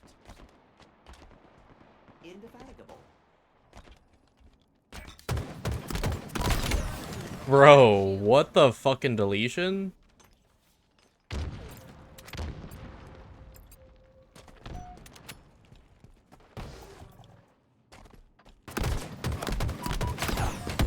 Why am I spawning and then there's already people up my fucking elbow? Like, hello? Why would you not spawn me cave?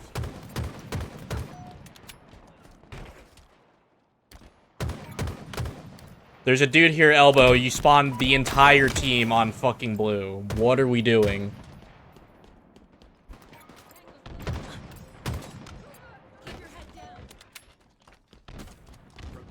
Are we dead ass?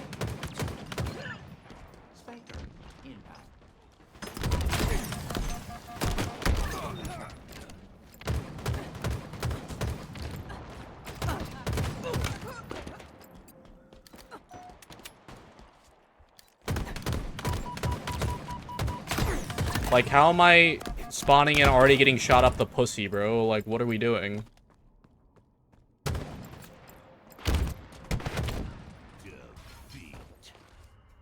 Dude, it's so hard to perform well when I'm getting shot from every fucking angle, bro. It's like, why even bother moving? Jesus.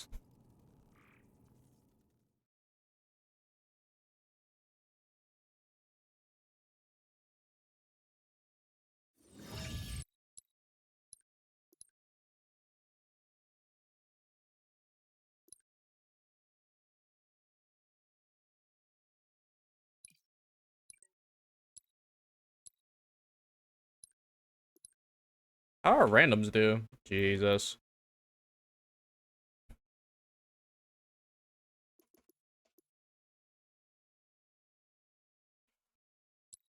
I could not move, it felt like.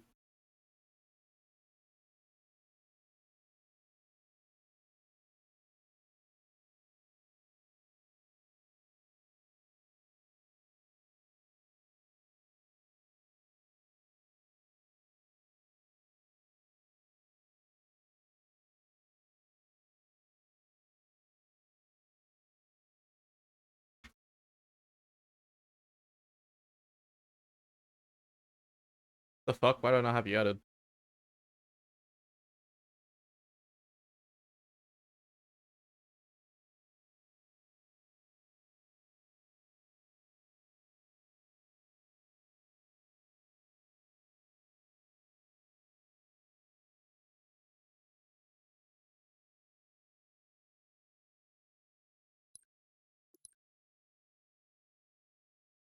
Sent you an invite, Prometheum.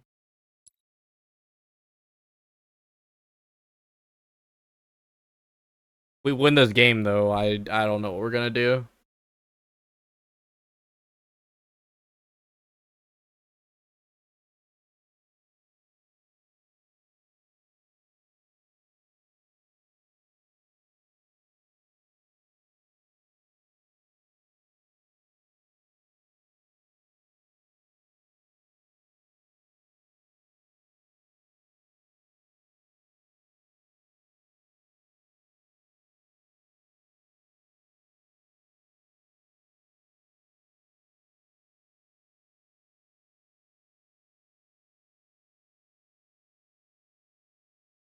I forgot to change my title.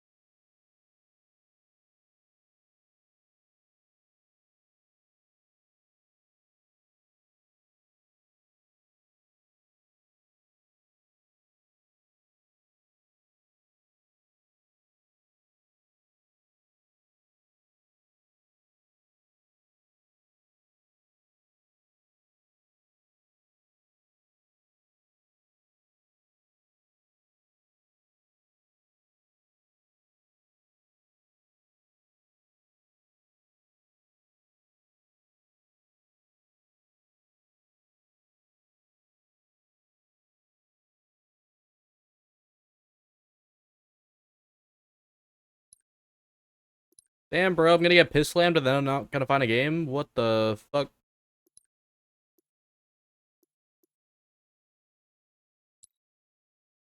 Fuck am I playing?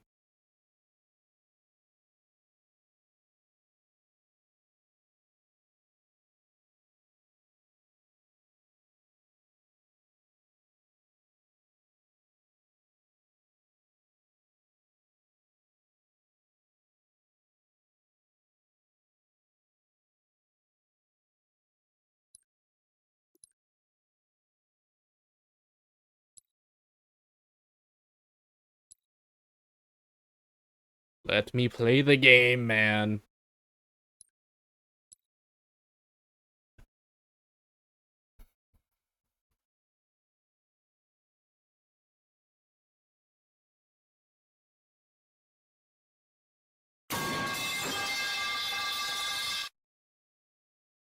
Literally me mentally.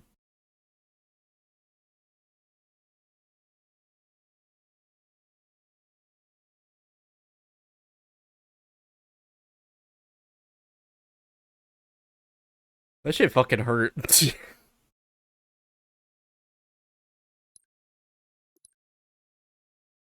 Your trash, kid.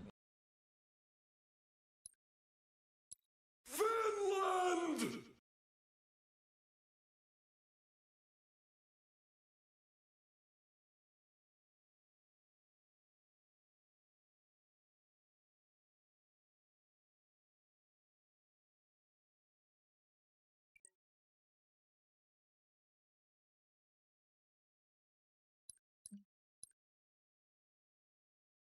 Insta game.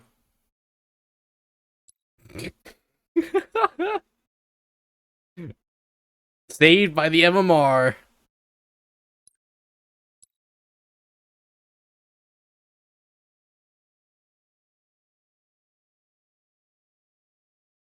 You think of the fit?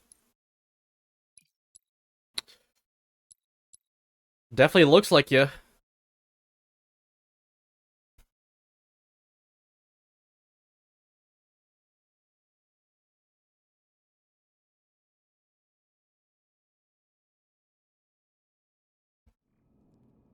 Bro. Three-peat? What are we doing? Fuck me.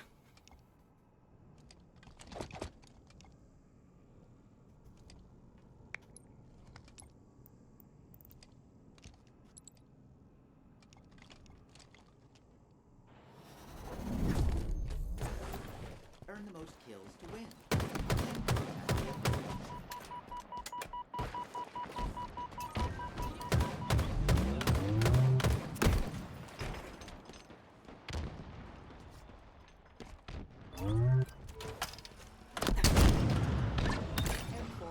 Performing in optimal range. He lived? Dope.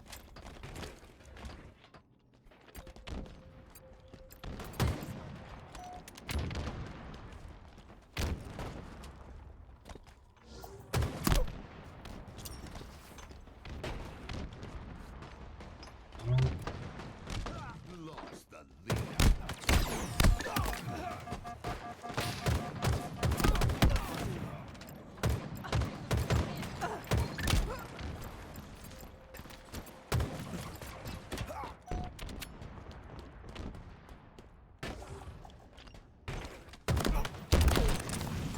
I just don't think map should be weighted, bro.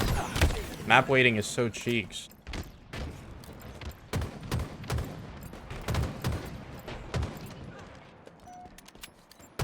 It's like, why bother having a map pool, bro, if you're gonna freaking weigh it?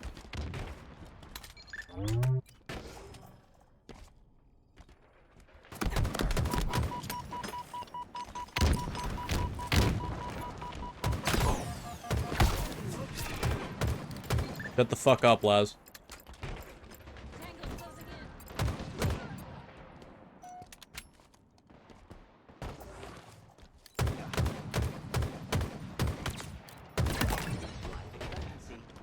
Shortened.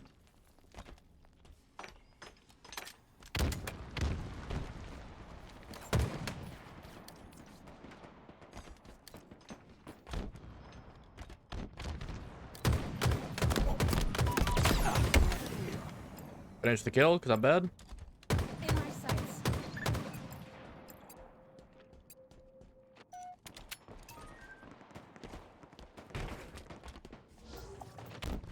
Spanker inbound.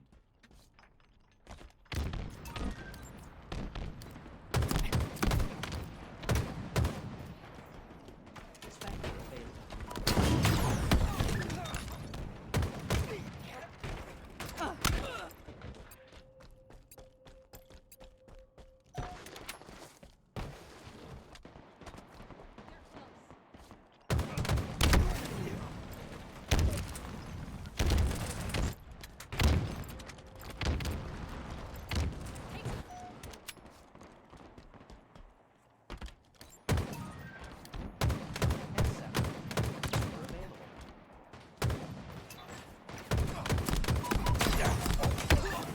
It can't hit a headshot, bro.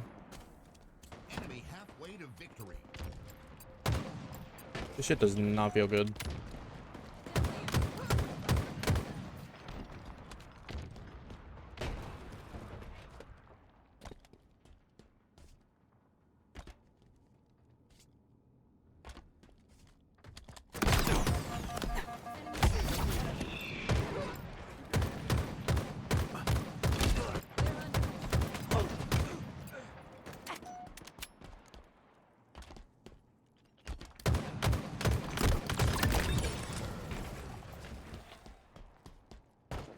Enemy there.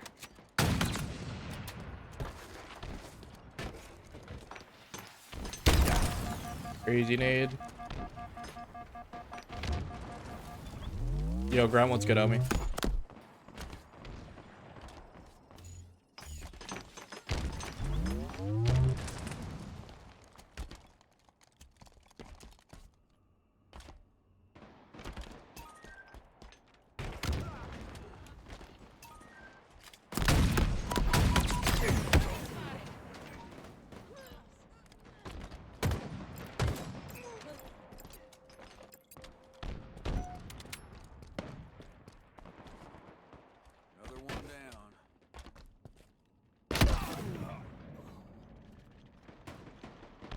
Enemy team nearing victory.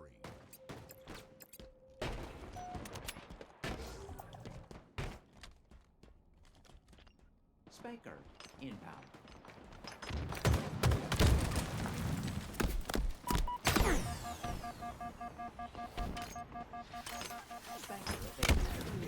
Damn, fuck me harder.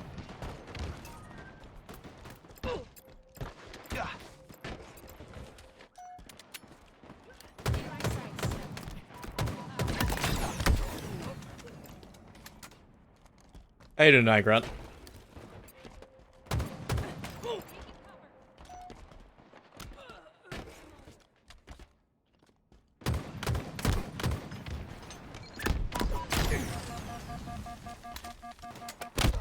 Yeah, reach out of veto system.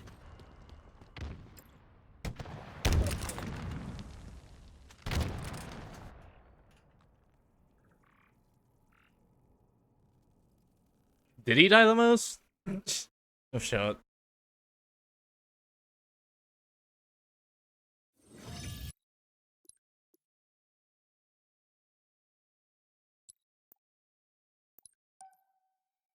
Gotta listen to those comms. Yeah, you're right, bro. Yeah.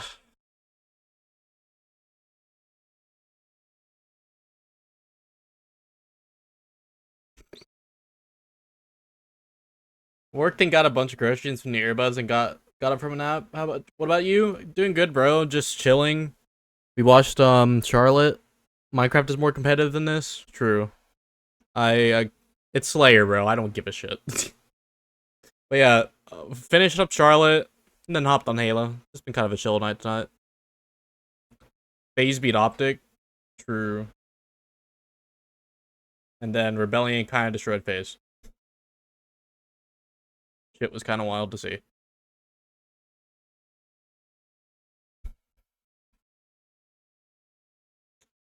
Spotify, my goats. How's school been? You don't want me to answer that. Slayer.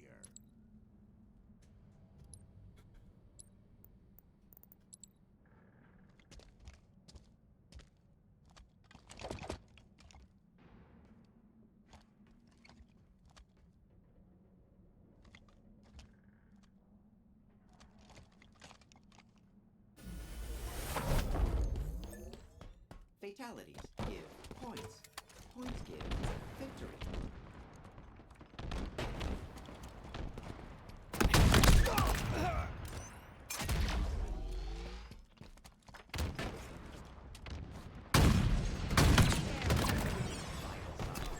Not found. No scope. Double kill.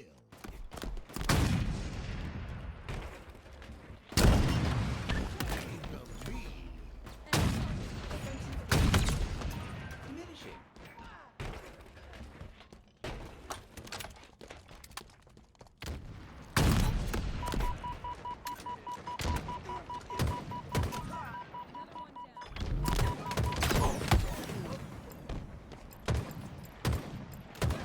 In my sights.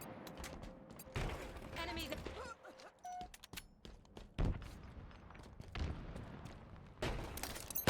Plasma grenades acquired.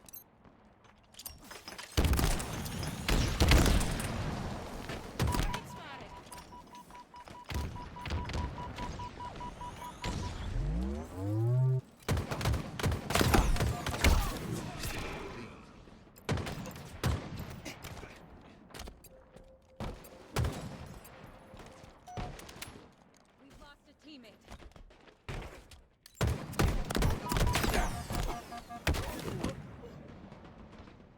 Really tempted to just be like, Vlad, just stop dead, bro. Stop dead.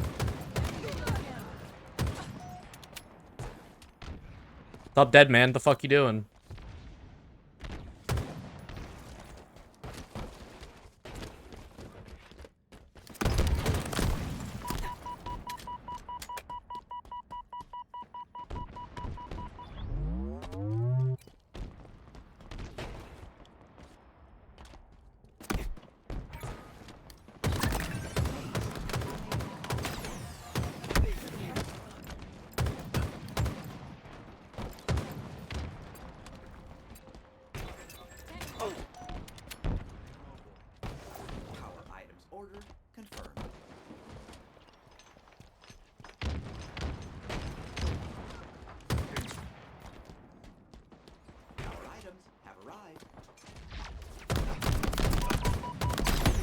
Bro, my god, I'm fucking horrible.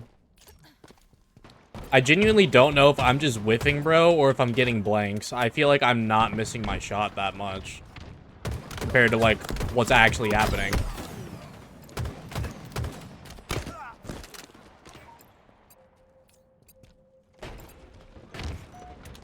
Like, I think that Mando guy should have been fucking dead to rights. I'm not gonna lie.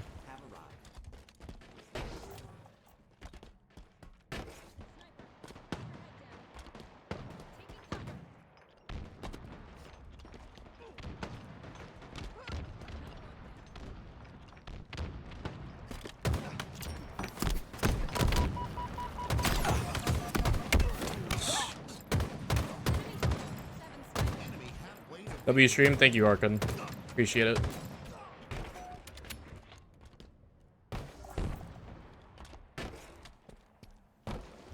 Welcome, welcome.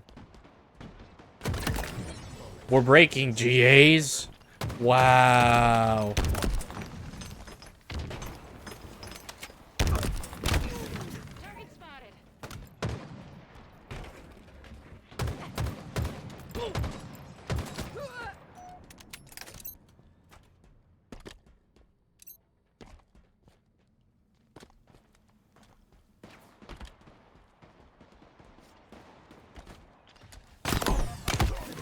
Holy fuck, bro. Death pose? I didn't even look at it, I'm not gonna lie.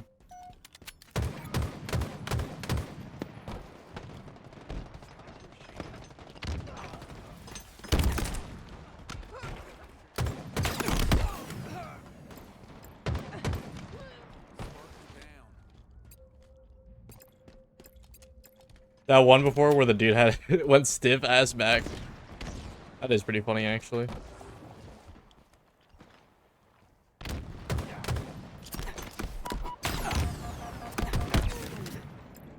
You a Halo fan or just playing generally? I am a Halo fan.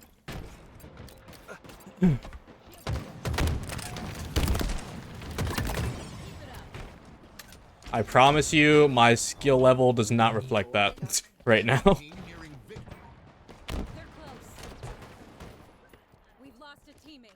Favorite character? That's really hard. I really like Jerome. Jerome or... Yeah, probably Jerome. Jerome or the rookie? It's a weird way of saying Sergeant Johnson. Shit, my bad, bro.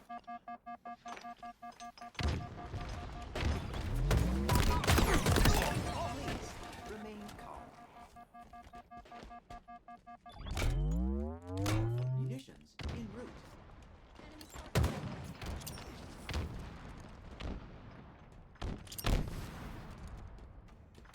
Your power weapons have arrived. Suited for high visibility. Achieved.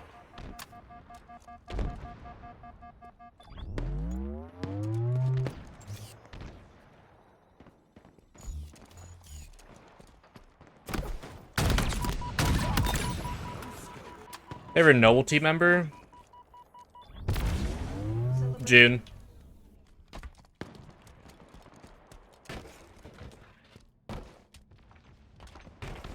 That's a weird...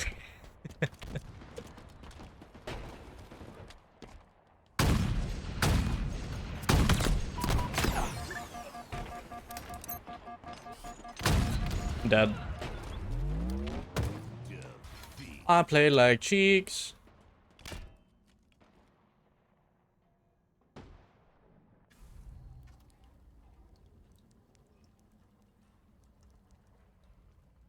He's calling us bots. He had the most deaths, man. I feel like you put the aim up by 50% by spamming jet. Nah. Depending on the FPS, bro, if I feel like if my FPS fluctuates a lot, my shit is like cooked. I might be due a restart, Loki.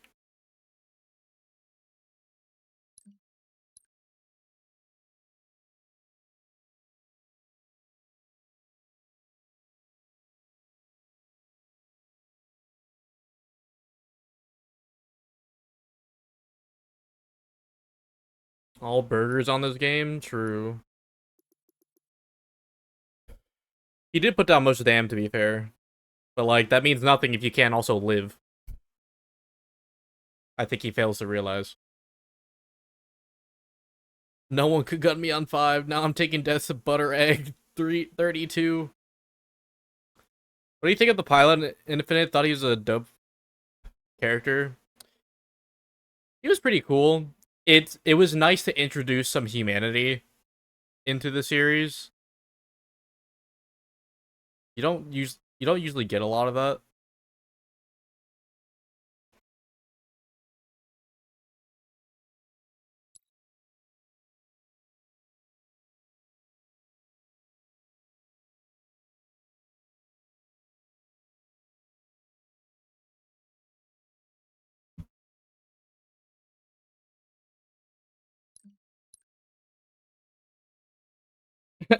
Alright, dude, GG's.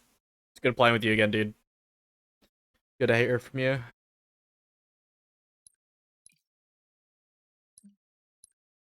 Get the fuck out of my lobby. Alright, Katran, I'm actually gonna reset real quick. I need to fuck around with my FPS.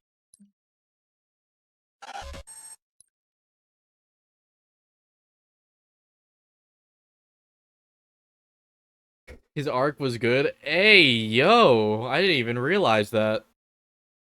The fuck we saying, Mega?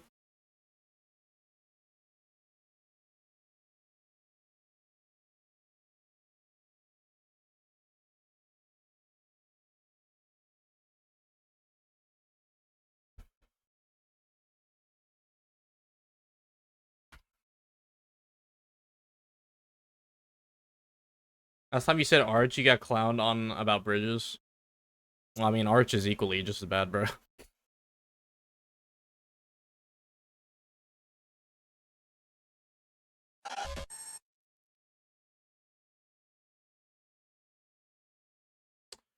No wonder my shit was probably also bad. I was still not...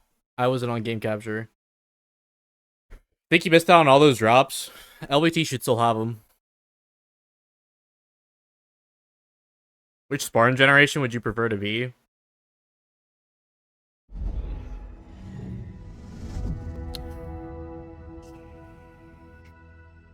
I would say Spartan 3s. But at the same time, that would basically mean that I'm basically gonna get sent to my death. I'm basically, like, intended to die.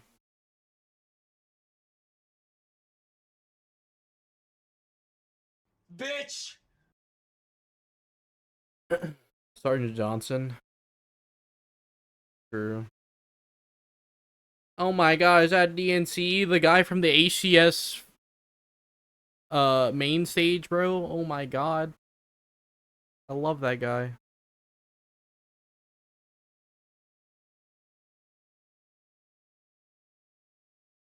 Oh my gosh, CNC! If you say Spartan 3s, you will most likely be an orphan. Well, I mean, better an orphan than being abducted from my parents.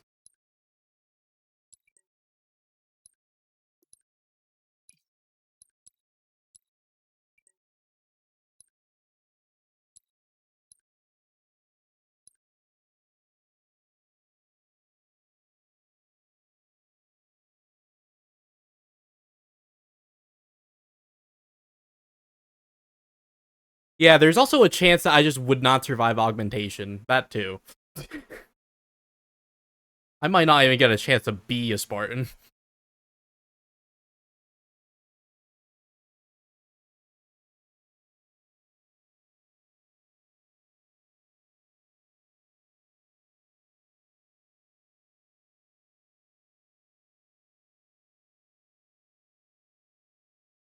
You'd be the shortest Spartan.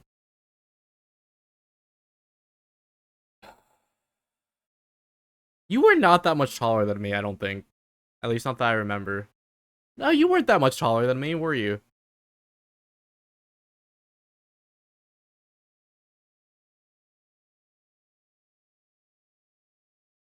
Six two. Oh fuck, never mind. Invite back. Burnt the fuck out of the lamb. W. Contrarian back out. And promote me.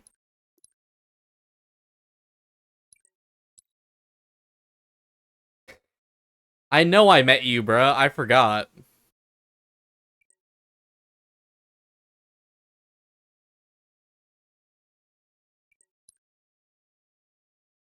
Keep in mind, I'm like 5'10", 5'11", bro. So you weren't like substantially taller. You were definitely taller, but not substantially. Like fucking Mr. Eli X, bro. Still taller? Hey man, all I'm saying is, you know, at least I don't have to ever complain about like neck or back pain. You know?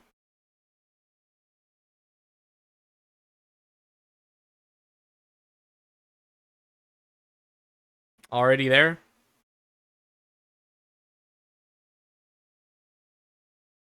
Forgot about Prime subs? Well, I appreciate the Prime, brother. I appreciate you. Thank you. Very kind of you.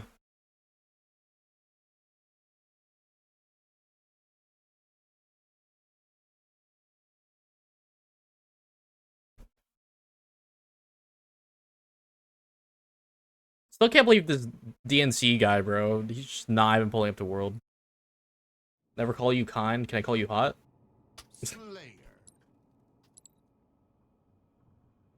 You're bringing toxicity back to Halo? Fuck yeah, man.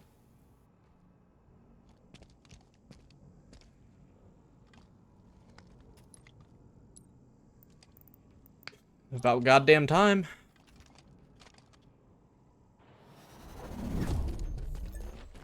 Out to seize the enemy.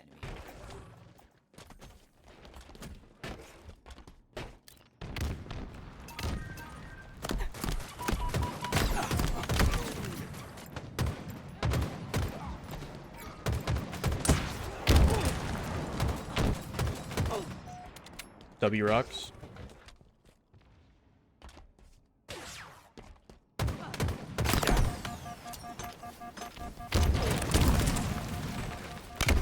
WT nade.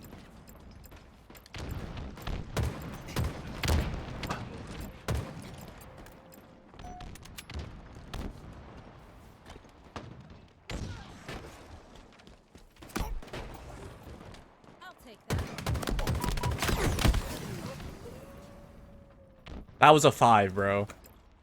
You cannot tell me otherwise.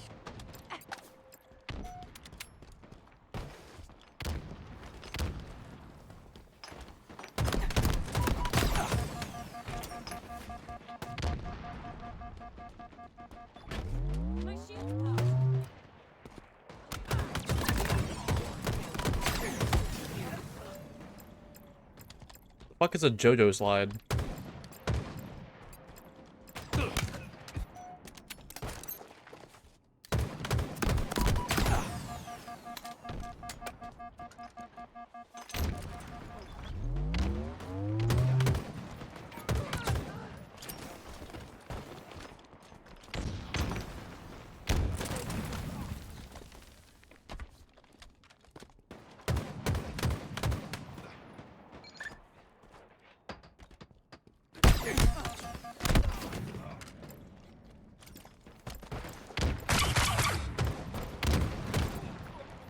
One in 5.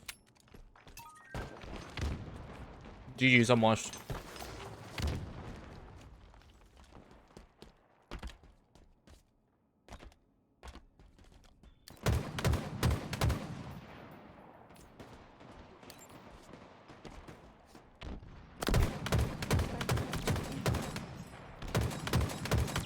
I need an adult.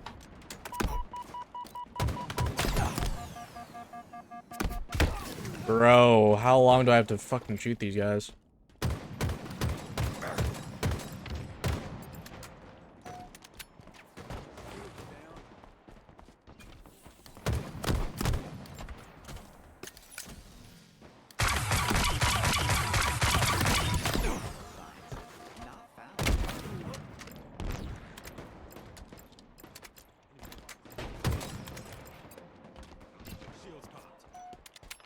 S7. Sniper available.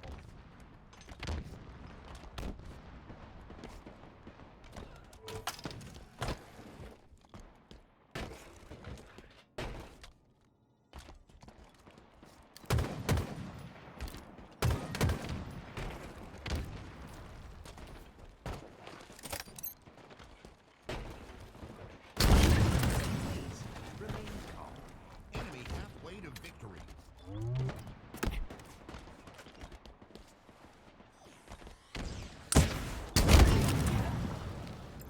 I did not think that was gonna kill me.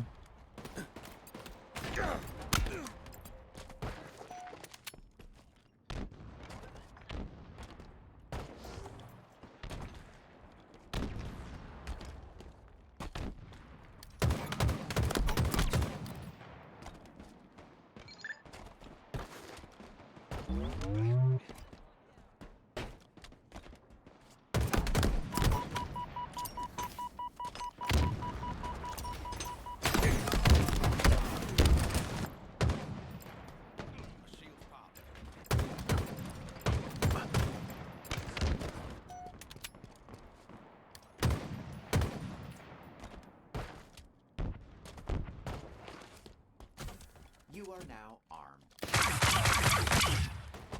It's still so loud.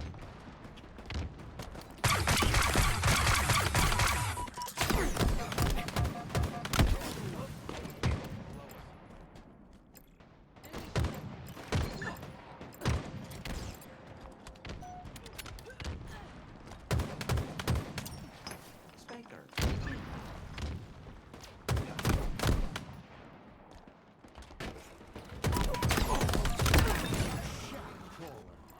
There's a clip of the next Avatar movie at the end of our movie. Yeah, that sounds about right.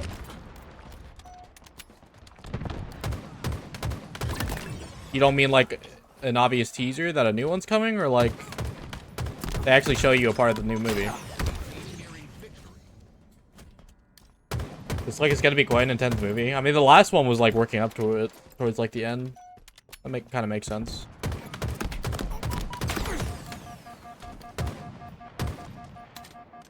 Two, 3 minutes of the next movie. Oh, that's cool.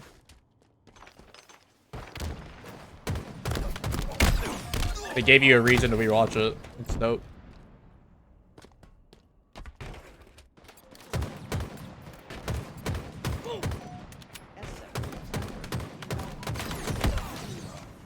Yeah, my shots are not hitting like they're supposed to, I swear.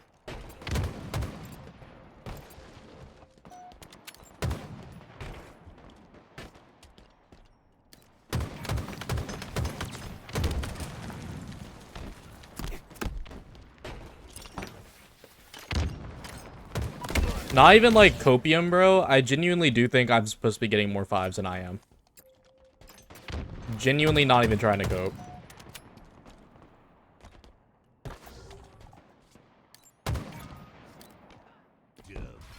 Jeez. That's okay. It's Slayer, bro. At the same time, like, yeah, it is a little bit annoying, but I can't take Slayer seriously.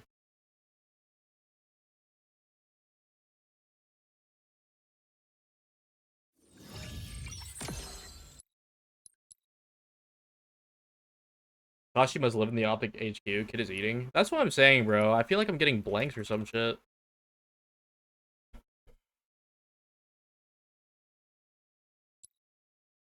Check clip. Fuck.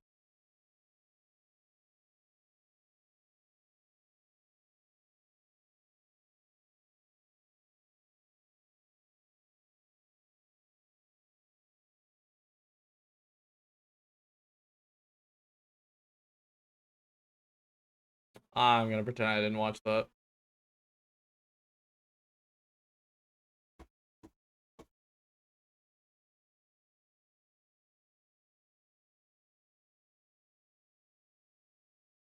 Oh, it showed on stream, but it's a TikTok clip. I don't know if I'd get, like, flagged or what.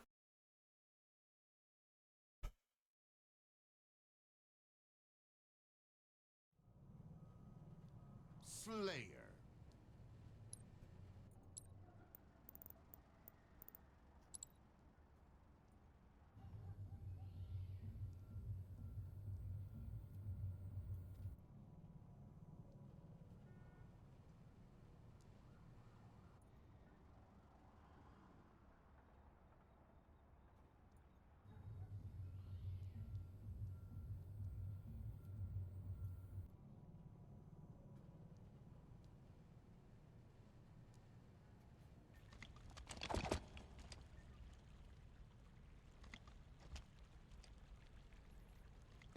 Nah, I probably just suck, bro. I'm not gonna lie.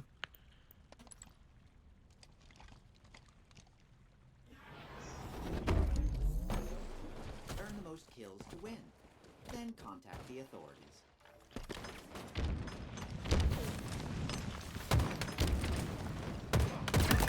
Warning. Bullets.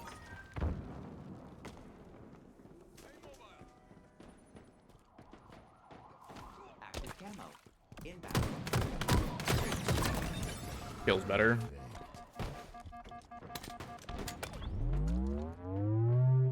Active camo available.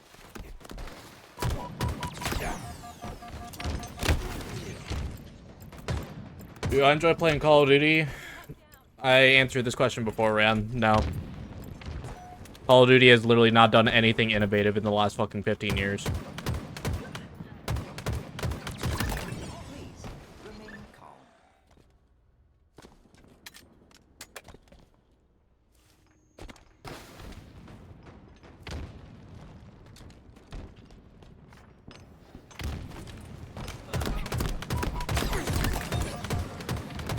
It's literally been some version of the same game for the last 10 years.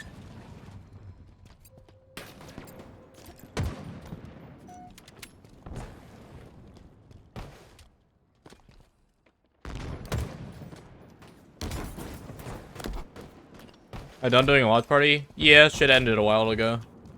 4 hours ago. Something like that.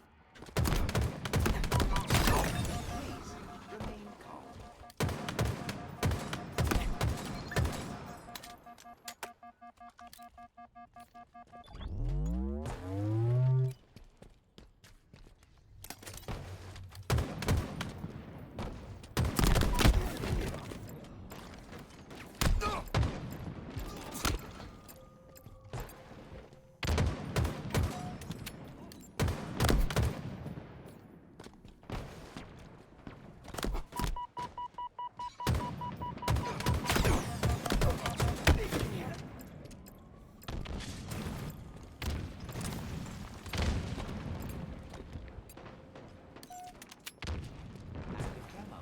Inbound. Damn, no shred. Excellent precision.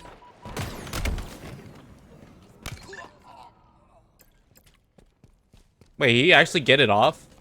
What? The animation didn't even fucking start. What the hell?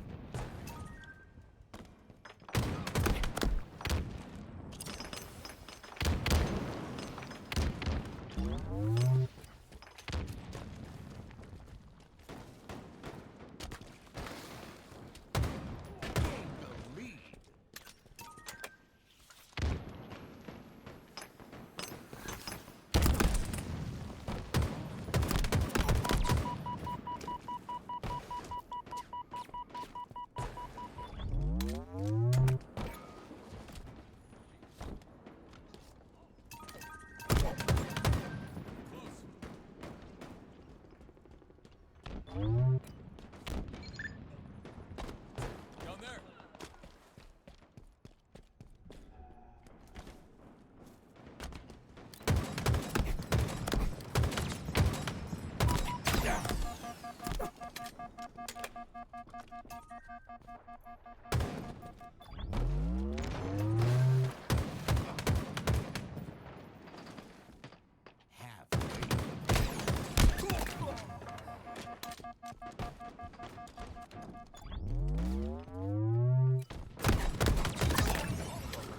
Successfully delivered.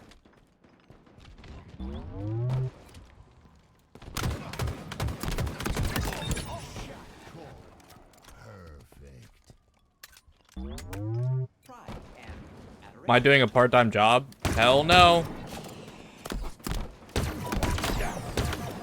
Streaming's already enough. I guess if you want to count streaming as my part-time job. Red Gear is bald. I don't know what the fuck you're smoking. new sidekick. Bro, ran back at it again, creating his own narrative, bro. He actually think Red Gear has hair. What the fuck?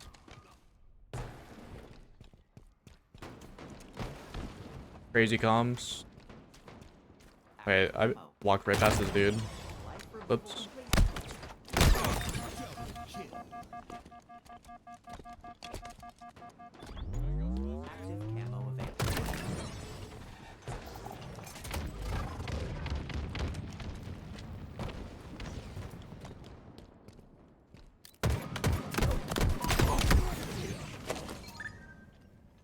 Yeah, I guess you want to count this as like my part-time job, maybe. I definitely think I put in enough hours for it to be like a part-time job.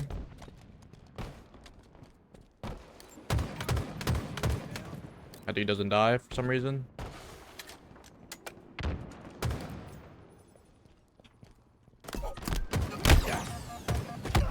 Please die. Fuck.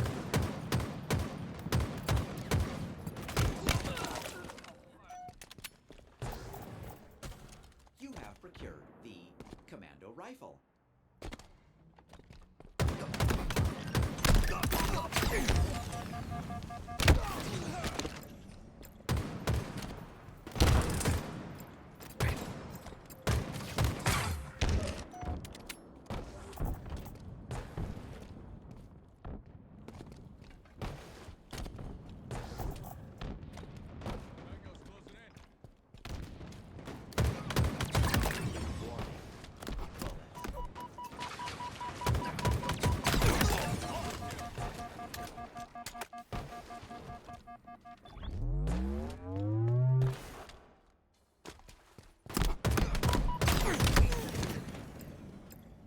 I don't know what coding that is.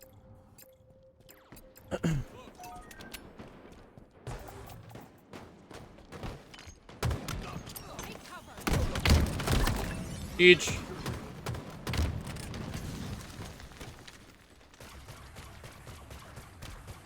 it on white coding? Yeah, I don't know what coding that is. You're back to this practice, man. You piece of shit.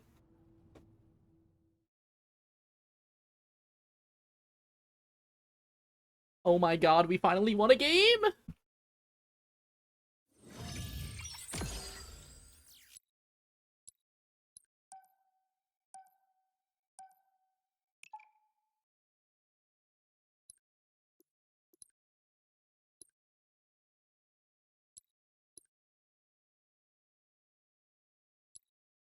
What, this coding?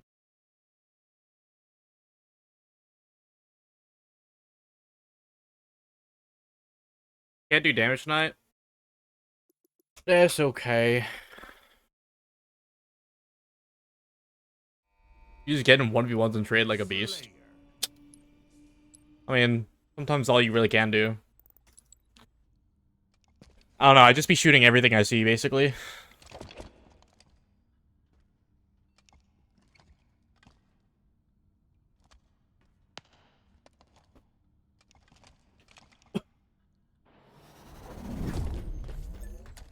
Earn the most kills to win. Then contact the authorities.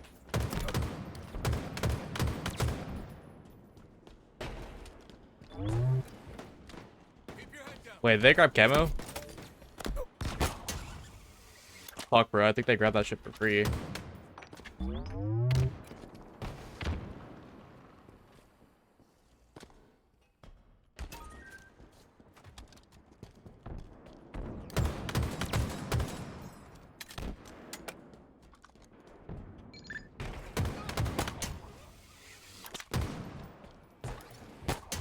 Altitude increasing.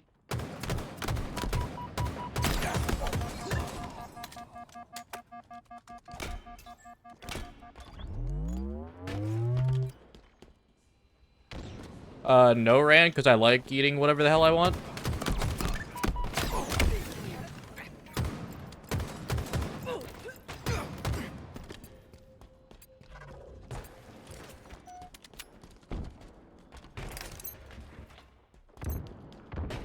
Hey, yo, what the fuck?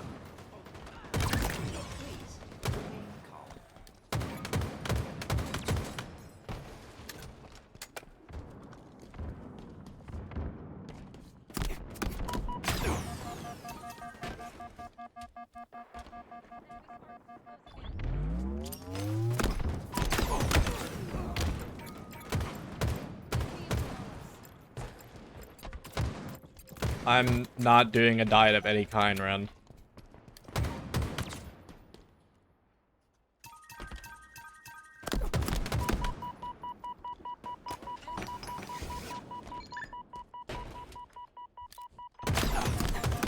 Could have waited.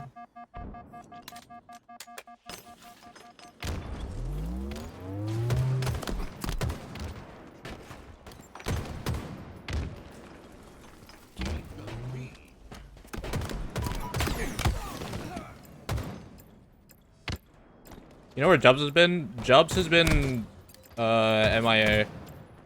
Because he's trying to focus more on college. Trying to juggle streaming and college has been like stressing him the fuck out. Active camo available. He'll probably be more present like around Worlds though. Because he's going, obviously. Fuck me.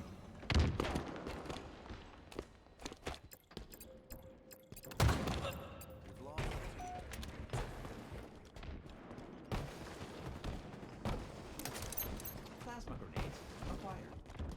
Shock rifle available.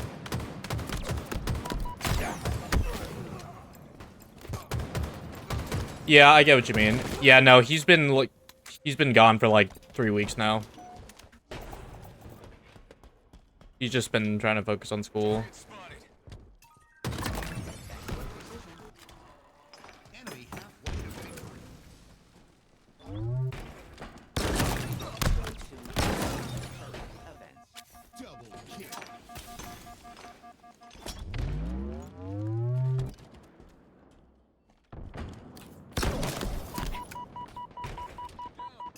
Rand, if you're so concerned with the vegan diet, maybe you should be on one, bro.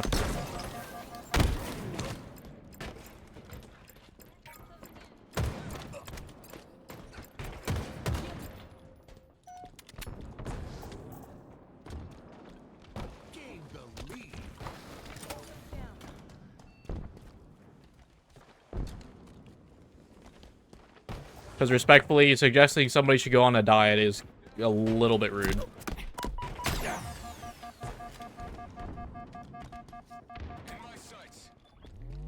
It's like you're trying to insinuate something.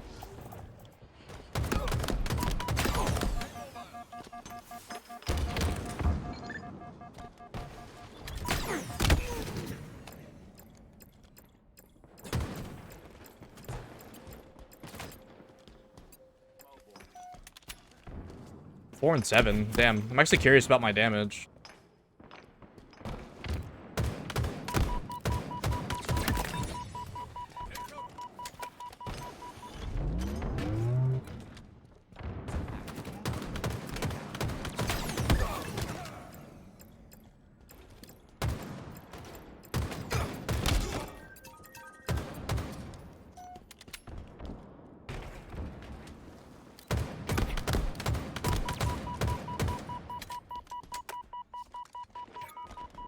Dubs is locked in until Worlds? Yeah, probably.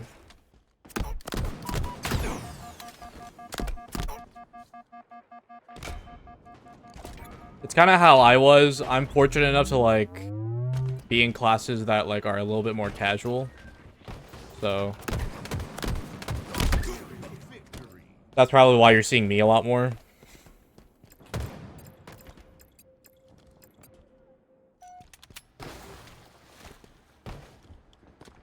Like, I actually have another midterm, like, this upcoming week.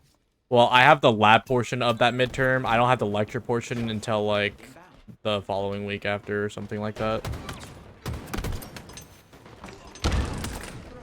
Successful. Double kill. Tango's closing in.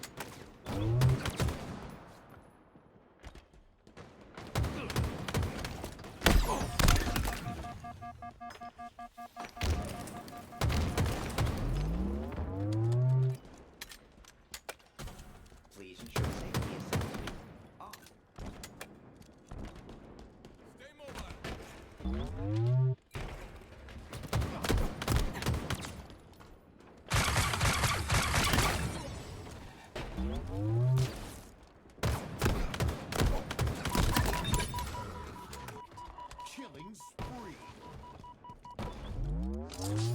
GG.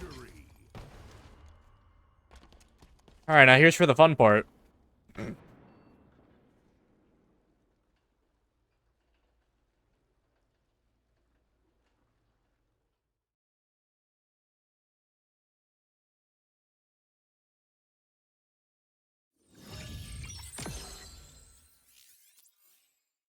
Yeah, if you want a better explanation, I'm pretty sure Jumps put an announcement in like the general chat of the Absolution, so you can go like dig for that.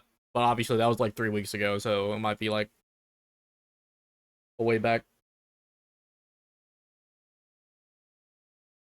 But yeah, so I hit 1700, so now I can't play with anyone, but now I can't play with like any more than one person. So yeah. Yeah. Dope game, am I right?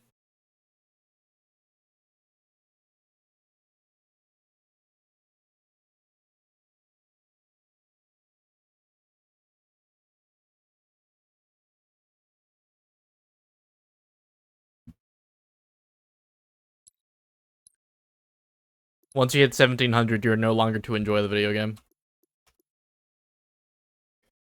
See that Gunplexion is banned for life? Dead ass? Like, permanently? Where'd you see this?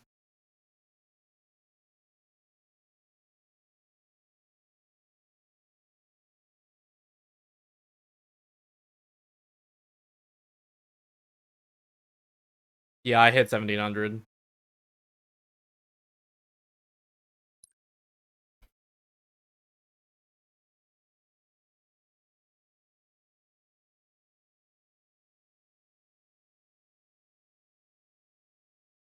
He slapped Jay in the back of the head 10 steps from the venue door. Shit. Yeah, I love Brussels sprouts.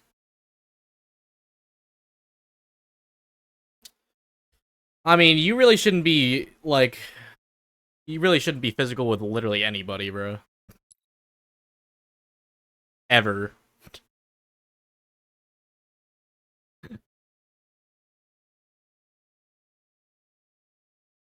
You're 1677. Shit. RIP. Thanks for playing, though, bro. No, a lot of people have said that he did get physical, like, at the venue. I didn't know he was, like, permanently banned, like, for life, though. That's crazy. That literally means his career is over, essentially.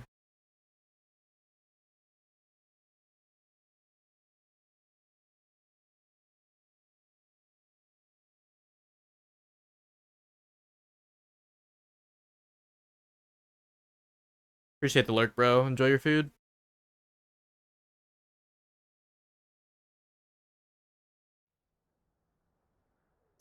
Yeah, dude, I feel bad for the Twins. I hope they're able to find, like, a suitable replacement, man, because that really fucking blows. I do enjoy watching food channels. There's actually this channel called this guy named Alvin Joe. He worked on, like, BuzzFeed, and I'm pretty sure he works with, like, Binging with Babish now, but, like, he makes, like, food documentaries. He has 2 channels. He has one where he does, like, documentaries on food. Like, food establishments and whatnot, and then he also has another channel where he, like, spends, like, a lot of time making, like, one dish. And it's very therapeutic. I love his cinematography, like, a lot.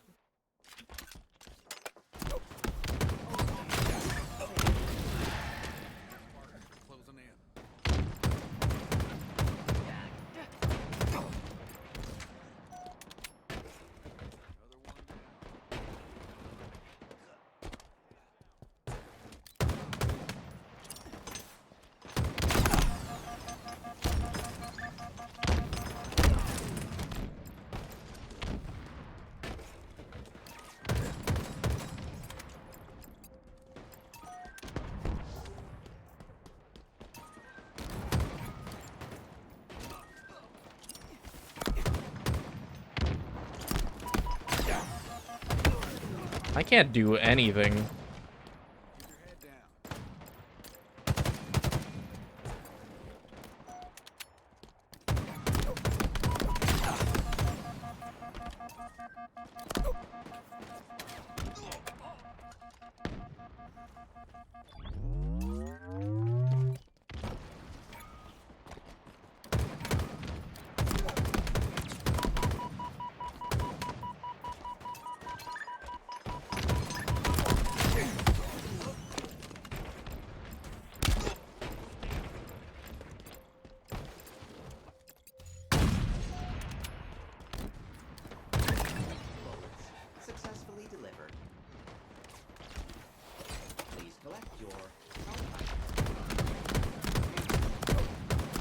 I don't want to talk about it.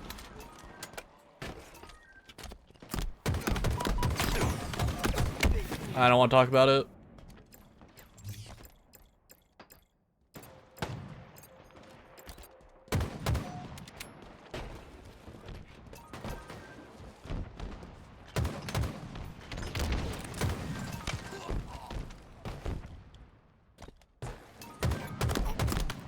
Holy fuck.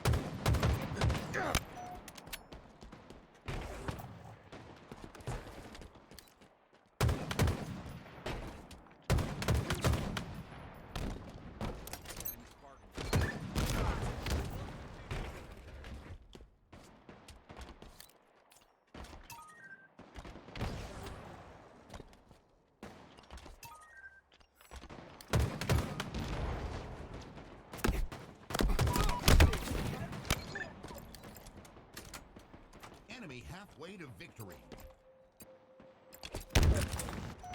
Shields are down.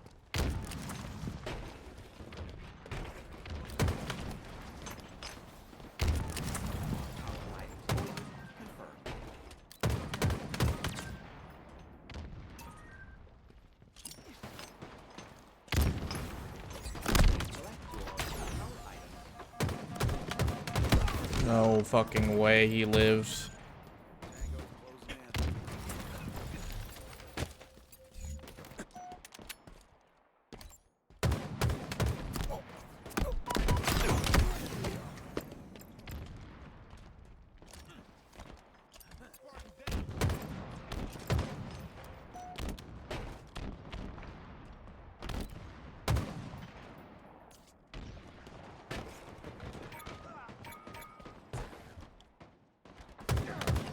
You didn't get any damn shit?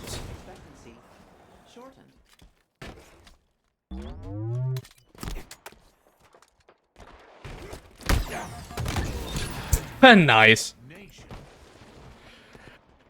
Oh, big brain.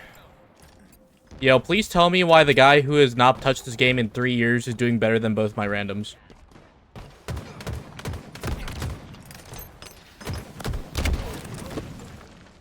Awesome.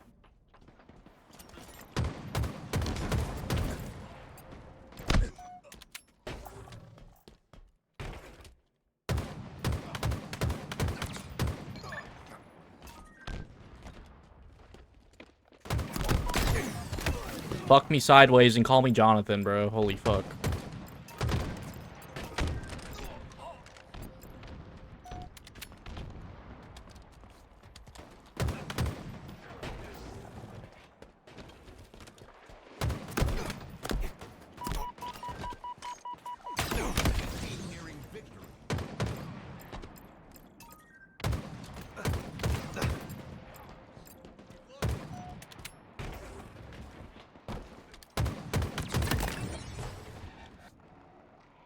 Power items have arrived.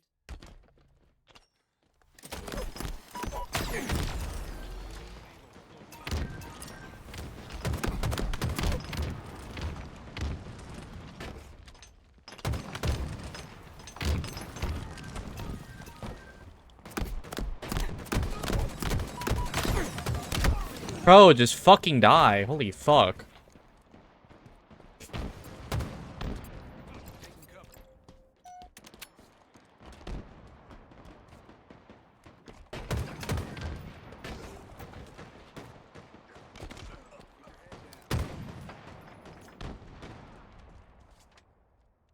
Dude, what?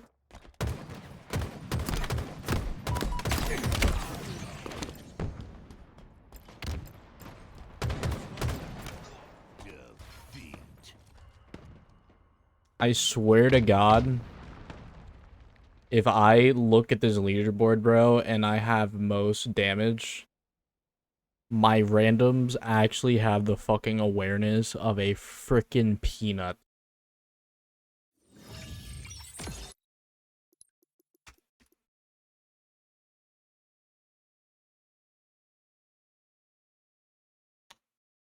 Second most damage.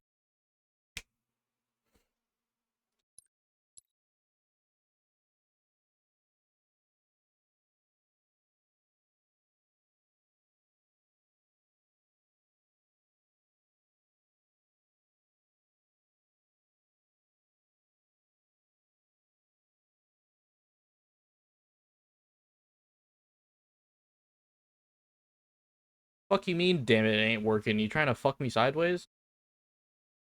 Hey, yo.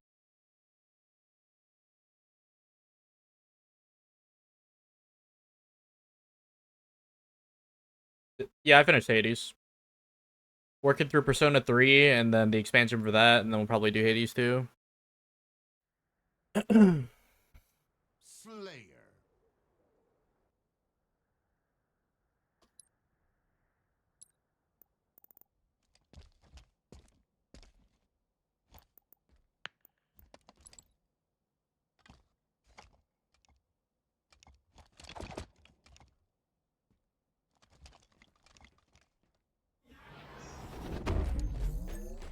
Out to seize the enemy.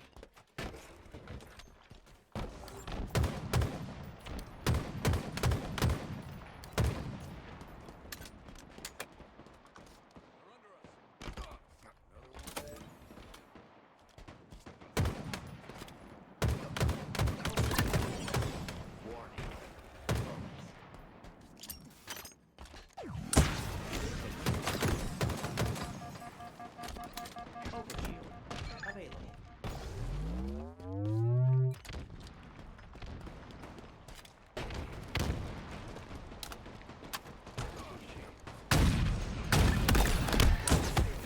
Alright, bro. I literally thrusted away from that, but sure.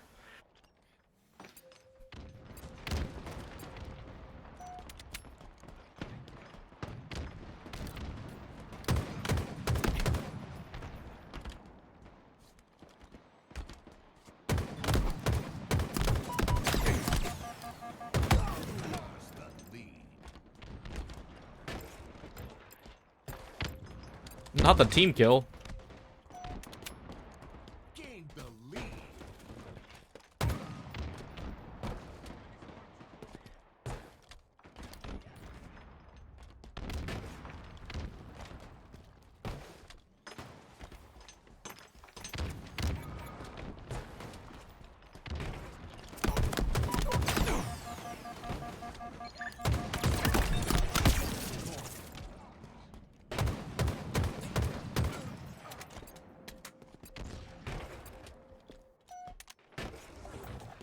Not particularly, Ren. We just type however we feel like.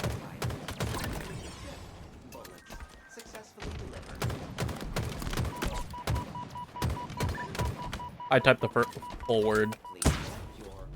I don't know, it just looks better. But I'm weird, so... I'm getting shot through a wall, bro.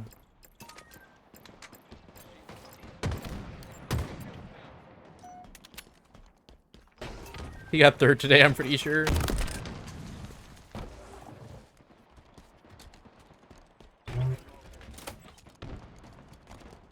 We're using optic formal mat? What the fuck?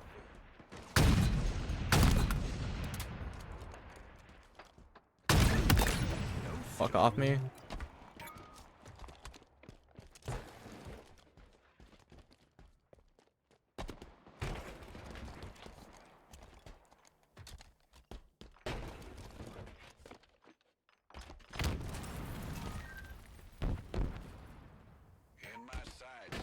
Can't find anybody.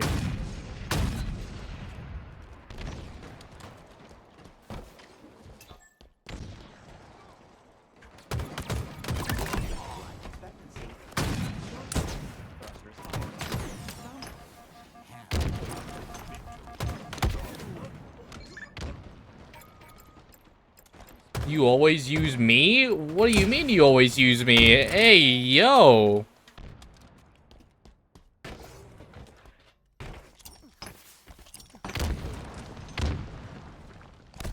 Mods. Imagine.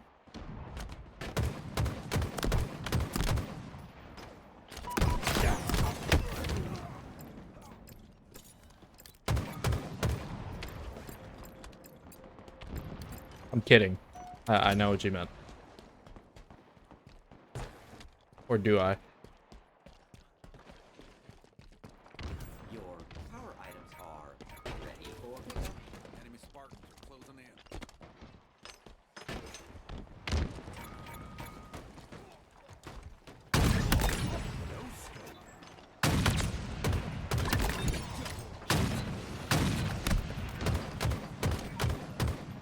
What the fuck are you doing? Successfully delivered.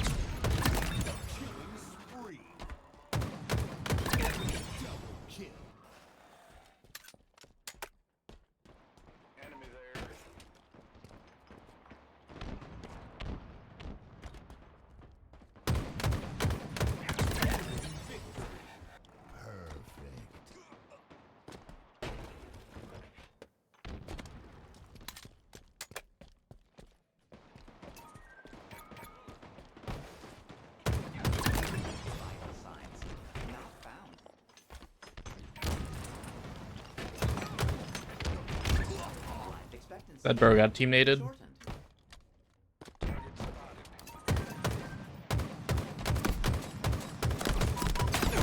I'm out.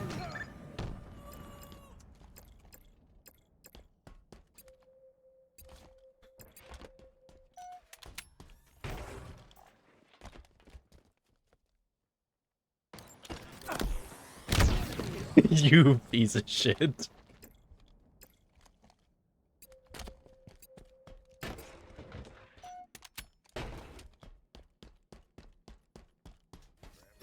Please collect your power items. Victory!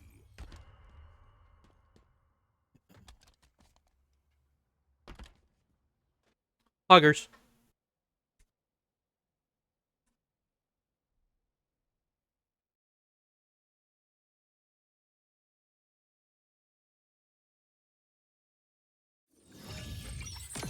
Can't believe it though. Rand just like admitted to using me. Like, it's actually kind of diabolical. Can't believe he would do something like this.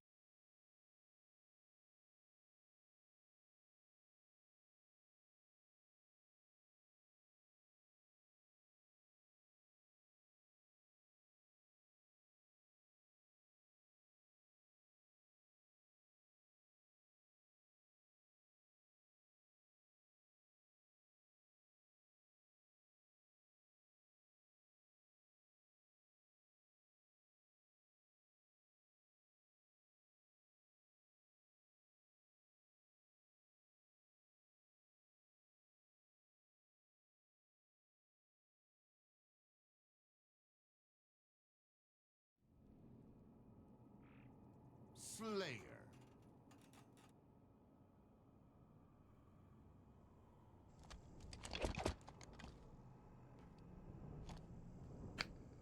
Fucking Origin again, bro. Ugh.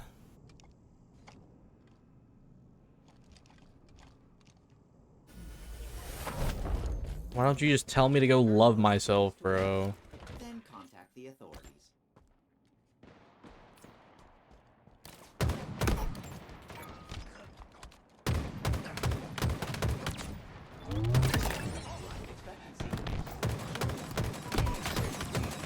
I almost shit on him.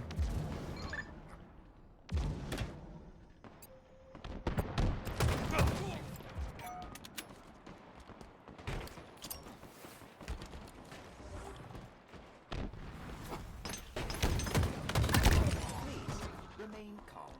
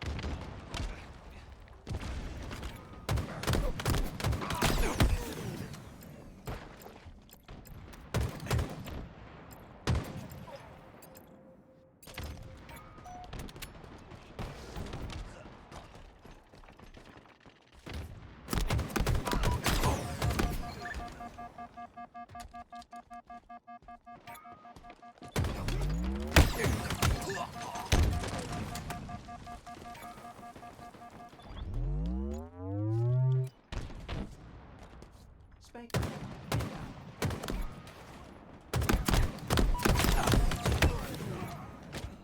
Can't finish my kills. Because I'm bad.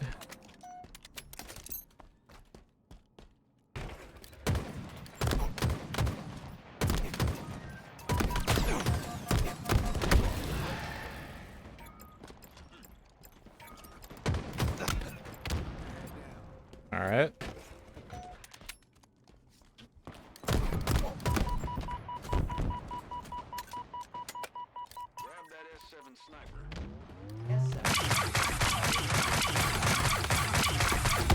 Holy fuck, bro.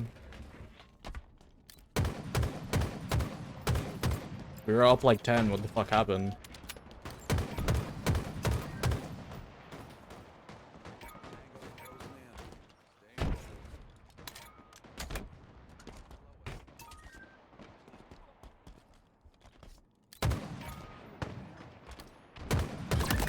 Life expectancy.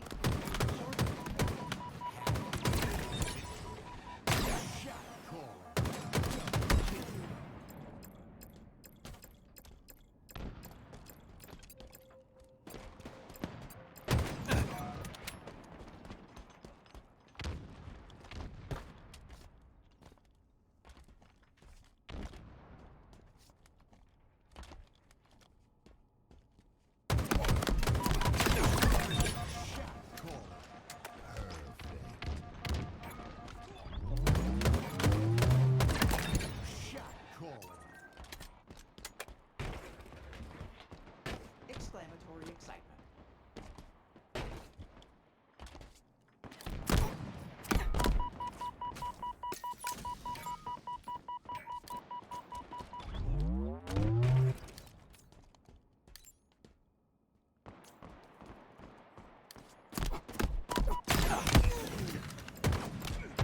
But one time I don't look. Halo timing.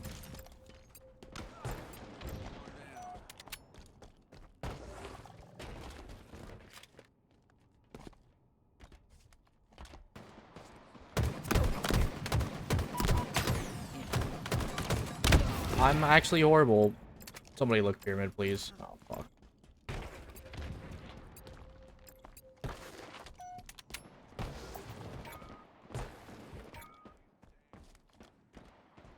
We've lost a teammate.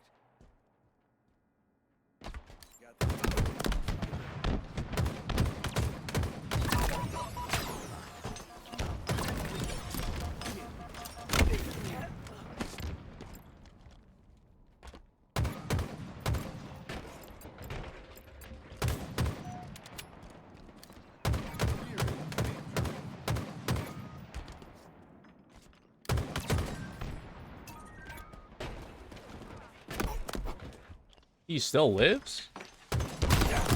Bro, what?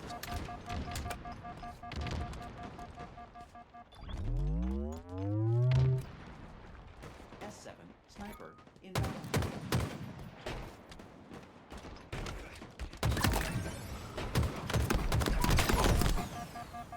S7 sniper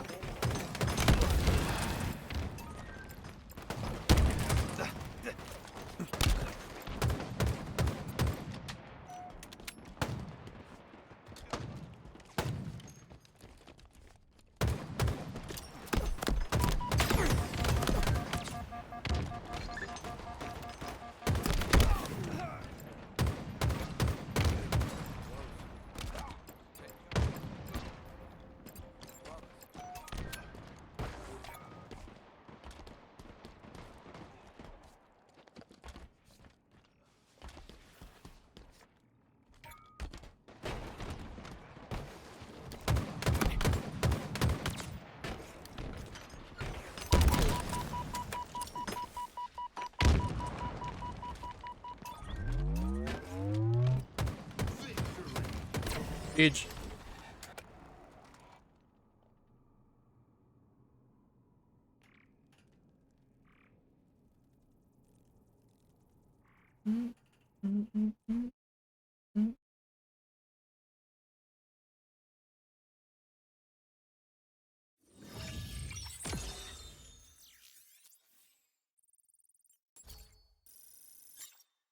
Guy was so good at Halo 5. I thought he seemed familiar. Trying to think of where I remember seeing him from. All right, take it easy, Rand. Have a good night, bro.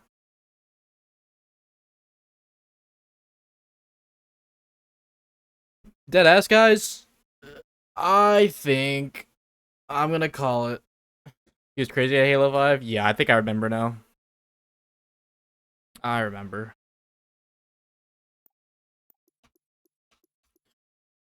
But yeah, I'm gonna call it, bro.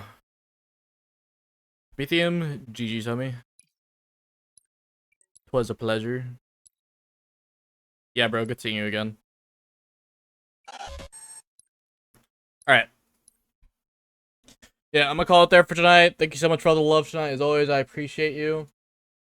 I will see you guys back here Tuesday, probably for some more Persona. I'll slap Gildars with the raid.